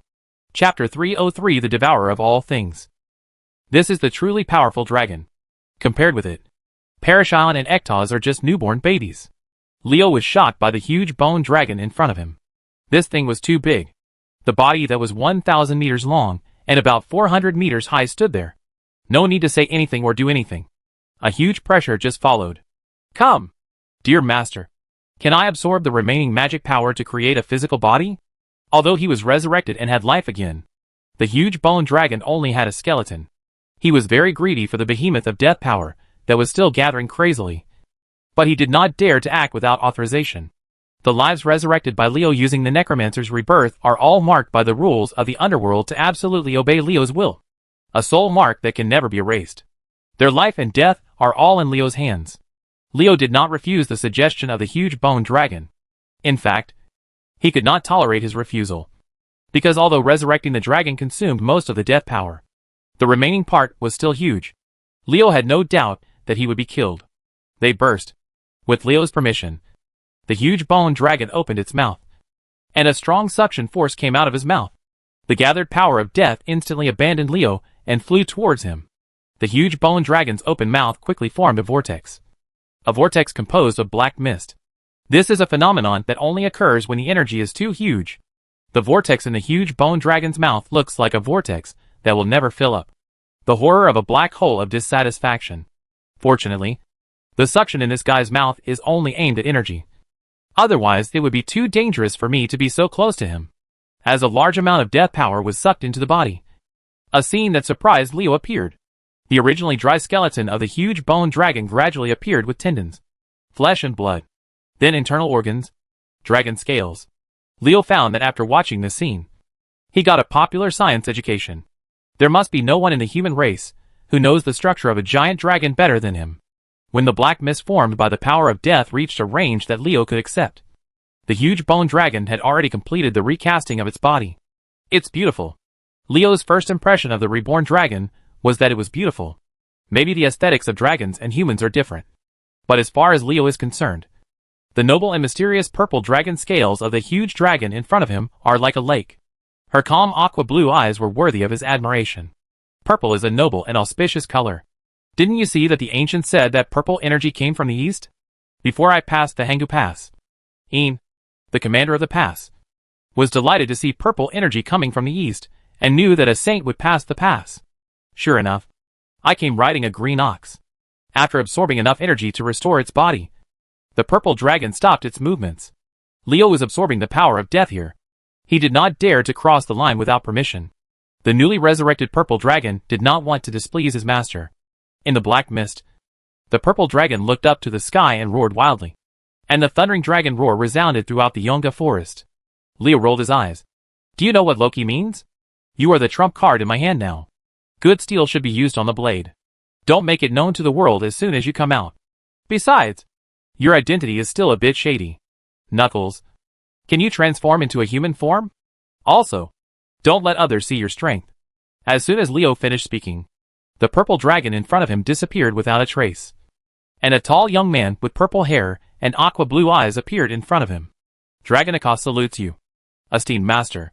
Yes, Leo resurrected the world's first Twilight Dragon. The first Twilight Dragon that claims to be able to defeat all the dragons in the world. Dragonakos, the devourer of all things. When deciding who to resurrect with a huge amount of death power from the death mark, Leo had two choices. One was Zenitharea, and the other was Dragonikoth. As the consort of Deathwing Neltharion, there is no doubt that Zenitharea is powerful. But the problem is that Leo once provoked Neltharion in grim battle, and was planted by the old Neltharion. Restricting magic has always been a thorn in Leo's side. It is said to limit magic, but who knows if it has tracking effect. When Lao Nai breaks out of the ground one day, no one can tell whether he will be able to sense him because of the magic in his body. Instead of pinning your hopes on Lao Nai's magic and its lack of tracking function, it's better to have the power to compete with him. If you want to compete with Neltharion, Zenitharea is naturally not the best choice. Dragonikoth, who claims to be able to defeat all dragons, is the first choice. Perhaps the Twilight Dragon was indeed not as powerful as Zenitharea when it first appeared, but it is known as the devourer of all things. It has a characteristic. That is, it can enhance its own strength by devouring magic energy and magic energy crystals. And this kind of reliance, it is said, that there is no limit to swallowing energy to grow. This means that as long as Leo provides enough energy, this guy can grow infinitely. A thug dragon that can grow infinitely. This is exactly what Leo needs. And he has a plan. After Deathwing was unearthed, it caused huge disasters to the world. Leo can still use Dragonikotha's ability to devour energy growth to plan. I think that in the face of huge dangers, various races will not be stingy with some magic crystals. Aren't the Blood Elves going to send more troops to the Outer Lands?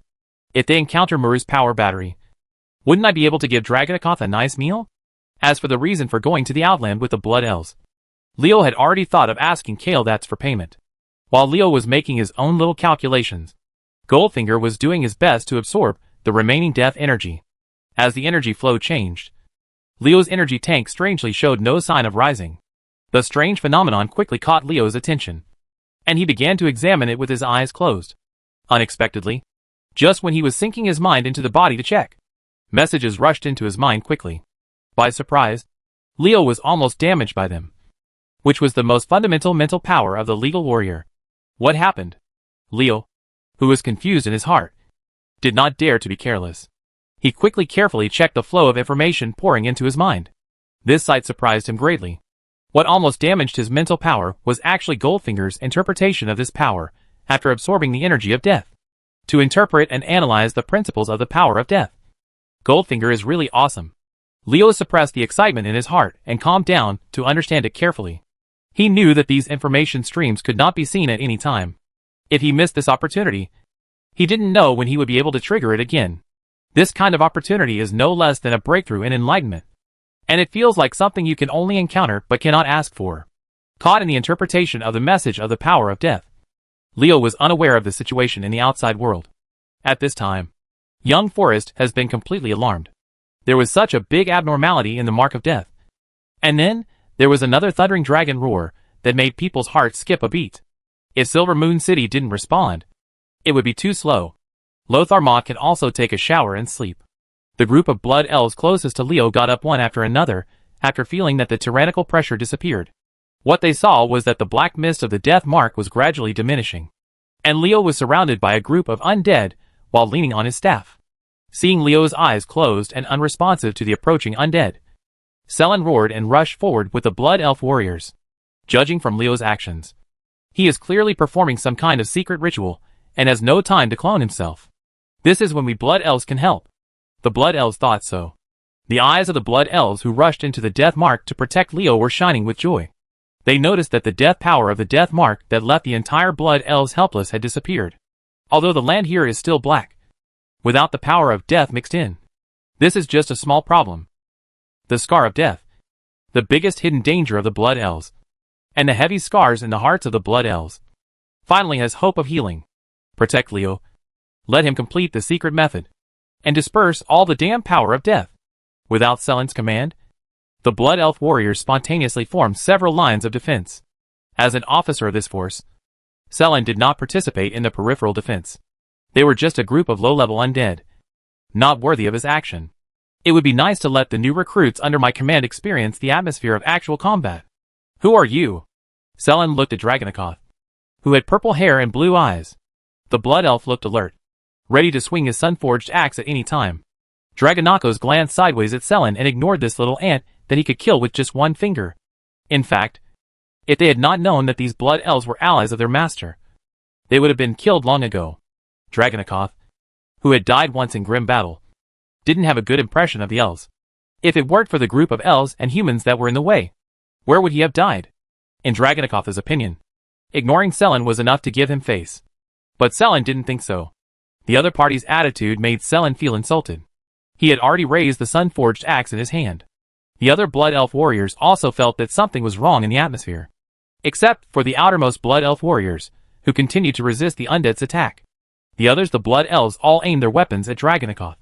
A group of ants also want to challenge me. Twilight Dragon looked disdainful. If these elves dare to find trouble, just kill them all. You are looking for death. Do you know that? Selen was furious. This guy was a little too crazy. At this moment, Dragonikoth spoke again.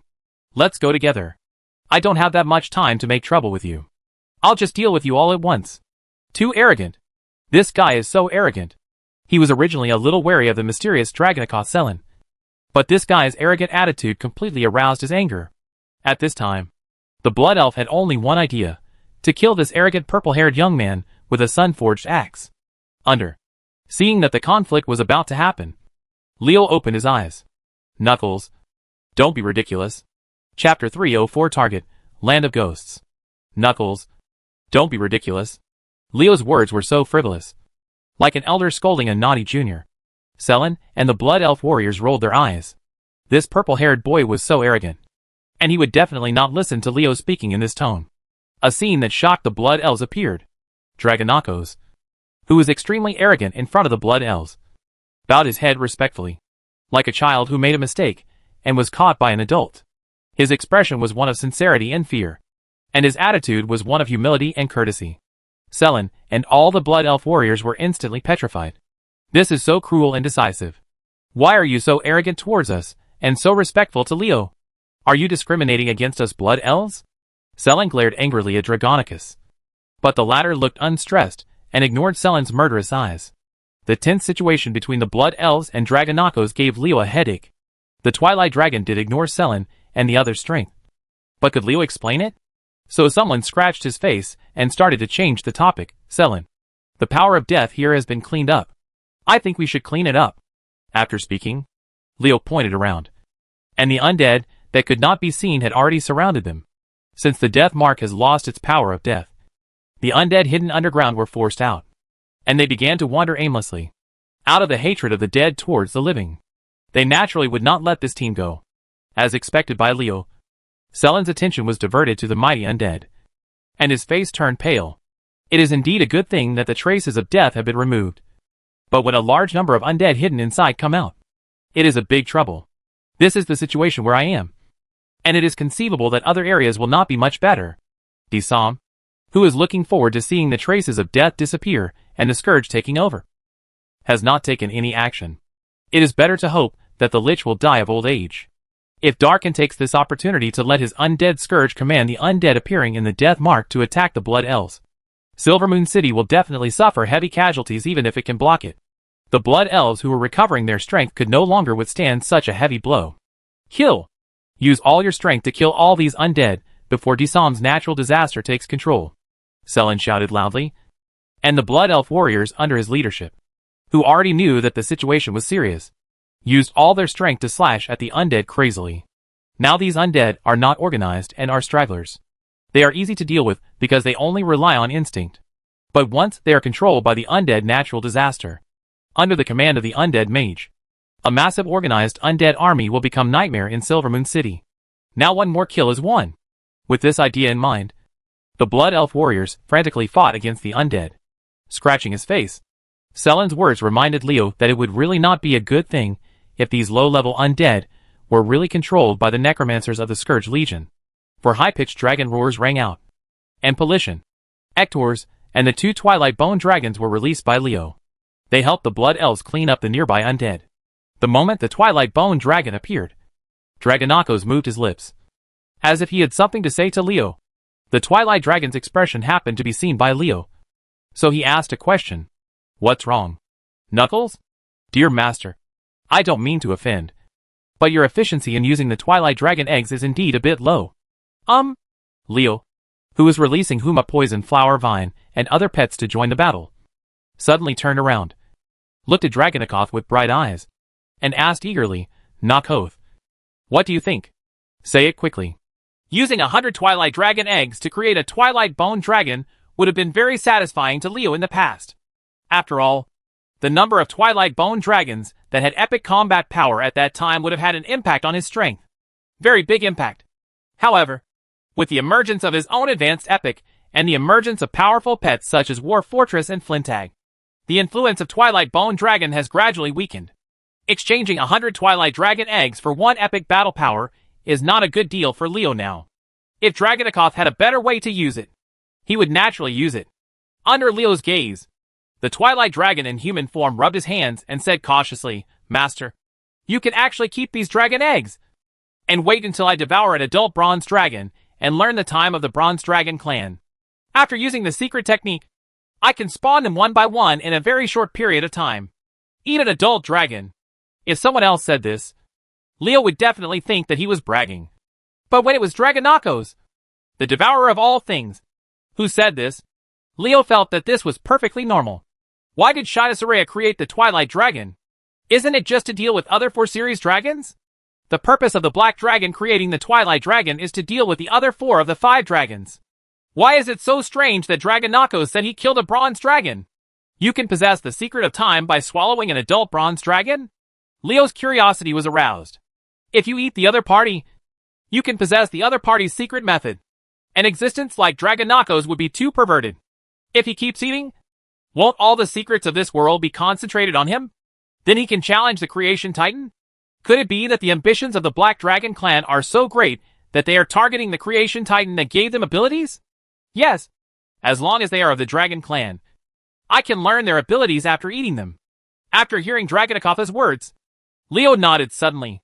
Let me just say, this guy's ability should not be so abnormal. It turns out that it can only target giant dragons. But even this is already a very powerful existence. Knuckles, your suggestion is very good. Let's catch a bronze dragon for a feast when we have time.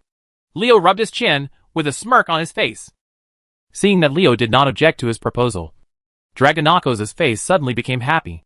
The Twilight Dragon has only swallowed a void dragon named Zizarak, and he has never tasted the taste of other dragons.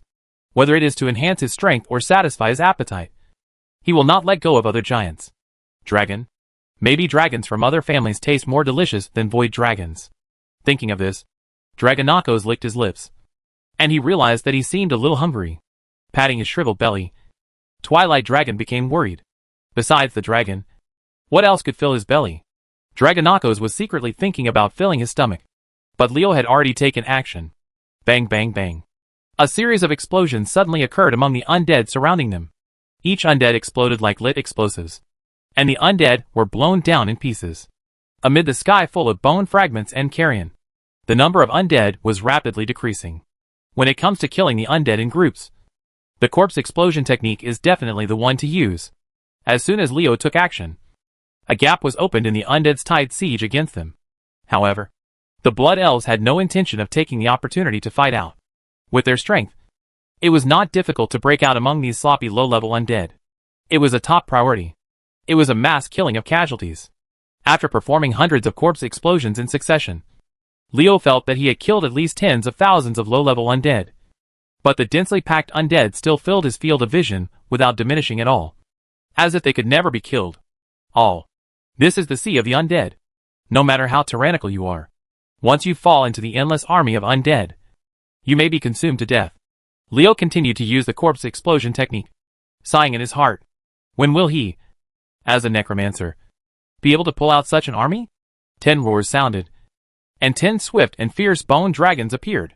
These huge land-based bone dragons lined up in a line, and rumbled towards the endless sea of undead with neat footsteps. Under their powerful collision force, the low-level undead were smashed into pieces, leaving only broken limbs and broken bones on the ground where the swift bone dragon passed by. Upon seeing this, Selen quickly organized the Blood Elf warriors and followed behind the Velociraptor bone dragon to clean up the few fish that had slipped through the net one by one.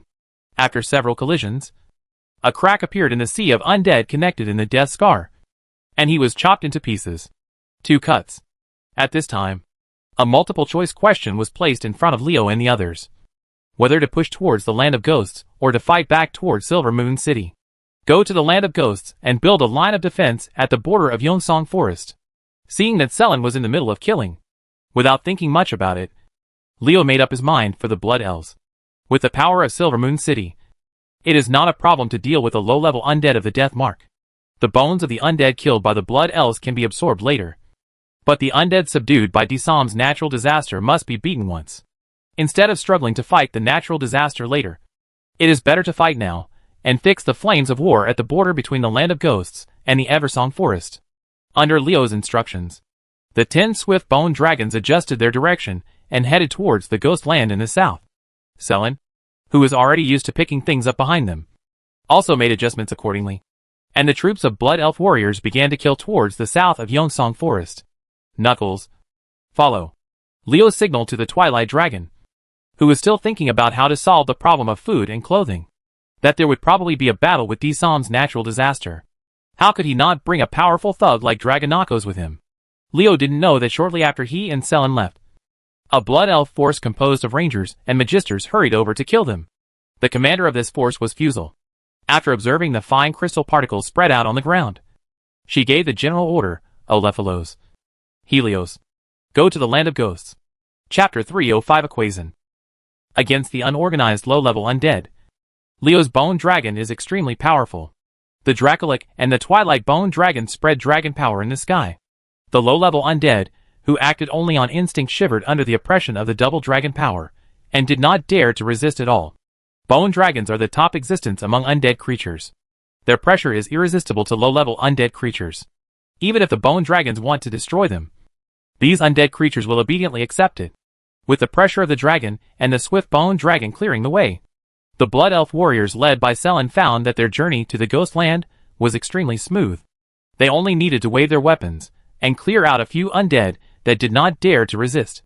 The troops marched all the way without being hindered at all, which was completely different from the imagined situation of fighting their way through the sea of the dead. Someone was clearing the way ahead, and Leo, who was at the back of the team, felt extremely comfortable. Wherever he passed, the corpses lying on the ground turned into tiny crystals. 10,000, 50,000, 100,000, 150,000. The huge amount of low-level undead brought enough corpses. Looking at the number of corpses stored by Goldfinger, Leo smiled crookedly. It had exceeded 200,000, and the number of corpses in Golden Finger was still rising. Leo began to summon the bone dragon again without hesitation. Amidst 10 roars, 10 fierce bone dragons appeared. The number of rapid bone dragons controlled by Leo has reached 20. To make 10 fierce bone dragons, Leo needed to spend 100,000 corpses before advancing to the epic level. But now, he only needs to spend 10,000 corpses. If it weren't for the insufficient number of Velociraptor eggs he carried with him, Leo would have really wanted to get more Velociraptor bone dragons. It's great to fight against the undead natural disasters. The number of corpses is soaring. This is only in Yonsong Forest. If the battlefield is moved to the eastern and western plague lands, the harvest will definitely be more than 10 times what it is now. Leo was excited because he saw hope, and the hope of forming a bone dragon army. Thinking that he could have an army composed entirely of swift bone dragons, Leo really wanted to go to the plague land immediately. However, YY returns to YY, and reality must still be faced. They are killing all the way to the ghost land in sight. The land of ghosts and Eversong Forest were separated by a large river. Leo had a bad premonition in his mind, and he quickly ordered the swift-boned dragon to stop. Looking at the seemingly calm river ahead, Leo commanded the swift-boned dragon to retreat. Once he was far away from the river, the bad feeling in his heart disappeared. It's weird. What's in that river? And why do I think something bad will happen if I get close to it? Selen had regained consciousness from the frenzied killing. He was following the velociraptor bone dragon to clean up the fish that had slipped through the net. He came to Leo and whispered, "Leo, you feel it too? The river in front of you. The element fluctuations are abnormal.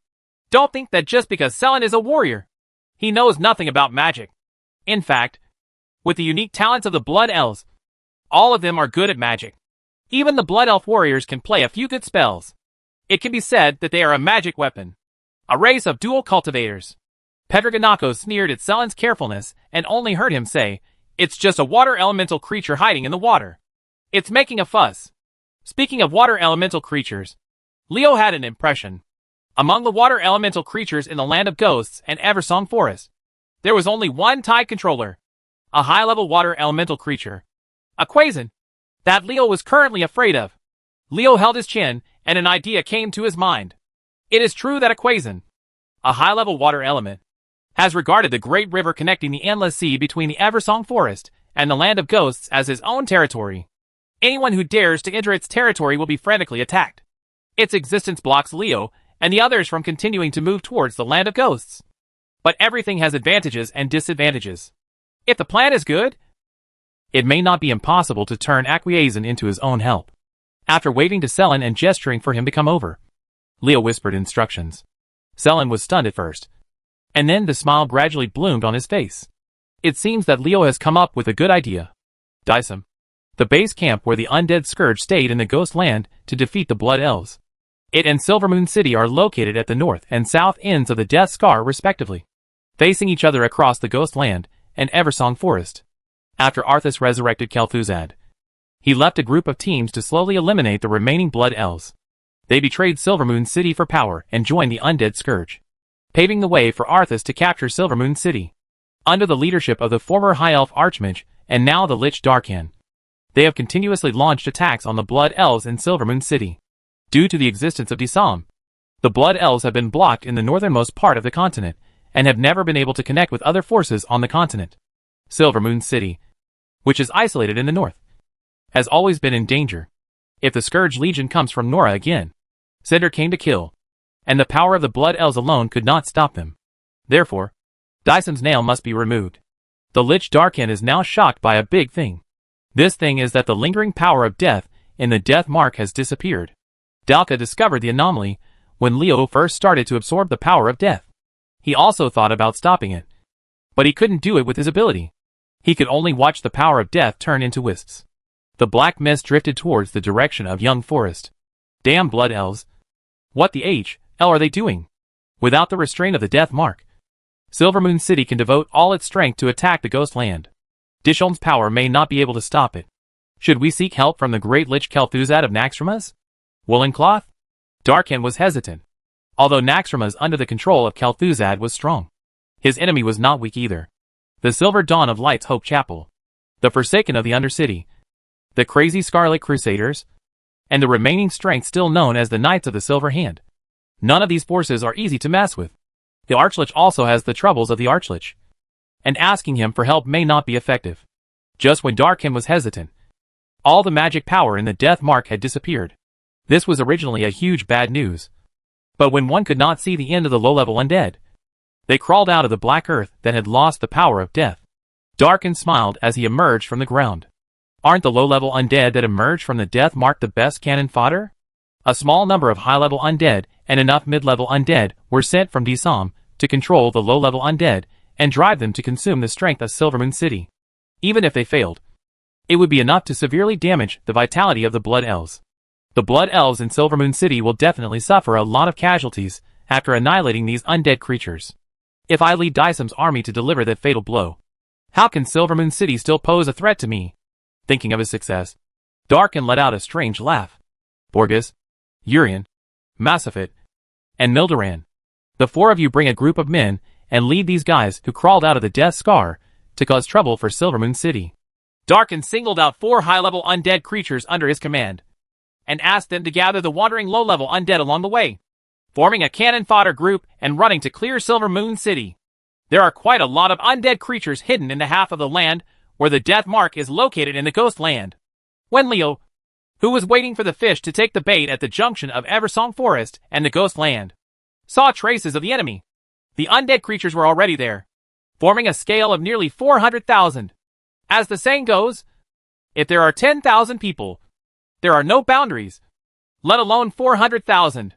From where Leo stood, the entire field of vision was nothing but undead, even if there were crows in the air to help him expand his field of vision. The mighty natural disaster of the undead stretches for dozens of miles, and is marching towards Young Forest with murderous intent. Prepare for battle. Seeing the undead appearing in the land of ghosts, Selen commanded his blood elf warriors to hurriedly form formations, as if they did not expect such a large number of enemies. The troops said by Silvermoon City. Kill them. The bloodletter Balgus, with a big hole in his belly, relied on a few bones passing through to block the internal organs in the abdominal cavity from falling out. The abomination waved the meat-cleaving axe in his hand, looking like a militant. Make a fuss. Be careful of fraud. Holding a staff, wearing a black silk magic outfit, and a red mage robe that had long been in tatters. The black-clad Massifite saw that Bulgus was about to lead someone to rush over, and hurriedly warned him. If we don't chase those blood elves, they will run away. A skeleton holding an axe in his right hand, and a shield in his left hand pointed at the slowly retreating blood elf team in front and said, "This skeleton is Mildoran the Fallen." Seeing that the blood elf was about to run, Bulgus pushed Massifite aside with a big hand, and took the lead in charging forward. The hateful brute force almost brought Massifite, a natural disaster mage, to the ground. This mind is full of mushy hatred. Massifite was furious at being treated so roughly by Bulgus. The Scourge Mage originally wanted to find allies to fight against the violent Bulgus, but after he stood firm, he discovered that Mildoran was also chasing the opposite Blood Elf army with an axe. With these two leaders taking the lead, the necromancers under them did not dare to neglect. Under their control, the gathered low-level undead also began to charge. As for Urian, as long as this guy doesn't want to show up, Massifite won't be able to find him in this chaotic scene. Borgus and Mildoran. One is stupid, and the other is completely brainless. I curse you to be finished sooner or later.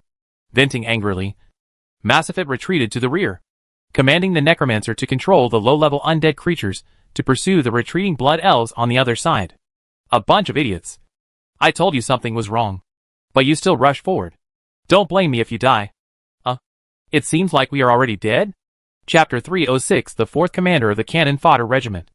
Under the control of hundreds of necromancers, tens of thousands of low-level undead followed Bulgus and Mildoran towards the Eversong Forest.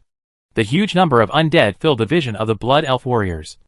Making retreating, they became more and more nervous and retreated faster.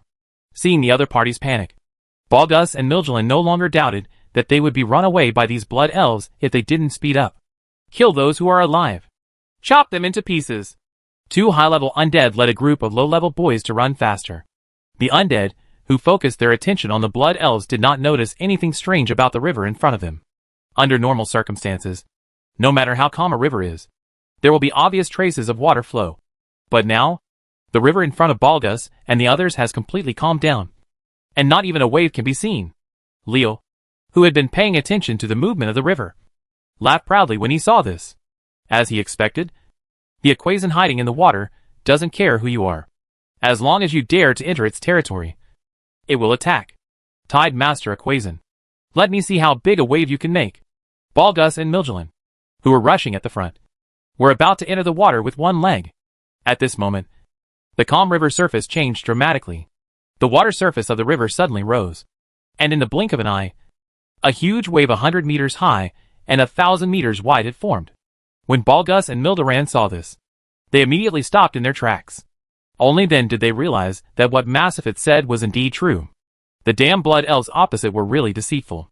But even if they realized it, no matter what, a huge wave of 100 meters had already covered them. Boom! The huge waves hit the ground fiercely, making a loud noise. Under the bombardment of the huge waves, all the low-level undead were beaten to pieces.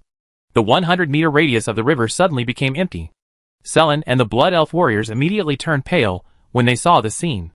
With Selen Su's legendary strength, he was confident that he could resist this huge wave without any damage.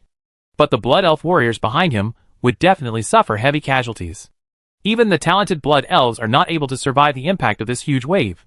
The huge waves came and went quickly. But within a breath or two, the turbulent waves disappeared without a trace, leaving only broken limbs and bones on the shore.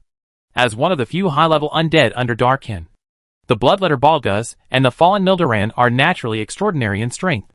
Even under the attack of the giant wave, these two guys were unscathed. Damn water elemental. How dare you attack Lord Darkin's army? Going against the Scourge will lead to death. Their younger brother was killed, and he himself was soaked in the water. Balgus and Mildoran were angry. At this time, the Blood Elf warriors led by Selen had already withdrawn from their sight, and ran away when they saw the target. The two high-level undead immediately vented their anger on Acquiescen, who was blocking them. You idiots. Come on and find the guy in the water. The angry Balgus made a decision that made Mazafai want to kill him. The Bloodletters actually gave up the mission of attacking Yonsong Forest and targeted Acquiescen in the river. This idiot. The boundary between Yonsong Forest and Ghostland is so wide. Wouldn't he cross the river somewhere else? You all just stay back and let those low-level beings follow these two idiots to their death. Mazafai knew that it was impossible for him to stop Balgus and Mildoran.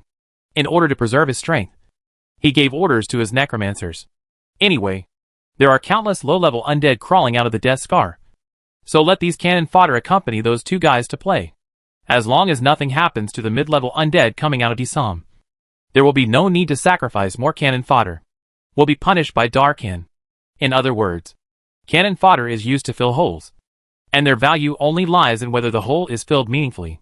A large number of low-level undead surged up again, and the dense natural disasters of the undead, under the control of the Necromancer, once again launched an attack on the river ahead with the fearless cannon fodder spirit. Faced with the natural disaster that once again invaded his territory, Acquiescen showed no sign of weakness and blasted over with another 100-meter giant wave. The number of broken bones and limbs on the shore has increased a lot. However, this did not scare away the undead natural disaster, and countless low-level cannon fodder swarmed in again. Acquiescen responded with a third wave. Then comes the fourth. Fifth. If it were an army composed of living people, it would have collapsed long ago under such a wave of attack. Unfortunately, the opponent was a fearless undead natural disaster, and they still had enough cannon fodder to use. Acquiescen's counterattack not only caused the river bank to the bones covering the ground served no other purpose except that they continue to thicken. Instead, the location of this high-level water element has been exposed due to constant attacks. Where is he? The Black Horse Safiat notified Balgus and Mildoran with mental fluctuations. As a natural disaster mage, he is naturally more sensitive to the fluctuations of magic elements than the latter two. Haha. I caught you. Balgus laughed. He pulled out an iron chain as thick as a child's arm from his body, and pulled it in the direction Mazafai pointed. It seemed that he was going to use the iron chain he hated and loved to attack Acquiescen entangled it, and dragged it ashore with brute force. Mazafai was stunned when he saw this. And the natural disaster mage had the urge to commit suicide by hitting the holy light. You stupid fool. As Mazafai expected, Balgus's iron chain attack failed to catch Acquiescen except for a splash. Are you stupid? This guy is a water elemental. Can your broken iron chain bind it? The Lich King. How could I be a companion with such an idiot? Hearing Mazafai's scolding, Balgus shook his big head. The head, which was mixed with corpse water and brain matter, made a crashing sound. He looked at the iron chain that found nothing, and he thought hard. After a while, he nodded solemnly. That seems to be true. Mildoran laughed loudly next to him. The skeleton warrior pointed at Balgus with a contemptuous tone. I am smarter than you even if I don't have a brain. Balgus felt he was insulted. He glared at Mildoran angrily and retorted, I have more meat than you. Mazafai is completely powerless. These two idiots. Oh my god. Please send down a holy light to purify me. I really can't stand it anymore. Under the command of the Necromancer, countless low-level undead surged up again. But this time there were no waves. A 6-meter-tall water element appeared in the river, and behind the water element a looming ghost was chasing after him. Abandon. Seeing this water element, Balgus and Mildoran immediately stopped arguing, and the two undead quickly rushed towards the water element. Urian. It is my prey. Balgus roared, and the chain struck out again. Urian the Deceiver, one of the 4 captains of the cannon fodder regiment named by Darkin, is a ghost with no sense of existence. But his nickname is a shame. It actually has the same name as Kil'jaeden, the big boss of the Burning Legion. They are all called fraudsters. This is a ghost with great ambition. Urian turned a deaf ear to Balgus's words. In fact, the ghost, which was almost completely immune to physical attacks, was not afraid of hatred to cause trouble. A blue mana line wrapped around the water element, which was Massifite's mental whip. The attack from the soul level made Isekai, who was forced out of the water, miserable. Urian took the opportunity to cast a dark spell on it, Shadow Word, Pain, being jointly attacked by 2 undead natural disasters that were stronger than him. Isekai quickly couldn't support it, especially Massifite's mental whipping, which directly damaged its origin, making the ice arrows it counterattacked weak. After a group of necromancers also joined the ranks of besieging it, Isekai was even more embarrassed. As a high-level water element, Isekai is a powerful existence if it hides in the sea. But once it is discovered and forced out of the water, its strength drops geometrically. Wow! An iron chain was shot out from the water. At this moment, Massifite's mental whipping and Urian's shadow word, Pain, came into play. And Isekai was returned to his original form and turned into a puddle of water. You idiots! It's up to me to kill a water elemental. Balgus dragged his increasingly bloated body, that was soaked in water, and staggered to the shore. His arrogant words made Massifite want to give him a hard blow. But thinking of this guy's brute strength, the natural disaster mage once again suppressed this idea. Dear scoundrels of the Scourge, it looks like you are having a great time.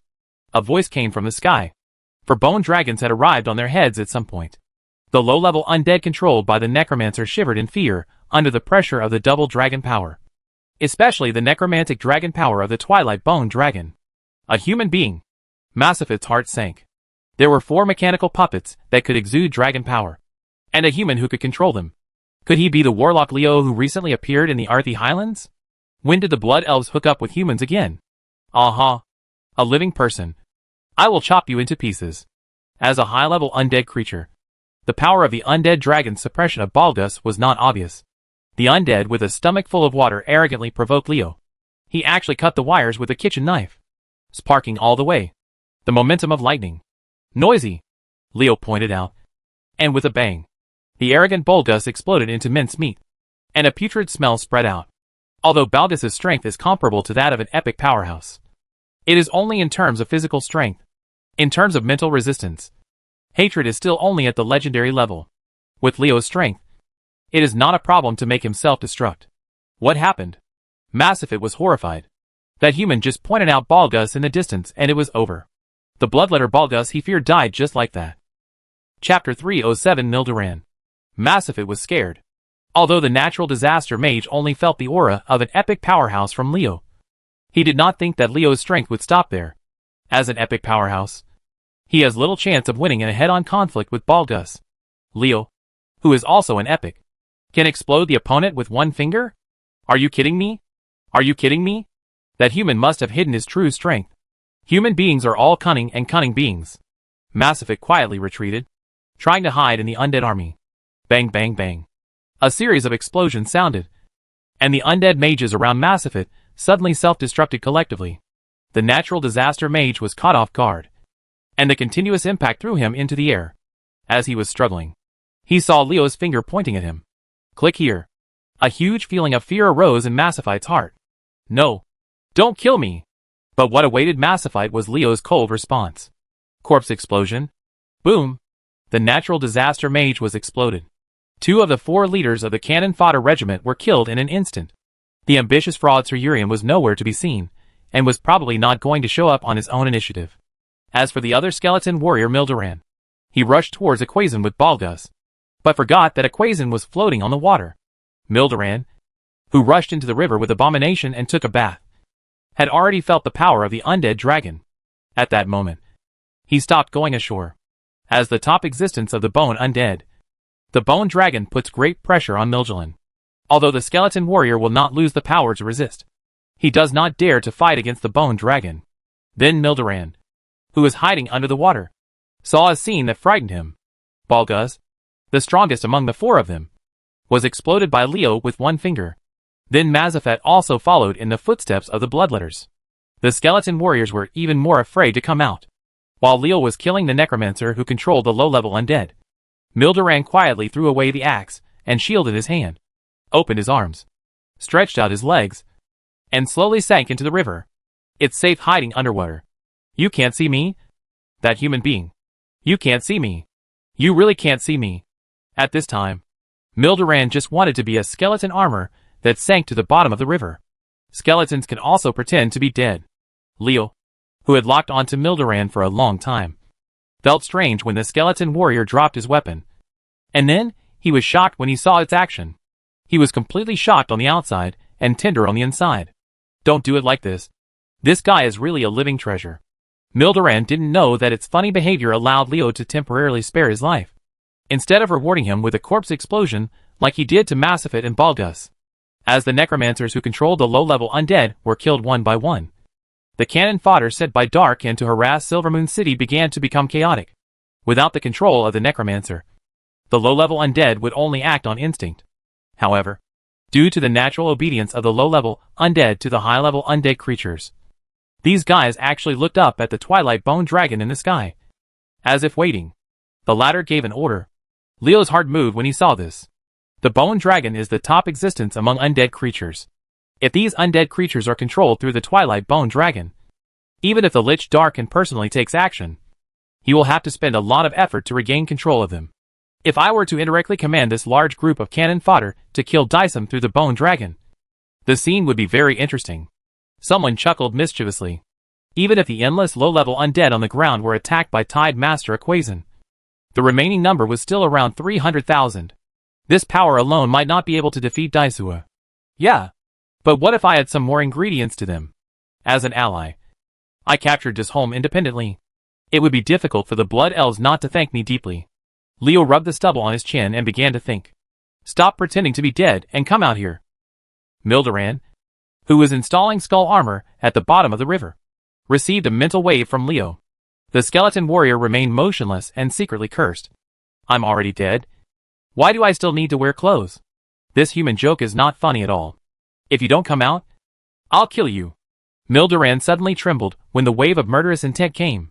He jumped from the bottom of the river to the shore with a splash at a speed that was not inferior to that of a ranger. If you want to take down Dysum, you must know the situation of this undead stronghold. As the saying goes, knowing yourself and the enemy will never be in danger. Mildoran, who came from there, is naturally the best choice to get the situation of Dysum. Humans, if you have something to say, it's not good to shout and kill. I've already died once. So don't kill me again. Tell me about Dysum, and I'll let you go. Well, Dysum, there is no living person there. Just some fleshy ones, and undead souls like me. There is also a lich named Darkin there. Perhaps finding that Leo was easier to talk to, Mildoran began to talk nonsense. If you talk nonsense again, I'll twist your head off. After hearing this, Mildoran made a move that left Leo speechless. He grabbed his head with his hands and started a 360-degree rotation. After several turns, he stopped. Look, I haven't even unscrewed my own head, so I won't bother you to do it. It's easy to unscrew the head, but it's very troublesome to put it back on. Teasing. Ongwood was teasing. This skeleton is so cheating. How dare you tease me? Leo was speechless at Mildoran. This guy is definitely a living treasure in the Scourge. Wait. Something is wrong. You have awakened. Why don't you go to the Undercity? Looking at Mildoran strangely, Leo realized that this guy actually had the same situation as the Forsaken in the Undercity. He escaped from the control of the Lich King and awakened his own will. Aren't the Forgotten who awakened from the undead Scourge all fighting against the Scourge? How come there is still a guy who is among the Scourge Legion, and he is not afraid of being killed? Mildoran looked aggrieved. I really want to go, but I have to have a chance. Right? I woke up when the magic power of the death mark disappeared, and I won't accuse you of this, since this guy is the Forgotten One and has no hostility towards him. Leo's murderous intent has become much less intense. Stop talking nonsense and tell me the specific situation of Dysum. Putting his hand on his head, Mildoran straightened his crooked head before answering Leo's question. There are two low-level undead at the core level in Dysum. One is the core of dead bones, and the other is the vicious bones. There are a lot of them. About 300,000.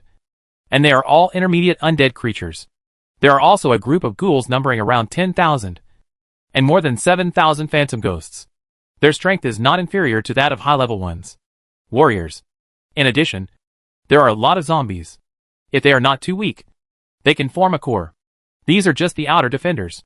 The core force is 20,000 abominations led by Darkin himself, 8,000 banshees, and 5,000 gargoyles. Dysum's strength surprised Leo. No wonder the Blood Elves had not defeated Dysum. In addition to the trace of death that held them back, the undead natural disasters controlled by Darkin are not weak. If Silver Moon City were not, I can't hold it down even if I use all my strength. With so many undead, it wouldn't be a problem to absorb 1 to 200,000 corpses. Right? Leo was moved. Just as he was about to ask Dysum about other strong men besides Darkin, the appearance of a Blood Elf force attracted Leo's attention. Seeing Selen rushing towards him with the Blood Elf warriors, he remembered that he still had such an ally. It's just that Selen's reaction was too slow, and he only showed up with someone at this time. Just when he felt that Selen came out too slowly, the appearance of Faisal made Leo understand the reason. It must have been that Fuxel led his army and met Selen, so he was delayed for some time. The Blood Elves gathered together to attack fiercely, and Leo quickly said, "Don't fight. These undead have been controlled by me." Fuxel, who led the army to kill, was about to give an order to attack. Leo's words came to her in time. Although she felt strange, she obeyed Leo's words and did not issue an attack order. After looking at the undead, who were indifferent to his arrival, Fuxel asked with a puzzled look on his face, "Leo, how did you do it?" Leo chuckled, and 20 swift and fierce bone dragons appeared. These land-based bone dragons, together with 2 twilight bone dragons, began to reorganize the low-level undead. Seeing this scene, Fizzle and the Blood Elf officer behind her finally understood that Leo controlled the low-level undead all over the mountains and plains through his dragon-shaped mechanical puppet. Although they didn't know the reason, the Blood Elves didn't ask any more questions. "Do you want to control these undead to attack Dysum? Are you sure?" Fuxel saw through Leo's intentions at a glance. She was a little worried. After all, there were too many high-level undead creatures in Dysum. It was still unclear whether Leo's control over these low-level undead would be taken away. If so many low-level undead were controlled by Dysum's Darkin, it would be a huge trouble for Silver Moon City. Knowing what Fuxel was worried about, Leo gave her a reassuring look and used mental fluctuations to communicate with Fuxel privately. "Sister Fuxel, don't worry. At least this will be done until Darkin is killed by us. The command of the undead is still with us. Although Darkin has many men, it is not easy to seize control of the army from a group of bone dragons." "Bone dragon?" Fuxel frowned. She understood Leo's words. Leo's dragon-shaped mechanical puppets were no less powerful than bone dragons in controlling low-level undead. If it is as Leo said, then you can use them with confidence. Although he hates undead natural disasters, Fuxel doesn't mind driving them to fight if it can reduce the damage to his tribe. "Skeleton, are you provoking me?" While Fizzle was communicating with Leo, Mildoran had a conflict with the Blood Elves. He actually laughed at a female elf behind Fizzle. When Leo and Fizzle looked over, Mildoran was confronting a plump female elf mage wearing a gorgeous magic robe. This female elf mage is the leader of the Magister army participating in the war, Countess Alphalos. Chapter 308, Adding Ingredients. Locked by the spirit of Aliphalos, Mildoran did not have the slightest awareness that it was about to be attacked. He only heard it laugh strangely and said, "Aliphalos, you are married and your temper is still so irritable. I will stay with you. It's the same as when you were still young and caught me peeking at you in the shower. Then again, your figure is much better now than before." As soon as Mildoran said these words, everyone present was instantly petrified. "Take a peek, take a shower." Leo glanced at Oriphilo's plump body that could not be hidden even under the loose mage robes, and sighed in his heart, "This skeleton is really blessed with eyesight." "Hondan, do you know what you are talking about?" Before Oliphalos could speak, the Magister behind her began to complain. This skeleton actually dared to say such words to the leader of the Magister. "Damn it!" The Magister Mildoran who spoke to this man breathed out contemptuously, only to hear him spit out even more explosive news. "Darinus, you little soul. I haven't said that you persuaded Helios to go there. Take a peek at Baroness and jump out on your own." This time, Helios from the Farstrider army also won the bid. Seeing everyone's eyes on him, beads of sweat the size of peas suddenly appeared on Helios's forehead. His behavior was completely self-inflicted. Helios and Delinus are in trouble now. I wonder if they will be killed by Baroness. Several Farstrider officers behind Helios began to exchange glances with each other, and they all had the mentality of gloating and waiting to see a good show. Fusel felt very strange. Who was this skeleton? It looked very familiar to the Blood Elves. Who are you? Ha ha. Denev. Are you leading this group of child soldiers now? Mergelin laughed strangely. He looked at Fusel and started complaining again. I told you before. Don't dress so tightly. You should show off your good figure. Your skin feels so smooth. Before Mildoran finished speaking, a hand pinched his skull, and Leo's cold voice came, Skeleton. Go on. What a murderous aura. Mildoran shrank his neck. He had no doubt that the hands on his head could crush him. Are you Mildoran? Fizzle recognized Milduran's identity. In her memory, this was the only person who matched this skeleton. As expected of a childhood playmate, he recognized me immediately. After Mildoran said these words, he felt that the hand on his head had moved away. The skeleton secretly breathed a sigh of relief. But then he smiled evilly. Hey, human. I'm an undead now. I'm definitely not welcome in Silvermoon City. Why don't I follow you? Leo glared at Mildoran coldly. The meaning was obvious. Don't think that I will take you in if you have the strength of an epic warrior. Epic? I don't mind it. I'll just play with it by myself. Don't be so cold. Let me tell you. No one knows what Denev likes better than me. A little kid. Leo was surprised. Before meeting Mildoran, it was hard for him to imagine that a skeleton could make such a lewd expression. That's right. Vulgarity is vulgarity. And it is extremely vulgar. This bad thing. Fizzle looked at Mildoran with hatred and had the urge to chop him into pieces. Not only Fizzle, Oriphalos, Delinus, and Helios all wanted to tear down this wretched skeleton. We are going to attack Dysum. And it would be great if you could be our guide. Leo nodded with a cold expression, and agreed despite Fizzle's murderous gaze. Ha. Then I will help command these undead. Young man, we have time to talk in detail. After saying these words, Mildoran dodged and blended into a group of low-level undead, leaving Leo alone to face the Blood Elves. Of course, Leo directly ignored the A, B, C and D such as Oriphalos and Helios. Only Fusel's gaze put him under pressure. Leo, you little soul. Staring at Leo fiercely, Fusel gave the order, Leo, since you can command these undead, it is up to you to drive them to attack Dysum. I will take Silvermoon City with me. Troops follow. No problem. It was Leo's plan to let the undead cannon fodder, who were frightened by the bone dragon, attack Dysum first. If someone flies high enough, he will be able to see an astonishing scene in the Land of Ghosts. More than 300,000 low-level undead are divided into several queues.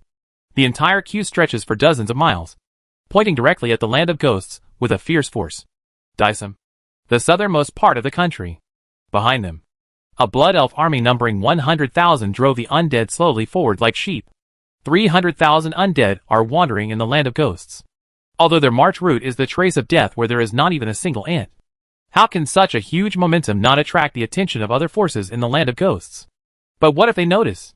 There are so many undead, although they are all low-level undead. But if there are too many ants, they will kill the elephant. And if there are too many skeletons, they can kill the dragon. Who is willing to come out and provoke them? Even the troll, who was the dominant tyrant in the Land of Ghosts, stayed away and only stepped up the defense of his territory. The Blood Elves who had been following Leo discovered a very strange place in the undead army.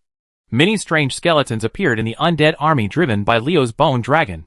They were holding crescent-shaped bone knives, and carrying the spiked bone shield, and the thick bone armor covering the body are helping the bone dragon maintain order in the undead army. As if the bone dragon is the general. These skeletons are the junior officers in the army. It is precisely because of the existence of these strange skeletons that the 300,000 undead army did not have much chaos during its march. Even the low-level undead under the control of the Necromancer could only maintain order. The appearance of these skeletons was enough to surprise the Blood Elves. But there was something even more surprising to them. The Blood Elves actually saw groups of skeleton mages among a group of low-level undead. These skeleton mages were gathering on their hands. There were clusters of glowing magic elements. Red fireballs, blue ice balls, bright white electric balls, and pale green poison balls. The Blood Elves were nervous for a while when they first discovered these skeleton mages. They thought they were natural disaster undead that had sneaked in to seize control of the undead army. But what surprised them was that when they were about to attack these skeleton mages, Leo stood up and stopped them. According to Leo, there is nothing to worry about these strange skeleton warriors and groups of skeleton mages. With his dragon-shaped mechanical puppet, there is no need to worry about the rebellion of these undead. The skeletons have regarded his dragon-shaped mechanical puppet as the bone dragon, the top existence of the bone undead. So they will never rebel. Although the blood elves, including Fizzle, were skeptical that the skeletons would not rebel, they could not say much at Leo's insistence. The blood elves also learned from Selen that it was Leo, having solved the problem of Death's Car. I feel very different about him. To be able to solve the corruption of the power of death that even the blood elves cannot solve. Leo's method is definitely not simple, since he is confident that he will not encounter the rebellion of the skeleton mage. What's the harm in trusting him? At least judging from the current situation. With these skeleton mages mixed in, the undead army serving as cannon fodder poses a greater threat to Dysam. When Dysam appeared in Leo's field of vision, the stronghold where the Scourge Legion stayed to restrict the blood elves had entered a state of war. The 100-meter-high city wall has been occupied by densely packed skeletons. The bones on these skeletons are decayed gray-white. This is the dead bone core, one of the two major skeleton core in Dysam mentioned by Milgelin. What is that? Through the vision shared by the crows, Leo discovered that there were trebuchet-like instruments set up on the city wall, and wooden barrels 2 people high were placed next to these instruments. Scourge catapults and plague barrels. The names of these 2 items suddenly appeared in Leo's mind, and he suddenly took a breath. Fortunately, I suddenly thought of driving these low-level undead as the main force of the first wave of siege, and let them be used as cannon fodder. If I really kill all these low-level undead, the blood elves attacking Dysam now will be in big trouble. As a member of the Scourge, Darkhen of Dysam is naturally not afraid of the huge trouble caused by using plague barrels. Since he and his men are undead, there is no need to worry about being infected with the plague. But what about the blood elves? For this kind of natural disaster plague, living creatures will gradually weaken after being infected, until they become a member of the undead natural disaster after death. And everyone can't avoid it. If the blood elves were really allowed to attack the city, Dysam's undead would only need to throw a few plague barrels, and Fizzle would have to lead his army to retreat. Even if the blood elves had the upper hand, Fizzle would not be able to capture his home in a short period of time, and Darkhen only had to hold on for a short period of time. When the great Lich Kel'Thuzad of Naxxramas sent reinforcements, the blood elves wanted to. It is absolutely impossible to capture Dysam without paying a huge price. For the blood elves who are trying to regain their strength, the price of conquering this undead stronghold with the reinforcements of Naxxramas and the resistance of the undead of Disholm is definitely not something Silvermoon City can bear. Glancing at the blood elves behind him, Leo curled his lips. I count your luck in meeting you blood elves. For the sake of Faisal and Sylph, I will do you a big favor. In fact, whether it was Sylph's life-saving grace or Fusel's teachings, Leo felt close to the blood elves. There are plague barrels, so you must be careful when attacking Dysam. Once these barrels containing the undead plague are broken, the undead plague that will be spread is no joke. Secretly reminding himself, Leo issued an order to the bone dragons, attack Dysam. Chapter 309 Battle of Dysam 1. If a 100-meter-high city wall were placed in the world before Leo traveled through it, it would definitely be a huge problem for the army that wanted to attack the city. Of course, that is provided that the city wall was not the crispy bran tofu residue produced by the legendary tofu shisher. But for today's world, a 100-meter-high city wall is not a difficult problem. Amidst the loud rumbling noise, a 60-meter-tall giant robot appeared among the undead army attacking the city. The appearance of this giant robot made the high-level undead people who were commanding the defense of the natural disaster soldiers on the wall of Dysam feel very bad. Leo's war fortress appeared, approaching Dysam with heavy steps that made the earth tremble. It only took a few long strides to reach the city wall of Dysam. As they stepped towards the war fortress, thousands of low-level undead who could not evade were trampled into a pile of debris. As cannon fodder, they had already left early before they could play their role. For these low-level undead, who were originally used as cannon fodder, Leo would not waste time for them. The purpose of releasing the war fortress now was to catch the opponent by surprise during the siege. Boom! War Fortress swung his fist and hit Dysam city wall hard. The magic-reinforced city wall had cracks under his powerful punch. Boom! Another punch hit the same point, and pieces of stone flew out. A deep pit appeared in the city wall. With this pit as the center, the cracks were rapidly spreading outward. Boom! The third punch still hit this point, and cracks as thin as a finger had spread to the city wall. Attack that mechanical puppet quickly. We can't let him fight anymore. Seeing this, the senior undead on the city wall quickly commanded the skeletons of the undead regiment to attack the war fortress. Ice arrows with a cold breath and fireballs with blazing high temperature rushed towards the war fortress. Judging from the number of these ice arrows and fireballs, the necromancers and bone soothsayers in the bone core can use spells. The number is actually more than 20,000. Although the bone wizard and the bone soothsayer can only use ice bolt and fireball, and the spells are not very lethal. Such a large base of spellcasters is enough to deter many armies. 20,000 single magic attacks hit the body one after another. Even with the power of the war fortress, it was impossible to withstand it for long. Before this giant robot destroys the city wall, the bone army will definitely be able to kill him first. Roar! The 100-meter-long bone dragon appeared in the sky, spreading a powerful pressure that made the skeletons of the dead bone core want to kneel on the ground. Under the influence of the power of the dead dragon, the wizards and soothsayers of the dead bone core got to panic. As the top existence of the bone undead, the Twilight Bone Dragon's undead dragon power has a huge impact on the dead bone skeletons. Some weaker dead bone skeletons even kneel on the ground. No matter how urged the high-level undead on the city wall are, he didn't dare to attack again. With the suppression of the Twilight Bone Dragon, the amount of magic attacking the war fortress was reduced by nearly half, and the pressure on the war fortress was reduced a lot. Whoosh! An ice arrow as thick as a person struck directly at the Twilight Bone Dragon in the sky. On the city wall, a skeleton was looking proudly at the Twilight Bone Dragon. The cold ice elemental magic breath was escaping from his body. This was a man with great strength. The skeleton mage of the Twilight Bone Dragon. Is this the Gassel whom Mildoran mentioned? The strongest bone wizard in the undead core? As a top-level existence of bone undead, His Majesty was actually challenged by a small skeleton mage. The Twilight Bone Dragon roared, and its huge body rushed towards Gassel with strong wind. Gassel stood on the city wall and began to cast spells in the face of the Twilight Bone Dragon charging at him. Judging from the situation, he was not prepared to give in. The skeleton mage's actions made the Twilight Bone Dragon even more angry. But in Leo's eyes, he felt it was very inappropriate. How can a skeleton mage resist a bone dragon? Something out of the ordinary is a monster. And Gassel's unusual behavior made Leo suspicious. The Twilight Bone Dragon suddenly turned around when it was still 300 meters away from Gassel on the city wall. And its huge body flew into the sky again. Wow! Wow! Two thick iron chains shot into the air from the city wall. If the Twilight Bone Dragon did not turn around, but continued to pounce on Sugar, it would definitely be entangled by these two iron chains. Two 6 to 7 meter tall abominations entered Leo's sight. The two powerful abominations, with epic strength, must be Luzran and Nakerlot. With Hate's huge brute force, the Twilight Bone Dragon would really be pulled down if it got entangled in their iron chains. But your plan didn't work. Want to plot against my Twilight Bone Dragon with just a little trick? Too naive. Leo curled his lips.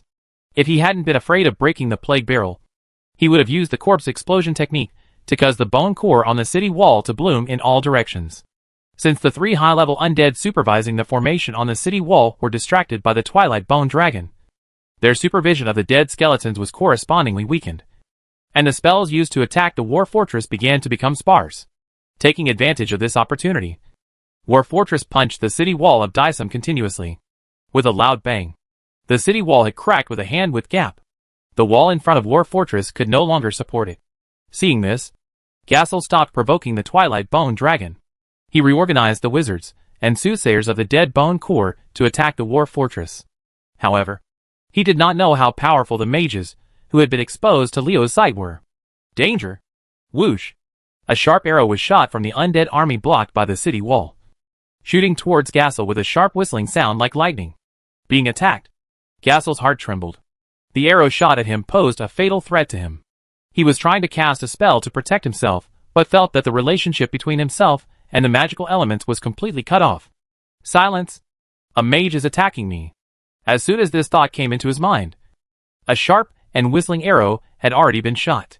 The arrow penetrated his skull, and the powerful destructive power it carried completely shattered his head. 3 arcane missiles struck, and one hit Gassel's unprotected soul fire. The magic attack from the hand of the pseudo-legendary mage instantly extinguished Gassel's soul fire. Luzlan and Nakerlot, who wanted to rescue their companions, were blocked by 2 other arcane missiles, and could only watch Gassel being killed.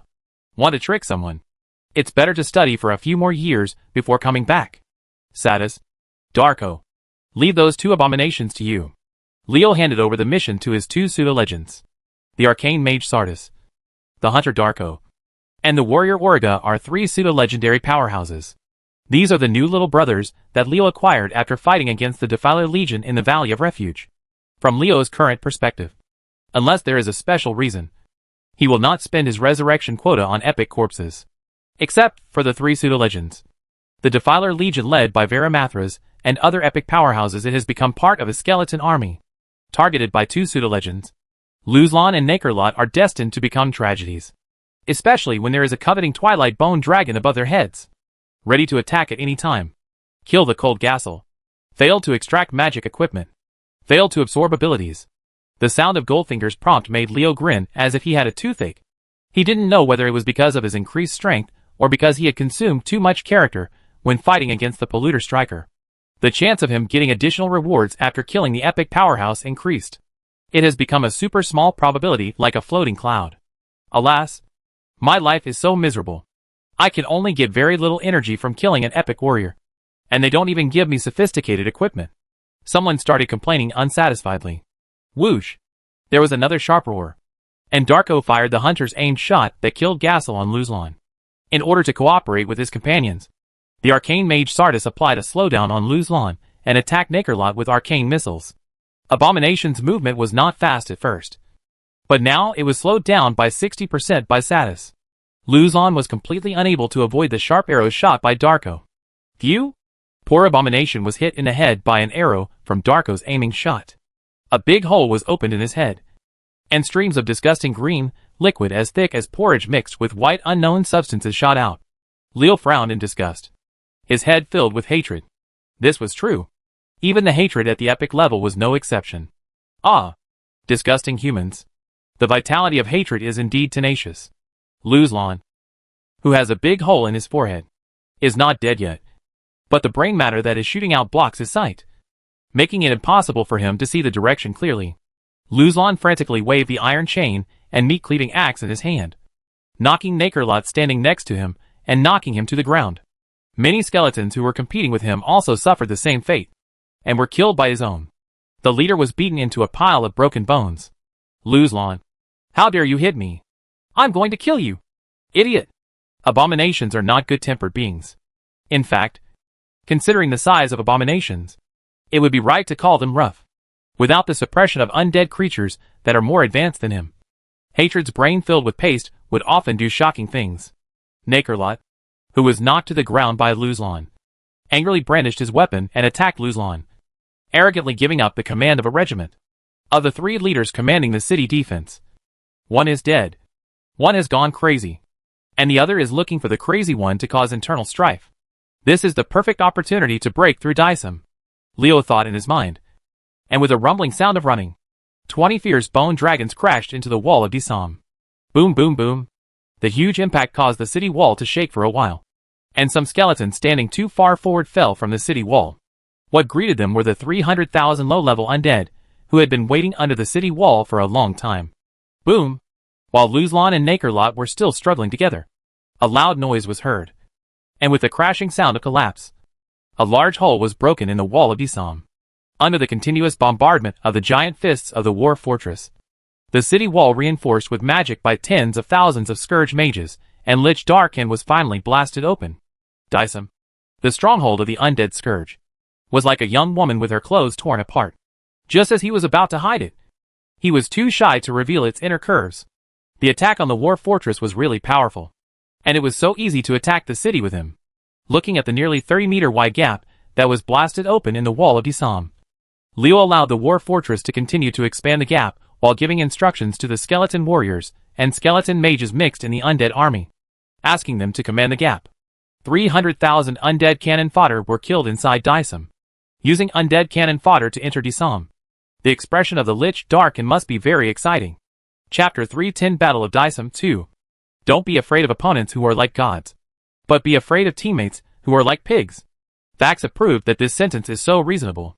A large section of Dysum city wall has been destroyed by the war fortress. A large group of low-level undead have entered Dysum. This is when Nakerlot and Luzlon should have stepped forward to carry out the mission given to them by Darkin. While the dead skeletons were being mobilized to fight hard, the two abominations put aside the business and were still fighting on the city wall. The two high-level undead were busy fighting among themselves, and the power of the Twilight Bone Dragon's undead dragon was oppressing the dead skeletons, causing the dead skeletons to lose most of their combat power. War Fortress continued his great feat of demolishing the city wall without any pressure. Taking this opportunity, a group of skeleton warriors wearing bone armor and holding crescent bone knives and half-bucklers climbed up the collapsed city wall. When the city defense was in chaos, they snatched the plague barrel next to the natural disaster catapult. During the war, when the fortress tore a 100-meter wide gap in the city wall, they had already removed all the plague barrels on it. Without the feared plague barrel, Leo immediately freed his hands and feet. With a banging sound, the dead skeletons exploded one after another. The corpse explosion technique began to show its power. Within a few breaths, nearly 1,000 dead skeletons were blown to pieces. Bone. The city wall torn apart by the war fortress seemed to have a large gap, but the 100-meter wide passage was too narrow for the undead army numbering 300,000. More than 99% of the undead were blocked outside the city wall. This is not the way to go. Leo narrowed his eyes slightly. Since demolishing the wall is too troublesome, I will just take down the wall and open the city gate. The army of undead that poured into Dsam began to flow away, and some of the undead climbed up the city wall along the collapsed wall. Since Leo had specifically targeted the dead skeleton standing near the break of the city wall when he used the corpse explosion technique, low-level the undead were not greatly hindered when climbing, and soon groups of low-level undead filled the space created by the corpse explosion technique. Seeing that low-level undead were continuously climbing up the city wall, Leo stopped using the corpse explosion technique. After absorbing a huge amount of death power and getting a lot of information about the power of death from Goldfinger, he attacked the Necromancer. I have a deeper understanding of magic. However, many things are not meant to be used immediately if you can understand them. He felt it when he used the corpse explosion technique to deal with dead skeletons. Although his corpse explosion technique has made great progress, it is still not as good as expected, to the point where you can control the exploded energy at will. At best, you can only control the direction of the exploded energy more accurately. We can't even talk about accuracy, let alone control. The low-level undead who climbed up the city wall attacked the defending dead skeletons. Provoked by these low-level undead, the dead skeletons began to counterattack without hesitation. Faced with a top-level existence like a bone dragon, the skeletons naturally did not dare to resist too much. But facing a group of low-level undead skeletons with a lower rank than themselves, they had no scruples. A group of small low-level undead actually dared to attack me. What a disgrace to you! On the city wall, a fierce battle began between the dead skeletons and the low-level undead that kept climbing up. The advantage of the dead skeletons is that they have a higher level and are stronger, while the advantage of the low-level undead is that they are more powerful in numbers. After a dead skeleton kills 2 or 3 low-level undead, what awaits it is the siege of 7 or 8 low-level undead. Even if he can kill these 7 or 8 low-level undead, there will be 17 or 8 who are waiting to make up for it. Can it still deal with an undead? The low-level undead's human C tactics played a huge role at this time. The dead skeletons, whose individual strength was much stronger than their opponents, were defeated steadily in front of the massive low-level undead, and the city wall gradually fell. The undead scourge, who were accustomed to using human C warriors to deal with their enemies, were defeated by the tactics they were best at. Leo smiled proudly. This is how a necromancer should be, using human C tactics to drown all enemies. If something happens, my little brother will do his job, and the enemy will pile up cannon fodder. This is the life I should live. You idiots. Please be careful. An arrogant voice came. Mildoran was scolding the skeleton warrior who had brought the plague barrel back. People who didn't know the bossy look would really think that this guy was cheating. Looking at the rows of 2 tall wooden barrels that were returned like skeleton warriors, the expressions of Fusel and the Blood Elf officers became extremely ugly. Plague barrels, weapons of mass destruction used by undead natural disasters, are harmful to people all over the world. It is a thunderous existence for all races. Although the Blood Elves all knew that Dsam must have plague barrels, they did not expect that there were hundreds of plague barrels. Without the undead cannon fodder driven by Leo, the Blood Elves would really have to attack the city by themselves. Dsam, when can we win? Do the Blood Elves have to rely on the Forsaken, who are also undead, to conquer the Ghost Land? The arrogance and self-esteem of the Blood Elves make them unwilling to rely too much on the power of the Forsaken, even if they form an alliance with the Forsaken. Unless necessary, they prefer to use their own hands to take back what belongs to them. The skeleton warrior placed the plague barrels one by one, and turned away without paying any attention to Mildoran, leaving the wretched skeleton in a mess in the wind. Upon seeing this, Leo suddenly had an idea in his mind.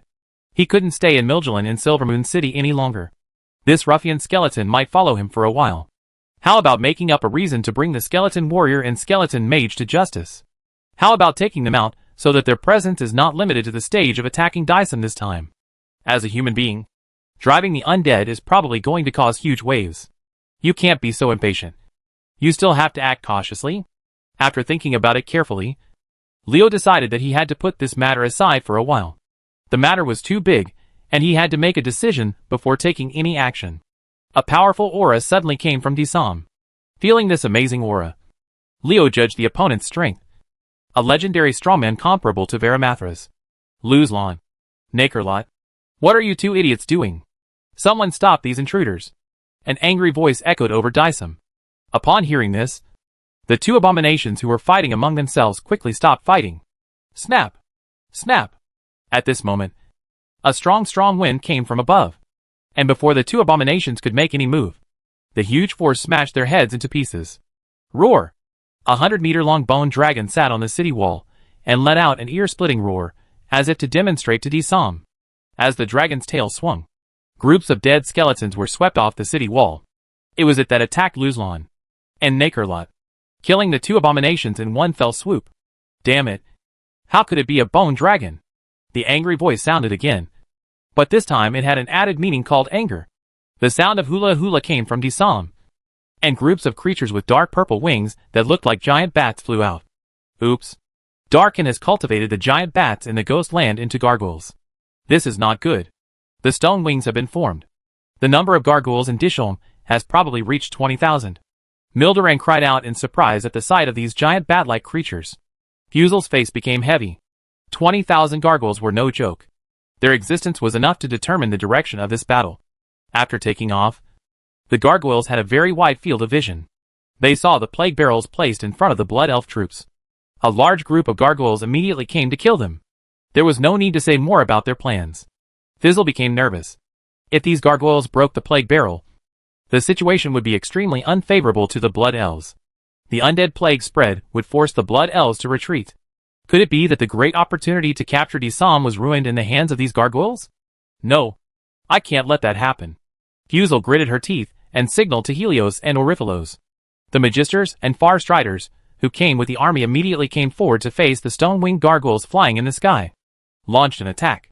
Facing the attack from the Blood Elf troops, the skin of the stone-winged gargoyles began to petrify. The gargoyles' innate talent of stone skin instantly raised their defense to a higher level. Except for the Magisters led by Oriphalos, who could attack them in addition to causing enough damage. Helios' Far Striders could only break through their defenses. The combat effectiveness of the Far Strider troops is very problematic. Leo shook his head secretly. The Magister Legion, as a veteran force of the Blood Elves, deserves its reputation for being tyrannical. This time, there were only 10 Magisters accompanying the army, but they were able to kill 60 or 70 gargoyles every time they took action. On the other hand, the Far Striders numbered tens of thousands, and their performance was only 2 or 3 times that of the Magister Legion. If the Far Striders were to truly grow, Haldurin had a long way to go. Seeing that the Blood Elf troops' air attacks were weak, Leo naturally couldn't stand idly by. Tens of thousands of magic attacks suddenly shot out from the dense army of undead. Fireballs, ice balls, electric balls, and poison balls instantly dyed the sky with colors. The stone-winged gargoyles flying over the heads of the undead army suffered a heavy blow. Tens of thousands of skeleton mages hiding in the undead army all took action, causing the gargoyles to fall from the sky one after another like dumplings. Even if these falling gargoyles are not killed by the fall, there is no way they can take off again. The massive amount of low-level undead will drown them in an instant. It's those skeleton mages, Fizzle, who originally saw that his own troops' attack power was not strong enough to stop the gargoyles from approaching, felt much relieved. Although the skeleton mages' attack power was not strong, there were many of them, and the gargoyle's stone skin spell had a high bonus to physical protection. But there is not much bonus to magic protection. Tens of thousands of mid-level mages are enough to block most of the stone-winged gargoyles. Although the skeleton mage's action relieved the pressure on the blood elves, gargoyles still rushed over. They let out ear-piercing screams and rushed toward the plague barrels placed on the ground. Stop them! Selen and a group of blood elf warriors stood by the plague barrel, waiting for the gargoyles to approach and kill them. However, this method was not safe, and the safety of the plague barrel was still not guaranteed. Chapter 311 Battle of Dysum 3. Roar! 3 roars came, and 3 bone dragons, 1 large, 2 small, appeared from the top of the stone-winged gargoyle. The 100-meter-long bone dragon that rushed at the front rushed into the gargoyles, and bit it with claws and teeth. Dozens of gargoyles were torn into pieces. The 2 50-meter-long bone dragons following this bone dragon opened their mouths, and spit out hot dragon flames, like real giant dragons. Under the high temperature of the dragon flames, the bodies of the gargoyles cracked open. These gargoyles flapped their wings, and were about to escape. But their bodies suddenly collapsed. The hot dragon flames turned the bodies of the stone-winged gargoyles into pieces. Gravel. Most of the stone-winged gargoyles that rushed over were immediately killed or injured by the Twilight Bone Dragon and Dracolic. And the few that were already there became even rarer. The Bone Dragon appears, and this road is blocked. Leo chuckled, and the sound of sharp arrows piercing the air was heard. Darko opened his long bow, and launched multiple shots at the gargoyle that had escaped the attack of the Bone Dragon, but still refused to give up, and rushed towards the plague barrel. The sharp arrows came like lightning. The gargoyle's body with stone skin was as fragile as a piece of tissue under the sharp arrows shot by Darko. 3 sharp arrows shot through the heads of 9 gargoyles. His performance surprised Helios of the Far Striders. The officers of the Far Striders really didn't expect that Leo's servant could actually rival him in long-range strikes. Several arcane missiles chased after them, and the few surviving gargoyles were shot down one by one. Sardis completed the last interception. The first batch of stone-winged gargoyles flying out of Dysum were all shot down, having killed nearly 5,000 gargoyles at once. Even if Darkin really had 20,000 gargoyle troops, they would still be exhausted. Leo threw out a bunch of space packages, and dozens of skeleton warriors immediately picked them up and took them to the place where the plague barrels were stacked, collecting these horrific biological weapons one by one. Although they stopped the first batch of gargoyles, Dysum still has more gargoyle troops. If they all come out in full force, Leo and the others will definitely not be able to stop them with their existing defense strength. It's better to put away dangerous items like plague barrels. As Leo expected, a huffing sound came from Dysum, and a black mass of gargoyles rose into the sky. When they saw the plague barrel being collected by the skeleton warrior using a space package, they immediately let out a piercing scream, and the black cloud in the sky of Dysum pressed towards the plague barrel. Hurry up and set up your defenses. Don't let the enemy get close to here. The densely packed black gargoyle troops put tremendous pressure on Fizzle. There were at least tens of thousands of gargoyles in such a large black cloud. Can they stop them with their current anti-air attack capabilities? The answer is no. Thinking of the consequences of the plague barrel being broken by the gargoyle, Fusel's face became extremely pale. Leo walked up to her, held the female elf's hand, and comforted her softly. Don't worry. It'll be okay as long as I'm here. Don't forget the conditions when Silver Moon City invited me to come. A glimmer of light returned to Fizzle's face. Leo didn't tell her that she had really forgotten that Liadrin originally valued Leo for his large number of mechanical puppets. Wasn't it? Dense metal circular tubes suddenly appeared on the war fortress, and Epheser's vision could clearly see that these circular tubes were protruding from the small holes in the giant robot. The opening of the small hole is slightly upward, so that the opening of the metal round pipe protruding from it is aimed at the sky. Boom boom. The small round tubes on the war fortress emitted streams of flames, and Fusel realized that these small round tubes were actually the barrels of a powerful repeating musket. Lines of fire formed a huge net. Under countless intensive attacks, each gargoyle was smashed into pieces in the air. These fragments fell to the ground after being scattered, but before they landed, they followed one after another. The coming attack hit them all. After being baptized by fire nets several times, the fragments of the gargoyles that had not hit the ground had turned into sand. The war fortress attack truly shatters the enemy into pieces. When Dissan's Stonewing gargoyle troops encountered the war fortress, they couldn't even save themselves, let alone rushing out of Dissan to break the plague barrels. Terrible intensive attack. Terrible mechanical puppet. Vizzle was shocked. Helios was shocked. Oriphalos was shocked. And all the blood elves who saw the scene were shocked. under the attack of the giant robot that grabbed the city wall as a fulcrum. The gargoyle troops were constantly being damaged at a rate of nearly 100 per second. If this continued, it wouldn't take long before they were all wiped out. Dysum's air power was just killed. How did Leo make this giant robot? It is simply a killing god on the battlefield. If Silvermoon City can get its manufacturing technology. No. Leo will definitely not let this kind of thing leak out. What about letting him be loaned to us for study? Even if it cannot reach the level of this mechanical puppet, it can at least improve the arcane guard and become more powerful. The Blood Elf's eyes burned. Leo. What is it? Fusel pulled Leo with an eager expression. The excited female elf didn't even notice that her body was pressed against Leo's. Someone had the shameful urge to have a nosebleed. Fusel's body is so soft and has a faint fragrance. Sniffing, Leo answered the female elf's question seriously. I made it by accident. I call it War Fortress. Accidental? Is it really an accident? Fusel glared at Leo and responded with an innocent smile. This little soul is still so naughty. Leo, how long can your War Fortress survive an attack like this? Helios has very complicated emotions towards the War Fortress. And the mechanical puppet made by Leo is too perverted. How can we, the Farstriders, survive without it? Fortunately, this thing was created by accident.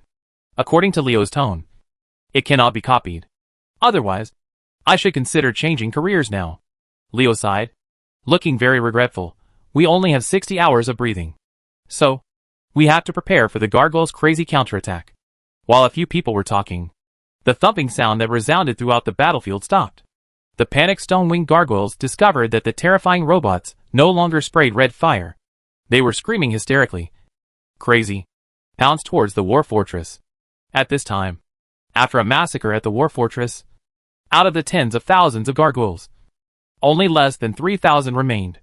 Faced with the gargoyles that were rushing towards them crazily, dozens of large holes suddenly appeared in the War Fortress. Seeing this scene, the attacking gargoyles immediately paused, and then screamed louder and louder than before. He retreated twice as fast. Those small holes, just now, had already made them want to die. Who knows what will come out of the dozens of big holes that have appeared now? It's too much of a bully. You are still finished. I won't play with you anymore. Buzz buzz. A harsh buzzing sound came from the big hole, and mechanical aircraft flew out of it. Leo's skeleton mechanical fighter formation appeared on the battlefield of Disam. There are also entire mechanical puppets inside the War Fortress. The Blood Elves were stunned. Leo really integrated the space magic circle into this mechanical puppet. Roar! Roar! With 4 deafening roars, the Twilight Bone Dragon and the Dragon Lich began to hunt the fleeing gargoyles. Duh-duh-duh. The machine gun on the skeleton mechanical fighter plane made a crisp sound of shooting. And in conjunction with the Bone Dragon, it killed the remaining gargoyles one by one. Don't be stunned. I have very few mechanical puppets that can fight in the air. Please help me quickly. Seeing that the Blood Elves Magisters and Farstriders were in a daze, Leo quickly urged. These poor children must have been stunned by the blow. Right. If I had known earlier, I should have put more effort into giving them a goal to chase. Scratching his face, Leo secretly sighed. I always consider others. I am such a kind-hearted man. Urged by Leo, a group of stunned Blood Elves hurriedly attacked the gargoyles. Leo was the ally they invited to help. Now this helpful ally is contributing, while they, who should be the main force to attack Disam, are in a daze. Thinking.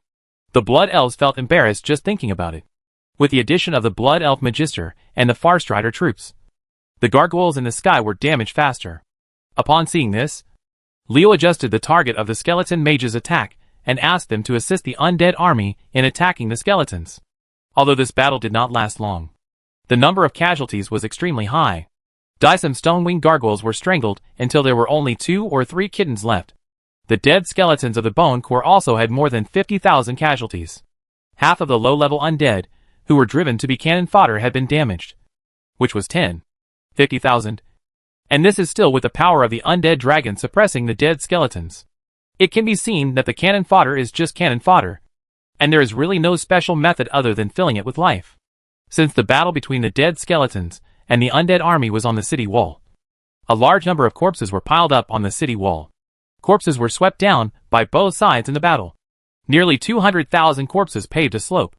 The ground extends all the way to Dysam's 100-meter city wall. The defensive role of the city wall has been weakened to the extreme. Get ready to go to town. Leo signaled to Fuxel that the battle on the city wall had come to an end at this time. The skeletons had been forced into a corner by the cannon fodder regiment's human wave tactics. It was believed that their final resistance would not last long. Judging from the current situation, the Blood Elves who are recharging their strength must be ready to join the war, because Disam has been completely alarmed. And it is believed that Darkin will launch a full-scale counterattack soon. Fuxel was about to give the order, but found that his hand had not yet escaped from Leo's clutches. The female elf, who did not break away after slapping twice, lightly stared at Leo. But someone was pretending to be dumbfounded and pretending not to notice. Instead, he urged her seriously. Another skeleton army in Disam has come out. Darkin is going to counterattack. Let's leave quickly. This little soul is getting bolder and bolder. Chapter 312 Battle of Disam 4. The undead of the cannon fodder group are now fighting on two fronts. One part is dealing with the remaining undead skeletons on the city wall, and the other part has entered Disam and is now fighting with the vicious skeletons in Disam. Contrary to the situation where diviners and wizards of the legal system account for the majority in the dead bone core, the vast majority of the vicious bone core are skeleton warriors. These skeletons have a layer of film-like white substance that is difficult to see. This is bone armor. Prototype. If you give them enough time, these vicious skeletons will definitely be able to get themselves a set of bone vests. In addition to the above characteristics, the most striking difference between the ferocious skeletons and other skeleton monsters is that except for the arms holding weapons, which are normal, their left arms are all broken at the elbow. The so-called Disam Vicious Bone Core is actually a one-armed skeleton regiment. Leo was surprised by the image of the Vicious Bone Core. He really didn't expect that there was actually a one-armed skeleton regiment. This was really special. By the way, if I take down the Vicious Bone Core, does that count as bullying the old, weak, sick and disabled? Scratching his face, Leo said he was under a lot of pressure. The one-armed skeletons of the Vicious Bone Core are much more fierce than the skeletons of the Dead Bone Core. The necromantic dragon power of the Twilight Bone Dragon actually has no obvious suppression effect on them. These skeletons can kill the undead of the cannon fodder group more efficiently than the undead skeletons. Much stronger. Compared with a healthy dead skeleton, the one-armed vicious skeleton can be described as a model of a disabled person with a strong mind. Fuxel was leading the Blood Elf troops towards the city wall of Disam. Unexpectedly, Leo, who was walking side by side with him, suddenly had a frozen expression and hurriedly stopped the Blood Elf troops. Watch the underground. Leo's sudden shout caused the Blood Elves to immediately focus their attention on their feet. As if they had thought of something, Fuxel immediately ordered, Magister, Farstrider, attack! Without any hesitation, Oriphalos and Helios took the lead in launching an attack on the ground beneath their feet. With magic of various colors and arrows with enough penetrating power, they broke through the surface and sank into the ground. Weird screams came from the ground. It came up from the ground, and it sounded painful. The creatures hiding in the ground were seriously injured under the blow of the Blood Elves. It's a spider monster. The experienced Blood Elf officer told the name of the underground creature. Spider monsters that were about 2 meters long and half a meter high emerged from the ground in a panic. They wanted to ambush the Blood Elf team, but they did not expect that they would be attacked by Leo. After uncovering their whereabouts, many of them were killed by the Blood Elves' attacks. It was really a waste of money. Leo discovered that the spider monsters that emerged from the ground were all in groups. Every 100 spider monsters formed a small group. 99 small dark green spider monsters surrounded a large dark purple spider that was larger than them. Strange. These spider monsters can't be male and female. Right? One husband and 99 wives. Or one wife and 99 husbands. Well, this is really evil. The smaller one is the spider monster guard, and the larger one is the spider monster centurion. They both look like undead. The traitor Darkin really spared no effort to deal with Silvermoon City, seemingly knowing Leo's doubts. Faisal explained it to him. Leo nodded slightly, indicating that he heard it. But he really admired Disam's Darkin. Look at what this guy has done. He can find ways to make everything fly in the sky or drill underground. Joining the team of Undead Scourge is truly a talent. I wonder how Darkin did it. The Stonewing gargoyles and spider monsters aroused curiosity in his heart, and Leo became curious about Darkin, the Blood Elf traitor. If I could get hold of Darkin's method of assimilating spider monsters and giant bats into undead scourges, I might be able to find useful information there. The spider monster's sneak attack on the Blood Elves failed. They were forced out of the ground in embarrassment. The injuries hidden in their bodies aroused the ferocity hidden in their bodies. These big spiders waved their horny forelimbs towards the blood elves to kill them. For the glory of Sindori. Kill these undead natural disasters. Selen led the blood elf warriors to meet the spider monster. The two teams collided, and the blood elves attacking Disam started their first battle. Don't think that the spider monsters are not strong because they suffered a big loss under the attack of the blood elves. You must know that injured beasts are the most dangerous. Although the spider monsters have become undead, the ferocity in their bodies has not been affected. Disappear. The blood elf warriors, who rushed to meet the spider monster, soon suffered casualties. A blood elf warrior cut off the spider monster's head with a sword. The spider monster, who had expected to have his head cut off, did not stop attacking. Instead, his two forelimbs as sharp as knives swung faster. The blood elf warrior was caught off guard, and was immediately struck. Cut it straight. After the final madness, the headless spider monster fell. But it also took away the lives of the blood elf warriors. The death of this blood elf warrior did not frighten the others. They shouted and fought fiercely with the spider monster. Although these soldiers are all new recruits. According to Silvermoon City, they are all rookies in the army. But at the moment when the race encounters a crisis, their bloodshed and courage are enough to make many veterans feel ashamed. Selen led the warriors to fight at the front, while Helios and Olephalos led the far striders and magisters to attack from a distance in the rear. Although the spider monsters were tenacious, they were still killed one by one with the cooperation of the blood elves. The fighting was fierce on the ground, and did not stop underground. The hissing screams when the spider monsters were injured continued to irritate everyone's eardrums. One by one, the spider monsters were forced to drill out of the ground, in the big holes drilled by the spider monsters. Occasionally, a green vine can be seen running underground. It turns out that the poisonous flower vine was the reason why Leo was able to discover the spider monster hiding in the ground. If he hadn't been worried about the blood elves being accidentally injured after the spider monster emerged from the surface, Leo would have let the poisonous flower vine sow unstable mushrooms everywhere. Seeing that the blood elf warriors led by Selen could not take down the spider monster for a while, Thistle took action. The female elf opened her palms, and the dark elements quickly gathered in her palms. In less than a second, a shadow ball the size of a fist was gathered. Leo turned his head and looked at the shadow ball. As a warlock, he felt that the shadow ball used by Fusel was very different from his own. Giving Leo a charming smile, Fusel waved her hand, and the shadow ball in her palm attacked the spider monster. Before touching the spider monster, the shadow ball suddenly cracked during the attack, and 20 small shadow balls were generated in an instant. Then these small shadow balls grew in the wind, and in the blink of an eye they turned into shadow arrows, and the heads of 20 spider monsters disappeared silently. Since magic such as shadow arrow is mentally locked, there is no need to worry about accidentally injuring friendly troops. The effect of such spells in melee is very extraordinary. What kind of trick is this? The group of shadow arrows must be a rain of shadow arrows. Leo's eyes widened, and he looked at Fizzle with a sneer on his face. Sister Deneve, please teach me some time. You see, Selen and the others are standing together with the spider monster, and I don't even dare to do it for fear of accidental injury. Take action. The female elf gave someone a roll of her eyes, ignored his flattering smile, and concentrated the dark elements in her hand again. Leo stopped talking when he saw this. He began to feel the trajectory of the dark elements with his heart. Fusel's meaning was obvious. Want to learn? Keep an eye on yourself. With strong mental power, Leo quickly sensed the trajectory of the dark elements. Fusel's move is somewhat similar to the principle of the mage's arcane barrage. They both gather excessive magic elements and use ingenious methods to make the spell split when cast, creating the effect of turning a single attack spell into a group attack spell. Leo has used arcane barrage before, so it's no wonder that Fusel wouldn't explain it to him in detail. From the female elf's point of view, Leo can already perform arcane barrage, turning shadow arrows into shadow arrow rain. He couldn't think of a simple change.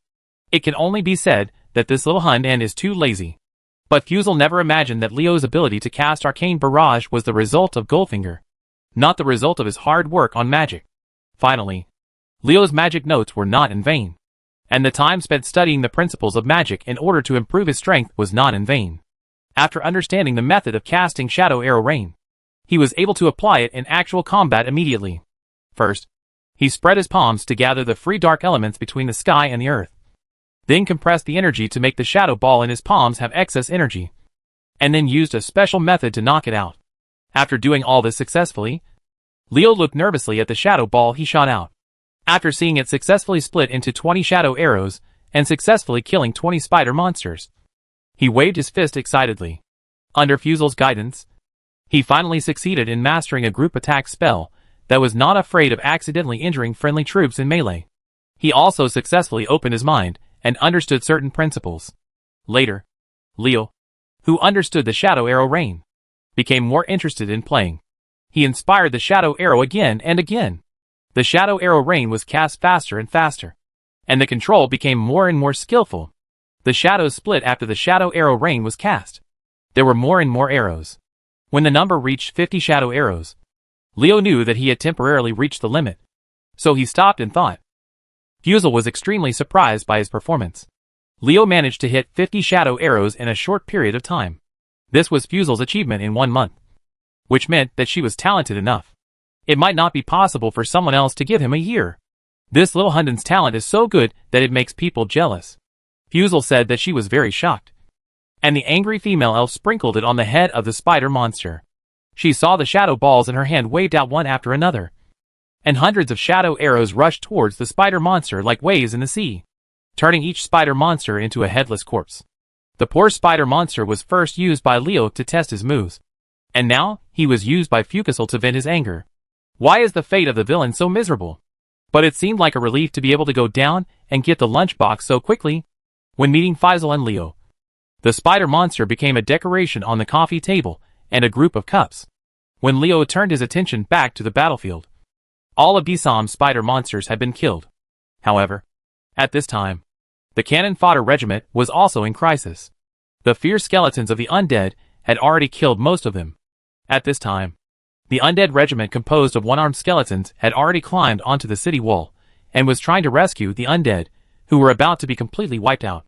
Bone Skull. What stood in front of them at this time was a war fortress and a group of strange skeletons lined up in neat lines. Chapter 313 Annexuda. The enemy is coming, so prepare everything for me. Hey, boy, what about you? Beside the war fortress, Mildoran was gesticulating to the skeleton warriors arrayed to show his majesty.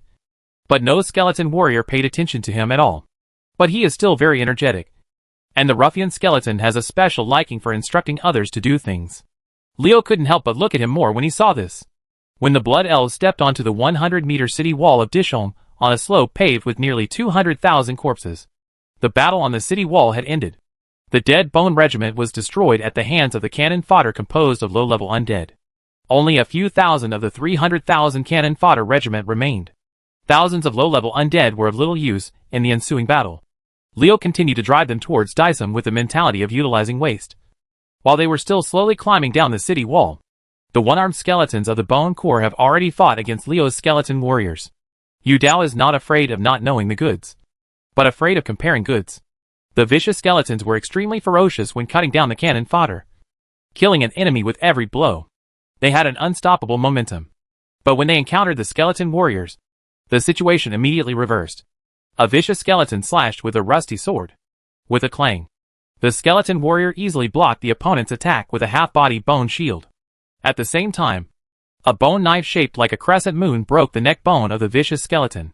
The head carrying the soul fire was disconnected from the body, and the vicious skeleton immediately fell apart.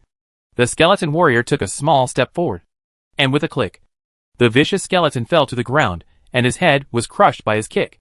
How long can the soul fire that has lost its protection exist on this fighting battlefield? Raising a shield to block and swinging a sword to decapitate. The skeleton warrior's fighting method may seem monotonous, but it is very useful. The attack of the vicious bone skeleton cannot kill the opponent at all when blocked by the half-body bone shield. Even if it occasionally hits the skeleton warrior, it will be blocked by the thick bone armor. The skeleton warrior's counterattack was extremely fierce, and every time he swung the crescent bone knife, he would gain something. In the sound of swiping swords, heads rolled to the ground. In the crackling sound, the soul fires were dimly extinguished. Every time the skeleton warrior took a step forward, hundreds of vicious skeletons were scattered on the ground. The blood elves who climbed up the city wall were shocked when they saw the two skeleton armies fighting. Those strange skeleton warriors, wearing bone armor and holding bone knives and shields, were so fierce. Even if Selling came forward with the blood elf warriors, they would not do better than them. No, not better, but not as good as these skeletons. As the leader of the Blood Elf warriors, Selen has seen far more than others. The skeleton warriors' tactics are simple. But when fighting against the vicious bone core, the entire team has always been organized and not disorganized at all, which is far different from the undead skeletons controlled by the undead wizards that I have encountered. More importantly, as the battle progressed, the formation of the skeleton warriors was never scattered at all, and there was no trace of the laxity and chaos that low-level undead such as skeletons should have. This strange skeleton army actually gave me the feeling of an army, like elite soldiers under the command of a general giving consistent orders. Comparing his blood elf warriors with the skeletons fighting in the front, Selen was horrified to find that his men couldn't even compare to a group of skeletons. The individual strength of the blood elf warriors is much stronger than these skeletons, and they can quickly defeat them in single combat or small-scale battles. However, once a medium-sized battle with more than 1,000 people occurs, it will definitely be the blood elf warriors who lose, let alone large-scale battles. Fighting, while exchanging glances with several of his officers, Selen felt very depressed. Has the Blood Elf clan, which once looked down upon northern Xinjiang, fallen to this point? The warriors in the clan can't even compare to a group of skeletons. Ignoring the complex mood of the Blood Elf warriors, after the Blood Elf troops climbed onto the city wall, Leo silently activated the golden finger. Fucusel saw him insert the iron staff into the ground, and the mountains of corpses fell away in a few breaths. It turned into piles of fine crystal particles. Although the Blood Elves have all heard that Leo has this magical ability to purify corpses, knowing it is one thing, and seeing it is another thing. The 300,000 to 400,000 corpses that filled the field of vision disappeared, and the ground was covered with a thick layer of crystal particles. This scene in front of them caused a commotion in the Blood Elves team. Some Blood Elves looked back one after another, and after discovering the bodies of their dead companions, only after the corpse did not turn into crystal did he feel relieved. 300,000 to 400,000 corpses actually didn't even make up the number of 100,000 corpses. The low-level undead cannon fodder was really not enough. Leo couldn't help but secretly shake his head. Most of the low-level undead have mutilated bodies. All the absorbed corpses are broken and damaged. It would take several or even a dozen to meet the requirements of Goldfinger, if there are no skeletons from the bone core. To make up the numbers, the 300,000 cannon fodder alone might not even be able to collect 50,000 corpses. The spider monster's voice sounded again. After the piled corpses were absorbed, a group of dark purple spider monsters appeared under the city wall. A big spider monster 4 meters long and 2 meters high is poaching the corner with a group of spider monster centurions. Poaching is so evil. Get rid of these disgusting things. Seeing the spider monster fizzle that was constantly digging at the base of the city wall, the Blood Elves immediately launched an attack. These spider monsters were really insidious. They quietly hid in the piles of corpses and wanted to dig down the city wall. If they were fighting die when the undead of some are fighting, the city wall suddenly collapses. How many casualties will the Blood Elves led by Forresol suffer? Even the chance of defeat is not small. The Blood Elves launched a condescending attack, resulting in many spider monsters being killed and injured. The leader of the spider monster no longer hid after it was discovered. It hissed and screamed. Under its command, the spider monster centurion climbed up the straight city wall. Climb. It's Anexuda, the leader of the spider monster. It was also corrupted into an undead by Darkin. No. It's in a semi-undead state. Fusel let out a startled sound, and then issued an attack order. Magister. Far Traveler. Knock down the monster. There is a big difference between the semi-undead state and the undead state. The former has not yet been completely corrupted. As long as a strong man who is proficient in the holy light rescues him and can save his life, the latter is completely hopeless.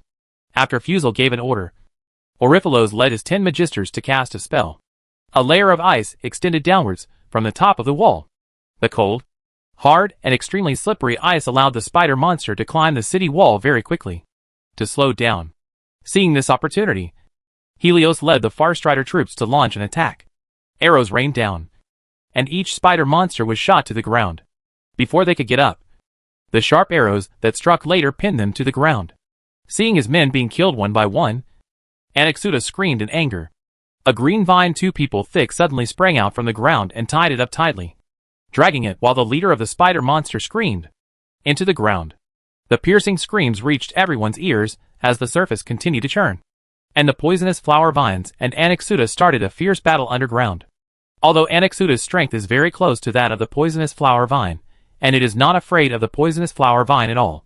It was attacked by the poisonous flower vine first, and its body was tightly entangled, and its strength was not as good as that of the poisonous flower vine. Noxuda's body was broken into pieces by the opponent's huge force, and he was no longer able to resist. When the poisonous flower vine threw Noxuda's broken body out of the hole, the paladin clone appeared next to Leo. This thing is very troublesome. You have to find a few priests to cooperate with me. Remember? You need a female priest. Ignoring the surprised looks of the blood elves, the paladin clone pointed at Noxuda's body and said. Leo smiled when he heard this. He waved his hand to the paladin clone and said with a heroic look, "Leave it to you. I am very confident in your strength. Sister Deneve, is it okay to lend me some priests?" Fusel did not refuse Leo's request. Several blood elves wearing priest robes came up, but they were all male priests. The paladin clone curled his lips helplessly. Leo is the real person, so you should listen to him. Lost soul, may you be saved in the holy light. Someone's clone had a holy expression on his face and sighed in a pitiful tone. In fact, he didn't need to speak at all and just cast spells. Well, the paladin clone was pretending to be cheating. The golden holy light burned on the surface of the paladin's clone. After making a gesture to the priest behind him, they began to chant spells together. Rays of golden holy light shone on Noxuda's body. The body of the spider monster leader slowly changed, from dark purple to purple. A shadow that was exactly the same as Noxuda appeared. This was it. A soul that is about to disappear. It's now! A wolf spirit rushed forward and merged with Noxuda's soul in the blood elf's surprised eyes. The two sank into the body of the spider monster leader. Then a scene that surprised the blood elves appeared. The leader of the spider monster stood up after trembling for a while, and the golden holy light had restored all its injuries. Noxuda suddenly disappeared on the spot and appeared next to Leo. The blood elves did not take action, because at this time, Noxuda was as docile as a pet meeting its owner. This is, Leo conquered Noxuda? All the blood elves were extremely surprised. The leader of the spider monsters in the ghost land, the troublesome Noxuda, was just subdued by Leo? With the battle underground in a Noxa tower, we no longer rely solely on the poisonous flower vines to support ourselves. In the future, even if we have to fight against the crypt demons of the Scourge, we will have an additional helper. Although one wolf spirit quota was used up, Leo did not feel it was a pity. The addition of Noxuda gave him another pet that could carry out underground sneak attacks. The Holy Knight, whose holy light had dimmed, raised his hand to display King's blessing. The blood elves found that their strength had increased by more than 10%. The paladin's blessing spell is really powerful. If only we could have paladins. I was exhausted to death for a pet. Okay, you can take your time and play with it. Giving Leo a look of contempt, the paladin clone returned actively for the first time, purifying Noxuda and exhausting him. Chapter 3:14 Little Lich. I will eat you. Leo, what do you think of the paladin profession? Faisal suddenly asked, and Leo was puzzled by the question she asked. You have spent more time in the Cathedral of Holy Light than I have, and you know the paladins many times better than I do. Why are you still asking me now? However, Leo had to answer Fusel's question, so he thought for a while and said, from a human perspective, the profession of paladin is amazing. There is no profession more tough than it in this world. After Lothar died, there was Turalian, and after Turalian, there was Bolvar. The paladins have always been the backbone of the human race. Is it just the human race? Faisal kept asking questions step by step. Leo had a premonition in his heart, but his expression was that he curled his lips in displeasure, rolled his eyes and said, there are also those dwarfs from Ironforge. After giving the unobtrusive guy a look, Fusel stopped asking questions. If Leo's words reached the ears of the dwarves, countless dwarfs, he said, would come out of Ironforge to fight for him. Verhisel's visit to Stormwind City was indeed not that innocent. After joining MI7, she took the initiative to undertake the undercover mission of entering the Cathedral of the Holy Light. From the current point of view, it was probably to collect first-hand information about the paladins. In this way, Lily Yadlin's capture of Mulu was not an impulsive move out of a hot head. Kael'thas was probably targeting the paladins the moment he rebuilt Silvermoon City. Otherwise, Astler Bloodsworn's plan to steal the Holy Light would not have been completed in such a short period of time. It's a pity that Fizzle failed to successfully remove the word apprentice from apprentice paladin. Otherwise, the first paladin of the Blood Elves would not be Lydrin, but her. People in the future will only remember Lydrin, the first Blood Knight. But few people know that Faisal who once served in MI7 and served as a trainee paladin in the Cathedral of the Holy Light for many years. Really makes people sigh for her. You say you don't judge a hero based on his success or failure. Kid, the Holy Light is deceiving you. No matter which world. You can't escape the law of winners, princes, and losers. Bandits. Arcane shot. Helios shouting called Leo's attention back to the battlefield of Disam. One after another, looming ghosts appeared from behind the ferocious bone core. As the ghosts appeared, violent fluctuations of dark elements appeared. The ghosts' shadow arrows and psychic blasts caused Leo's skeleton warriors to lose hundreds, making Leo feel distressed for a while. The skeleton warriors had only lost 300 to 400 after fighting against the vicious bone core for so long. As soon as those ghosts appeared, their casualties doubled. Magical attacks did much more damage to the skeleton warriors than physical attacks. With the unique purple and white brilliance of arcane magic, the Far Walkers began the long-range strikes they were good at. After a round of arcane shooting, the ghosts behind the vicious bone core immediately became much sparser, and the number of spells used to attack the skeleton warriors was reduced by nearly 3-1 part. The Blood Elves' research on arcane magic is indeed extraordinary. Farstrider's arcane shooting is much better than that of human hunters of the same level. Farwalker killed many ghosts, and Leo's skeleton mage was not weak either. Under the magic attack that turned the sky into colors, the number of ghosts dropped sharply. The shadow arrows and mind blasts that attacked the skeleton warriors followed the ghosts. The large number of casualties became sparse, and no longer posed much of a threat to the skeleton warriors. What a low-quality energy. Alas, it's better than nothing. Dragonakos didn't know when he appeared next to Leo. He took a slight breath, and a pure shadow energy turned into a finger-sized black mist from behind the vicious bone core and floated into his mouth. The Twilight Dragon took a gentle breath. And not only did the shadow energy emitted by the killed ghosts disappear, but even the ghosts that were still alive disappeared. Knuckles, you ate them? Leo looked at Dragonakos in shock. This guy really lived up to his name as the devourer of all things. Thousands of ghosts all became its food with just one breath. After touching its shriveled belly, the Twilight Dragon transformed into a human with a wronged expression on its face. Master, I'm so hungry. The Blood Elves, who were originally shocked that Dragonakos sucked up thousands of ghosts in one gulp, looked at Leo with strange expressions, making the latter call him a big fool. Hey, I said. What's your expression? Am I like an unscrupulous master who abuses his servants? What are you looking at? Look again. If you look at me like this again, I will pretend I didn't see it. Speaking of which, Knuckles is pretty awesome. Thousands of phantom ghosts were just gone, which saved me a lot of work. A member of the Lothar family? Fizzle saw Dragonakos's purple hair, and the female elf misunderstood the identity of the Twilight Dragon. As for the Twilight Dragon's aqua eyes, in her opinion, it was just caused by impure blood. If his with a pure bloodline, he, not Scarlet, should be in charge of Arather and Stromgard now. This purple-haired young man named Knuckles was probably a master secretly cultivated by the Lothar family. He followed Leo to Silvermoon City to prevent accidents. The misled Faisal made a wrong judgment, and her judgment helped Leo solve the problem of Knuckles' identity. A hand with claws stretched out broke the surface of the earth and appeared from under the skeleton mage's feet. Leo screamed when he saw this. There were actually many ghouls buried underground in Disam. Tens of thousands of ghouls emerged from the ground. The skeleton mage, who was not good at melee combat, was caught off guard and suffered many casualties under the clawing and tearing jaws of the ghouls. Originally, Leo also had poisonous flower vines to investigate the underground situation. But because he was dealing with Anaxuda before, the zombie vines were unable to follow Disam. So in this small time gap, they were actually given to the zombies. Ghost opportunity. Arcane shooting. 3 volleys. Arcane barrage. Oriphalos and Helios didn't hesitate at all. The Magister's arcane barrage and the Farstrider's arcane shots rained down from the top of the city, covering the area where the skeleton mage was standing. At this time, the benefits of magic are shown.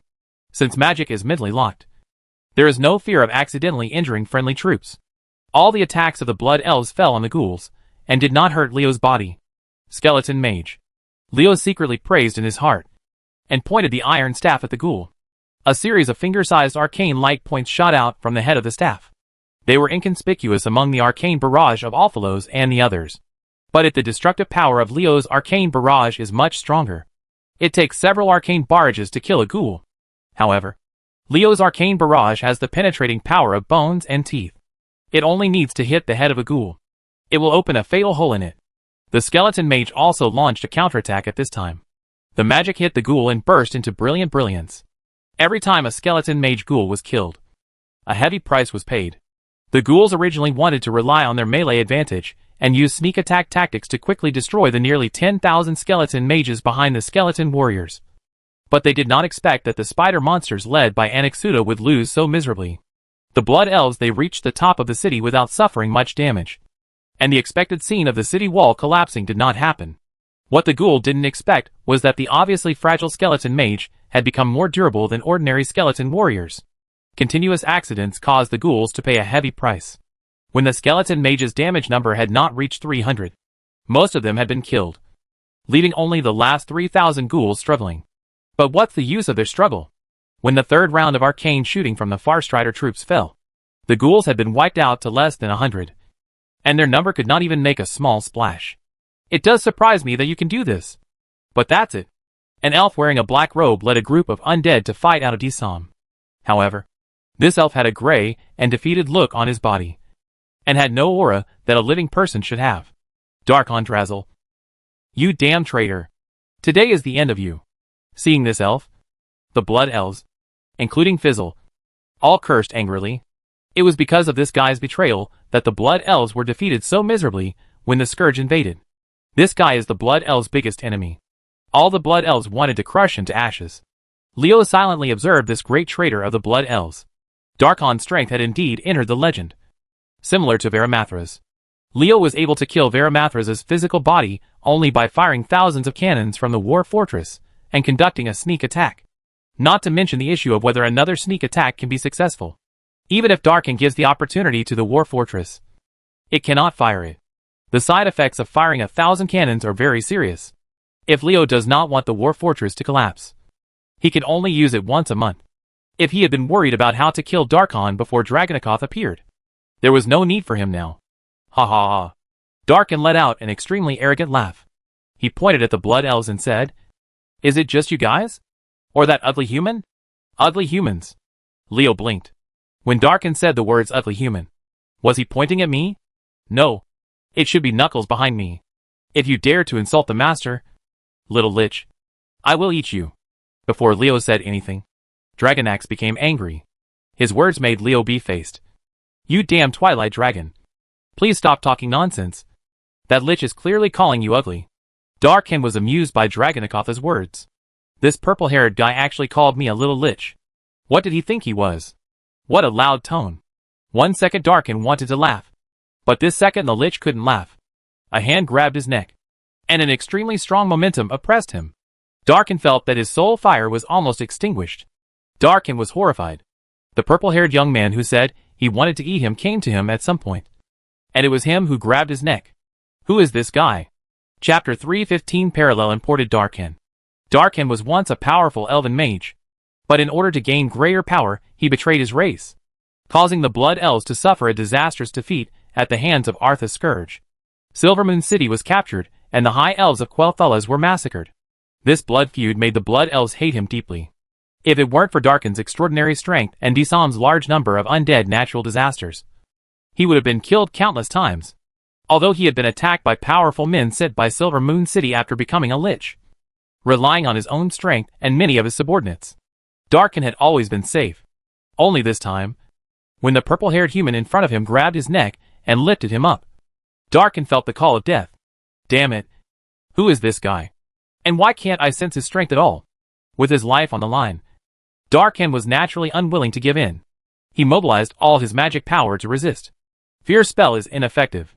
This purple-haired human being was determined, and could not arouse the fear in his heart. Corrosion. Resistance. Shadow arrow. Resist. The magic resistance of the purple-haired human is too high. With my strength, magic cannot affect him. Even an adult dragon may not be able to resist my spells. What kind of monster is he? As a lich, Darkon panicked when his spell attacks failed to affect the opponent. You have to understand your situation, little lich. There was a gleam in Dragonakoth's eyes that made Darkon frightened. It was the kind of expression a starving person would show when he sees a delicious meal. Thinking of what the purple-haired human said just now, He said that he wanted to eat him. Darkin felt terrified. Was there any mistake? Who is this person? He even eats liches. Your Majesty the Lich King. If I am dreaming, please give me a slap to wake me up. Darkin was completely dumbfounded when he saw that the purple-haired human who caught him really opened his mouth and looked like he was going to eat him alive. Wisps of mist condensed by magic power floated out from Darkin's body, and the mist quickly rushed towards Dragonikotha's mouth. Darkin was horrified to find that his strength was rapidly weakening as the mist left. He's eating my magic. Realizing what had happened, the Lich struggled violently. But with his strength, how could he break free from Dragonikotha's shackles? The whole process sounds very long. But in fact it only takes 2 or 3 sentences of dialogue. When the undead scourge behind Darkin realized something was wrong and wanted to step forward to support his leader, it was already too late. Amidst the rumbling and trembling sounds, War Fortress and 20 fierce bone dragons forcibly broke through the interception of the ferocious bone skeletons and came over. The abominations swung their chains to hit Dragonikoth. But the War Fortress stepped forward, and all the chains were blocked. The hateful iron chains made a clanging sound as they were drawn on the metal SHL of the War Fortress. Their powerful and heavy attack did not leave even a white mark on the War Fortress. The Banshees wanted to help, but they were unexpectedly hit by a hail of arrows, which inflicted a lot of damage on them. The arrows flashed with purple and white light. What was it if it wasn't an arcane shot launched by the Farstrider troops? Helios's Farstrider troops and Olifero's 11 Magisters plus thousands of skeleton mages. The Banshee had to face these powerful enemies. Darkin felt himself becoming more and more powerless, and the magic power in his body was constantly being sucked by Dragonikoth. In just a few breaths, he fell from legend to epic. The strength has dropped by a large level, and it is even more impossible for the frightened Darkin to break free from the shackles of the Twilight Dragon. Soon, under the shocked eyes of Fizzle and the others, a lich whose strength had entered the Palace of Legends was sucked up by Dragonikoth. Poor Darkin not only contributed all his strength to the Twilight Dragon, but also after losing all strength, even the body collapsed. When Dragonako clapped his hands and reappeared next to Leo, the legendary Lich Darkin, once the Archmage of the Elf Kingdom and the biggest traitor of the Blood Elves, only left a pile of gray-black ashes. His ending vividly interprets the word disintegration into ashes. A legendary strongman died like this? The traitor Darkin just died like this? Fusel and the Blood Elves seemed to be in a dream. What on earth did the purple-haired human next to Leo do to Darkin? To allow a lich to die without any resistance? Since Dragonikoth had his back to the city wall when he was absorbing the power of Darkin, no one except Leo knew what was happening. Otherwise it would definitely cause panic. A legend was killed just like that. This dragon, Knuckles, is so powerful. Even War Fortress is far behind him. This dragon has firmly established itself as my top thug. Leo was very curious as to how powerful Knuckles was. He could kill a legend so easily. Could it be that he was already a demigod? My master? I haven't reached that level yet. That little lich's strength is not his own at all. He is essentially just an epic mage in the shackle stage. He can reach legend only because someone forcibly improved his strength. Anyone a strong person who has reached the level of legend can kill him with his own strength. Dragonikotha's explanation clarified Leo's confusion. And at the same time, it also made Fizzle and the others secretly say that this is the case. And they were able to accept the Twilight Dragon's ability to quickly kill Darkin. It turns out that Darkin, the seemingly powerful legendary lich, is actually a parallel import. It's so beautiful that it's so beautiful, but it's so beautiful. I was almost frightened by this guy. Darkin betrayed his race in order to gain more power. Needless to say, the person who forcibly promoted him to legend was none other than Arthas. Forcibly promoting an epic to legend. Xiao is so fierce. Leo was more interested in the ice demon sword Frostmourne. Arthas was so strong when he was a Death Knight. In addition to his own strength, Frostmourne was his biggest help. An artifact is an artifact. Let alone artifacts now. There are not even legendary weapons. The only legendary sword, Tokaril, cannot be used yet. Which is really frustrating. So, people are greedy creatures. Someone is not satisfied with the epic staff that countless people dream of, and begins to covet legendary weapons and artifacts. However, greed is also a driving force for people to keep moving forward. The only difference is that the weak will be controlled by greed, while the strong can turn greed into the driving force to become stronger. Killing Darkin. Failed to extract magic equipment. Abilities are being extracted. The host has gained a transferable ability, Arcane Torrent. Do you want to absorb it? As expected by Leo, even if Darkon is a parallel legend, he is still a legend. Golden Finger still gave Leo additional access to the Blood Elf's natural ability. Arcane Torrent. Arcane Torrent. An ability to ban magic within a range. Leo is no stranger to this skill. He had seen it more than once when he was climbing Shanku Mountain.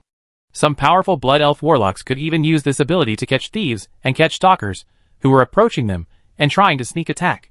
Leo naturally doesn't have too many control skills. Not to mention that he has other ideas for Arcane Torrent. The real world is not a rigid game, and many things can be changed as long as you put in the effort. Darkon is dead, and the mission of capturing Disam is mostly completed. Now we only need to annihilate those abominations and banshees before we can go back and resume our lives. Leo looked relaxed, while the Blood Elf's expression was a little strange. They originally thought that the attack on Disam would be a difficult battle, but who would have thought that due to successive accidents, they would actually achieve the planned goal in a very short period of time, and the casualties would be so small that they could be ignored. The reason why we easily captured Disam, the Scourge's stronghold used to contain Silvermoon City, was because there was an extra human warlock named Leo in our operation. This ally from Stromgarde has shown great strength. Without him, and the power of the undead Scourge in Dishelm, this battle would have been protracted, and we don't know how long it would have lasted. Countess Lydrin's proposal to form an alliance with Stromgarde was indeed a wise decision.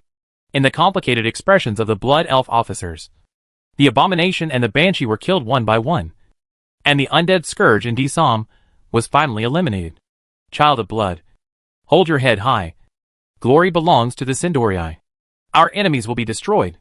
Looking at Disam, there was no undead Scourge left alive. Fusel raised his sword and shouted, and the victorious Blood Elves let out a thundering cheer. Not only did he remove the nails used by the Scourge to contain Silvermoon City, but he also killed Darkan, the traitorous sinner, and suffered less than 500 casualties. As a result, after the rebuilding of Silvermoon City, he launched an attack on his great enemy, the Scourge. The first counterattack. Achieving such a happy ending is undoubtedly an excellent start for the entire Blood Elf clan. More importantly, the Blood Elves have finally opened up the channel with the outside world and are no longer alone in the north. Leo looked at the excited Fusel with a smile. After this battle, the reputation of Fusel, who led the expedition, would definitely spread throughout the Blood Elves. For the sake of his race, he was willing to go to the place where the paladin had lived as an ascetic for many years. The female elf will receive the honor and respect that is due to her. Haha, Sister Denev. A great victory.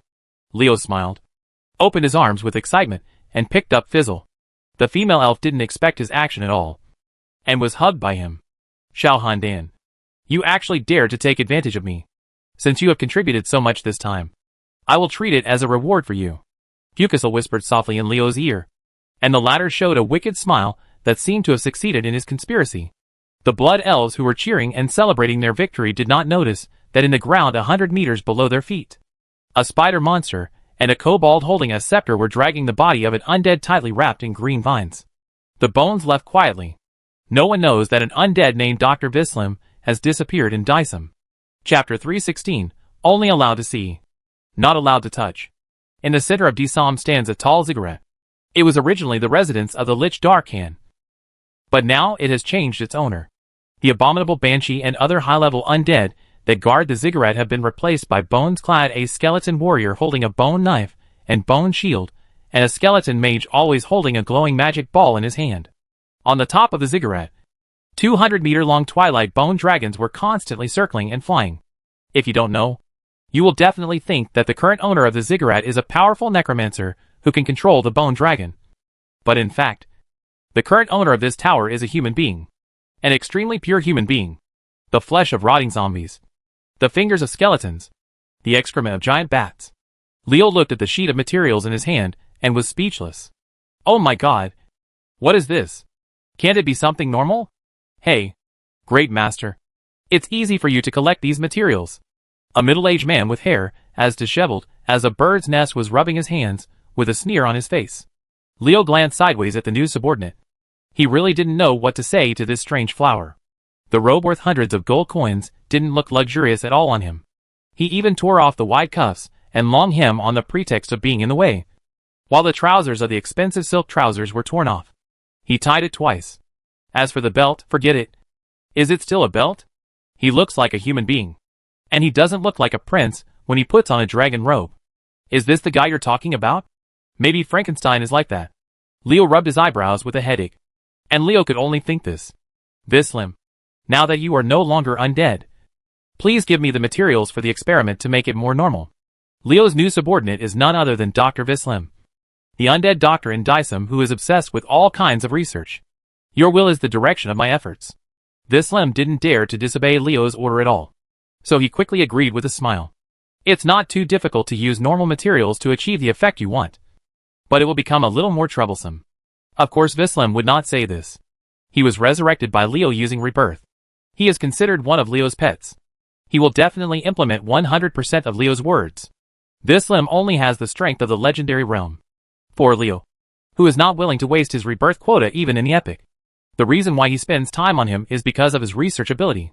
Technology is the primary productive force. This is a wise saying. Even the Lich King's Ice Crown Fortress has a research scientist named Putresad. Leo doesn't think there's anything uneconomical about letting Vislim occupy a rebirth slot. Although Leo has a golden finger that gives him more advantages than others, there are specializations in the art industry, and he is not good at every aspect. Besides, a person's energy is limited, so some things can be left to others. I have handed over Darken's ashes to you. Get what I need as soon as possible. After Leo said that, he took Vislim into his private space. If it were anyone else, Leo would not be able to do this. But Vislim is his pet. Using his private space to take him in is no different from accommodating an army of skeletons. At this time, Leo's personal space has been occupied by Vislim as his testing ground. All the items in his original laboratory in Dysum have been moved except for the house that cannot be moved. Go in. Fortunately, Leo's personal space is so huge that he doesn't have to worry about lack of space. Otherwise he really wouldn't be able to accommodate Vislim. Master, as you expected, the Blood Elves have blocked the road to the outside world after taking control of this place. These elves want to imprison the Master. If it weren't for your orders, I would eat them all. Dragonakos walked into the ziggurat with an angry face. As the saying goes, the Twilight Dragon, as Leo's pet, cannot tolerate any disrespectful behavior towards Leo. Leo didn't care at all about the news that the Blood Elves had blocked Dysum. In fact, he had already made preparations when he was preparing to add fuel to the cannon fodder attacking Dysum. With the appearance of skeleton warriors and skeleton mages, as long as the Blood Elves' reactions are not extremely slow, they will definitely see this problem. Without absorbing the magic power of the Death Mark to resurrect Dragonakoth, Leo would never dare to play with skeletons in such a big way. But with Dragonakoth, the devourer of all things, as a thug, everything would be different. What is this world about? Strength. In a world where the strong are respected, strength is the foundation. Some things should be shown when you are strong enough. If you hold them back all the time, you will suffer internal injuries. Besides, Leo, who had obtained more ways to use the power of death from Goldfinger, also had other arrangements to hide his plans. He was not worried that the Blood Elves would misunderstand him. Master, here comes a very powerful Blood Elf. Dragonakoth suddenly reminded Leo. When he finished speaking, Leo saw Liadrin and Ramath, who had just entered the city from the gate of Disholm through the vision shared by pets. They should be two strong men. How can Nak say they are one?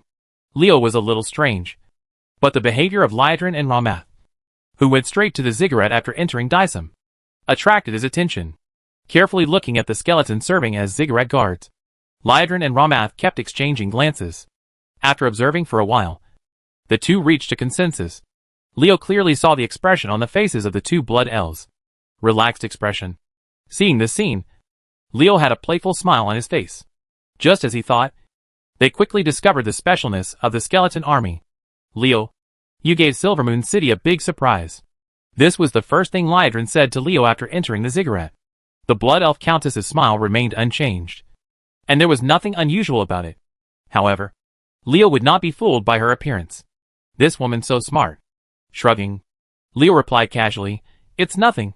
Everyone gets what they need. Isn't there a saying that says everything in the world can be clearly marked with a price? As long as you pay me enough. Don't worry. Prince Kael'thas will definitely do what he promised you. Now let's talk about your puppets." Compared with Liadrin, Archmage Ramatha's performance is not so calm. In fact, this Archmage is really not good at things that have nothing to do with magic. In his opinion, He can do more of these things if he has time to deal with them. Magic experimented. Leo made a gesture to indicate to Ramath to continue. Sir Leo, I have to admit that your talent in engineering is the first person I have ever seen. We would like to refer to your war fortress. Of course. Silvermoon City will give you enough sincerity. War fortress. Leo smiled, spreading his hands with a regretful expression. Its appearance was just an accident. Yes, the appearance of War Fortress was indeed an accident. Not to mention that Leo couldn't create a group striker, even if he had that ability and captured a mountain giant. The 4 major earthy confinement circles that really prompted the emergence of the War Fortress were beyond his control. The energy attributes of the 4 major confinement formations are different, even if he merges with the remaining 2 formations. The final thing that appears may not be a War Fortress, although he had long known that Leo would not let the technology of the War Fortress leak out. Ramath was still disappointed when he heard him say this. However, the Archmage still refused to give up. He continued to work hard. Don't be too busy refusing. Mr. Leo, come and take a look at this. This is a giant mechanical puppet that we are going to build to imitate a war fortress. Lydron did not expect that Ramath would show Leo the latest secrets of Silvermoon City so openly. She wanted to stop him, but found that it was too late. The giant mechanical puppet that the Blood Elves want to build is a giant robot that is very similar to the War Fortress, except that it is taller and has reached a height of 100 meters. Looks familiar. Leo found that the giant robot Roman showed him felt like he had seen it somewhere before. This is a new masterpiece created by the Magisters of Silvermoon City, who have improved the Arcane Guard. We call it Ethereal Mecha, Leo blurted out, then regretted it. Ramath and Lydron looked at him in surprise. This was Silvermoon City's new secret. How did Leo know about it? Could it be that MI7's hand really stretched that far? And another traitor appeared in the clan?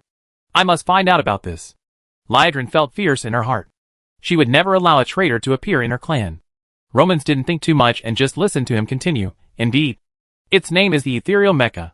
We used some things said by His Highness the Prince and gathered the wisdom of the Magister Legion to create a masterpiece. Originally we thought it was perfect, but compared to your war fortress, it leaves a lot to be desired. Leo didn't listen to what Roman said, and he felt a little confused. Is this how the Ethereal Mecha came about? No. Scratching his face, Leo didn't know whether to be proud or depressed.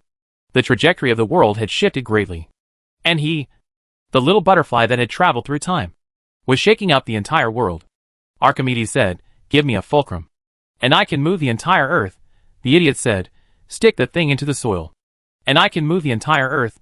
Leo said, "Give me a time travel. I changed a world." Reaching out his hand to stop Ramatha's rambling explanation, Leo said to the Blood Elf Archmage, "Prepare 1,000 materials lists for the chariot for me, and I will lend you the War Fortress for 10 days to study. Remember, you can only see what's wrong. Touch it. Otherwise don't blame me for falling out." Ramath felt that Leo's conditions were too harsh. If he could only watch the demolition, what else could he learn from it? But seeing Leo's expression that the matter was completely non-negotiable, Romans finally agreed. "Isn't it just 1,000 materials? My 2 magic experiments cost more. We are not short of money." Chapter 317, Helping to Defend Dysum. Sir Leo, although I don't know why you made all your puppets into the appearance of the bone-based undead, I still want to give you a kind reminder. It's better to try to distinguish your puppets from the undead natural disasters in appearance. And when encountering them, not everyone will look to see if there is soul fire in their skulls. Ramath, who was eager to summon a group of mages to study the war fortress, pointed at Leo's skeleton warriors and skeleton mages when leaving the ziggurat. Puppet? Yes, it's a puppet.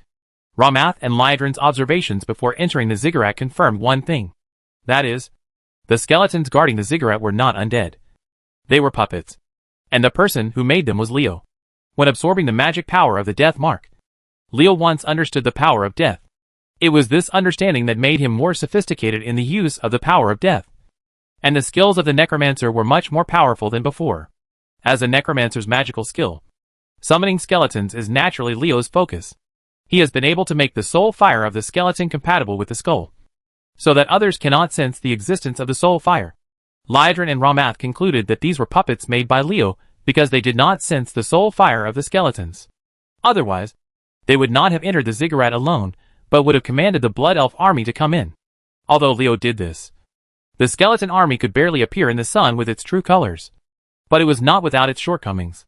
The skulls of the skeletons became their weakness. Once the skulls were crushed, they would immediately fall apart. But this is not a big problem. Just imagine. How long can the fragile soul fire of a skeleton survive independently after losing the protection of the skull? A slightly stronger wind would bring a devastating blow to it. Besides, the skull is protected by a bone helmet, so it is not easily broken. It seems that people in this world really hate undead creatures to the core. Even if they think they are puppets, they still want to destroy them. Leo curled his lips helplessly. The confusion between the skeleton army and the undead natural disaster would not last long. He swore, in the name of Vislim. Okay. Archmage Ramath has left. Ms. Lyadrin, do you have anything to say to me? Lyadrin smiled sweetly. Like a blooming flower. Very beautiful. But Leo felt wary. There must be something wrong with this female elf smiling so brightly. Leo, thank you very much for everything you have done for Silvermoon City. We will arrange to go to the outer space where His Highness the Prince is as soon as possible. You can set off with us then. But this will have to wait for a while. You must know how to break through the space, and it's not that easy. I hope you can understand. Leo has no objection to this. The dark portal has not yet been opened. It is not easy to enter the outer space at this time. Especially the Blood Elves have to carry out large-scale teleportation to bring an army to Kaeldats. Seeing that Leo did not object, the smile on Lyadrin's face became more charming, and the Countess of Blood Elf opened her red lips lightly during this period of time. If you don't mind, you can place these puppets in Decim.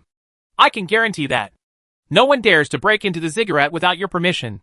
The Silvermoon City Council has decided to establish a stronghold in Decim, and Fusel will be the highest officer in Decim. A cold light flashed in Leo's eyes. Lyadrin said this clearly because he wanted to use Leo's power to strengthen Decim's defense. Although he understood that it was understandable for her to do so from the standpoint of the Blood Elf Countess, Leo felt very unhappy that she was using him so blatantly. Our clan intends to train Sylph and Thetis. They will learn from Fizzle, and Eldora will be their mentor. Leo was furious. What was this? Putting 3 elves related to him in Decim? Forcing him to compromise? Leo understood that neither Fizzle, Sylph, nor the little girl Thetis would resist the decision of the Silvermoon Council.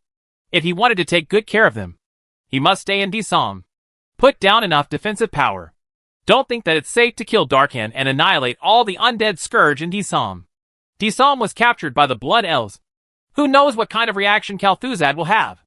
Reality is not a game. In the game, Kel'Thuzad turns a deaf ear to you and kills you in Disholm. He only wants to be his otaku in the sky city of Maxrimas. But the reality is not like this. In the game, Rick is always a nerd. But in reality, well, even if he is still a nerd, this nerd can send out power enough to destroy Decim. But killing a little guy and winning a small victory will make Silvermoon City dizzy. Leo stretched out his right hand, and Lyadrin was photographed in front of him by a force. The distance between the two just half a palm. Although there are mountains blocking it, it is unlikely that the undead natural disaster will invade from the land. But if Sapphiron flies over with the Frost Dragon army, what will we use to resist it? Don't tell me you haven't thought about this problem. Pass.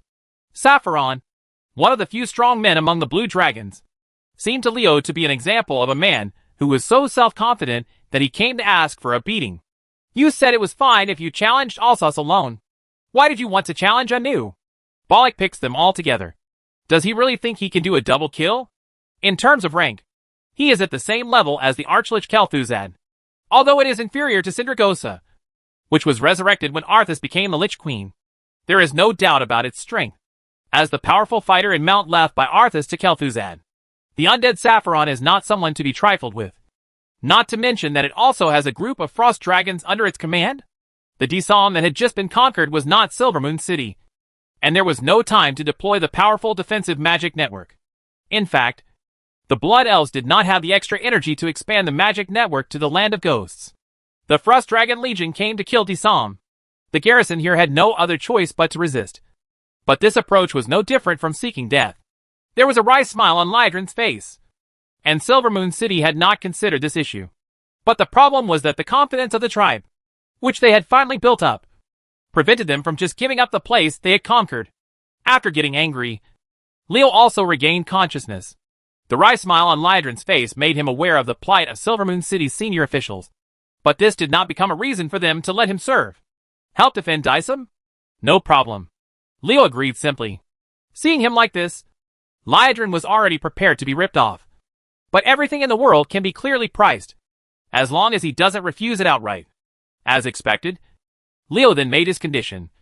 If Sapphiron comes, I will help you with all my strength. But I cannot guarantee the safety of others. But Kaeldats must teach me mana-sucking and arcane realm. Otherwise no need to discuss anything. Liadrin broke away from Leo's hand, and 2 tomes exuding magical brilliance appeared in her hands. The name of an item appeared in Leo's heart, the Arcane Tome. This is written by Prince Kaeldats himself. It records the experience of mana-sucking and the arcane field. It will be helpful for you to learn these 2 spells. Taking the 2 arcane tomes from Liadrin, Leo carefully put them away. This was the deposit for the Blood Elves to ask him to contribute. Kaeldats' unique skills. As a legal warrior, it is difficult for Leo to resist its temptation. If he can learn them, it is just like the mantra of the Blood Elves, fraud is just around the corner. Liadrin, ask Silvermoon City to prepare a batch of supplies. If Sapphiron really comes with the Frost Dragon Legion, I will give them a big surprise. Taking people's money and eliminating disasters. Since Leo has accepted the benefits of the Blood Elves, he will naturally do things for them. But the cost will have to be borne by Silvermoon City itself. Leo asked Liadrin for a batch of new materials. The Blood Elf Countess did not raise any objections. Silvermoon City now has strong financial resources. Thousands of years of accumulation are enough to make them proud of the entire world. As long as they can reduce the damage to their people. Just let the kingdom recover as soon as possible. For today's Blood Elves, problems that can be solved with money are not problems. As soon as she reached a new agreement with Liadrin, Thetis ran in crying. The little girl was in a state of embarrassment and was actually injured. Leo's face immediately darkened. Brother Leo, my bow was snatched away by bad guys. My sister was injured and is still being treated. Woo-woo. Who is so bold as to attack the Blood Elves in the Land of Ghosts? Liadrin was also surprised. She was more concerned about another important thing than the little girl's bow. Thetis, how are the people who came with you? Leo heard that Thetis and Sylph were not acting alone. They came with a team of elves. Are they the ones who dared to attack the elf team in the Land of Ghosts? Those sisters were killed.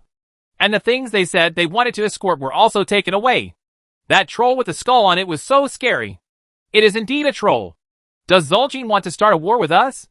Liadrin was angry. That thing was a small gift prepared by Silvermoon City for Sylvanas. It was a sign of the successful alliance between the 2 races.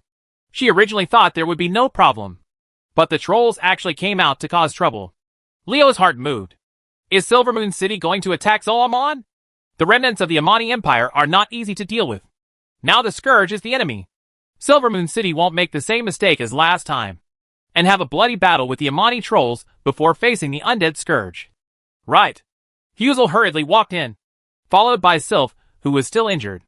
Count Liadrin, the Dark Pine Troll attacked our team, and took away the gifts we planned to give to the Undercity. A small Dark Pine tribe dared to jump out. Didn't he know that the Blood Elves who had just defeated Disong were in full swing? It's too slow to send out troops now. Let's do this. I'll go for a walk, little girl. You can help me lead the way. Leo pulled Thetis out of the ziggurat. Isn't it as obscene to snatch a little girl's bow as to snatch a little lowly's lollipop? The Dark Pine Trolls are really shameless. They must teach these guys a lesson, and let them understand that the risk of robbery is too high, and not everyone can do it. Chapter 318 The Queen's Necklace. In the Land of Ghosts, a 4-headed bone dragon flew across the sky, exuding a dragon power unique to giant dragons, warning curious peepers not to mess with me. Brother Leo, the place ahead is where we encountered the attack. Thetis, who was standing above Parashion, took Leo's hand and pointed diagonally at the ground in front of her. Looking in the direction she pointed, Leo saw the corpses of a dozen elves on the ground. What surprised him was that these elves were dressed in unusual ways. Thetis, are you connected to Darnassus? That's right. It's Darnassus. Leo recognized the elves on the ground from their clothes at a glance. They were actually night elves. First nodding, then shaking her head, Thetis looked troubled. Sister said I'm not allowed to tell others. This little girl. Her expression already told the answer. Leo ruffled Thetis's hair and was about to speak amid the angry expression of the little girl. But something suddenly occurred to his mind. Little girl. The Dark Pine Troll stole the necklace? Thetis pouted, with fear on her face. Yes. That troll with the skull on it is so scary. Indeed it is. Thetis' words confirmed Leo's guess. He already knew what the Dark Pine Troll had stolen. Lydron said it was a gift for Sylvanas, which was really suitable. During her lifetime, she was the Ranger Lord of Quel'Thalas, who was admired by everyone. She was the most rebellious among the 3 Windrunner sisters. It was precisely because of her personality that after her death, she acted very strong and courageous. Faced all hardships. Faced with the vengeance of genocide, she worked hard to get rid of the control of the Lich King, led the awakened undead army, and swore to fight against the natural disaster, calling herself the Forgotten. We are neither living nor dead. We will be forgotten by both the living and the dead. We return to the world we once said goodbye to. But we can never go back to the days when we were alive. And we can never go back to the people we once loved. We are both a being and a curse. So we forget the past, and are forgotten by the past. Yes, she is Sylvanas Windrunner, one of the 3 Windrunner sisters, and now Queen Sylvanas of the Forsaken. The thing that was snatched away by the Dark Pine Troll was none other than the Queen's necklace, a gift given to her by Sylvanas' sister, Illyria Windrunner. This is incredible. The Dark Pine Troll stole a vital thing. This necklace is something that records the beautiful memories of the Forsaken Queen. Silvermoon City wanted to return it to Sylvanas. It was indeed a beautiful gift. But the Dark Pine Troll killed it and took it away. Robbed. A bunch of idiots. Do they think they can rob anything? It's really asking for death. The Dark Pine Trolls were undoubtedly looking for death by snatching this thing. Even if the Blood Elves didn't settle the score with them, those forgotten ones, who were loyal to Sylvanas, would not let them go. The necklace recording the Queen's beautiful memories fell into the hands of the Dark Pine Troll. Even if Sylvanas said nothing, the powerful Forsaken Sentinels would turn the Dark Pine tribe upside down. The elegy of the High Elves will definitely have a different taste when you listen to the real-life version. Leo drags his chin. In the past, he built a small account in Yamaguchi Mountain to do the Queen's Necklace mission, just to listen to the song elegy of the High Elves. Brother Leo, those trolls are in front. Leo looked ahead and saw a group of Blood Elves fighting fiercely with a group of trolls. There are also Blood Elves flying in the sky controlling several Dragon Eagles. They are the Dragon Eagle Knights of Silvermoon City. Ignoring the Dragon Hawk Knights, Leo directly let the 4-headed bone dragon pounce towards the ground. Amidst the thundering roar of the dragon, 2 Twilight Bone Dragons faced a red-haired man with 2 skulls stuck on his back. The wooden spear was thrown at the troll, who was casting a lightning spell. 200-meter-long bone dragons fell from the sky. The red-haired troll was startled. But he was frightened but did not panic. He immediately adjusted his attack target and hit the Twilight Bone Dragon with the spell he had prepared. Snap! Snap! The spell that the red-haired troll released quickly deflected after hitting the first Twilight Bone Dragon, drawing a bright white trajectory in the air and hitting the second Twilight Bone Dragon. Chain lightning. After sending out the lightning chain, the red-haired troll did not stop moving. During the fluctuation of the dark elements in his hand, 2 curse spells were applied to the Twilight Bone Dragon. With the curse of the red-haired troll in its body, the Twilight Bone Dragon's size quickly shrank like a punctured air bag. In the blink of an eye, its body, that was 100 meters long, became only 10 meters long. It was the shrinking curse that the red-haired troll was good at, as a warlock who plays with curses and shadow powers. Leo couldn't help but feel a little moved after seeing this unconventional curse. Brother Leo. He was the one who stole Thetis' bow. Thetis pointed at the red-haired troll with an angry look. In fact, Leo already knew it was him. After all, he was the only troll present with 2 skulls on his body. Elf, what good things have you brought to the evil Kilgash? After shrinking the 2 Twilight Bone Dragons, the red-haired troll laughed arrogantly when he saw Thetis. This guy does have the ability to be arrogant. Under his shrinking curse, the Twilight Bone Dragon has shrunk in size, and its attack power has dropped sharply. It has already fallen from the epic level to the legendary level. The Twilight Bone Dragon, which only had the strength of the legendary realm, was not in the eyes of Kilgash at all. The effect of the shrinking curse is great. This troll named Kilgash is quite attractive. In this case, I will give you a shot. Leo flicked his fingers, and 2 strands of green mist intertwined with the thickness of his fingers hit Kilgash. Upon seeing this, the latter hurriedly greeted him with the lightning arrows gathered in his hand. It wasn't that Kilgash didn't know how to dodge, but that Leo's chaos arrow shot too fast, and he didn't have time to run. After shooting a lightning bolt, Kilgash began to gather a second spell. From the moment he saw Leo's ability to instantly fire chaos arrows, Kilgash knew that he was in big trouble. This human warlock's mental power was too great. It was too powerful. And the magic he struck casually was more offensive than the lightning bolt he used with all his strength. The bright white lightning arrow met the green chaos arrow. Without any suspense, the lightning arrow was swallowed by the chaos arrow. The dazzling bright white disappeared, leaving only the green color to continue moving forward. Before the chaos arrow hit Killgash, the troll's second lightning bolt was finally fired in time. Killgash secretly wiped his cold sweat. Fortunately, the lightning bolt was launched in time. This second lightning bolt was enough to offset the chaos arrow of the human warlock. But as soon as the thought in his mind arose, his chest felt cold at first, and then severe pain hit him. Killgash was not mistaken. His two lightning arrows indeed offset the green mist of the chaos arrow. Under normal circumstances, he successfully neutralized the opponent's attack. But who put him in an abnormal situation? Just when the chaos arrow was about to disappear, two bone spears suddenly shot out of the dissipating green mist. With two muffled pops, Killgash was stabbed to the core. One bone spear penetrated his heart, and another opened a large hole in his neck. Under the powerful penetrating force, the bone spear pierced Killgash's body, and then penetrated deeply into the ground until it reached the handle. Two vital points were attacked, and it was useless no matter how good the troll's body was in its ability to recover. Killgash fell straight down after 2 weeks' struggles. So what if the body's ability to recover is abnormally strong? I won't give you a chance to get hurt. I'll kill you right away. Seeing Killgash being instantly killed by Leo with one blow, Thetis cheered. If you dare to steal Thetis things, I'll ask Brother Leo to beat you up. The little girl jumped down with a smile, and took the hurricane bow back from Killgash. She seemed to feel upset, and kicked Killgash hard twice, and then started to whip the corpse inhumanely. Behavior. Leo was just amused. His eyes suddenly froze, and he held his right hand in the air. A figure was grabbed out of the corner, and flew towards Leo under the tug of the dark element. Stop! I don't mean any harm. Human! The captured figure struggled twice, and broke free from the shackles of the dark element. No offense? Leo curled his lips. If there was no malice, why were you sneaking around? A dark element hooded this figure, and Leo didn't give him a chance to explain. This guy was also a troll, and he was still hiding quietly in the dark. In this situation, did it matter whether he was an enemy or a friend? The troll kicked his legs and jumped out of the attack range of Shadow Fury in the blink of an eye. The hunter's back jump turns out to be a troll hunter. Leo snorted coldly, and the two Twilight Bone Dragons, freed from the influence of the shrinking curse, roared and unleashed their anger on the troll hunters. The troll hunter didn't dare to hesitate when he saw the Twilight Bone Dragon's aggressive attack. He made a mistake with his hands, and two weapons modeled after the elf crescent blade appeared. The sound of sharp blades swiping through the air was heard, and in the dazzling light of the swords, bone fragments flew everywhere, and a layer of the dragon's claws that the Twilight Bone Dragon slapped at the troll hunter were sliced off.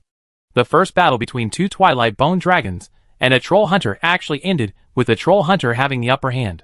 After suffering a loss at the hands of the troll hunters, the Twilight Bone Dragons naturally would not give up. They roared and attacked again, and two thick dragon tails swept away one after another. The troll hunter turned his body sideways and easily avoided the dragon's tail sweep. At the same time, he slashed the weapon in his hand quickly. With two clanging sounds, two half-foot-long dragon tail bones detached from the Twilight Bone Dragon. The first time the Twilight Bone Dragon suffered a loss could be said to be accidental. But the second time, there was no excuse. The troll hunter was really good at close combat, and the two Twilight Bone Dragons couldn't do anything to him. If he hadn't been worried about Leo, the Twilight Bone Dragon suffered even greater losses.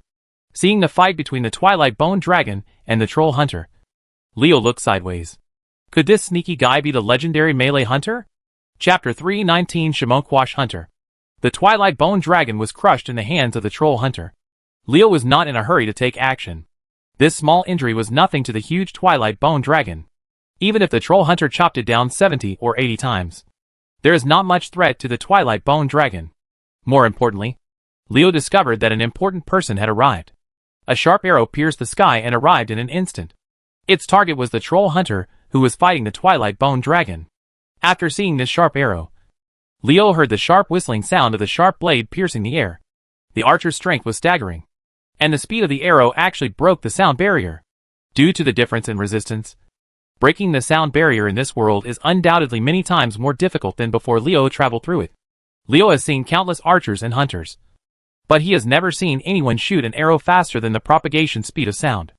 Even the bone spear that Leo used with all his strength could not reach this level. The sharp arrow struck, and the troll hunter twisted his body, and only had time to avoid the vital point on his chest. A stream of blood flew out, and his shoulder was shot through. A blood elf appeared from a distance. It was Hawksbill, the Ranger King. What an amazing archery! Leo secretly changed places between himself and the troll hunter. He found that he had no way to dodge Hawksbill's sneak attack, and could only choose to resist forcefully. However, he had multiple spells to protect him, and Leo was not afraid. A little surprised by Hawksbill's archery skills, Leo's eyes were attracted by the big bow in his hand. The bow is like a soaring dragon eagle. The golden bow is embellished with a red gem. The fire magic power emitted from the gem causes the entire bow to flash with a crimson light from time to time. Phoenix Sun Fury? No. It should be the Skyfire Eagle bow. The moment the arrow was shot through, the troll hunter's movement slowed down a beat, and the Twilight Bone Dragon slapped down most of his body into the ground with one claw, leaving only the upper part of his chest exposed. Upon seeing this, Hawksbill was about to shoot the living target with an arrow, when the troll hunter shouted, "I was sent by Chief Thrall. Don't hit!" Hearing what the troll hunter said, Hawksbill and Leo stopped attacking. "Are you from the Dark Spear tribe? Why didn't you make it clear?" Leo's question made the troll hunter want to vomit blood. "I really want to make it clear. Will you give me a chance? This human being is so cunning. He put all the responsibility on me when he asked this question." Although Hawksbill did not attack, it seemed from his posture that the Ranger King could launch a fatal attack on the troll hunter at any time. Thrall, the leader of the orcs, has a wise vision, a broad mind, and a far-sighted vision. In Leo's view, Thrall's only stain now is his scandal with Jaina. Well, from the perspective of the tribe, this is completely the alliance that's ruining the warship's reputation. Will Thrall send a troll here? Hawksbill snorted coldly. Everyone knew about the conflict between the Blood Elves and the trolls. Thrall was too wise to do this unless there was a special reason. A member of the Dark Spear tribe? Leo deduced his identity from the skill of the troll hunter. Are you the Shimokwash hunter from Valjean? The Dark Spear tribe, led by their chief Valjean, has already formed an alliance with Orgrimmar. They established a village, Sinjin Village, in Duroder. The Echo Islands offshore from Sinjin Village are already their favorite territory. The Shimokwash hunters are the elite guards around Valjean, and those who can be selected are all powerful Dark Spear warriors. From the skill of this troll, Leo has roughly inferred how powerful the Shimokwash hunter is. It is absolutely no problem for a Shimokwash hunter to single-handedly defeat a Twilight Bone Dragon. In other words, this is an epic troop. Leo cursed secretly in his heart. The foundation of the powerful race was indeed deep, far beyond what he could compare with now. But that's just for now. Leo believes that it won't be long before he has the strength to challenge them. The Shimokwash hunter carefully took out a letter that was encrypted with magic. Although everyone could communicate directly through communication magic, the major forces still had to send messengers, because this would appear official enough. A Silver Moon Ranger who came with Hawksbill took the letter from the troll, and handed it to Hawksbill after checking it. The scene that happened next let Leo know why Hawksbill was not close to Haldurin and Lorthimar, both of whom were rangers, in Silvermoon City. The letter that Lorthimar was supposed to open actually he opened it directly, and after checking it, the Ranger King handed it to the ranger who delivered the letter, signaling him to return to Silvermoon City and hand the letter to Lorthimar. Leo shook his head secretly. Hawksbill really didn't have any scruples in doing things. He didn't want to think about how Lorthimar would react. Okay, your identity is confirmed. Hawksbill said a word and ignored the troll hunter. He opened the Skyfire Eagle bow. Leo saw his fingers trembling a few times, as if he were randomly plucking the bowstring, and several sharp arrows shot out, with its powerful penetrating power. Each sharp arrow penetrated the heads of at least 3 dark pine trolls. What a fast attack! What a precise arrow! What a powerful headshot! Hawksbill's archery skills really opened Leo's eyes, and allowed him to see the power of the ranger. Hawksbill is so powerful. How powerful will Sylvanas be? Can you wait a moment? The Shimokwash hunter was a little anxious when he saw this. After he broke free from the ground, the bowstring of Hawksbill's Skyfire Eagle bow trembled, and hundreds of dark pine trolls had become the souls of his arrows. Leo turned on the spectator mode with great interest.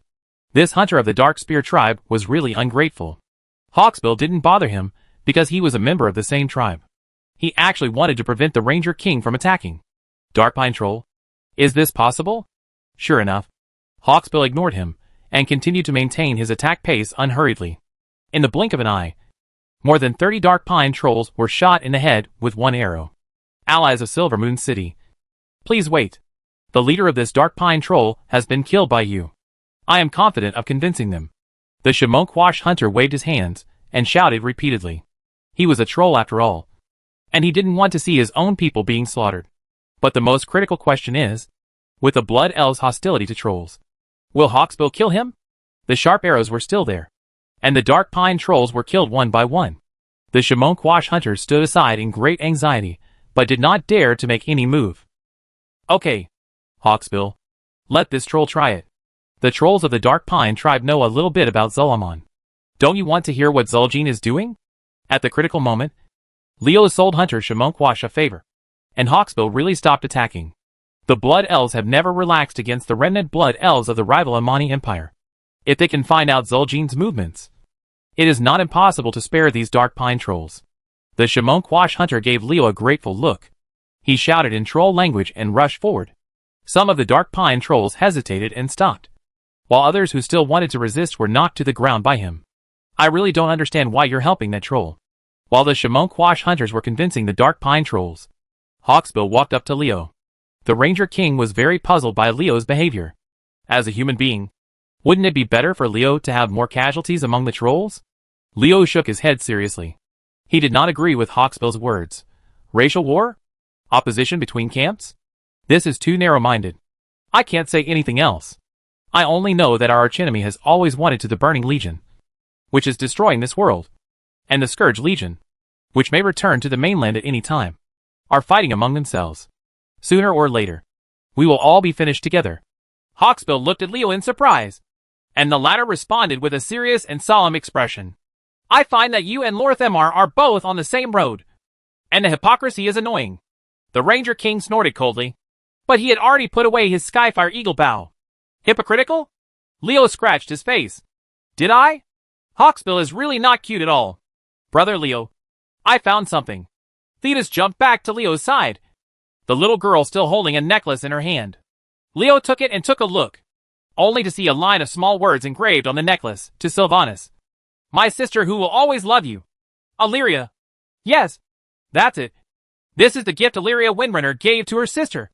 The Queen's necklace that records the beautiful memories of the Forsaken Queen. This is something from Silver Moon City, Hawksbill said as he reached out to grab the necklace, trying to take it back from Leo's hand. The latter turned around slightly and handed the necklace back to Thetis. I know this is something from Silver Moon City.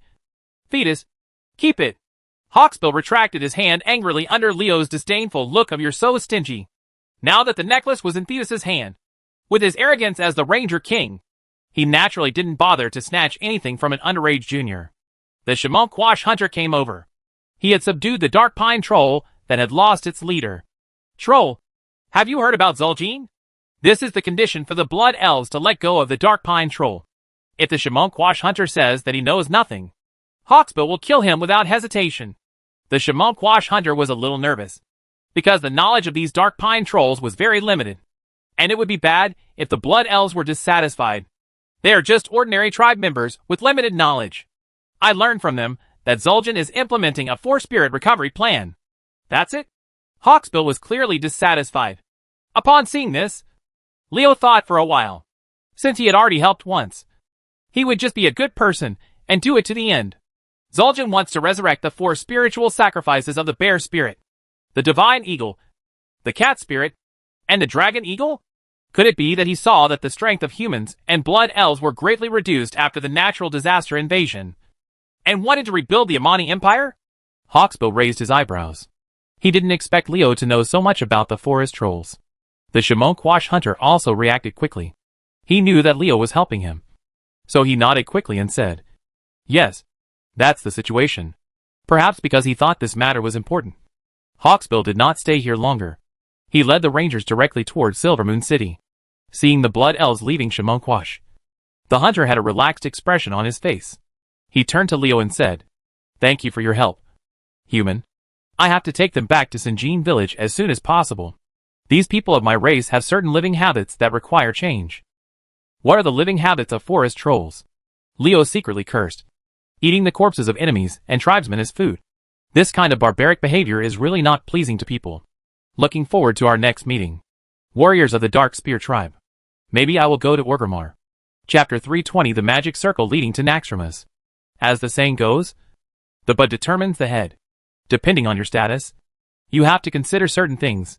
When you sit in a different position, the level and angle from which you consider issues will change accordingly. When Leo first arrived in the Arthi Highlands, all he thought about was how to defeat the Forsaken Army in the Undercity and establish meritorious service in the Storm Expeditionary Force so that he could be promoted to a higher rank. But now, being promoted to a higher position based on Leo's strength has no appeal to him. In order to assist Scarlet in revitalizing the Kingdom of Arath, what he now has to study is the general trend. The general trend of the world. In order for the Kingdom of Arath to rise again and become one of the world's top forces, only by studying the situation of the entire world can we make a correct judgment. Otherwise, if you just keep your head down and fight hard, you won't know when you will end up being a gun in someone else's hands and end up being thankless. Leo knew that in terms of wisdom and foresight, he was not as good as the leaders of many forces. But when it came to being tolerant and not extreme, these people might not be as good as him. The Horde and the Alliance are mortal enemies, and they will fight to the death when they meet. Please, these disputes are meaningless in front of the Scourge Legion and the Burning Legion that can destroy everyone.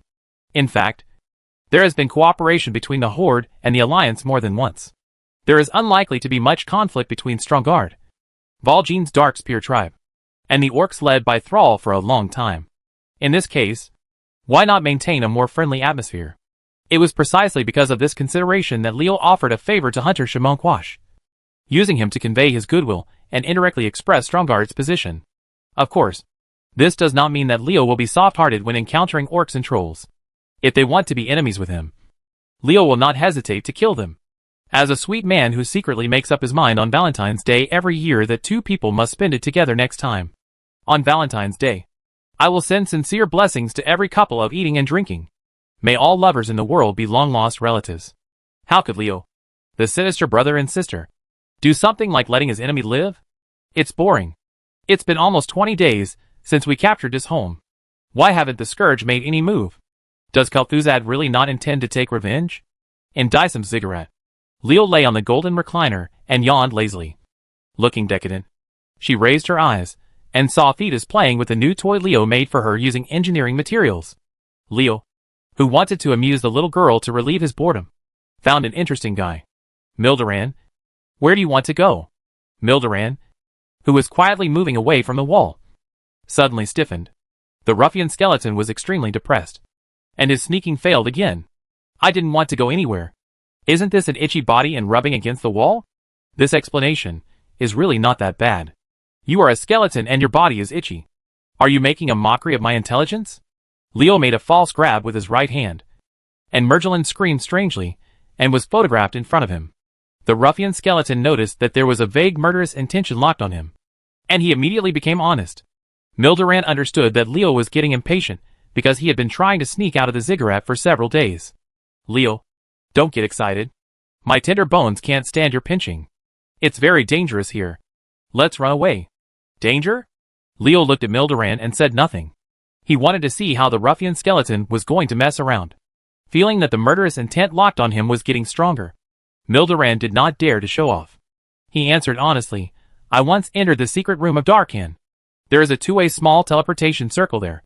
You know this method? Is the formation connected to somewhere? Darkhan still has a secret room in the ziggurat? A dangerous light appeared in Leo's eyes. Milgelin, the ruffian skeleton, knew clearly but never told him. What did he want to do by keeping this secret? Leo already had an idea of where the magic circle in Darkhan's chamber would lead. There is a secret room in the ziggurat, and there is a two-way teleportation circle in the secret room. He actually stayed here for more than half a month without realizing it.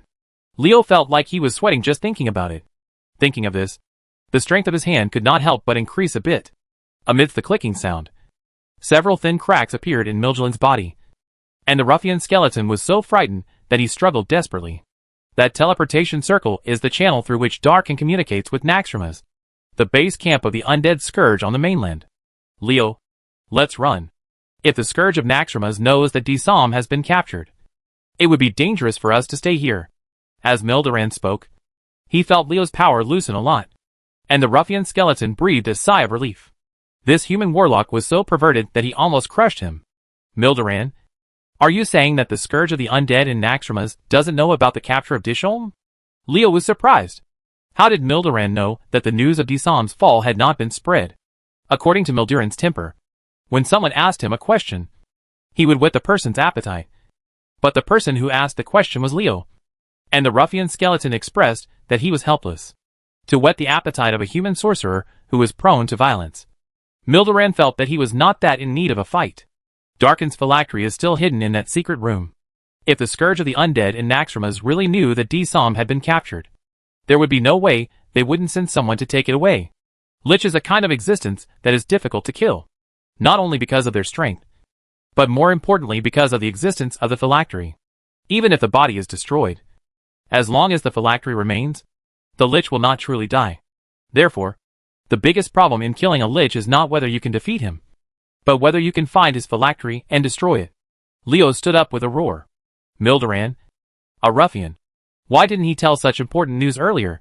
No one asked me. The ruffian skeleton followed Leo's example and shrugged.